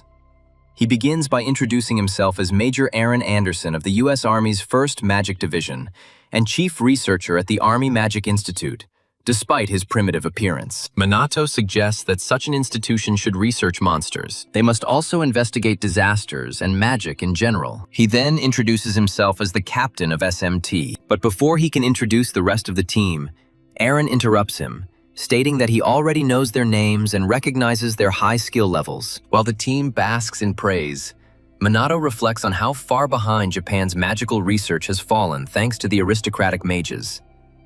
He views this meeting as a chance to learn something new, especially considering his own knowledge is outdated. Recognizing Aaron's role as a researcher, Minato expresses a desire to ask him about monsters and cataclysms. However, before Aaron can respond, his subordinates frown. They increase their magical energy to intimidate Minato. It seemed as if they could defeat him in a fight. Yuka and the others nearly collapse from intense killing intent, but Aaron orders his soldiers to retreat.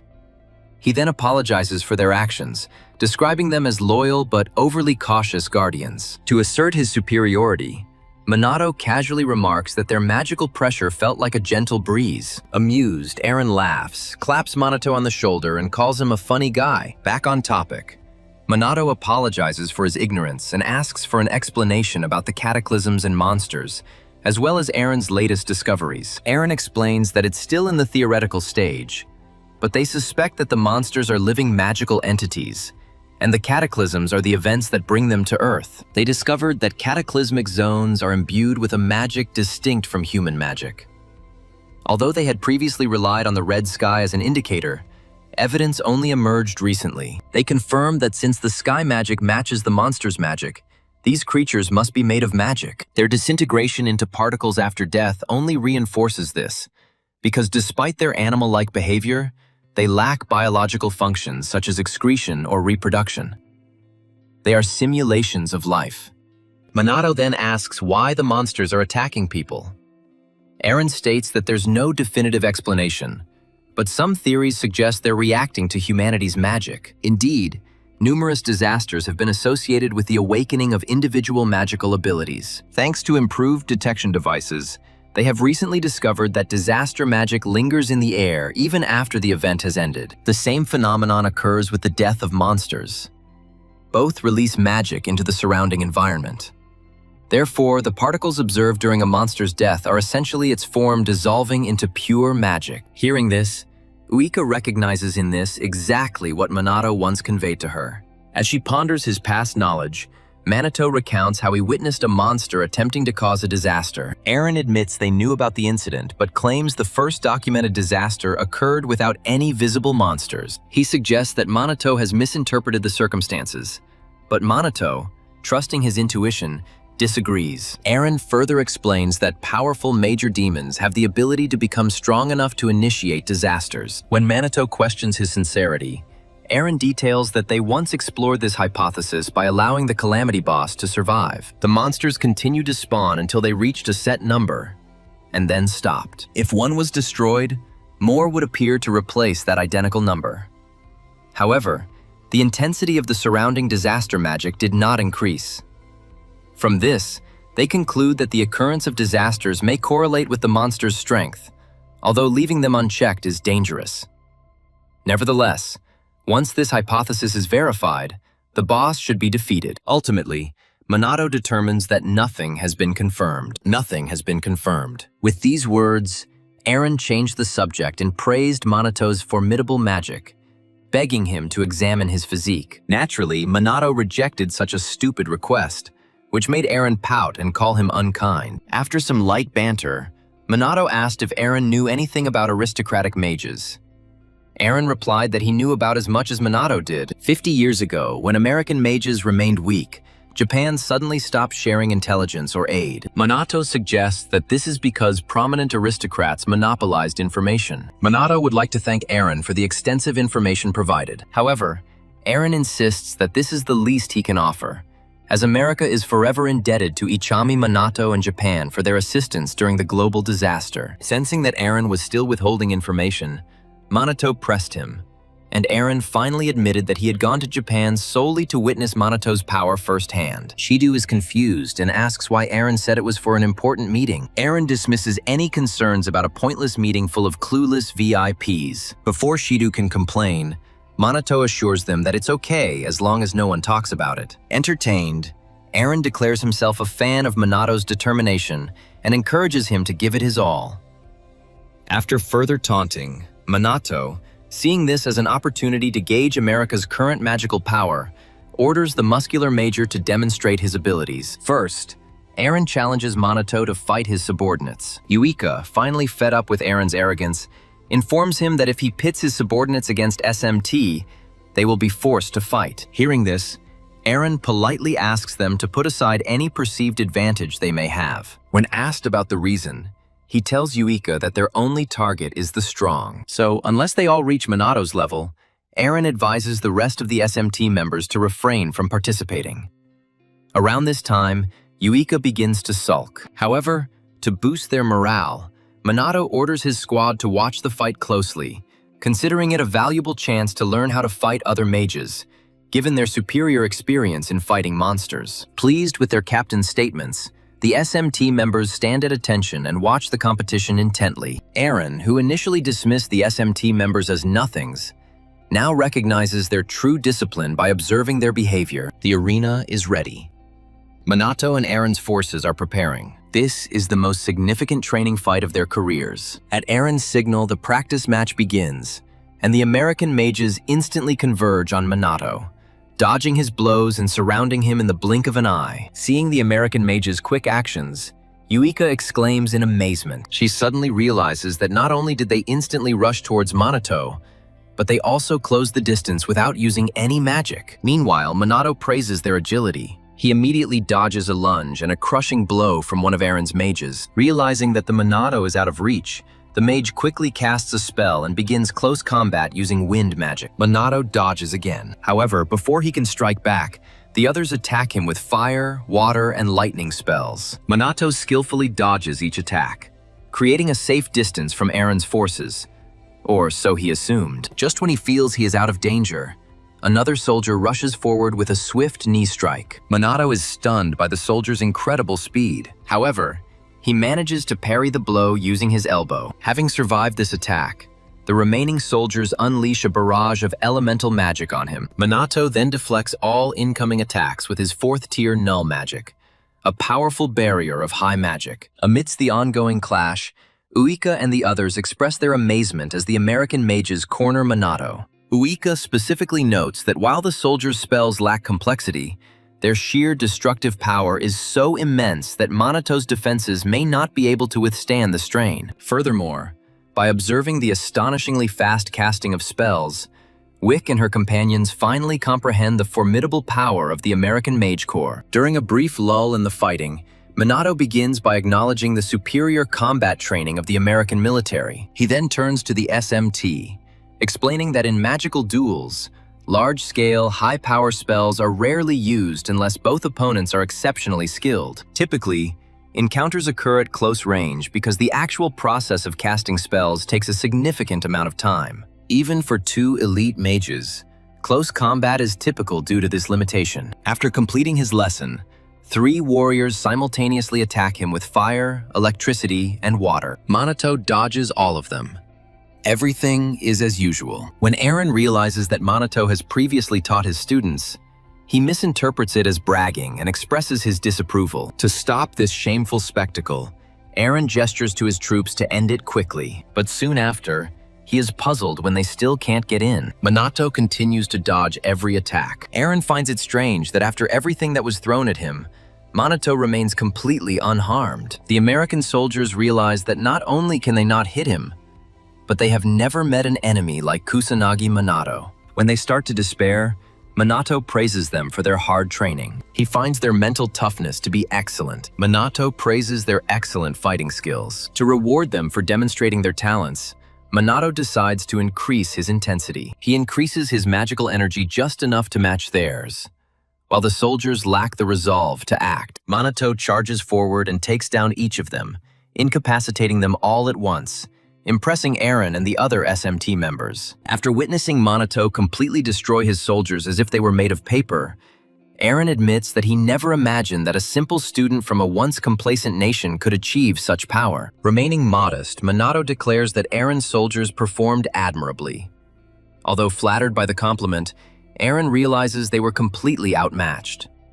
Intrigued, Eren asks where Minato acquired such hand-to-hand combat skills. Minato informs him that he is mostly self-taught. Hearing this, Eren bursts out laughing and, clapping Minato on the back, declares him a fascinating person. Now that the minor opponents are dealt with, Eren begins to take off his shirt and begs Minato to let him show off his power next. Showing off his well-developed muscles, Eren claims that despite his appearance, he genuinely enjoys a challenging fight. Minato, without showing any interest, muses that Eren certainly looks like someone who enjoys a good fight. After a few more clashes, Eren begins his combat training with Minato and immediately fills his body with mana. As Eren enters battle, Minato watches the mana flowing through his body, but just as he was on the verge of recognizing her, Eren rushes forward and attacks him. Minato notes Eren's speed. He responds with the same speed. He dodges every punch Eren throws. Eren realizes that brute force is ineffective. He casts a 5th-level lightning spell, Particle Discharge. He points it at Minato, who rolls back a few feet to dodge it. Minato gets back on his feet. Eren rushes towards him, trying to envelop Minato's thin body in his arms. Unfortunately for Eren, Minato is faster and eludes his grasp, leaving Eren confused. He was sure he had caught it. After a brief pause in the fight, Minato asks if Eren has enhanced his physical abilities with magic.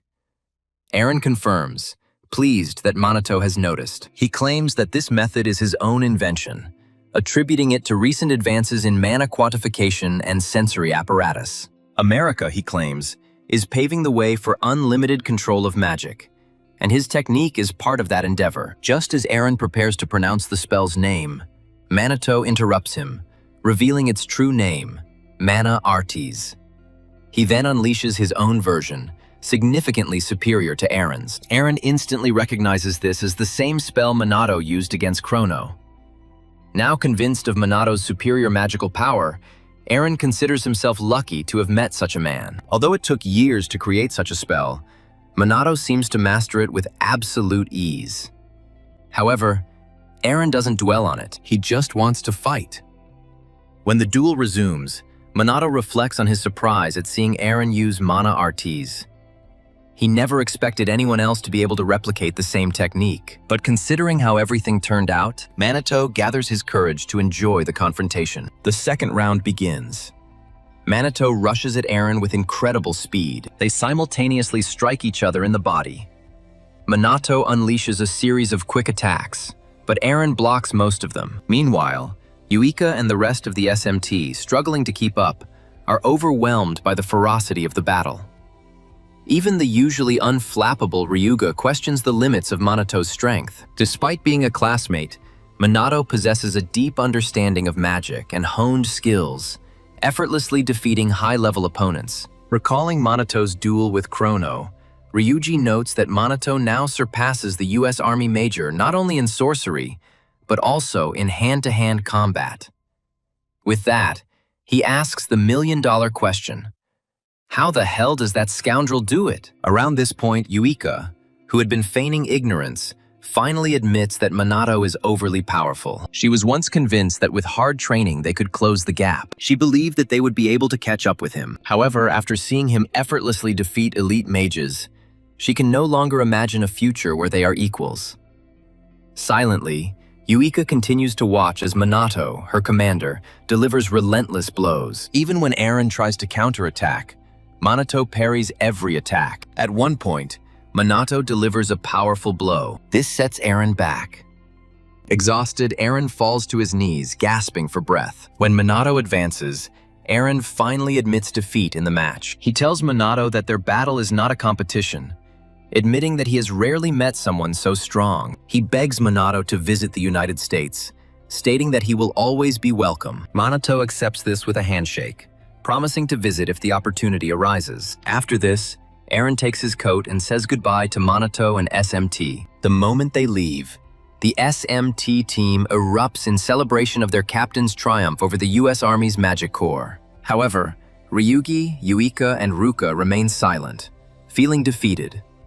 They vow to become stronger on their own. As darkness falls, the trio begins secret training, choosing to stand beside Minato rather than follow him. A few days later, Minato is stunned to discover that SMT and Mage Noble products have appeared on the market. He asks Shido why, who explains that as Minato gains more media attention, their funding increases, attracting new recruits and supporters to SMT. They move on to the next stage. Minato cautiously checks to see if Shido is simply enriching himself at his expense. Shido nervously denies this, claiming the money is needed for operating expenses. While Minato considers the situation less than ideal, he acknowledges their need for support. Eventually, he looks through the merch offer. He sees concept art of a plush toy made in his image. It reminds him of what Takagami did in his past life, and he agrees, but on one condition. Upon hearing Minato's undisclosed condition, Shido panicked and asked if this was possible with their limited budget. However, Minato assured him that plans were already in motion. Shortly afterward, during a break, the SMT members received notice of an upcoming joint training session with aristocratic mages. Reactions are mixed, but orders are orders. Days later, SMT and the aristocratic mages head to a certain area of Tokyo. They will train there for the next 2 weeks. Upon arrival, SMT members remain hopeful about what awaits them. Meanwhile, the aristocratic mages, especially Hinata, are complaining that everything has become a real headache. Since the founder of the aristocratic mages, Hifumi Mumyu, is also present, Yuika and the others are shocked and begin to doubt whether the training will be standard or something more intense. Shido informs them that President Mumyu is the organizer of the training camp, suggesting that it may be his way of making up for the past mistakes of the aristocratic mages. Taking a closer look at the aristocrats, Minato asks Chloe why the Fuka family hasn't shown up. She tells him they effectively disbanded after the head of the family and the heirs were captured. As far as she knows, it's nearly impossible for the Fuka family to regain its former status, as most of its members have now disappeared. A curious Minato asks about members of the Fuka family who were not involved in the conspiracy. Chloe claims they were probably acquitted and released to start new lives. Based on the details Leona provided, it appears the butler who helped expose the family is unharmed. However, Minato is more concerned about the hostility between the noble mages and the SMT members. He notes their lack of cohesion. When the noble mages look at them, Yuika and her companions are puzzled as to why they are despised, especially considering that nobles rarely interact during anti-disaster operations. Minato becomes wary. He is unsure of the outcome of this hostility. After unpacking, the noble mages and SMT members gather at the training grounds for the founder's address before the actual training begins. Hifumi approaches the podium, expressing gratitude for their presence and engaging in light conversation. Meanwhile, Minato reflects on the circumstances in his homeland. The police and local SMT branches are handling things for him, but he still worries about potential crises. As Hifumi continues, he emphasizes the importance of training together to overcome a huge disaster and encourages both factions to train hard and improve their synergy. Next, Hifumi introduces the camp commander and mentor, Captain Minato Kusanagi. The magical elites immediately object, rejecting the orders of the SMT member. Annoyed, Hifumi challenges anyone who thinks they can defeat Minato to come forward. As expected, silence reigned. With that matter over, Hifumi gives way to Minato. Before speaking, Minato ponders Hifumi's intentions. Even if the magical elites, possessing vast secret knowledge, are unable to defeat him, Hifumi's statements align with his own plans. Minato understands that Hifumi, who despises defeat, is manipulating him, but he does not harbor any resentment. To everyone that during the 2-week regime, he asks only one thing: that they obey his orders, as if their survival depended on it. The workout begins with push-ups with tires strapped to your back. When asked about the reason, Minato explains and begs them to try their best. 3 renowned family leaders, Riku, Tushuru, and Hinata, take on the challenge with several tires attached. The next stage is the sprint.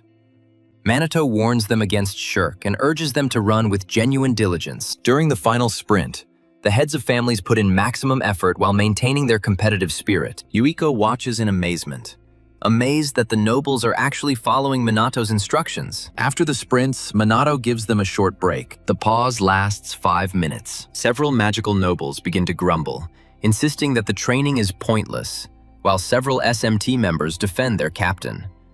But the nobles dismiss Minato as an inept student. This sparks a fight between the factions, but Minato quickly intervenes.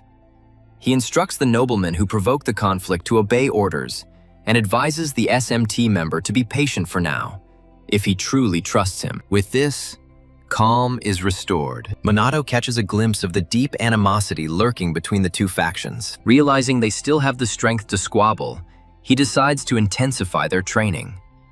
For the next exercise, he forces them to continuously cast spells until their mana is exhausted. The lazy nobles panic, but Minato warns them of real death if they do not fight, as their survival depends on it. When the SMT members began to ridicule them, the magical nobles were not about to tolerate the insults and took up the challenge. Their competitive spirit was sparked, and the two factions clashed in a friendly duel. Minato grins, seeing that he has managed to ignite their fighting spirit. After many hours of practice, Minato concludes the day's training and orders them to recover for the next day. As he leaves, Hinata calls out to him, asking if this is his plan for their continued training. When he asks if she is unhappy, she replies that it is just a suggestion. Minato explains that the alternative training method, which involves using a master mage to administer electroshock therapy to awaken the magical flow, is only intended for beginners and will not be effective for magical nobles. Hearing this, Hinata lists all of Minato's unusual traits: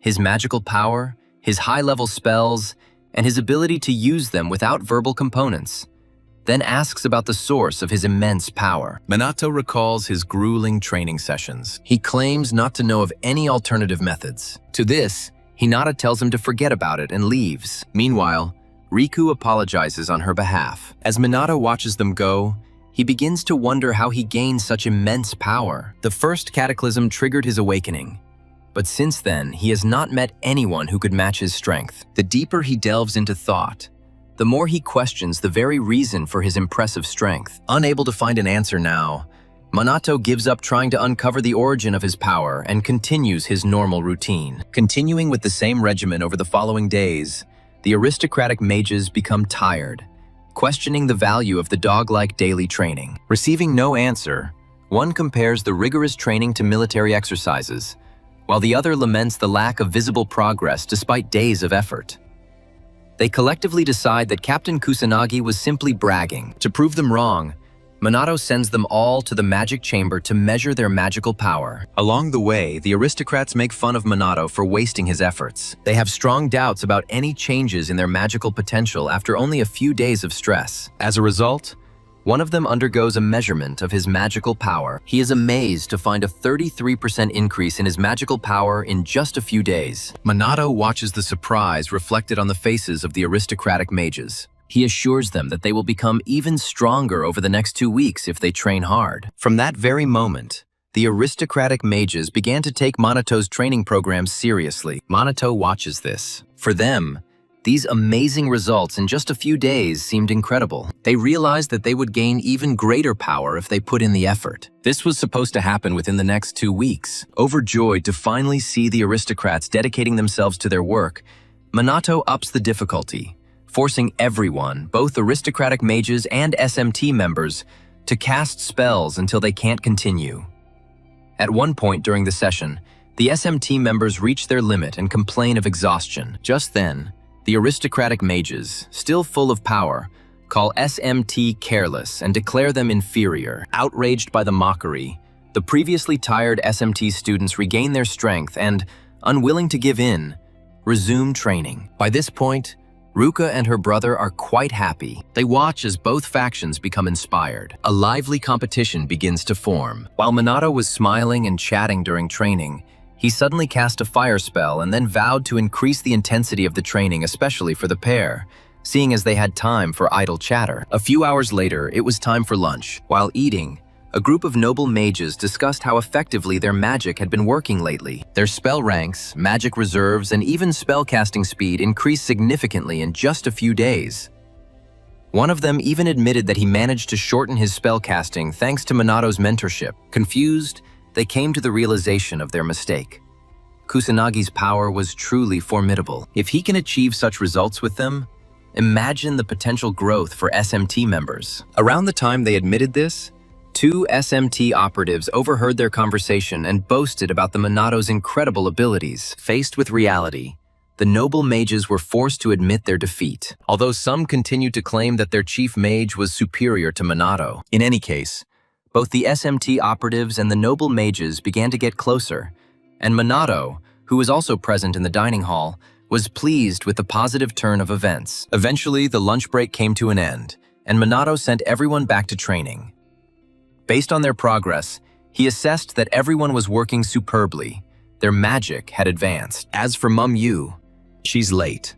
Chloe trains with the determination of a champion. Minato recalls Leona's words about Chloe's exceptional talents, but now realizes that her magical potential far exceeds them. Around this time, Chloe notices him watching and waves at him. But Minato realizes that beneath that cheerful facade, she's hiding her true strength. This makes deciphering her intentions even more difficult. For now, he decides to ignore her and focus on Hinata, who seems uninterested in training with Toshiro and Riku. While he understands her feelings, he still can't comprehend her constant anger when he's around. Regardless of the reason, he recognizes that allowing this situation to continue won't yield any positive results. After training, Minato instructs Riku to stay behind. He also tells the hurrying Hinata to stay. As soon as Hinata gives the signal to be ready, Minato reveals that he finds her training unproductive and asks why. Hinata bluntly states that his training program is useless. She knows she won't improve by following it. Even when Minato asks about her continued attendance, she replies that she has no other choice. It's her superior's orders. Minato, surprised that she obeys someone, is glad to know that Hifumi is the noble mage that everyone follows without hesitation. As Hinata leaves, she assures Minato that her attitude hasn't changed. After she leaves, Riku apologizes again, but Minato brushes it off, saying he doesn't mind. Minato curiously asks about Riku's connection with Hinata, noting their constant communication. Riku states that he considers them friends, although he admits that he could be wrong. More precisely, Riku clarifies that there is no romantic relationship between them, and Minato apologizes for interfering in his personal affairs. Riku takes responsibility for Hinata's behavior again. He explains that while her abrupt demeanor leads to misunderstandings, it is not inherently malicious. Minato admits that he appreciates straightforward people like her, and Riku expresses gratitude for his understanding. As they part, Minato decides to keep a close eye on Hinata. He will watch her with the eye of Homer. Consequently, the next day he makes sure to watch her throughout the entire training period, including during their midday meal. He observes her followers having difficulty communicating with her, coming to the conclusion that Riku is likely her only companion. Minato wonders if she prefers solitude. She quickly dismisses this idea as it doesn't seem true. He gives up on this idea. He decides to help her at the first opportunity. With this in mind, Minato constantly follows Hinata. He checks on her the next morning, during training, and even during lunch, noting her gloomy mood. When she finally reaches her breaking point from his constant presence, Hinata breaks down. After a flash of disappointment, she demands an explanation for his importunity. Minato innocently claims he just wanted to talk to her, and a stunned Hinata asks if that's really the reason he's stalking her. Minato confirms this, adding that he's noticed her constant loneliness and obvious melancholy. Hinata denies this, claiming that she prefers to be on her own. However, when Minato suggests that she doesn't give that impression, she becomes defensive and tries to imply that he can't understand the true feeling of isolation. Minato responds that a person who truly prefers solitude will not place themselves in circumstances that require interaction or tolerance of others' attention. Since she does both, he thinks she's just lonely and craving companionship. Hinata tells him to stop talking like he understands her difficulties. However, Minato, tired of their exchange of remarks, directly offers them to become friends. Hinata's face turns completely red and she asks him in amazement what he means. But Minato insists, declaring his strong affection for her. Hinata's blush deepens when she informs him that people usually don't make much of an effort to offer friendship. When Minato backs down, she advises him to give up on the idea of dating her, as she is annoying and problematic. Minato counters that he doesn't find her unpleasant and actually appreciates her frank self-expression. He explains that insincere compliments make him uncomfortable, so he values her authenticity. Hearing this, Hinata brightens up and, blushing, calls him a weirdo. There is a short pause. A second passes.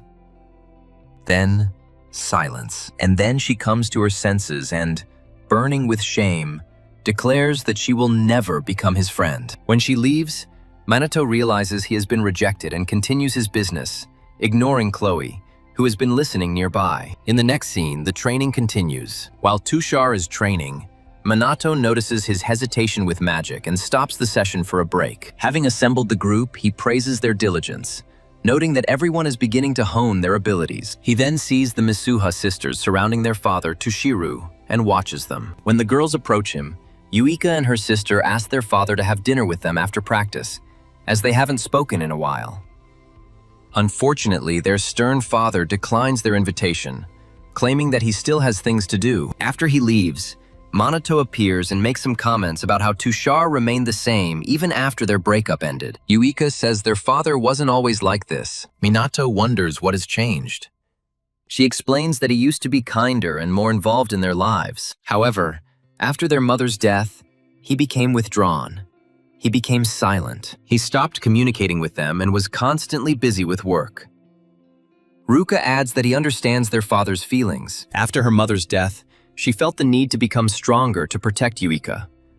But in the process, she became more hardened and lost herself. Yuika assures her that she is still the same caring older sister, and Ruka thanks her for the praise. However, both agree that their father is a mystery because he never trusts them. When they begin to doubt his love, Minato intervenes, claiming that if Tushuru didn't care about them, he wouldn't have considered him an opponent the first time they met. This is exactly what a father would do to someone who lays claim to his daughters. However, Minato secretly wonders about the reason for his unstable magical energy earlier. He seemed to be considering some decision. Before Minato can say anything else, Chloe pulls him aside for a private conversation. He is a little worried, suspecting that she might suggest another date. Chloe starts by telling him this. For the past few days, she had felt a desire to get to know him better. She wants to know him completely, down to the core. As she approaches, she showers him with kind words, radiating powerful feminine charm. A pleased Minato expresses gratitude for her compliments. Chloe, now holding his face in her hands, calls him weird and continues to praise his attractiveness, his innocence, his straightforwardness, and all those mysterious traits that she finds so captivating. She then directly asks him out on a date, adding her confidence that their connection will be great. She describes herself as a devoted type. If he so desires, she is ready to do or offer anything, just to be near him. With these words, she leans in seductively.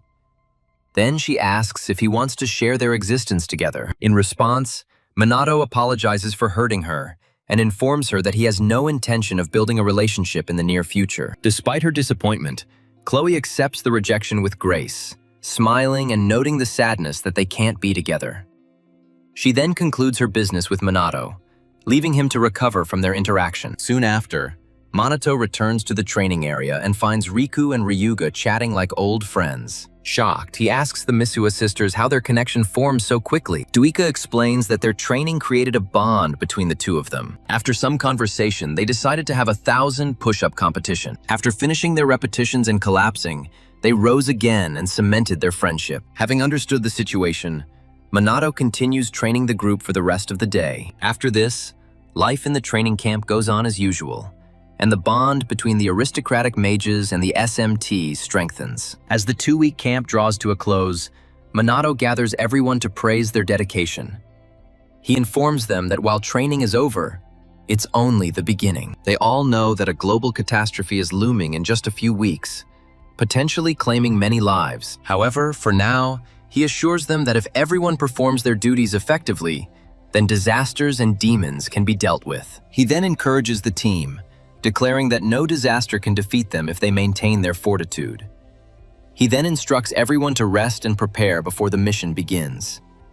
He concludes his speech with a few additional encouraging remarks in his characteristic Spartan manner. Representatives of the SMT and the nobility of the magicians shake hands, exchanging words of support. Among the crowd, Hinato acknowledges Minato's incredible achievement in uniting both factions. She realizes that all their skills have improved thanks to him. Not only did he foster openness between them, but he also showed personal kindness to her. In a moment of weakness, Hinato considers accepting Minato's earlier offer of friendship, but quickly dismisses the idea, deeming connections useless. After the performance, Hifumi meets Minato and praises the result. Minato expresses his gratitude, and Hifumi reflects on how the two factions, once divided by discord, now share mutual trust, all thanks to Captain Minato. He is convinced that their continued unity will bring global peace. Minato expresses hope that this vision will come true. Thus, the training camp concludes, resulting in a significant increase in the skill and teamwork of the SMT representatives and the mage nobility. As a result,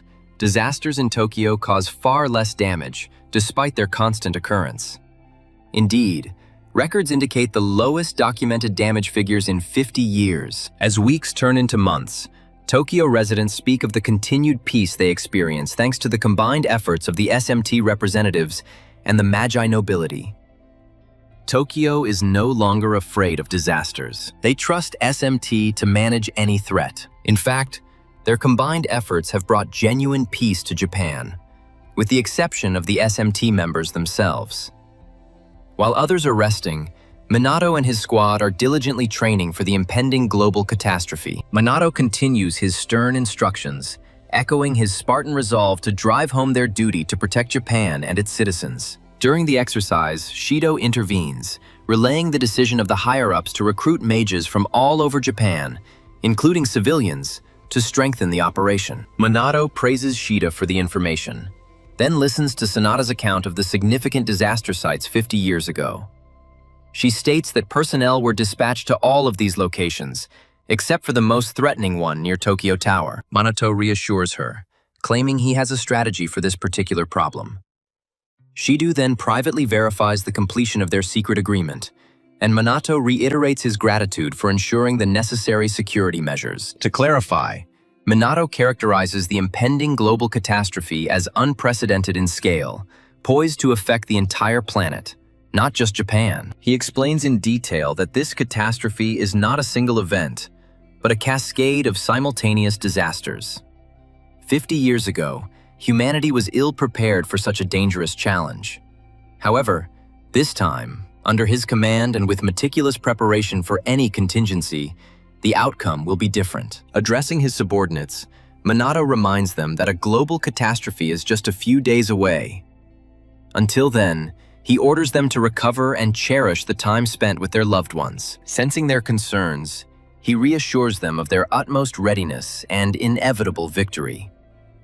Nevertheless, the team remains uneasy. Minato observes their lingering doubt. He begs them to trust him more than anything in the world. He continues his encouraging assurances, vowing to protect the planet and its inhabitants no matter the cost. Fortunately, the speech boosts their morale.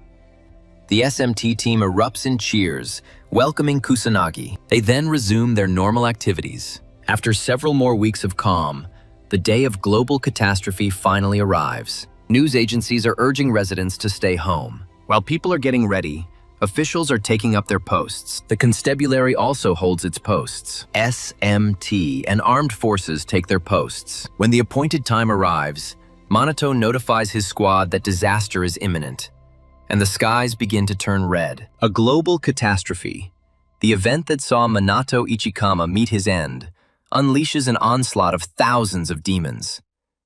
Captain Minato Kusanagi is the decisive factor in victory this time. As the demons descend, Minato gathers his warriors and pushes them forward to save the world. For reference, it is shown once again that the global catastrophe is considered the greatest disaster in the history of mankind. At that very moment, the disaster began. She took the life of Ichikami Minato in Tokyo. Shortly before the outbreak, the Prime Minister, along with Japan's legislators and national leaders, gather in a secure bunker, placing all their hopes on the SMT to protect Japan. At the same time, Minato, the Mizuha sisters, and Ryugi conduct an aerial survey of the demon population in Old Shibuya. Minato realizes that the demons involved in this disaster are larger and more numerous than those he encountered in his past life.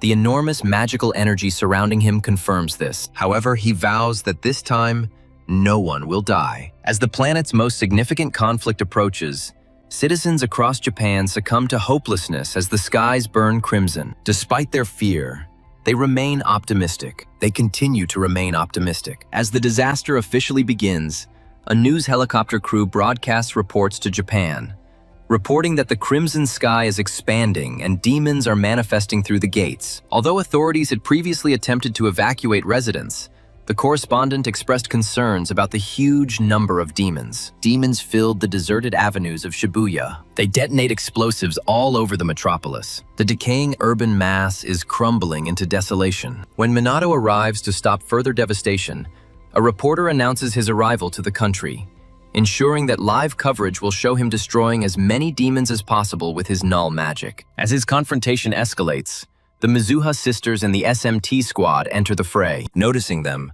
Minato orders the group to destroy the demons and hold their position until the Cataclysm boss appears.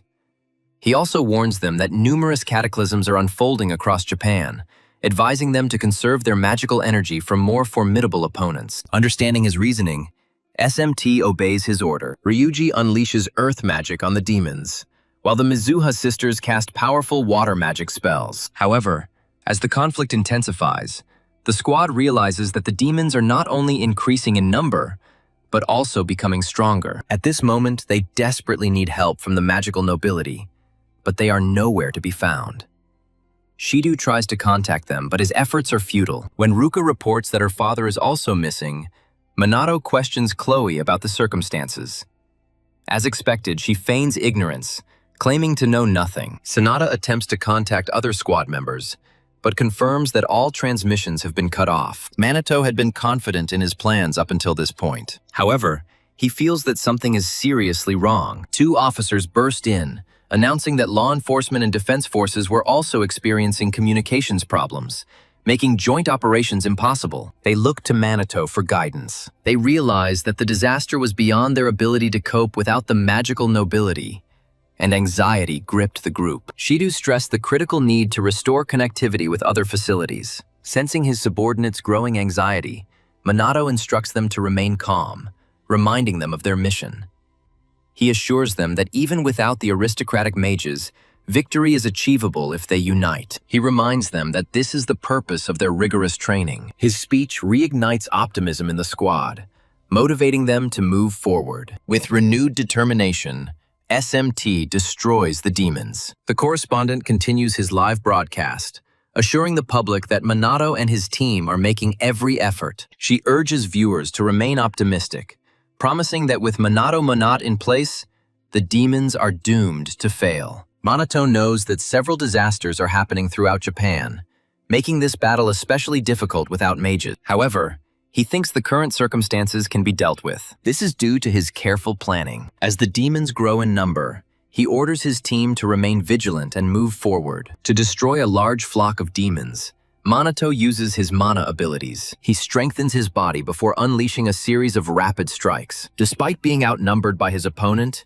he remains unharmed and destroys a massive flock of demons with his 9th-tier void magic spell, Magic Spark. After this, he surveys the approaching demons and decides that it is time to put his hidden strategy into action. Soon after, the SMT members defeat most of the demons, giving them a short respite. Meanwhile, Minato ponders why the demons seem much stronger and more numerous than they did 50 years ago. He understands that what happens next will not be easy. Just then, the Mizuha sisters and the rest of the team sense a dark presence approaching. Seconds later, a huge, monstrous beast materializes from the rift. The SMT members saw a terrifying figure, instantly recognizing it as the Demon King. And then they noticed its terrifyingly huge and impressive size. But as soon as he appears, the Demon King unleashes a 10th-tier fire spell, Big Bang, destroying the entire battlefield. Miraculously, thanks to their quick reactions, the SMT members emerge from the attack unharmed, protected by the Minato's 9th-level fairy magic barrier that suppresses magic. Now they face a more pressing problem. Minato confronts the Demon King. The Demon King, believing his previous strike had destroyed them, asks where they are, stating that the battle has only just begun. As the Demon King prepares to respond, Minato deploys the level 10 Aegis shield previously used to protect the neighboring squad, assuring the worried Mizuha sisters that their safety outweighs any delay in response. Minato reminds them that their opponent is the Demon King. He implores them to remain vigilant and not to be caught off guard.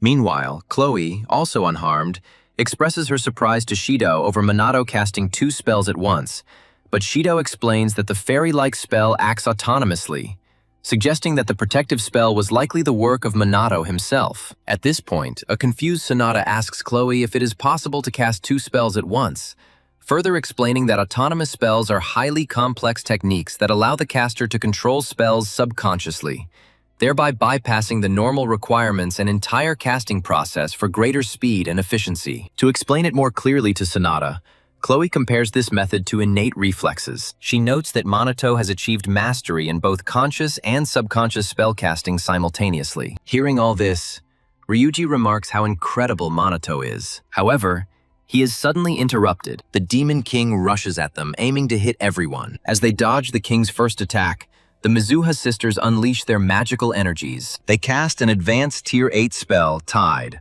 and unleash it on the Demon King. At the same time, Chloe, Ryuji, and Sonata also unleash their spells on the Demon King together. They overwhelm him with a relentless onslaught of magical attacks. Unfortunately, before their onslaught can do any significant damage, the Demon King roars and somehow shakes off all magical attacks aimed at him. After witnessing the Demon King trigger another massive explosion, Minato finally intervenes, ordering his allies to move on to another disaster so he can deal with this fool who thinks he is all-powerful. Although Yuika objects to this choice, Minato reminds her that there are many disasters, and without the support of the noble mages, the defenses against other disasters are likely approaching their limit. So the only sensible thing they can do now is to support the other teams and let him face the Demon King head-on. Around this time, Ruka and Yuika come to the mutual conclusion that they would only get in Minato's way if they stayed close to him. Therefore, they give orders to their other junior subordinates. They order them to leave this place Mianto and go to another natural disaster. As the sisters leave the war zone, they encourage each other to keep faith in Minato until the very end. They are confident that he will win,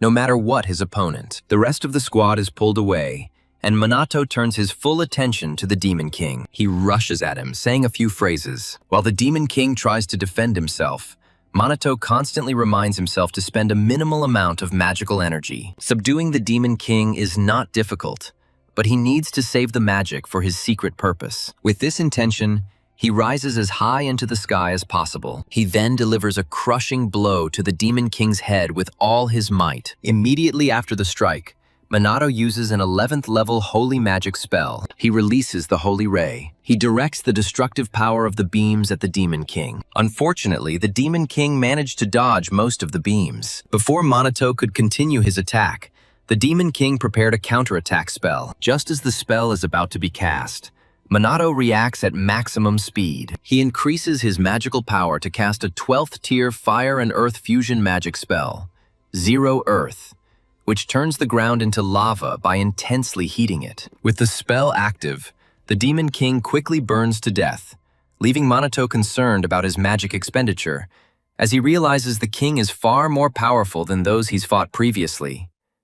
Sensing the Demon King's death, Minato warns himself to conserve his magic power even more, at least until the demon god appears. Around this time, a reporter in a helicopter flying high in the sky announced to the general public remaining indoors that Captain Kushinaga Minato has successfully defeated the Demon King and appears unperturbed. However, she also reports that the police, SMT, and self-defense forces are facing difficulties with other disasters, and due to the lack of aristocratic mages, demons are overpowering them. As he finishes his report, the reporter notices something unusual. It takes place on a dilapidated telecommunications tower. She draws everyone's attention to him. When Minato finally notices it, he realizes it's something familiar, but then wonders if the demons are causing a catastrophe, as a massive rift appears in the crimson skies and countless demons fill the streets of old Shibuya. Ultimately, Minato remembers this event as the final phase of the end of the world, when the demon god was supposed to appear, the ultimate catastrophe that ended his previous existence as Ichikame Minato. At the same time, Yuika is seen directing numerous SMT operatives, ordering them to focus on eliminating as many demons as possible, rather than rushing into the final disaster. As she watches the mission, she reflects on the powerful magical aura she felt earlier. A small smile appears on her lips as she realizes that she has disappeared, the result of Minato defeating the Demon Lord, just as she expected him to. Noticing the growing fatigue among her team, Yuika silently hopes that her older sister is safe in another disaster zone. Suddenly, garbled transmissions break through her comms. Unsure if the connection has been restored, she quickly responds. Adjusting her earpiece, she finally hears a voice clearly. The speaker informs Yuika and everyone else on the line that a major disaster has occurred near Tokyo Tower, and orders all personnel to proceed there immediately. The subordinate then questions Yuika's orders, noting their inability to handle even a minor disaster without the help of magical aristocrats. After a moment's thought, Yuika orders everyone to stay behind and face the immediate danger while she goes to meet Minato and the others. With these words, she leaves them and soars up to Minato's position. Meanwhile, Minato fights off a new wave of demons using his inorganic cannon nullification magic. Realizing the sheer number of enemies, he considers casting a powerful spell, even though his magical reserves are depleted. At that very moment, the Mizuha sisters and their 4 companions arrive to provide assistance. They apologize for being late. When Minato asked about the companions they left behind, Uika and Ruka explained that it was the only way to compensate for the absence of the aristocratic mages. Understanding their logic, Minato orders everyone to get ready. It's at this moment that they stop the demons and end the battle. After that, the commander begins a new attack. The journalist, still circling in her plane, comments on the unfolding chaos. She calls it the beginning and final phase of the catastrophic event that once took the life of Ichikame Minato. As the live broadcast reaches all of Japan, the public begins to doubt the capabilities of SMT. They wonder if SMT has the power to prevent the disaster. The plane pilot suggests leaving due to dangerous circumstances. However, the determined journalist refuses, saying the public needs to see SMT in action. She barely has time to explain that their anti-monster gear will ensure their safety when the plane is attacked by a beast, nearly sending them crashing onto the roads below. Minato quickly erects a null magic barrier to protect them. However, one demon breaks through it. The barrier wavered. He unleashed holy magic on the beast. He then goes up to check on the journalist and her team. Taking to the air, Minato addresses the people of Japan, acknowledging their concerns and promising that no one will die. With this promise, he returns to battle. Admiring his coolness, The reporter orders the cameraman to film how the other SMT members valiantly fight off the demons. In the midst of the ongoing fight, the demon casts a 6th-level spell of fire and wind fusion. It's called Fire Cyclone, and it targets SMT. Minato counters with a 7th-tier null magic attack, Banishment, and destroys the demon with a mana art. His comrades admire the spell's power, but Minato warns Ryuga and Ruka that zero magic has limitations. Its effectiveness is low, and it can only nullify spells up to a certain level. Before she can catch her breath, Yuika reports that more demons are approaching. Minato quickly tells everyone to remain vigilant. Realizing the danger of delay, SMT rushes forward and unleashes his full arsenal of offensive spells. Minato increases his power and activates 11th level Holy Magic. He releases a Holy Ray, destroying a large group of enemies. Afterwards, Ryuji contacts his colleagues in other disaster zones to assess the situation and learns that the demon population has increased dramatically. Everyone urgently needs reinforcements.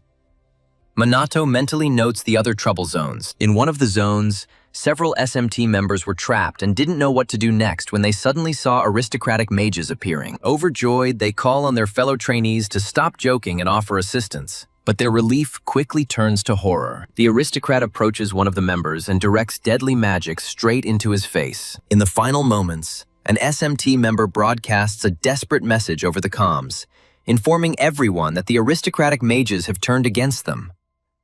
Minato manages to catch snatches of the warning before the transmission ceases. While the team tries to comprehend the message, Hifumi and several high-ranking aristocratic mages arrive at the scene. They comment dismissively on the commotion. Still confused, Uika suddenly recognizes Chairman Mumu among them, asking why her own father is behind him. After a short pause, Shido moves forward. He asks Hifumi about the supposed betrayal of the SMT mages. With a smug expression, Hifumi claims that they did not betray them. From the very beginning, their intention was never to ally with SMT. Hearing this, the SMT members gasped in disbelief. Ruka reminds Hifumi that they should be allies, not enemies. To demonstrate her strength, Hinata punches Ruka, icily instructing her not to misinterpret the situation and adding that they never once considered SMT as allies. Despite being alarmed by the revelation, Minato turns to Riku, asking if he shares the same opinion. Unfortunately, even the most carefree member of the squad agrees with Hifumi. Gripping his blade, Riku proclaims that the aristocratic mages have turned against SMD, the police, the self-defense forces, and Japan itself. At the same time, Chloe portrays grief with exaggerated sorrow. However, no one believes him. No longer seeing any obstacles to his complete dominance, Hifumi begins to laugh, overjoyed that the moment has finally arrived to see the fruits of his endless trials. He soars into the crimson skies and creates a colossal magic circle to begin his spell. The remaining SMT operatives remain paralyzed with surprise, unaware of Hifumi's ultimate goal. Chloe then appears and states that they will stop the spell before it is released. She releases a 4th-tier dark magic spell. Its name is the Shadow Blade, and she unleashes it on her father. Surprisingly, one of the demons intercepts the attack as if it were nothing, dissolving it, and then joins the other demons surrounding and protecting Hifumi. Observing this, Shido concludes that it must be a coincidence, unwilling to accept that a demon would willingly protect Hifumi. Meanwhile, the journalist finally realizes the developing situation. They convey the clear pact of the noble magi with the demons throughout Japan. As the SMT tries to make sense of the chaos, one member laments that he believed they all bonded during their joint training expedition. It is then that Hifumi reveals that through disaster manipulation magic, all the demons across Japan will soon be on their side. Minato begins to ask about Hifumi's unique magic, how he gained the ability to control disasters and demons. As Hifumi begins to draw in a crimson stream of energy from the heavens, he declares that disaster magic has other special properties as well, continuing to absorb power. Chloe asks if the secret energy of disaster is heading toward her father, and Yuika, equally perplexed, admits she's never seen anything like the crimson magic he's absorbing. However, Minato recognizes this phenomenon. He recalls that it is very similar to his own experience during the first disaster, the moment when he awakened his magical abilities. To help the team understand, he explains that disasters don't just saturate the land with magic. They also imbue individuals with dormant potential with magical power. He warns of the dangers associated with absorbing such enormous energy. Hifumi praises him for his quick understanding and explains in detail that disaster magic can indeed enhance magical power, provided the person can withstand the strain. Minato then asks Hinata and Rika if they use disaster magic to enhance their abilities. Hinata directly confirms this, stating that they have been absorbing magic from every disaster they have encountered so far. She reveals that the aristocratic mages feigned cooperation with the SMT to ensure that disasters would pass without interference. This strategy allowed them to arouse less suspicion, even when they secretly initiated disasters or drained magic for their own gain. Minato begins to understand their plan to accumulate power. Hinata states that their original goal was to kill him, but after seeing his potential, they decided to use him instead. She mentions that if the magical nobles had ignored the disasters, it would have brought condemnation, something they wanted to avoid. To provoke a great global calamity, they needed to adhere to the established historical course of events. Then Minato asks about the need to follow history. Hinata explains that disasters usually manifest in specific locations, points where magical energy flows most freely. Until one disaster is eliminated, the next cannot begin. They used Minato to complete each one, maintaining their predetermined sequence. Now, Chairman Mumu absorbs the energy of the Great Calamity. Once completed, he will ascend as the most fearsome sorcerer in history. Minato, alarmed, asks if this deception was planned from the beginning. Hinata confirms this without a hint of regret. Indeed, the whole plan was deliberate. When Minato asks if they have not formed any sincere bonds, Hinata, tired of his innocence, urges him to abandon such absurd ideas, claiming that there are no bonds and she has no need for allies like him. Yuji then turns to Riku, asking if he really intends to continue. After a moment of silence, Riku declares that Japan's collapse is now inevitable, as both magical nobles and demons are against it. He tells Minato that even such a player, like him, he will not be able to protect the entire nation. As demon attacks escalate, the SMT is overwhelmed, forcing even ordinary mages to join the battle and fight for their lives. Shido announces that the situation is rapidly deteriorating, and Sanada notes that there are no reserve forces left. At this rate, total collapse is possible. Then, two familiar figures appear nearby, commenting that the entire operation is unfolding according to plan. When they come into the light, Shido is shocked. This is Kuroi and Fukagina. A moment later, Takigami arrives. This makes Shida even more nervous. As Minato tries to figure out why Takigami is here, Kuroi casually greets him, vowing to personally end his life this time. When Shido asks Kuroi how he got out of prison, Kuroi reveals the truth. The aristocratic mages have many allies among law enforcement agencies throughout Japan. Yuika then asks Kuroi about the aristocratic mages' betrayal of humanity, and the worthless trash explains that they do it simply because they are aristocratic mages. Kuroi touches on the concept of aristocrats. He claims that they are beings of a higher order. He claims that they are no different from ordinary people. He calls commoners incompetent. With these words, the idiot unleashes an 8th-tier dark magic spell, Chaos Raven. He boasts of his fake spell, telling SMT that with their magic, they could easily destroy half the city. He boasts that they could destroy an entire city if they put their minds to it, all with a single mage. However, for some inexplicable reason, Kuroi claims that the aristocratic mages are controlled by incompetent, powerless idiots. Clenching his fist in anger, he tells SMT that he finds it quite strange that the aristocratic mages who are destined to stand at the top are still subservient to lesser beings, incompetent trash who have become too arrogant. Fukujin interrupts Kuroi's speech. He informs SMT that their ancestors originally aspired to become aristocratic mages, to accumulate knowledge and technology, and to dominate those less capable. However, the incapable, despite their cunning, eventually used the aristocratic magicians. Crediting Hifumi for increasing the aristocratic mages' power through disasters, Kuroi assures SMT that with the immense power they now possess, they have no opponents left.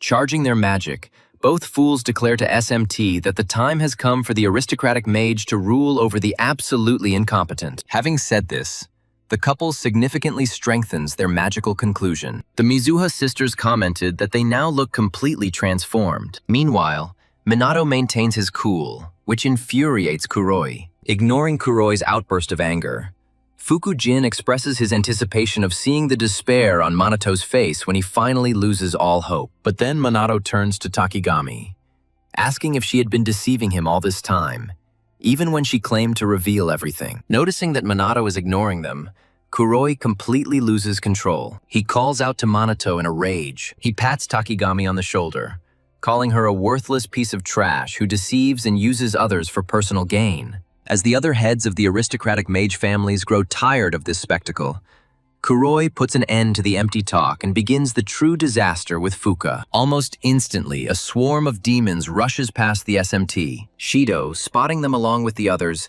declares that the demons must be away from the disaster-affected areas. Unfortunately for SMT, the situation is different. The demons have somehow escaped from old Shibuya and are infiltrating Tokyo's residential areas. In an instant, demons burst into apartment buildings, threatening to destroy as many people as possible. Family heads struggle to protect their loved ones. Around this time, other SMT members inform Minato of the demon invasion on the streets and ask about the next steps. Kuroi mocks them, asking the same question. Fuka adds that even a man as skilled as Minato can't protect all of Japan from his current position. Chloe and Shido, sensing the worst, ask about their plan of action. With no solutions coming, an energetic Kuroi declares to the SMT that they will be overwhelmed by their helplessness and die. As Fukujin joins in the taunting, Minato puts an end to their amusement by recalling the existence of 3 categories of anti-magic equipment. Minato classifies the first category as the normal type used by magicians, which requires the channeling of magical energy. The second, he explains, is the destructive type, designed to interfere with magic or magical forces. He states that both the SMT uniform and the Mage Noble uniform fall under this classification. They are designed to weaken magical abilities. At this point, Fuka asks if he has lost his mind. However, Minato insists, detailing the third type, one that has a limited duration, is activated under certain circumstances, and can be used by those without magical abilities. Around this time, the aristocratic mages begin to feel uneasy. All over Japan, the anti-magic plushies that Shido secretly downloaded, mass-produced, and distributed are coming to life. These plush toys create zero magic barriers inside homes and shelters across the country. As the magic activates, Minato explains that they used SMT's fame to mass-produce products packaged with protective anti-magic gear. These were sold nationwide as a means of protection. When Shido initially learned about the scheme, he was skeptical. Now he is grateful that he obeyed Minato's orders because this strategy saves Japan. Acknowledging the Minato's extreme meticulousness, Fukujin shouts that defense alone is useless and points out that offensive anti-magic equipment has a short duration. Minato agrees, then states that since his magic is integrated into the equipment, it spreads throughout Japan. Therefore, he can detect his magic anywhere within the country. It is also capable of deploying it simultaneously across the entire country. With these words, Minato releases the offensive magic contained within the plush toys and casts a 13th level null magic spell, Unlimited Magic Bullet. Using this spell, he destroys thousands of demons attacking families across the country. During this event, a journalist informs the public that a magical surge from above has just destroyed a massive number of demons. They still don't fully understand the situation, but online reports indicate that most residents are safe. Seeing the scale of Minato's abilities, Yuika is speechless. She and her brother realize the true limits of his incredible power. In a fit of rage, Kuroi throws a tantrum. He can't comprehend how Minato could have unleashed magic across Japan. Fukujin begs him to calm down, reminding him that not all the demons were destroyed. Kuroi decides to accept his words. He informs Minato that the aristocratic mages are still at large. If anti-magic equipment cannot be repurposed, then the magic contained within the goods will also be ineffective. At that very moment, Minato hints that Kuroi might be missing something. And when Kuroi asks what he means, Minato states that SMT still has other allies they can count on. From the darkness, familiar figures emerge, revealing themselves to be shadow guardians. Having recognized them, the SMT and law enforcement officials question their presence and willingness to help. Before answering, the shadowy figures demonstrate a measure of their magical power by destroying several demons that were attacking the group, and then declare their cooperation with the SMT to exterminate the monsters and protect the population. Realizing that the safety of citizens is of paramount importance, the SMT decides to join forces with the Shadow Guardians. Around this time, a reporter and a helicopter broadcast from the air to the public, watching the entire conflict that the SMT is now in alliance with the Shadow Guardians. Just moments after the announcement, dedicated Shadow Walkers fans explode with excitement. Social media is abuzz with adoration, praising the Shadow Walkers' alliance with the SMT to slay monsters. Since Minato is busy commanding the SMT, he cannot simultaneously perform the role of Chrono. He casts Leona as Chrono to maintain authenticity during the conflict. Deep in the thick of the battle, Leona doubts her choice for this role. She laments the brutal, grueling training regime she had to endure. She also complains about the difficult task of mastering numerous anti-magic devices. Moreover, she has to cope with tense relationships with people she knows. This predicament continues even after the Shadows are bid farewell following the clash between Chrono and the Minato. Unable to retreat, Leona puts in all her strength. She destroys several demons using the Tier 7 anti-magic equipment Geyser Wave. Her allies, dressed in shadow robes, praise her performance. Seeing their leader's determination, the other Shadow Soldiers also unleash their full power to destroy the enemies before the SMT does. Not to be outdone, SMT members, along with police and defense forces, quickly exploit the onslaught of the Shadow Soldiers. They are doing their duty to protect the country. Continuing to impersonate Chrono, Leona decides to make sure the real Chrono buys her food after this ordeal. Meanwhile, Kuroi, unaware of what's happening, receives word from his fellow nobles that Shadow Soldiers are appearing all over the country. In a rage, he confronts Minato. He asks if Minato had doubts about the aristocratic mages from the beginning, which led to such a level of readiness. When Minato firmly confirms, both Fuka and Kuroi become furious. Strengthening their spells, they vow to end his life this time. Before beginning his final confrontation with Minato, Kuroi calls upon Takigami, who had shown reluctance to betray Minato, to rise and fight. Faced with the circumstances, Takigami charges her magic and prepares. Around the same time, Riku and Hinato, realizing they have no alternative, do the same and prepare for battle. At this point, Minato can't take it anymore. He tells the Midzuha sisters and the others that the time has come to end it all, right here. The stage is set.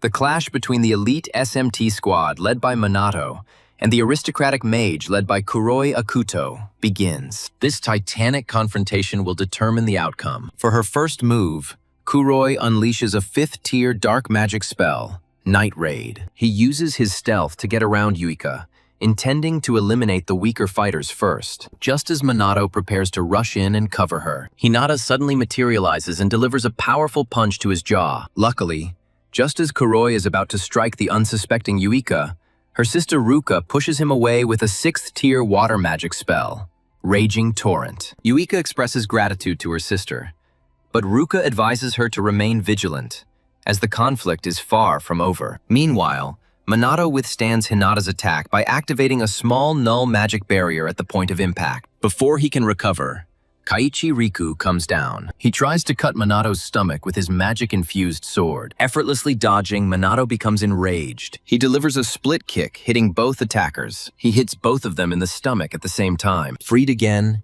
he tries to reach his subordinates, but Takigami blocks his path with the 7th tier of water magic, Emerald Water, declaring that he will not allow him to pass. Hinata informs Minato that they acknowledge his strength, but will seek to prevent him from helping his comrades. Perceiving their tactics as a division strategy, Minato understands its unpleasant nature. Having already expended a significant amount of magic and intending to eliminate Mum Yu first, he realizes that using his full power would be a risky bet he is not prepared to take. As if guessing his intentions, Hinata states that she will not allow him to interfere with the chairman. Riku intervenes, stating that Minato must defeat them first before moving on. Minato recognizes their delaying tactics.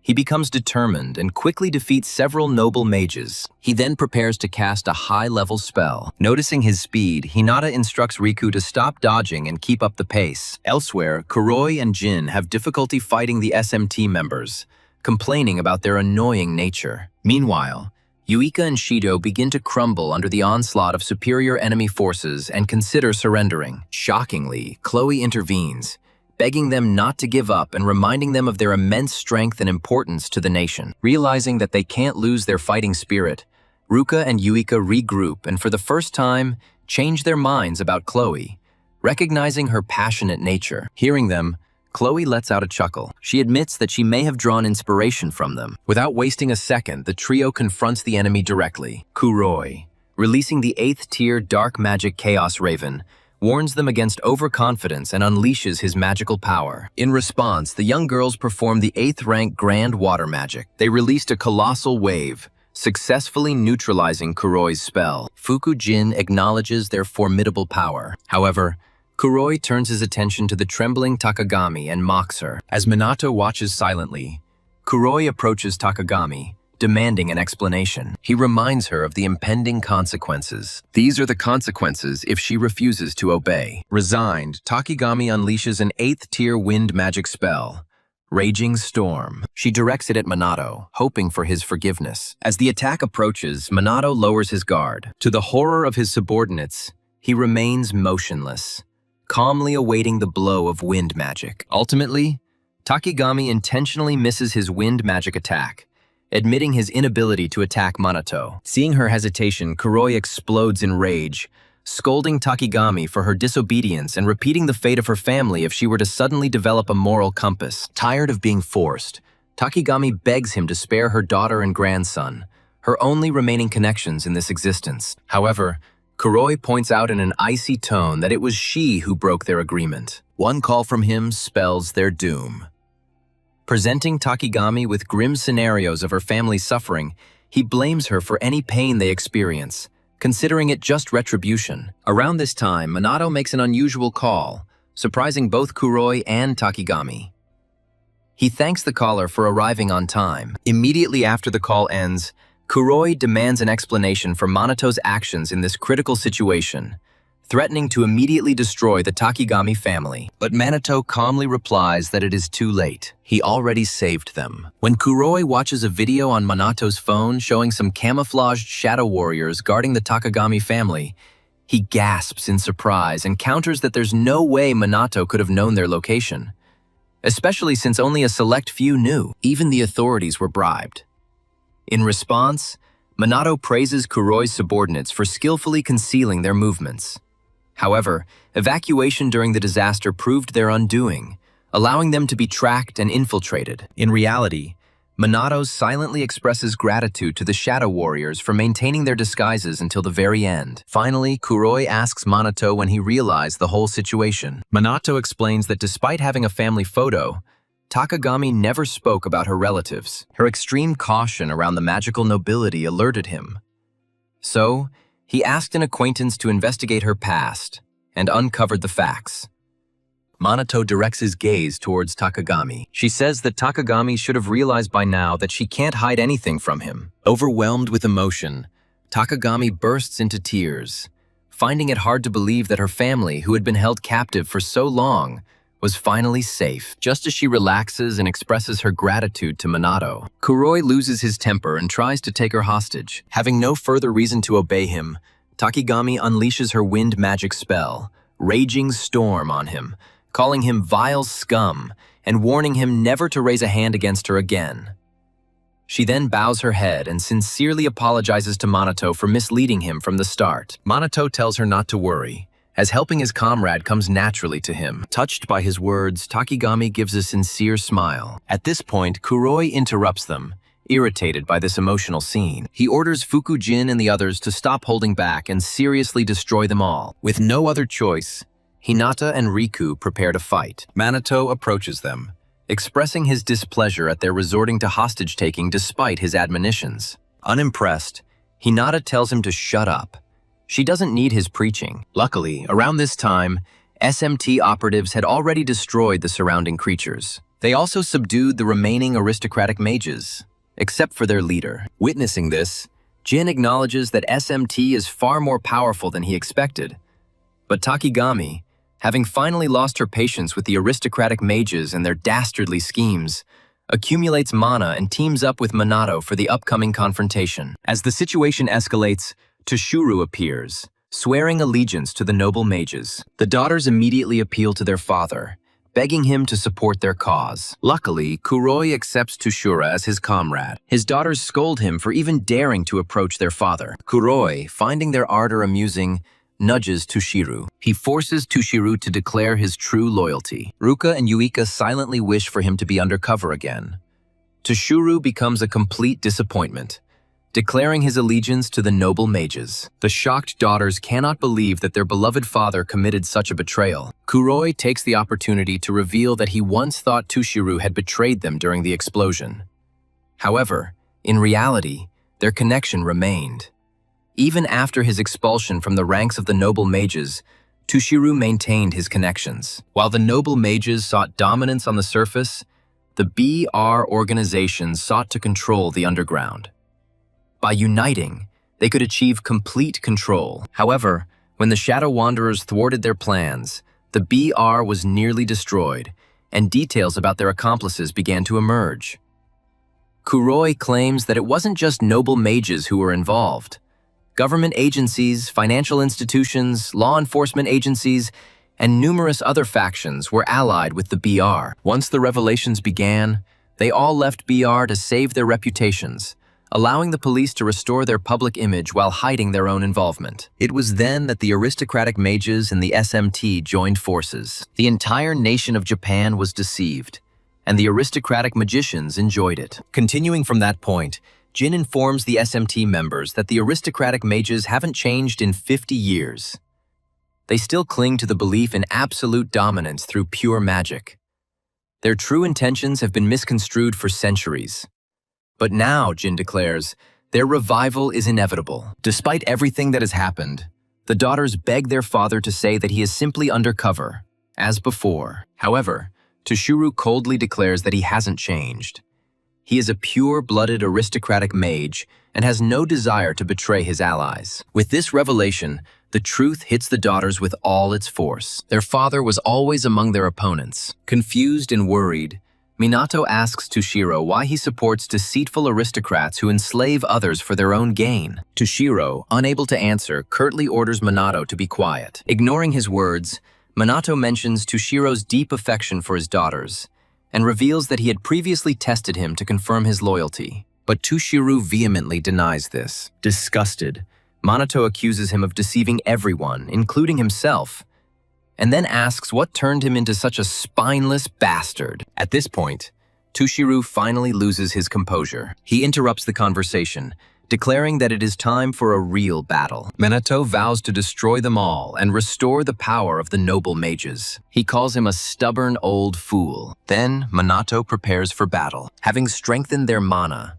Minato and his allies confront the noble mages. They are ready for battle. The battle soon escalates, with Hinata attacking first, using her 10th tier fire magic, Big Bang, creating a colossal explosion that destroys everything within its reach. Luckily, all the SMT members narrowly escape the explosion before it engulfs them. Realizing that he is once again separated from his allies by the explosion, Minato briefly worries about their condition. Before he can think about it, he finds himself isolated with Riku and Hinata, who both want to resume their previous confrontation. Before the clash, Minato declares that he will no longer hold back, but they are indifferent to his warning. On the other side of the explosion, Fuka and Kuroi grumbled that they were only facing minor characters, declaring that the weak should die quickly. Annoyed by their arrogance, Ryuji retorted by calling them a true supporting cast. Takigami intervened, vowing to crush them if they continued to underestimate them. After receiving several taunts from SMT, Fukujin sneered at their bravado and cast the 8th tier wind spell, Raging Storm. But he was too slow. Ryuji quickly responded with the 7th tier of his earth magic spell, Comet. He immediately neutralized Jin's attack. After the clash, Kuroi scolded Jin for losing, but Jin snapped back, telling him to be quiet and emphasizing that earth magic was a disadvantage against wind magic. Wanting to demonstrate his superiority, Kuroi took out his anti-magic pistols. These firearms had no elemental weaknesses and could disrupt magic. And though he grumbled about wasting ammunition, he swore he had no other choice and promised their doom. However, before he could fire them, Takigami hit him with a wind spell, disarming him and rendering the weapons ineffective. She calmly informed him that anti-magic equipment was just a tool, and a tool was useless if neglected. Enraged at being outplayed, Kuroi charges his magic. He vows to destroy them all with his full power spell. Not wanting to give them an advantage, Ryuji, Sanada, and Shido power up together, with Ryuji finally declaring that it is his time to shine. Sensing their growing strength, Takagami decides to support them from the rear. She uses her custom-made anti-magic equipment to enhance their magic. She then throws enchanted stones at them, which greatly increases their magical output. In addition, Sanada casts the 10th tier holy magic spell Breath of God, granting Shida and Ryuji a holy attribute that helps them recover from injuries faster. With all these buffs, Shido and Ryuji gain new confidence. They feel more capable than ever before. Now they can destroy the nobles. Jin responds with his special 10th tier atmospheric magic spell, Absolute Atom. Meanwhile, Kuroi casts his own deadly 10th tier dark magic spell, Death Parade, summoning scythe-wielding ghosts from the underworld. In response, Ryuji unleashes his unique 10th tier gravity magic, Infinite Magic. Meanwhile, Shido unleashes the 10th tier Holy Thunder compound spell, Kuranos. Two forces collide. Ryuga's spell meets Jin's spell, and Shido's lightning strikes Kuroi's dark magic. For several tense seconds, the spells fought for dominance. They fought each other fiercely, but in the end, Ryuga and Shido's magic overcomes their opponents, causing serious damage to both Jin and Kuroi. After such devastating attacks, Ryuga and Shido are exhausted, having depleted almost all of their magical reserves. Meanwhile, Kuroi and Jin, who were completely unprepared for such an onslaught, somehow managed to get back up. The girls are amazed that they are still standing. They withstood such powerful magic. Although Kuroi is still standing, he realizes he has almost no magic left, and no anti-magic equipment. Injured and tired, he decides to observe SMT's next move. Takagami, also exhausted, attributes her weakness to neglecting her training. Sanada still has some magic left, but she decides to save it. She is not strong in direct confrontation, so she considers it wiser to help from the flank. As a result, the battle reaches a stalemate. Meanwhile, the Mizua siblings confront their father, Tushir. They unleash their 7th tier water magic, Geyser Wave, but he effortlessly neutralizes it with the same spell. After this, he casts a 4th tier spell. It's called Waterfall, and it's directed towards Wick. She has no way to answer. At that very moment, Chloe pushes her away, takes the blow on herself, and loses consciousness. Relieved that Chloe is merely unconscious, Yuika expresses gratitude for saving her. With one of them disabled, Toshiro prepares to resume the attack. At this moment, Wika realizes that her father truly intends to destroy them, as he does any enemy. At the same time, Toshiro gathers his courage, making it clear that he has no room for feelings. Seeing this, the sisters decide to stop hesitating. They decide to abandon their restrictions. They will no longer hold back. They declare they will overcome their errant father, pouring all their remaining mana into a brand new 11th tier great ice magic spell, Diamond Dust, which they unleash upon him. In response, Toshiro summons his own 11th tier water magic spell, Whirlpool, intending to neutralize the powerful spell cast by his daughters.